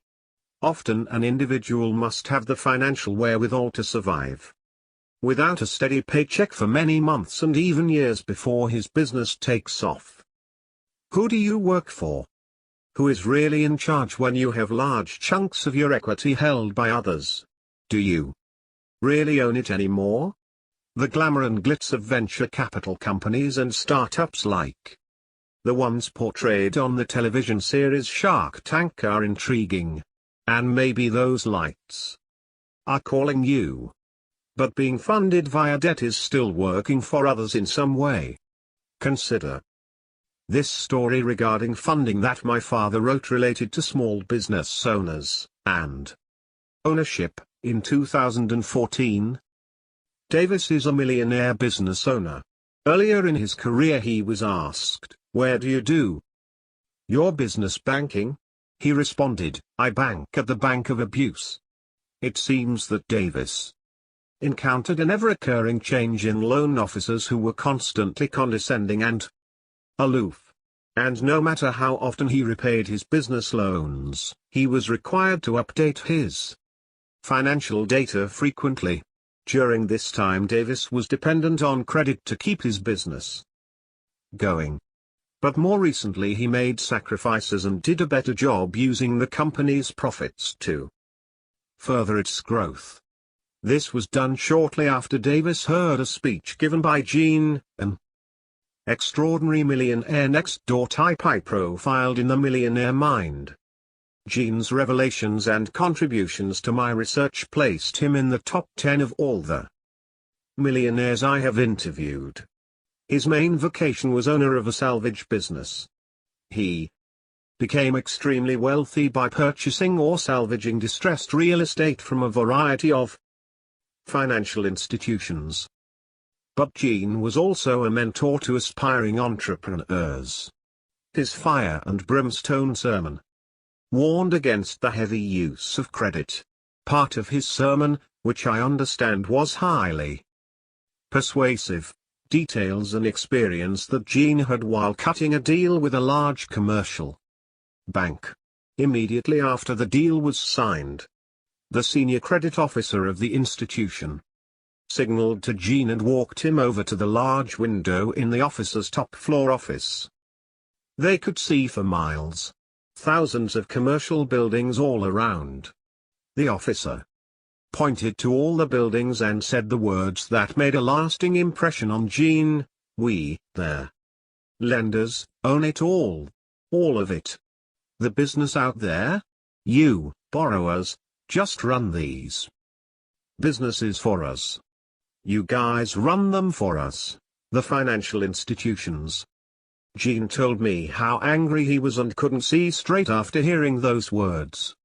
He used this scenario in his sermon to emphasize that if one is addicted to credit he has little or no control over his own business.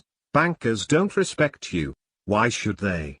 They've got you trained like a seal act in a circus. One of the main reasons that people become self-employed or entrepreneurs is that they want to become independent, to run their own ship.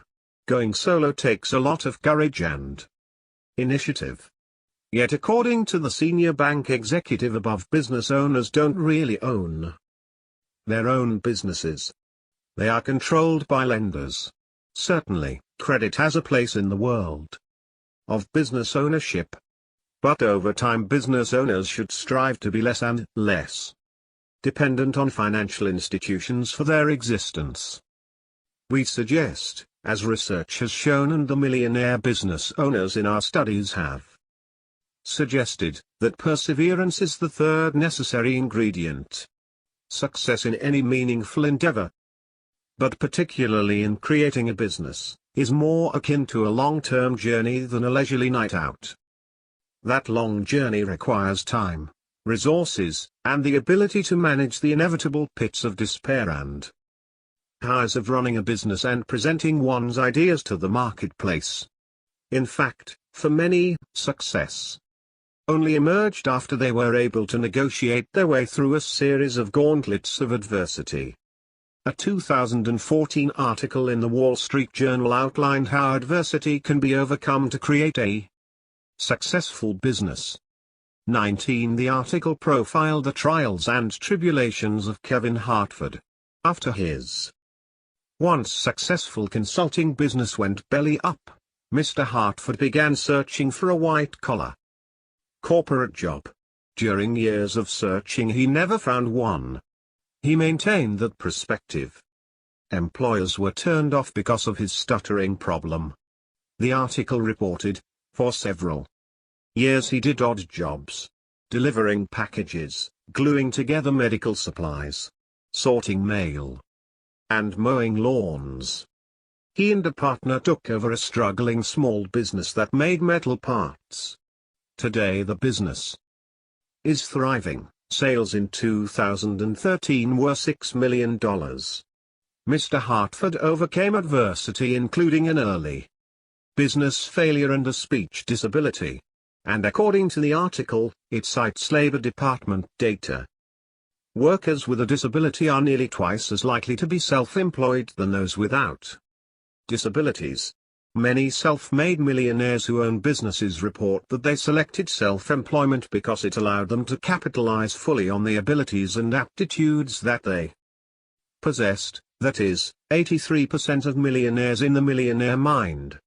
Mr. Warren, a self-made decamillionaire profiled in the Millionaire Mind, eloquently stated, "Frankly, had I been able to get a decent job, I would have never gone into business for myself.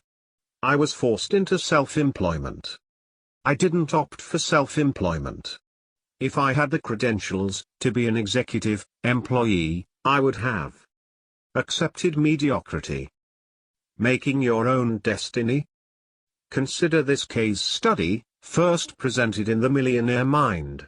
Given his less than stellar academic background, WK's job prospects were limited.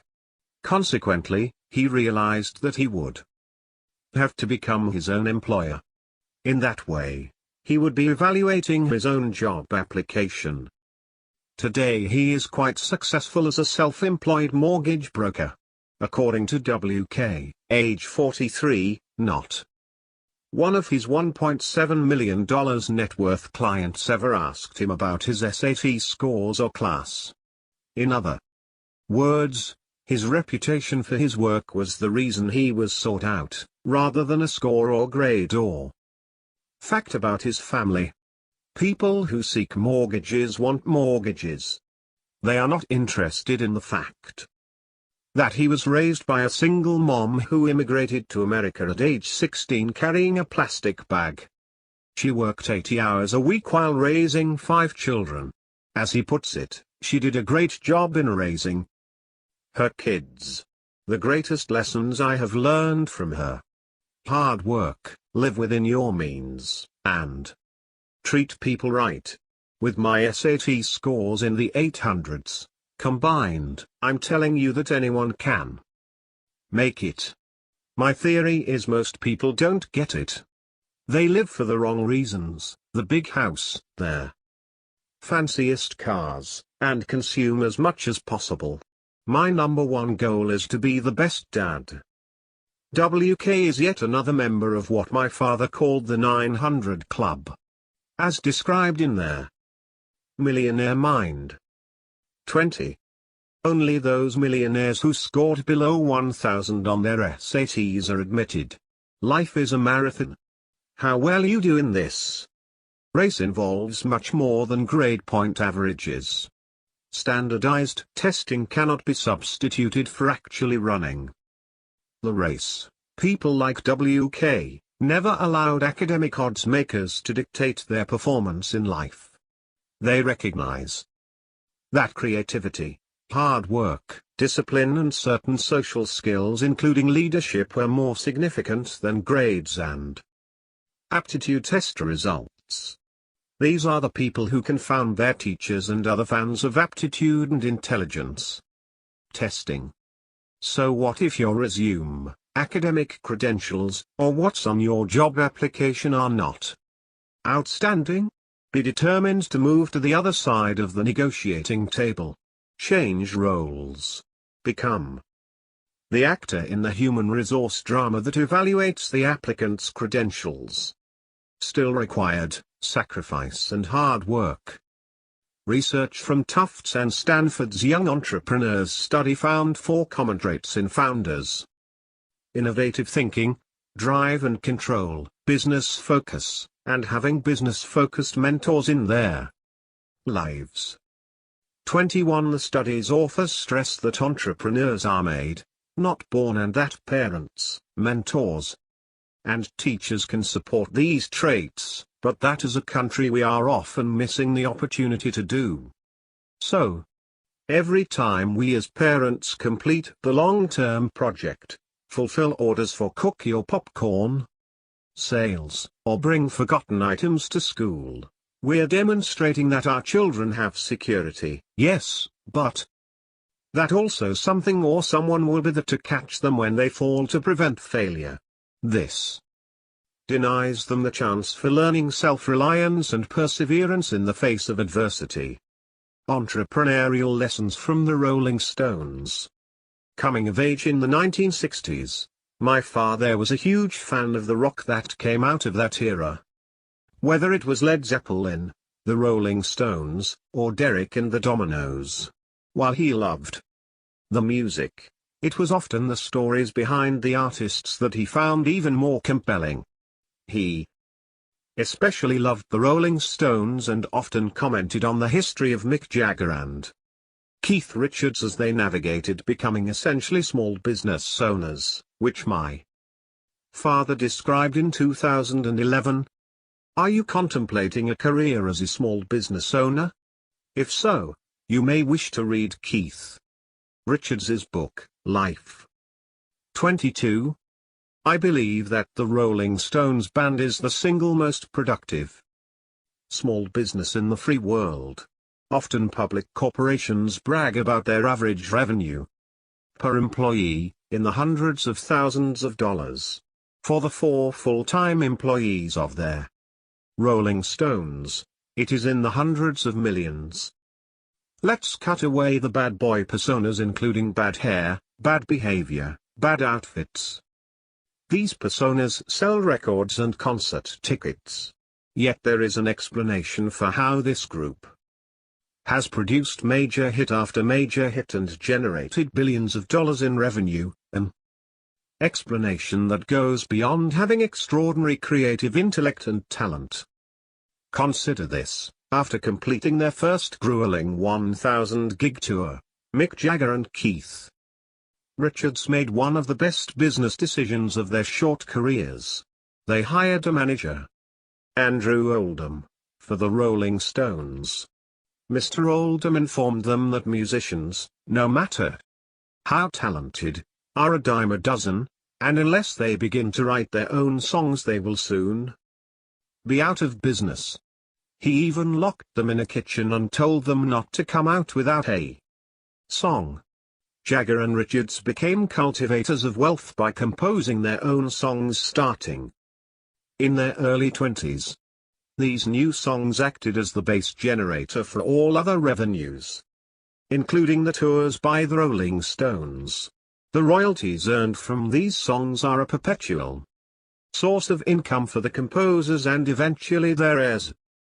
Of course, not everyone has the creative talent of the Rolling Stones. But most people have the ability to start building their own royalties for the future. Consider some of the cases I have written about in the past, like JT, the Texas forest farmer. He started with just a few acres and then kept adding to this inventory. Today he plants 3.5 million trees a year and is worth over $30 million. Take Brian, who was profiled on thomasstanley.com. He failed his high school equivalency exam several times. As he said, "If I can become a multi-millionaire, anybody can." Sold all my toys. And bought my first fourplex. Today he owns 7 of them. And finally, there's the moonlighting firefighter Malcolm, who realized early in his career that fighting fires is something that cannot be inventoried. He started with one fixer-upper house and rented it to students. And the constant student demand for housing is nearly a guaranteed source of wealth from his real estate holdings. 2 quotes from Keith Richards' life illustrate the amount of work that it takes to become successful, the amount of work that not everyone is willing to do. Every waking hour of every day, you collapsed on the floor with a guitar in your hand. That was it. You never stop learning an instrument. 23. The work was always intensely hard. The gig never finished just because you got off stage. We had to go back to the hotel and start honing down these songs. It was non-stop high-pressure work, which was probably good for us. 24. It is obvious to me after reading his memoir that Keith Richards also has high analytic intellect. Mr. Richards spent thousands of hours studying all the great blues artists and rock virtuosos and integrated this knowledge into his musical compositions.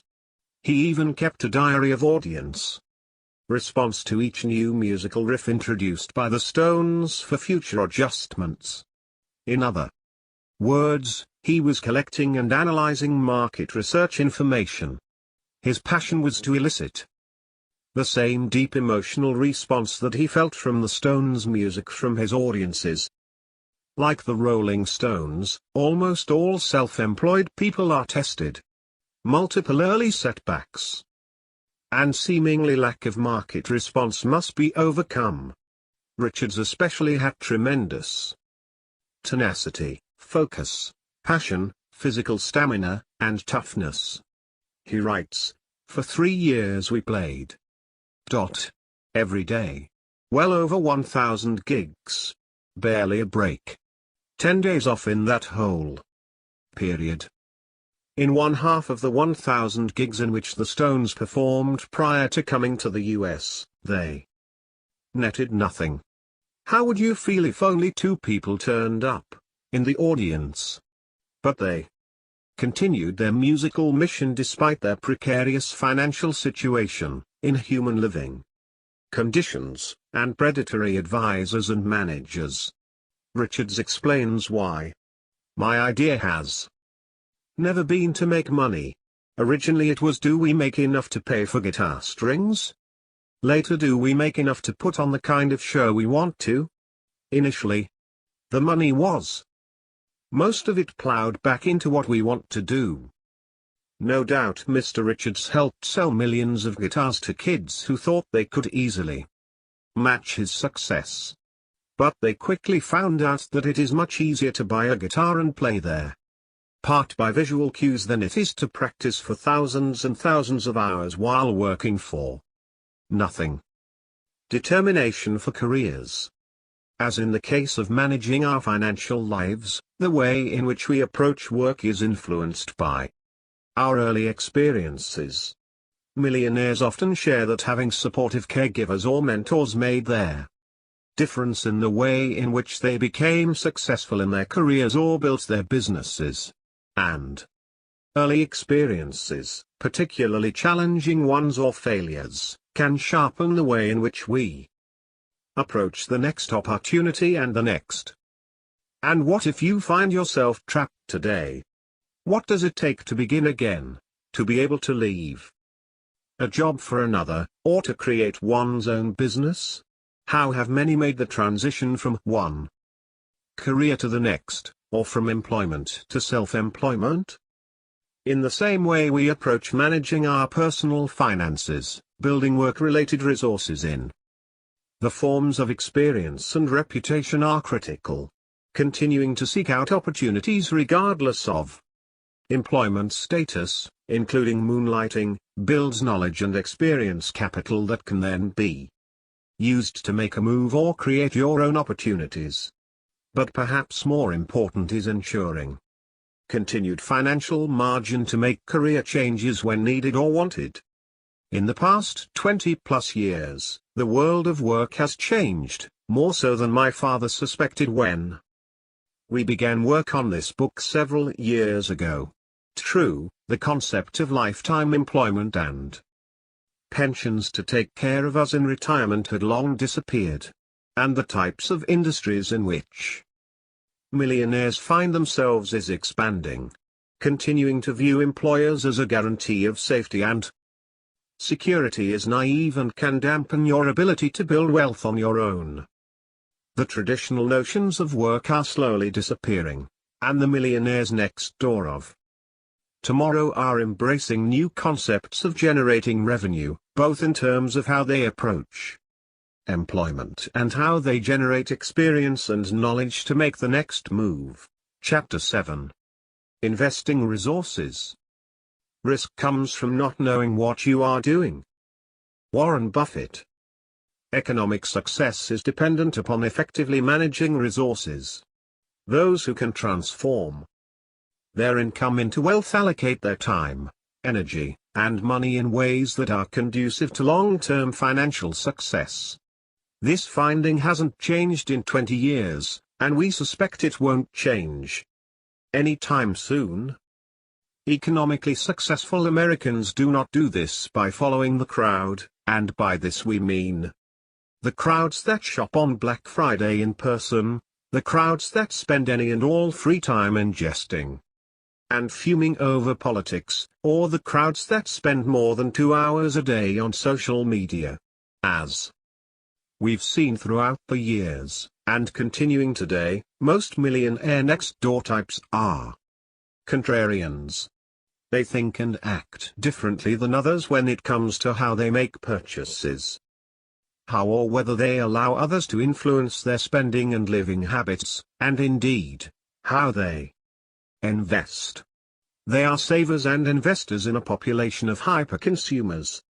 They study their investments, including their own businesses and industries, and make educated and wise decisions about how to use the resources they have to invest and grow. The success factors listed in Chapter 5 not only impact our ability to determine ways to generate revenue, create jobs, and find careers, but also impact the way in which we manage the income we make. Generating revenue through a career we are passionate about, as we saw in Chapter 6, provides resources beyond the consumption areas in Chapter 4. How do economically successful individuals grow and utilize the wealth they bring in and accumulate over time? What, in the past 20 years, has impacted how they invest? At the time of writing, there were more than 1,000 financial technology companies that provided services for both financial professionals and individuals. Many of these companies offer consumers ways to manage their financial lives efficiently, with little to no help from a financial advisor or wealth manager, or, in the parlance of the millionaire next door, stockbrokers. For better or worse, we can save, buy options, and invest in exotic foreign stocks all from the comfort of our smartphones. We don't have to call our broker to make trades, although some still do, as there are approximately 631,000 stockbrokers in the United States. Two more sophisticated actions, such as tax loss harvesting, are also being automated thanks to robo-advisors, algorithms, and similar technologies. But in the face of these advances in technology and a tide of changes in how advice is provided, for example, the rise of the fiduciary standard, the hallmarks of prudent investors haven't changed much in 20 years. Attitudes toward investing shift with the times. 3. But those with a disciplined approach to investing tend to remain steadfast in the face of economic adversity and fluctuations in the market. Whether that prudent behavior comes naturally or is something that investors learn from caregivers, mentors, or advisors, the investing decisions we make can impact our ability to build wealth long term. Where it's invested. Perhaps because of their reliance on self-study and on close examination of markets and investment opportunities, millionaires typically invest in more conventional types of investments, see Table 7.1. More than 60% of millionaires have 30% or more invested in retirement accounts. Nearly 33% of millionaires have some investment in real estate. Millionaires in our latest study rarely invested in exotic or unusual investment products. Approximately 6% of millionaires have any portion of their assets held in land use rights, for example, and very few millionaires, 4%, have intangibles, for example, copyrights or other intellectual property, as a portion of their portfolio. Here are some points of interest in this data that compare the composition of gross estates of various sizes in 2016 versus 1996. It appears that at a gross estate of $20 million or greater, both hedge funds and fine art become much more attractive as investments. In 2016, hedge fund composition jumps to 3.7% at $20 million, as compared to only 0.69% for estates between $10 and $20 million, and even less than that for smaller estates. Hedge fund, private equity data is not available for 1996. Similarly, art as an asset class comprises 1.83% and 2.56% of total gross estate value for estates north of $20 million in 2016 and 1996, respectively, and is almost non-existent in their smaller estates.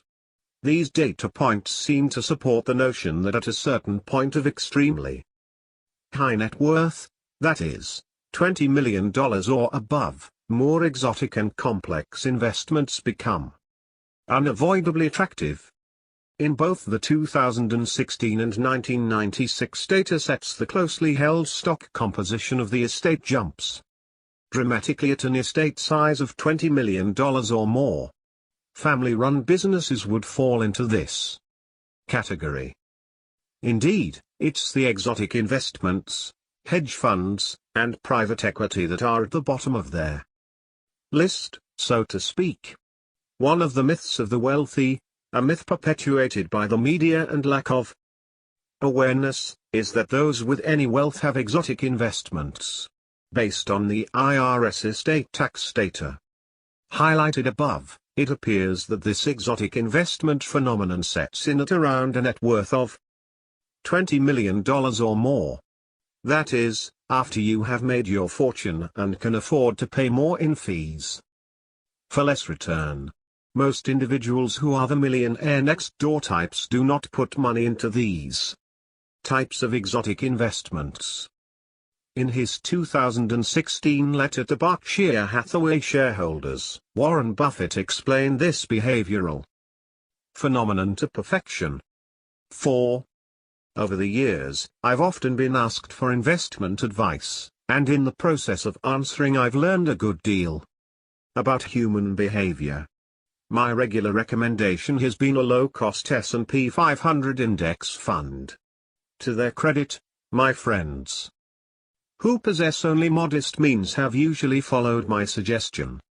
I believe, however, that none of the mega-rich individuals, institutions or pension funds has followed that same advice when I've given it to them. Instead, these investors politely thank me for my thoughts and depart to listen to the siren song of a high-fee manager or, in the case of many institutions, to seek out another breed of hyper-helper called a consultant. That professional, however, faces a problem. Can you imagine an investment consultant telling clients, year after year, to keep adding to an index fund replicating the S&P 500? That would be career suicide. Large fees flow to these hyper-helpers, however, if they recommend small managerial shifts every year or so. That advice is delivered in esoteric gibberish that explains why fashionable investment styles or current economic trends make the shift appropriate. The wealthy are accustomed to feeling that it is their lot in life to get the best food, schooling, entertainment, housing, plastic surgery, sports ticket, you name it. Their money, they feel, should buy them something superior compared to what the masses receive. In many aspects of life, indeed, wealth does command top-grade products or services. For that reason, the financial elites, wealthy individuals, pension funds, college endowments and the like, have great trouble meekly signing up for a financial product or service that is available as well to people investing only a few $1,000s. This reluctance of the rich normally prevails even though the product at issue is, on an expectancy basis, clearly the best choice. My calculation, admittedly very rough, is that the search by the elite for superior investment advice has caused it, in aggregate, to waste more than $100 billion over the past decade. Human behavior won't change. Wealthy individuals, pension funds, endowments and the like will continue to feel they deserve something extra in investment advice. Those advisors who cleverly play to this expectation will get very rich. This year the magic potion may be hedge funds, next year something else. The likely result from this parade of promises is predicted in an adage: when a person with money meets a person with experience, the one with experience ends up with the money and the one with money leaves with experience. Compare this exotic investment mindset that Buffett describes to the approach employed by the famed Fidelity stock picker, Peter Lynch. Mr. Lynch's axioms about companies whose stocks he bought are congruent with the philosophies held by many of the millionaire business owners we've studied over the years. Much of Mr. Lynch's success in selecting stocks was predicated on their enormous number of personal interviews he conducted with key players and the visits he made to corporate headquarters. Some of his most colorful conclusions or Lynchisms included: 5. One way to judge a company's commitment to frugality is by visiting the headquarters. The extravagance of any corporate office is directly proportional to management's reluctance to reward the shareholders. If you could tell the future performance of a stock from a balance sheet, then mathematicians and accountants would be the richest people in the world. The amateur investor can beat the market by ignoring the herd. All else being equal, invest in the company with the fewest color photographs in the annual report. Especially noteworthy are some of Mr. Lynch's observations about several companies that he correctly predicted would become winners. At corporate headquarters, no executive dining room, no limos in the parking lot, no corporate jet at the airport. Avoid spending money on a Greek temple for the main office, Queen Anne furniture for the lobby, blimps, billboards, celebrity sponsors, and original artwork for the walls. Travel posters suffice. Executives get no bonuses unless the company does well in a particular year. Success and not occupational status is the basis for awards. This last Lynchism is in close harmony with Factor 3 from the Millionaire Next Door that underlies the lifestyle of millionaires next door. They believe that financial independence is more important than displaying high social status.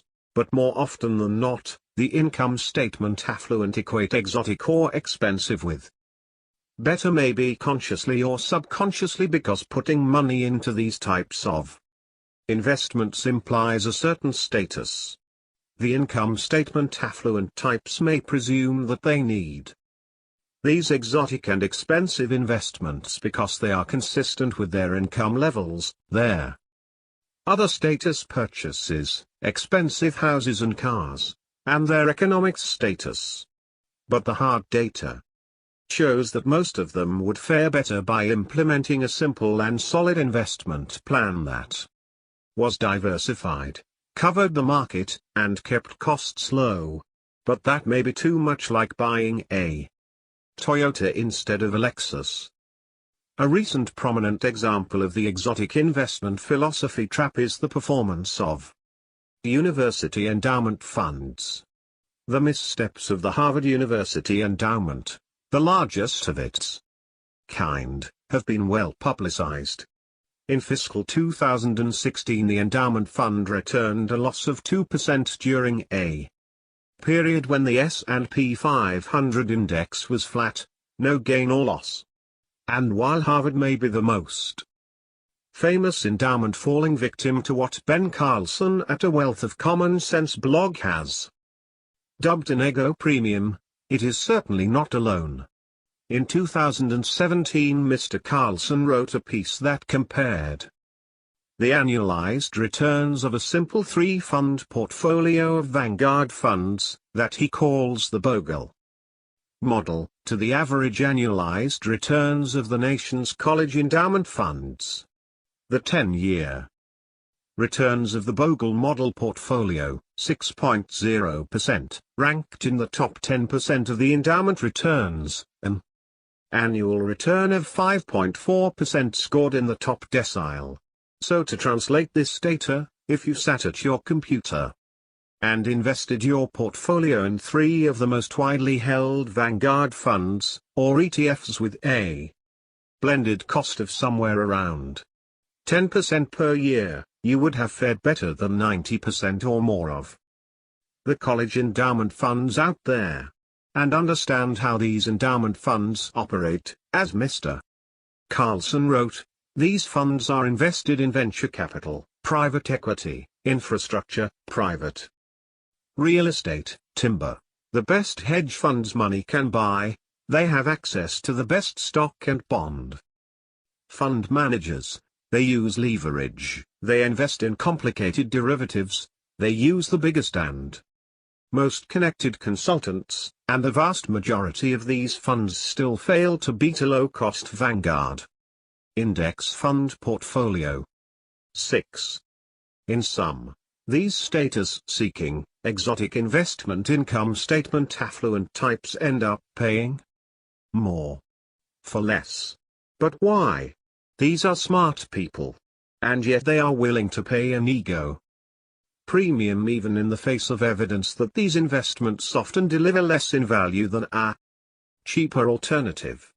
The psychoanalytical part of our team wonders whether it's possible that there is some complex, potentially subconscious, signaling taking place here, with the income statement affluent types sending a message, I have enough to burn. Most millionaires own no works of art. Many people in this country are ambitious, and they want to emulate those who are economically successful. Marketers spend billions of dollars trying to convince people that most successful and rich people own a large portfolio of so-called upscale artifacts. This is as much a myth today as it has been throughout the history of our economy. High-income producing households may view art as a way to signal to others they are rich, however, only their income levels are above average. Their net worth typically tells a different story. Art comes under the broad heading of tangibles or collectibles. My father once wrote an article about this for American Demographics. In it he said, surprisingly under 6% of the typical millionaire's assets are held in such tangible or collectible forms such as antiques, coin and stamp collections, precious gems or works of art. 7. But he wrote this article more than 30 years ago. Have things changed since then? Not in our most recent survey, where most millionaires, nearly 78%, have 1% or less of their wealth in tangible collectibles. And not much has changed according to the recent IRS estate tax data. 8. Overall, among those millionaires with wealth of $2 million or more, only 1.3% of their wealth is held in tangible works of art. Even this small percentage may be overstated given that some very pricey art may likely be bogus. Art is just one more asset category to which a large number of millionaires we surveyed have said, don't own. Never owned. The same is true for a variety of other assets discussed in detail in Stop Acting Rich. Only a minority of millionaires has ever owned a vacation home, boat, plane, wine collection, prestigious make of motor vehicle, or expensive suit. Characteristics of successful investors. Consider the following description of individual investors. The investors who inhabit the real world and those who populate academic models are distant cousins. In theory, investors hold well-diversified portfolios and trade infrequently so as to minimize taxes and other investment costs. In practice, investors behave differently. They trade frequently and have perverse stock selection ability, incurring unnecessary investment costs and return losses. They tend to sell their winners and hold their losers, generating unnecessary tax liabilities. Many hold poorly diversified portfolios, resulting in unnecessarily high levels of diversifiable risk, and many are unduly influenced by media and past experience. Individual investors who ignore the prescriptive advice to buy and hold low-fee, well-diversified portfolios, generally do so to their detriment. 9. Action bias, or the propensity to take action as opposed to taking no action, can lead investors of any level of experience to take action when no action is required. These extreme investing doers end up buying and selling at the wrong time because they have a propensity toward taking action. Their other side, of course, includes those who are averse to taking any action, taking their time instead to create investment strategies that may be obsolete before they are even ever implemented. What makes a successful investor?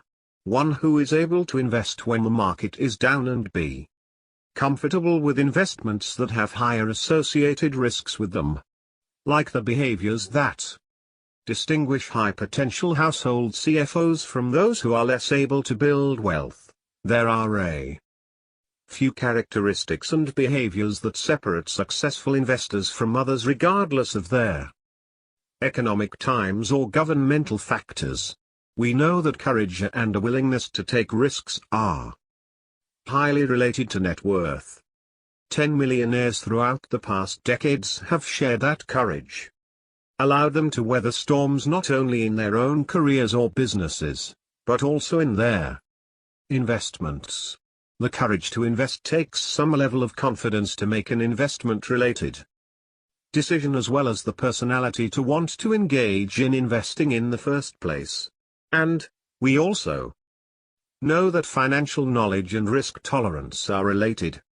11. Knowledge, in particular, can be gained through self-study and research, and as has been the case over time, prodigious accumulators of wealth tend to spend more time researching and planning their investments than their accumulating counterparts. The data also tell us that those who are anxious and worried tend to engage in more short-term, potentially detrimental investing behaviors. 12. In our research in creating an experience and behavioral-based psychological test of risk tolerance, we found 5 distinguishing components of good investing, good being defined as being generally comfortable with investing in the stock market and buying, versus selling, in a down market. 13. Personality for risk. Successful investors tend to be able to make investment decisions even when the exact outcome is not yet known. They tend to be comfortable making investments even without perfect certainty of what their future holds. High-risk preference. Those who prefer investments with greater risk, for example, stocks, that have a greater opportunity for return, and tend to make better investment-related decisions. Confidence in investing. While overconfidence can trick investors into making ill-advised decisions, some level of self-confidence and self-efficacy differentiates successful from unsuccessful investors. Without an effective dose of confidence, investing-related decisions may be second-guessed and ultimately changed, often with disadvantageous financial effects. Judgment, knowledge regarding investments and investing. As quoted by Warren Buffett, risk comes from not knowing what you are doing. Those who build knowledge in how investing works, the potential up and downsides of investments, and the cyclical nature of the stock market are more likely to make better investment decisions overall. We know that prodigious accumulators of wealth spend time researching investments more so than their underaccumulating counterparts, and that investing knowledge relates to better investing decisions. 14. Composure. Composure typically refers to the ability to withstand changes, typically downturns but also boom times, in the market. Those investors who can remain calm and courageous in the face of a market crash tend to make better decisions than their anxious counterparts. Characteristics of millionaire investors. The successful investor profile above pertains to a broad sample of investors, including those in their mass affluent. And as in the case of building wealth in general, it is a combination of these characteristics and behaviors that can impact our ability to obtain success in investing. What, then, are the characteristics of millionaire investors? Are they similar to what we found with broader samples of Americans? Millionaire investors tend to be a confident group. In our latest study, just over 70% of them believe that they know more about investing than others. We know that confidence in investing can be a double-edged sword, as overconfidence in investing can have detrimental effects on investment-related decision-making, for example, a belief that you can time the market. 15.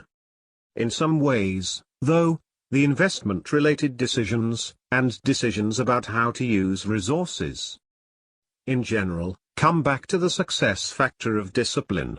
Nearly 60% of millionaires, or 3 out of 5, have clear short and long-term goals, and nearly 55% rarely get distracted when working on a project. Just over 60% say that they spend time planning for their future financial situation. When it comes to how they invest, nearly 55% of millionaires believe that investing success is due more to their own efforts in studying and becoming educated than advice they receive from professionals. Similarly, just under 1/3 of millionaires reports relying on a financial professional to make investment-related decisions. We see, too, in research conducted with mass affluent investors, that those who have the best investing-related behaviors also tend to be more likely to fire an advisor or other professional they deem to be less than valuable. 16. The takeaway for financial professionals targeting millionaire investors is that they should be the best of the best and clearly convey that reality to their target audience.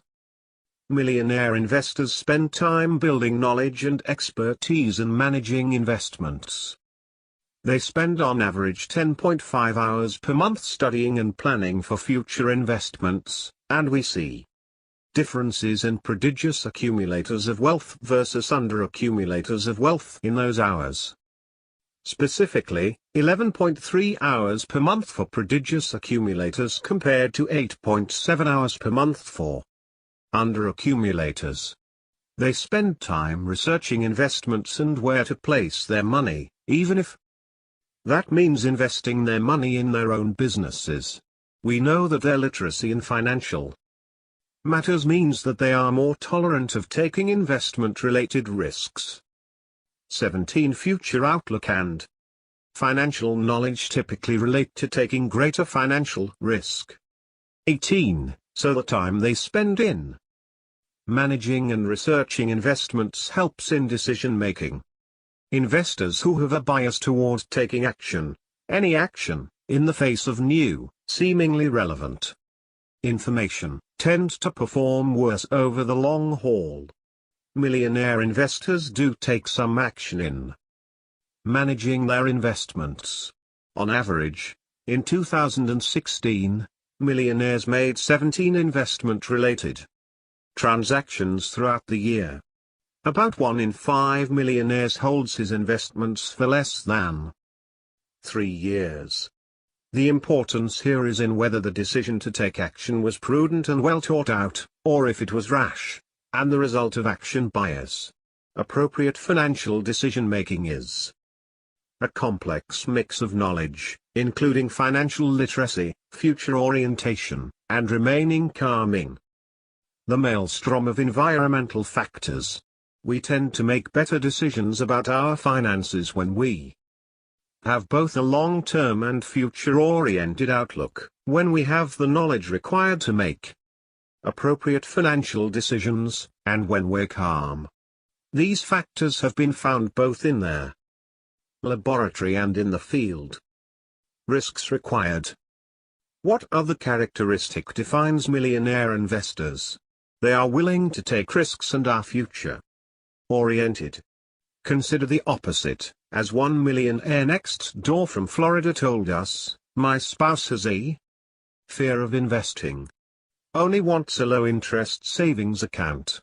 My mutual fund investing has been criticized as reckless for 2 decades now, yet it accounts for a huge portion of our wealth." Many millionaires are entrepreneurs, and entrepreneurs tend to be less risk-averse. 20. Civil servants are less risky than those in the private sector. Risk avoiders have lower satisfaction. 2. 21. Regardless of mistakes made, or perceived to have been made, successful investors, and economically successful Americans, take risks in investing. Generally, high net worth, affluent households report engaging in different types of investing-related behaviors from their mass affluent or mass market counterparts. Affluent households report taking above-average risks in investing. Understanding the nature of investing in general, and understanding the appropriate level of risk to engage in within their portfolio more frequently than do their non-affluent counterparts. 22. While this isn't necessarily causal, it does highlight the importance and perhaps the necessity of a greater level of knowledge and risk-taking that is required of affluent households. Millionaires in our current study reported taking more investment risks earlier in their careers than they currently do today, perhaps mirroring the age of our sample where the average age is 61. Every dollar that you save loses some of its purchasing power every year because of inflation. Prodigious accumulators of wealth understand that money must be productively invested to avoid this loss of purchasing power from inflation and to grow the money to meet future needs and wants. Their data here indicates that prodigious accumulators of wealth most typically take a risky or very risky approach to investing early in their careers, and then balance out that approach to a more moderate and conservative investing style as they accumulate more assets and their time horizon for needing the money shortens. One of our readers shares a story that is a tale of 2 savers and how they invested. My parents played great defense and faithfully managed and saved their hard-earned salaries over the years. But their hard-earned savings went into a coffee can each month and year, literally or figuratively. My wife's father, on the other hand, did not save quite as much each year. but he was a more savvy, or maybe lucky, investor and plowed all these saved dollars into the Fidelity Magellan Fund each year. My father-in-law came out much farther ahead than my parents, who didn't achieve nearly the investment returns that he did. Prodigious accumulators of wealth regularly help themselves on both of these fronts. They are committed to saving chunks of their earnings and successful at investing those savings in productive assets that allow for long-term growth. Imagine the power of increased annual savings of 143%, our calculated behavior savings alpha, then compounding with an additional 3% of investing alpha for portfolio returns each year, whether through reduced investing costs, so-called advisors alpha. Improved investing behaviors: buy low, sell high. Not the other way around, or all of the above. Prodigious accumulators of wealth find a way to employ most, or all, of these advantages to their long-term benefit. Investing mistakes: learning on the job. In the prediction of net worth and making sound investment decisions, for example, buying low and selling high, confidence plays an important role, but it is often confidence with a touch of humility and realism about one's abilities and skills as they relate to investing and managing finances in general. As Warren Buffett once said, investors should remember that excitement and expenses are their enemies. And if they insist on trying to time their participation in equities, they should try to be fearful when others are greedy and greedy only when others are fearful. A consistent pattern of behaviors and life experiences that demonstrates a moderate level of confidence about one's ability and skills related to investing is related to net worth, regardless of one's age, income, and percentage of inherited wealth. 23. In the investing arena, overconfidence can be detrimental. Investing overconfidence has been shown to be related to unsuccessful decisions regarding one's investments, including frequent trading, overestimates in a security's value, and poor selection of mutual funds. In fact, in one large-scale study regarding investor overconfidence, the researchers concluded, "We believe that there is a simple and powerful explanation for the high levels of counterproductive trading in financial markets. Overconfidence." 24. Since 1996, one of the trends in investing psychology is the emphasis in academia and elsewhere, including the halls of the major brokerages, on behavioral finance, a term describing the underlying psychological and cognitive biases that can impact the way in which individual investors make decisions about buying and selling securities, among other things.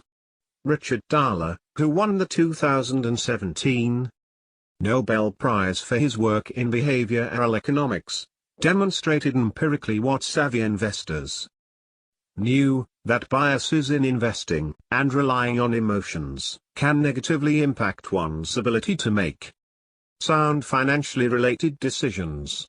The practical application of behavioral finance is that if investors are aware of these biases, or if their advisor is aware, then they can prevent the individual from making disadvantageous investment-related decisions based on irrational beliefs or biases about their market.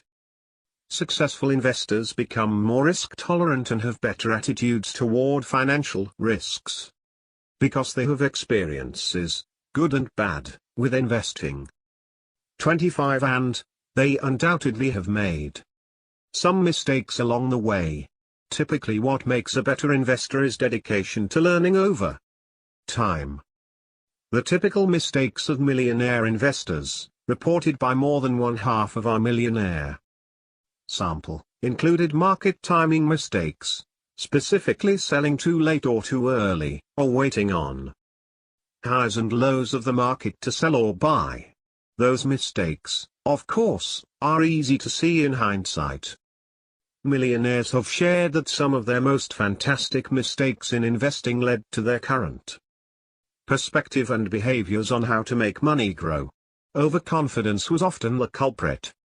Other types of investing mistakes included trying to balance a portfolio between more reliable or safe investments with investments that are more exotic or speculative.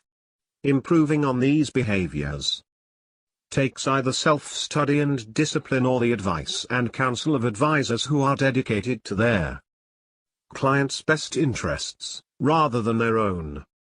Mistakes with specific investment types or in certain companies is typically in the eye of the beholder.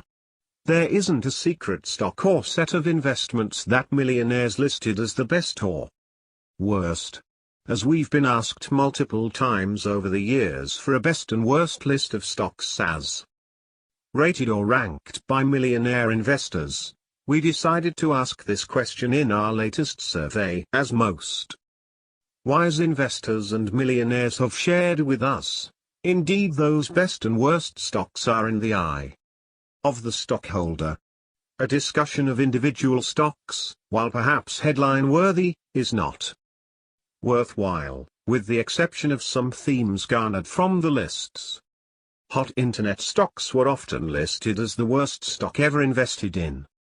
Headline-worthy stocks that collapsed were also listed as the worst stock ever invested in, for example, WorldCom, Enron. Solid blue-chip stocks were often cited as the best, for example, 3M, IBM. Employer-related stocks were a mixed bag. Some of the best investments included, some tongue-in-cheek, my wife, my business, and my education. Paying for advice. Millionaires select their advisors and technologies wisely. While many rely on their own skills, a significant portion of millionaires continue to work with financial advisors. In 1996, there were 246,000 investment managers and stockbrokers in the United States. 27. In 2014, that number was 341,500. 28. More than 70% of millionaires in our sample reported having accounts with full-service investment companies, and just 15% reported having accounts with a trust department. But they pay little, relatively, for the service they're receiving. 1/3 of millionaires allocated 0% of their income to investment advice-related fees. 56% of millionaires allocated 1%. But regardless of how many millionaires use financial institutions or advisors in some capacity, the majority does not rely on their advice. As we mentioned before, less than 1/3 of millionaire investors rely heavily on an investment advisor, and 70% say they know more about investing than most advisors. More than half of millionaires reported saying that appreciation in their investment portfolios is due more to self-study than to professional advice. This sentiment is consistent with research demonstrating that even experts don't often outperform non-experts when it comes to portfolio creation and returns. 29. At the very least, financial professionals working with millionaires should be focused on preventing the top investment-related mistakes. The Vanguard Advisors Alpha Studies demonstrating the value of working with a financial professional attribute half of the gains of working with an advisor, that is, half of the 3% increase in portfolio performance from working with an advisor, to altering or improving investor-related behaviors. 30. Financial advisory services and fiduciaries. Mr. Jack, a full-service, commission-based wealth manager, told me recently that he is becoming frustrated with his job. He increasingly hears that the world as he knows it, which includes commission-based selling of financial services to affluent populations, is moving toward video rental. store status with the proliferation of do-it-yourself investment technology and a new emphasis on fiduciary advisors that are precluded from accepting commissions for the investment products they recommend to their clients. He's searching for ways to make money, through whatever means possible, in a new world of robo-advisors and reduced fees for his investment expertise. So, he figures he will reduce his minimums to include emerging millionaire next-door types, hoping they will stick with him as they build wealth over time. Mr. Jack wants a map that will take him directly to these individuals. In this conversation, he has asked me, specifically, how I can help him find them. Surely, he thinks, because of my father's research and now mine, I can give him such a map. Yes, that map is available. Examining their behavioral patterns and financial experiences of prospective clients will help him understand if he's dealing with a potential millionaire next door. What Mr. Jack fails to understand, though, is that even if he can find them, emerging millionaires will most likely not be interested in what he's selling. Technology has allowed them to become savvy consumers of financial services and typically demand high quality at low cost, whether they are a DIY type or looking for professional assistance.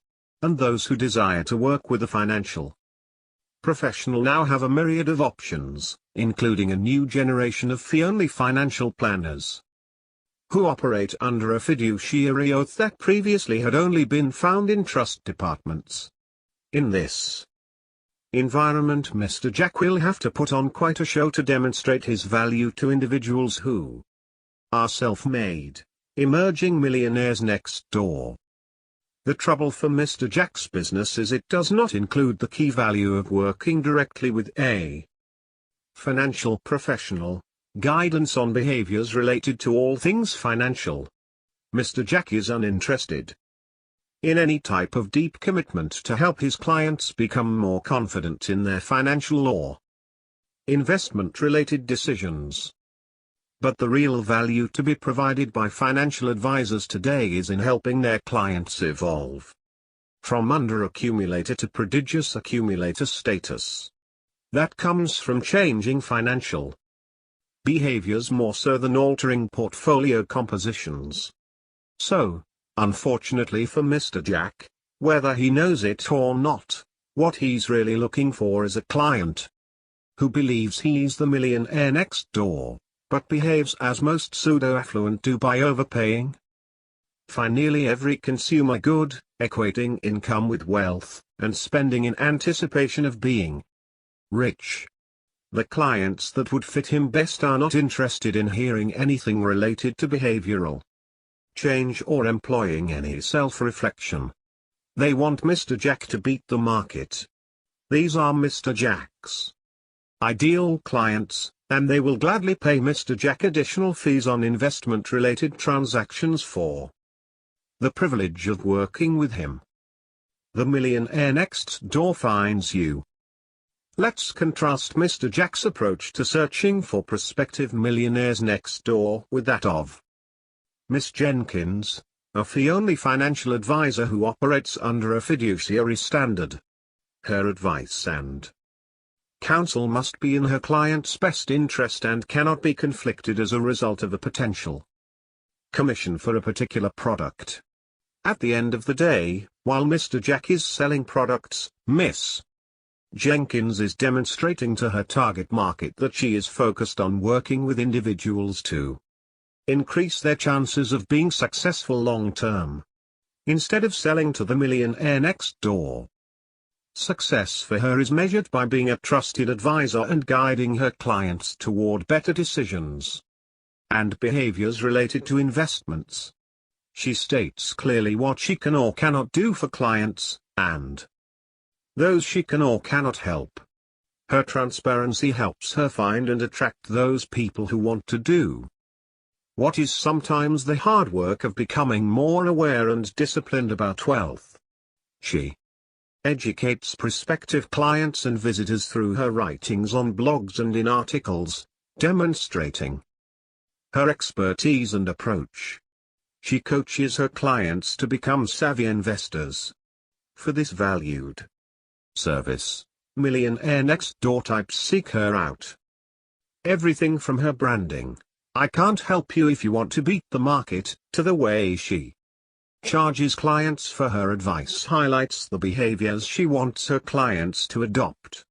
Miss Jenkins bases her success on how she can help her clients improve their wealth trajectory.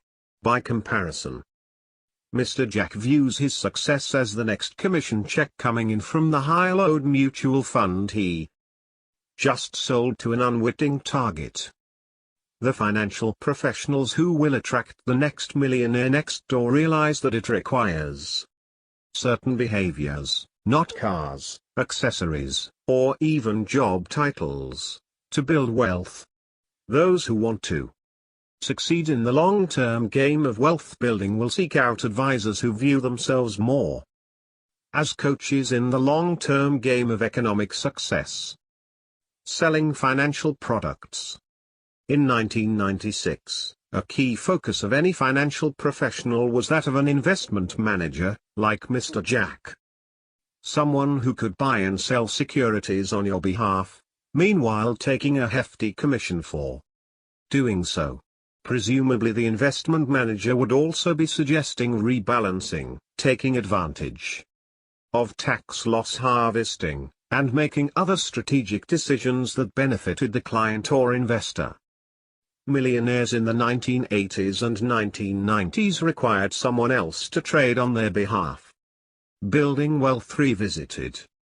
With all of the advances in technology, the trend in the financial services industry has not been a full-scale, or even moderately large-scale, abandonment of financial professionals by the affluent or even emerging affluent.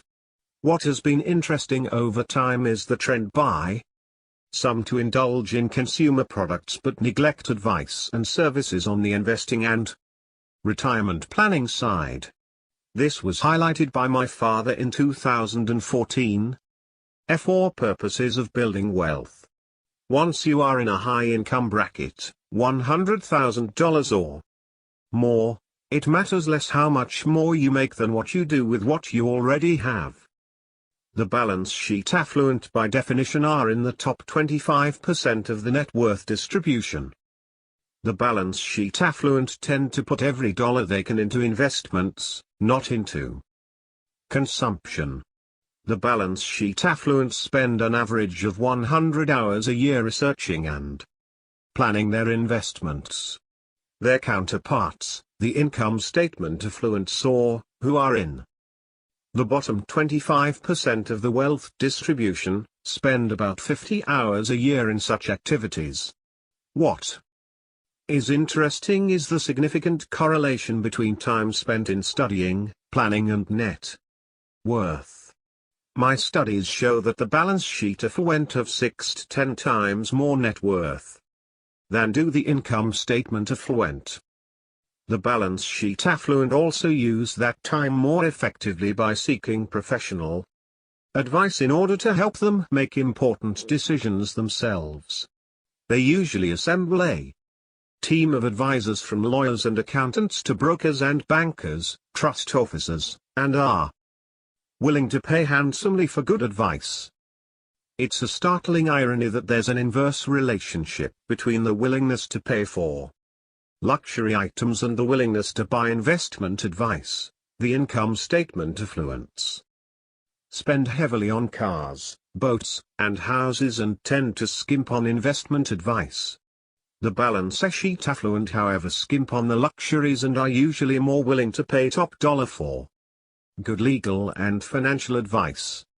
Shortly after the publication of The Millionaire Next Door, online trading opened up a new world of trading to investors. Everyone, for better or worse, had direct access to buy and sell on a whim. No longer did investors even have to interact with stockbrokers if they didn't want to. But as with any job or profession, Successful investment managers have certain knowledge, skills, abilities, and other competencies that allow them to be successful in this endeavor. Most often, it's a function of the time and effort put into research investments, for example, intense study of their company itself, the industry, and market. Like the investment managers of the 1990s, the typical understanding of success in stock picking is that only 7% can do so effectively. What does that mean for the millionaire next door? For the self-made, self-reliant American? In 1996, the advice was to go to a trust department to help manage wealth. At the time, it was the source for individuals who would operate under a fiduciary standard, as opposed to a suitability standard, connected primarily to those who make commissions off of sales. Today, there is an entire sub-industry that adheres to a fiduciary standard of counsel in the world of financial services that is more accessible at a broader range of income and wealth levels than before. These are the individuals who will act in your best interest. Awareness of the financial services space. In 2002, researchers from American University and Washington State University concluded their research article with recommendations for individuals hoping to invest in a way that would avoid typical investing mistakes.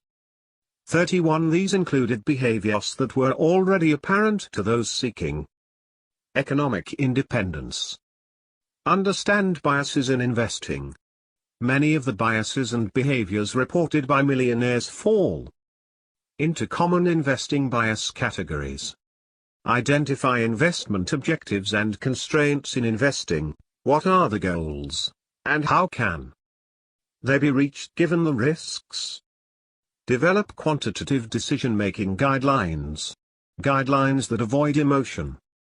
Diversify investments. Review investments and reallocate as needed.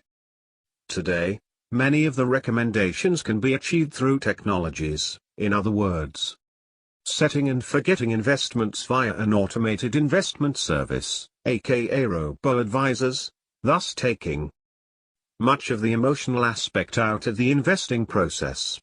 It allows for diversification and reallocation based on investment-related goals and uses algorithms that take out the emotions from many types of decision-making. With that, why would individual investors need advisors? We continue to see a shift from what might traditionally be thought of as stockbrokers, individuals selling investments, to those who engage in investment management or in financial planning specifically.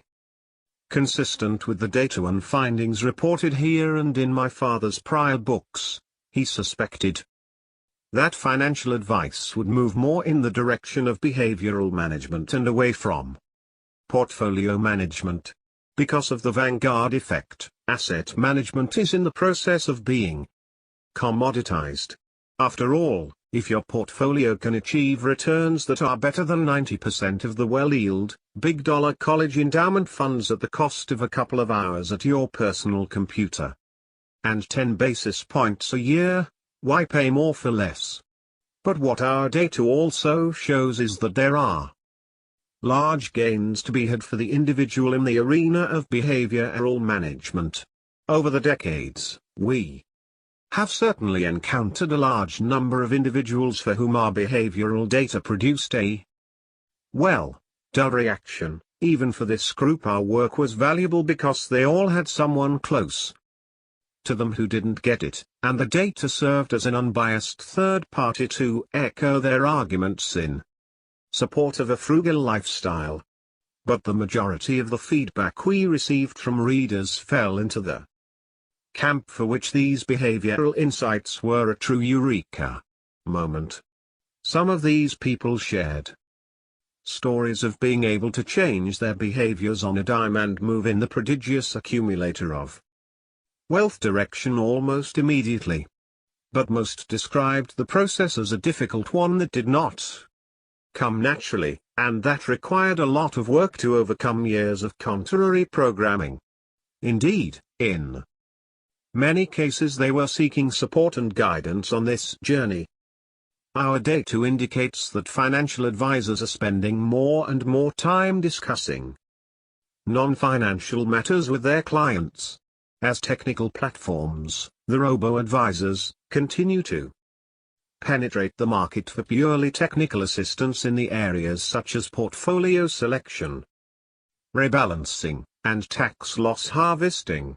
Behavioral management and coaching may be the last and best arena for in-person financial advisors to survive and thrive. Should you listen to the financial analyst? Successful wealth accumulators excel at assessing the quality of financial information that they receive and therefore what they decide to rely on, and don't blindly accept the advice of someone carrying a professional title. My father wrote this about financial analysts in 2011. Out of the 200 top high-income job categories, financial analysts consistently rank among their top 10 in the proportion of those who have annual realized incomes of $200,000 or more. But are they wealthy? Many of them are. The financial analysts group ranks number 1 in terms of their percent of its members with $1 million net or more in investments. But be selective in listening to analysts. Not all of them have a great track record. And not all are excellent at transforming income into wealth. According to my estimate, they rank 116th in this regard. It takes the equivalent of 154 high-income analysts to produce 100 millionaires. In a 2011 USA Today article, a study by Edward Swanson, a finance professor at Texas A&M, was cited that analyzed the recommendations of investment analysts. The study was first published in the Accounting Review. According to the article, you could add significant performance to your stock picks by combining information from analysts and short sellers. Specifically, buy stocks that have a sell recommendation by analysts yet have a very low amount of shorting activity.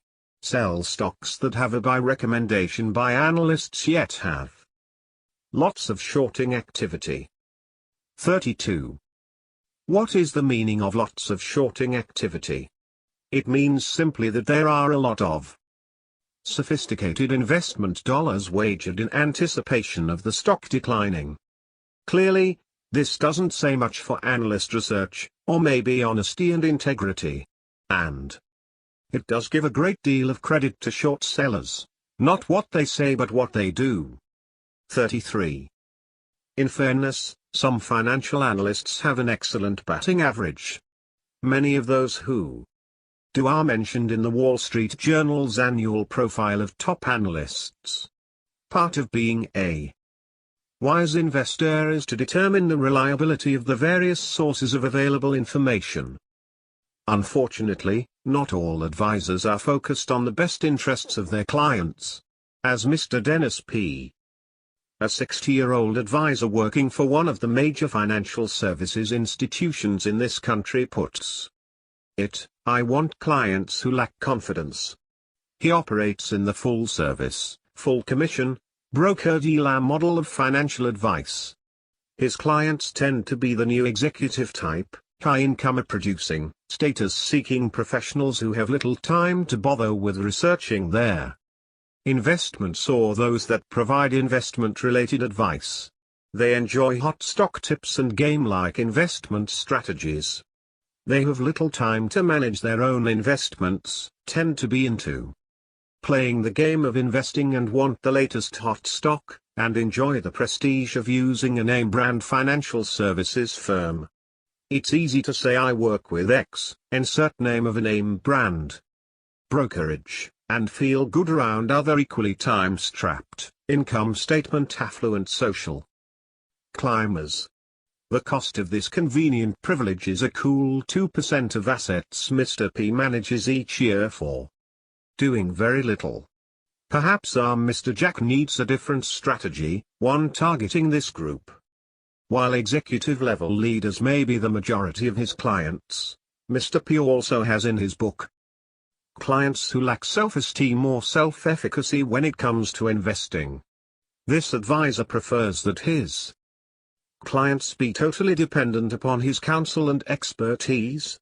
Indeed, we've encountered other professional service providers, lawyers, doctors, etc., who feel the same way. Clients who think they know more than the pros can be a real headache, or so we've been told. But to the extent that a financial advisor seeks out clients who lack confidence to take advantage of them by churning account assets and selling them unnecessary expensive financial products, it is no surprise that the industry as a whole has a tremendous PR problem. The waves of change both in regulations and popular culture about financial planners is leading to a slow adoption of the fiduciary standard, the advisor who provides recommendations solely in their best interest of her client. As discussed in the Millionaire Next Door related to teaching thrift, it is now somewhat common knowledge that if an advisor is unwilling to make that commitment, to sign a fiduciary oath, then millionaire beware. We believe and have seen in past research that being economically successful also requires picking the right team of trusted advisors. Many millionaires have shared with us that they want to be able to focus on their expertise, for example, running their business, while letting other experts, CPAs, financial planners, focus on theirs. With that in mind, what should an aspiring millionaire next door be looking for as he evaluates hiring professional expertise to manage finances? Here are the most fundamental questions to ask. 1. What specifically am I going to pay you? The days of paying a stockbroker a hefty commission for the privilege of buying a financial product that you may not have really needed, or if you did, could have been bought independently much cheaper, are over. The financial services industry and the general public at large just don't know it yet. It will take years or maybe decades for this big money industry to die a slow death, but it is underway. So-called fee-only financial advisors that don't take commissions, or any other form of kickback from large financial products companies, for the financial products they invest your money in, have been a small but steadily growing segment of the industry for years now, and prodigious accumulators of wealth understand that this is the only way to pay for financial advisory services. Their fee can be a percentage of assets under management, or AUM in the lingo, or a more predictable and straightforward retainer or subscription fee per month or year. 2. What value am I getting from you? The value delivered by a financial advisor should be readily ascertainable, even if not obviously visible. For many years now, Vanguard has conducted a research study titled Advisors Alpha that catalogs and quantifies the additional value provided by professional financial advisors. Their Vanguard study calculates an incremental benefit of on average approximately 3% of additional portfolio return based on benefits from items such as portfolio rebalancing, portfolio construction, and improved investing behaviors, for example, not buying high and selling at the bottom. But this analysis quantifies only the benefit received from professional financial advisors in relation to the money already saved and invested. What about additional monies that are saved, and ultimately invested because of professional financial advisory services? Our market research conducted through data points indicates that individuals who are able to improve their wealth-building behaviors stand to benefit from an increased annual savings rate that is 143% more than their low-performing peers. 17% versus 7%. And note, these benefits can be achieved through improved financial behaviors. implemented either on a do-it-yourself basis or through the assistance of a professional financial advisor, in other words, individuals who consistently exhibit successful wealth-building behaviors in areas including frugality, social indifference, responsibility, and others, save on average 143% more each year than their low-scoring peers. If a financial advisor can help you boost your annual savings rate by even half this much, she will be worth her weight in gold. What still makes them different? When the good times roll on Wall Street, so, too, do they roll for the luxury retailers nearby. As you can see in this piece my father shared on his blog a few years ago. In a 2012 broadcast of Mad Money, Jim Cramer did an analysis of several retailers who cater to the affluent. One of these was Tiffany's. Jim indicated that the company's stock price, of course, was highly correlated with its sales and ultimately its profits. Further, he proposed that the performance of this upscale retailer is highly correlated with the performance of financial products and services and the organizations that sell them. In English, this means that when Wall Street types get big bonuses, they spend heavily on the products offered by Tiffany's. My own data suggest that marketers of investment products and services are more likely to be of the income statement affluent variety than of the balance sheet type.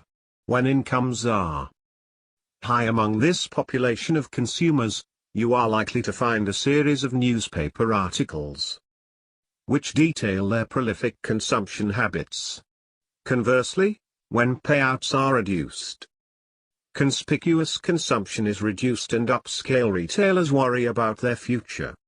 In a New York Times article, Kevin Roose stated, securities firms in New York made $13.50 billion in 2011, down sharply from $27.6 billion in 2010.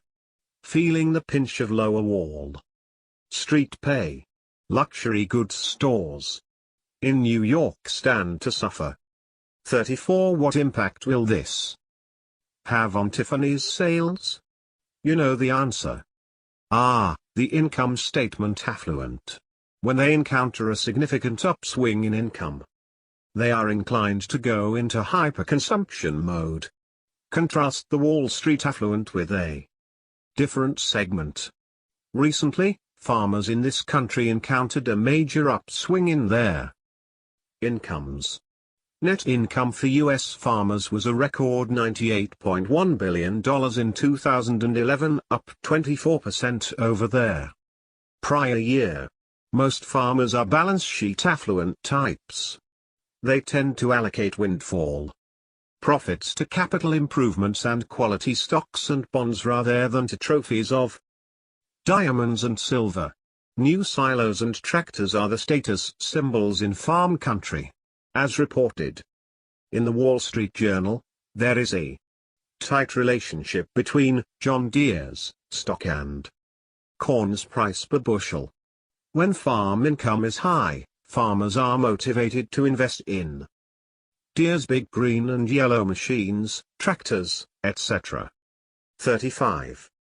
In Stop Acting Rich, I profiled farmers in terms of their productivity in transforming income into wealth.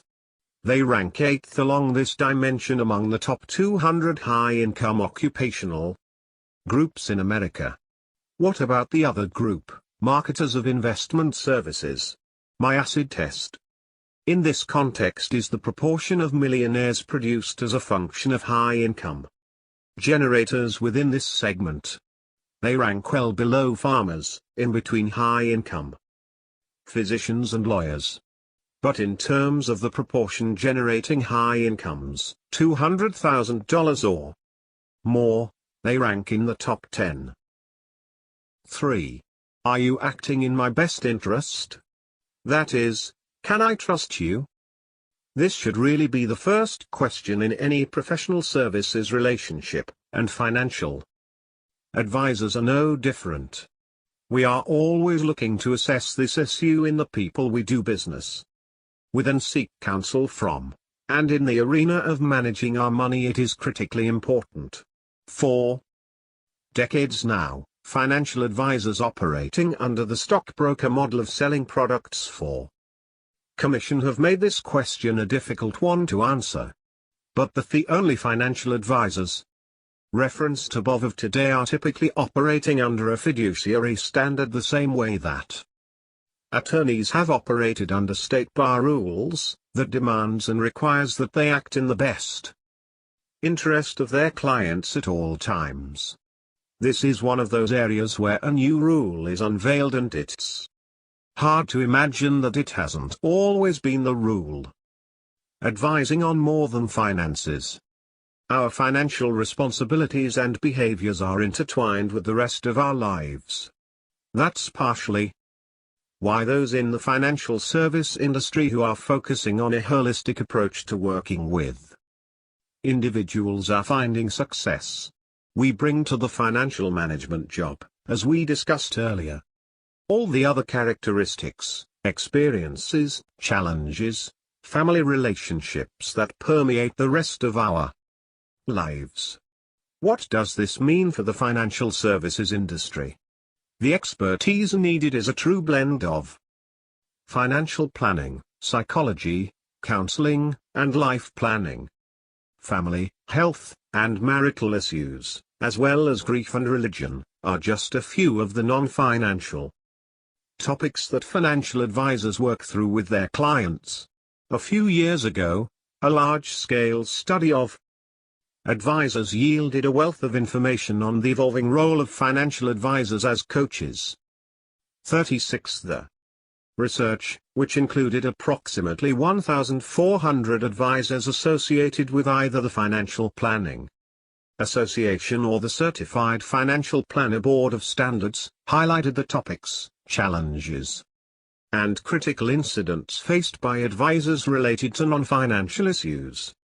Nearly 90% of advisors reported engaging in non-financial coaching or counseling, and 25% of the advisors' contact with clients consisted of non-financial issues. 3/4 of those surveyed estimated the time has increased in the past 5 years. Some of the non-financial issues discussed included personal life goals, 64%. Physical health, 52%. Career-related issues, 50%. Death of family members or friends, conflicts or disagreements with children, and marital problems were also listed as top areas discussed. In terms of amount of time spent, advisors reported that personal life goals, a client's career or job, and physical health took up the most time. The evolution of financial advisory services, from transaction-focused to relationship-focused. 37. From sales-based advisement to holistic practice, is also challenging the distinctions between financial coaches, counselors, and advisors often used by academics and practitioners today. These blurred lines give advisors who are focused on the well-being of their clients the opportunity to build expertise in this area, and also communicate that offering to potential clients. The study's authors concluded divorce, family strife, suicide, drugs, mental health, religion and spirituality, illness, and death. This reads like a list of issues that would and should be managed by a member of the clergy, social worker, psychologist, or physician. Our research reveals that financial planners often face these issues. Knowledge about investments and insurance will not solve these problems. Possessing advanced degrees in accounting, taxation, finance, or investments will serve planners well, but will not be sufficient. To the extent that financial planning is designed to help a client meet personal life goals, coaching and life planning skills will become requisite skills for financial planners. 38. These kinds of topics are almost too much for Mr. Jack or Mr. P, but as we're now seeing more and more, ignoring the interwoven nature of financial management and life management is going out of style. Miss Jenkins's approach may prove to win out in the long term. Investing in knowledge. Less than 1/3 of millionaires in our latest sample rely heavily on an investment advisor. How? Then, are these economically successful individuals able to manage their investments? Part of building wealth is the allocation of time, a non-renewable resource, to manage what money comes in efficiently. This time is also spent building knowledge. Investing abilities are more reliant on nurture versus nature. The complexities and knowledge required take instruction, lessons that most of us don't receive from home. For example, in one of our studies with mass affluent investors, less than 1/5 of them reported that their parents taught them how to invest, whereas more than 55% of them said their parents taught them the importance of saving for the future. 39 as one millionaire from Alaska, a drill site petroleum engineer, explained to us, "I wish I had learned to invest when I was young. My parents didn't really understand, and I think their long-term plan was a pension and a hobby farm small business." In the early 90s, when oil prices crashed along with Alaska real estate values, we lost all of our net worth. It was a tough time for us.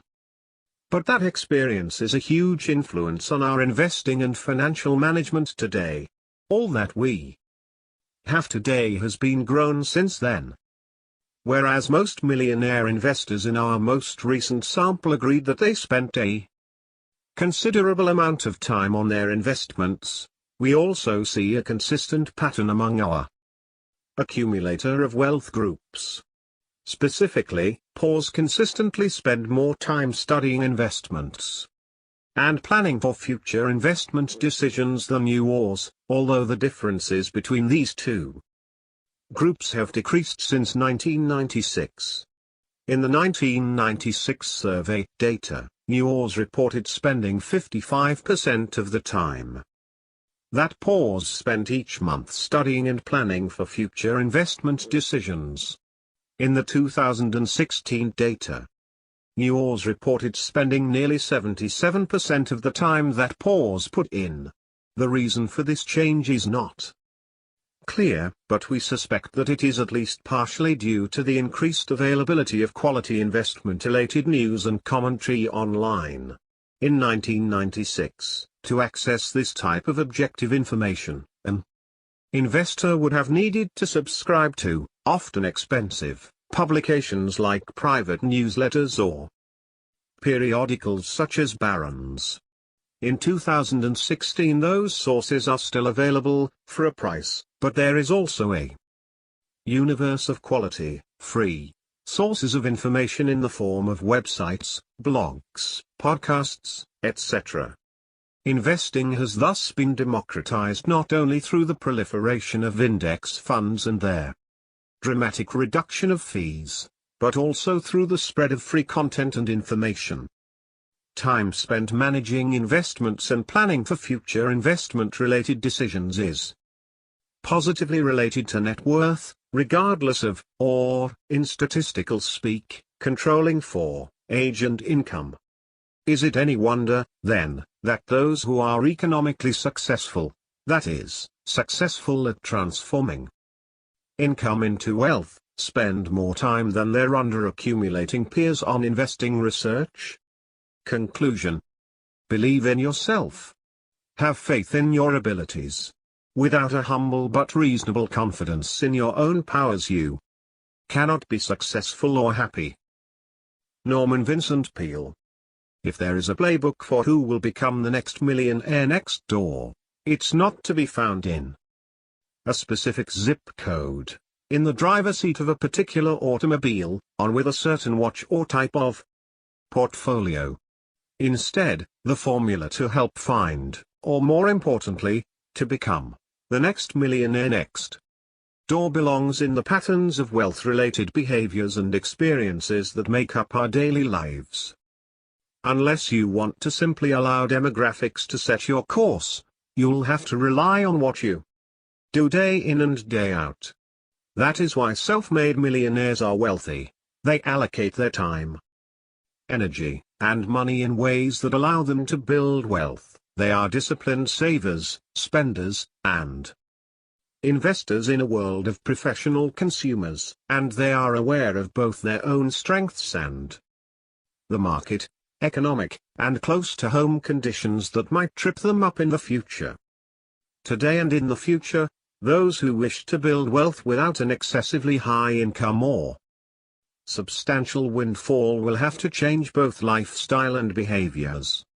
Indeed, many of us aren't willing to do it. And because we don't like what we need to do, some will declare that there's no way to become financially independent on your own. Whether we're looking at consumer purchases or investing, home purchases or other financial worries, we have seen throughout the years that those who are adept at transforming income into wealth continue to be contrarians. They think and behave differently than what you might expect, and certainly differently than the norm. Those who want to excel at building wealth and becoming economically successful may have to give up on traditional versions of education, careers, and investing. Indeed, our lives and lifestyle may look very different from our parents', especially if our upbringing included heavy consumption. Anecdotes and findings regarding prices of jeans or investing mistakes to avoid are interesting and potentially moderately helpful, but they are not enough to create a pattern of behaviors conducive to building wealth long-term. As we discussed in Chapter 5, the job of managing one's financial affairs requires certain competencies, certain sets of behavioral patterns that are consistent and effective in transforming income into wealth. It's not enough, or even barely sufficient, to be frugal one day of the year or make one wise car purchase. Instead, building wealth requires a combination of our ability and willingness to live below our means, to be confident in our financial decisions, and to ultimately take responsibility for the economic outcomes of our households. It requires us to ignore the incessant barrage of what others are doing, driving, and wearing, and be focused enough to monitor what's going on in our own financial lives. And it takes being intentional about our financial path, creating goals and plans based on how we want our lives to look and then setting a course to meet those goals. We find it interesting that a recent economic forecast report from Vanguard, a report designed, presumably, to help traders make short or even medium-term trading decisions, ultimately concluded by informing their reader that the greatest impact on one's ability to build wealth over time is saving. Even if we are not naturally confident in our money-related decisions, or if we prefer shopping as one of our pastimes, the good news for all of us is that each of these behavioral traits, to a varying extent, is a result of a combination of nature and nurture. To put it another way, no matter where you are right now, you can change your financial behaviors and your lifestyle. To put it one more way, high-potential wealth accumulators are largely made, not born. This is the good news. Our financial behaviors can transcend any groups we may belong to, gender or otherwise. What happened in the past, although perhaps predictive to some extent of our future, isn't necessarily our future, especially if we focus and train for a better financial path. The good news is that there are resources, many of which are free and accessible, much more so than in 1996, to those who wish to grow, learn, and obtain the knowledge needed to manage their financial affairs. Used in a beneficial manner, technologies can spur us on to change for the better. How we behave with respect to our finances can change at any time, regardless of who is president of their United States or where our family came from. Satisfaction, enjoying the journey to wealth. What about those who don't have to change anything about their lifestyle because they have a substantial safety net? Those who receive ample doses of economic outpatient care, my father wrote in 2010, do not have the privilege of experiencing the pursuit of wealth, and therefore, perhaps take it all for granted. Yes, it is challenging today to build wealth on your own. It was also challenging in 1996. But, it is possible, and it is necessary if one wants to live in Independenceville. What about those who inherit their wealth? Perhaps they live on easy street. Even for those who inherit their wealth, there are considerable individual differences in what they ultimately do or make of that wealth. These inheritor achievers versus inheritor underachievers may be in your own family or neighborhood. How do I categorize millionaires who inherited all or most of their wealth? I do not consider them to be fortunate. Actually, I think of them as being deprived. They were deprived of the great pride and satisfaction derived from building one's own fortune. Countless millionaires have told me that it is the journey to wealth which is much more satisfying than their destination. When they look back over their history of building wealth, they recall constantly setting economic goals and the great satisfaction gained from achieving them. Yes, in the context of economic achievement, it is the trip, the journey to Independenceville about which they most often boast. One should never envy those who inherited their destination. Most trips to financial independence begin with the first dollar saved. Next time you see an acorn lying about, take it home and put it on your desk. It will be there to remind you that even the most gigantic oak tree, like fortunes, began with a simple acorn. If you have read The Millionaire Next Door, you may recall the excerpts of an interview I conducted with Dr. Dave North. One Dave was just elected to the Millionaire Next Door Hall of Fame on his first nomination. He maintained that it was his journey to financial independence. His net worth was more than $7 million. That was much more satisfying and gave him much more pride than the condition of his current balance sheet. During my interview with Dave, he explained how he enhanced his self-esteem and satisfaction during his early years of building wealth. Even when I was 11 years old, I saved my first $50 from working in a grocery store. It's just like today. Only today the number of zeros change. More zeros, but it's the same rule. Same discipline. When I was going to school, my wife taught. We had a small income. Even then we always had a rule. To save, even then we saved.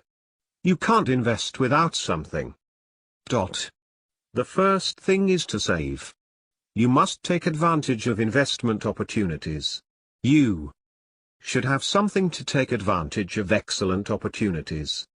It's part of my background. You don't have to be a highly compensated professional or executive like Dave to become financially independent. 4 out of 5 millionaires in America are self-made. Fully 42% of the 944 millionaires profiled in Stop Acting Rich had a net worth of 0 or less when they first began working full-time. Learn to derive happiness from the journey to wealth, not their appearance of wealth. Experience the constant joy of being in control of your life and not allowing consumption to control you. So where is the Millionaire Next Door today? In all his various forms, the Millionaire Next Door will continue to exist and thrive as long as this country continues to afford its unique freedoms and rewards for enterprise, discipline, and hard work. Below is a summary of what will continue to be required by those who seek financial success. Ignoring the myths of wealth, including the confusion between income and net worth, and their barriers for creating self-made wealth. Recognizing the influences others may have on financial attitudes and behaviors, and learning from those who are equally committed to financial success over and above appearing to be rich. Making consistently good consumer decisions, starting with neighborhood, understanding its potential effect on reaching financial goals. Assessing strengths and weaknesses related to finances to improve where possible in areas such as frugality, owning responsibility for financial outcomes, and confidence to make decisions based on knowledge. Deciding early on a philosophy for work and careers and not assuming that the traditional view of work, one that seems to dictate an 8 a.m. to 6 p.m. existence from ages 25 to 67, is the only path. Recognizing that successful investing behaviors can be learned and improved and that the fruits of effectively investing what is saved over time provide security for the more important aspects of one's life. Perhaps in 20 years' time, researchers will find a secret formula or pill that will reliably and effortlessly transform earned income into wealth. When it has been found, we'll stop talking about behaviors and discipline, frugality, resource allocation, and perseverance. Until then, those who wish to pursue a path of economic success have at their fingertips a map for the challenging and rewarding journey ahead. The end. Thank you for listening to this audiobook.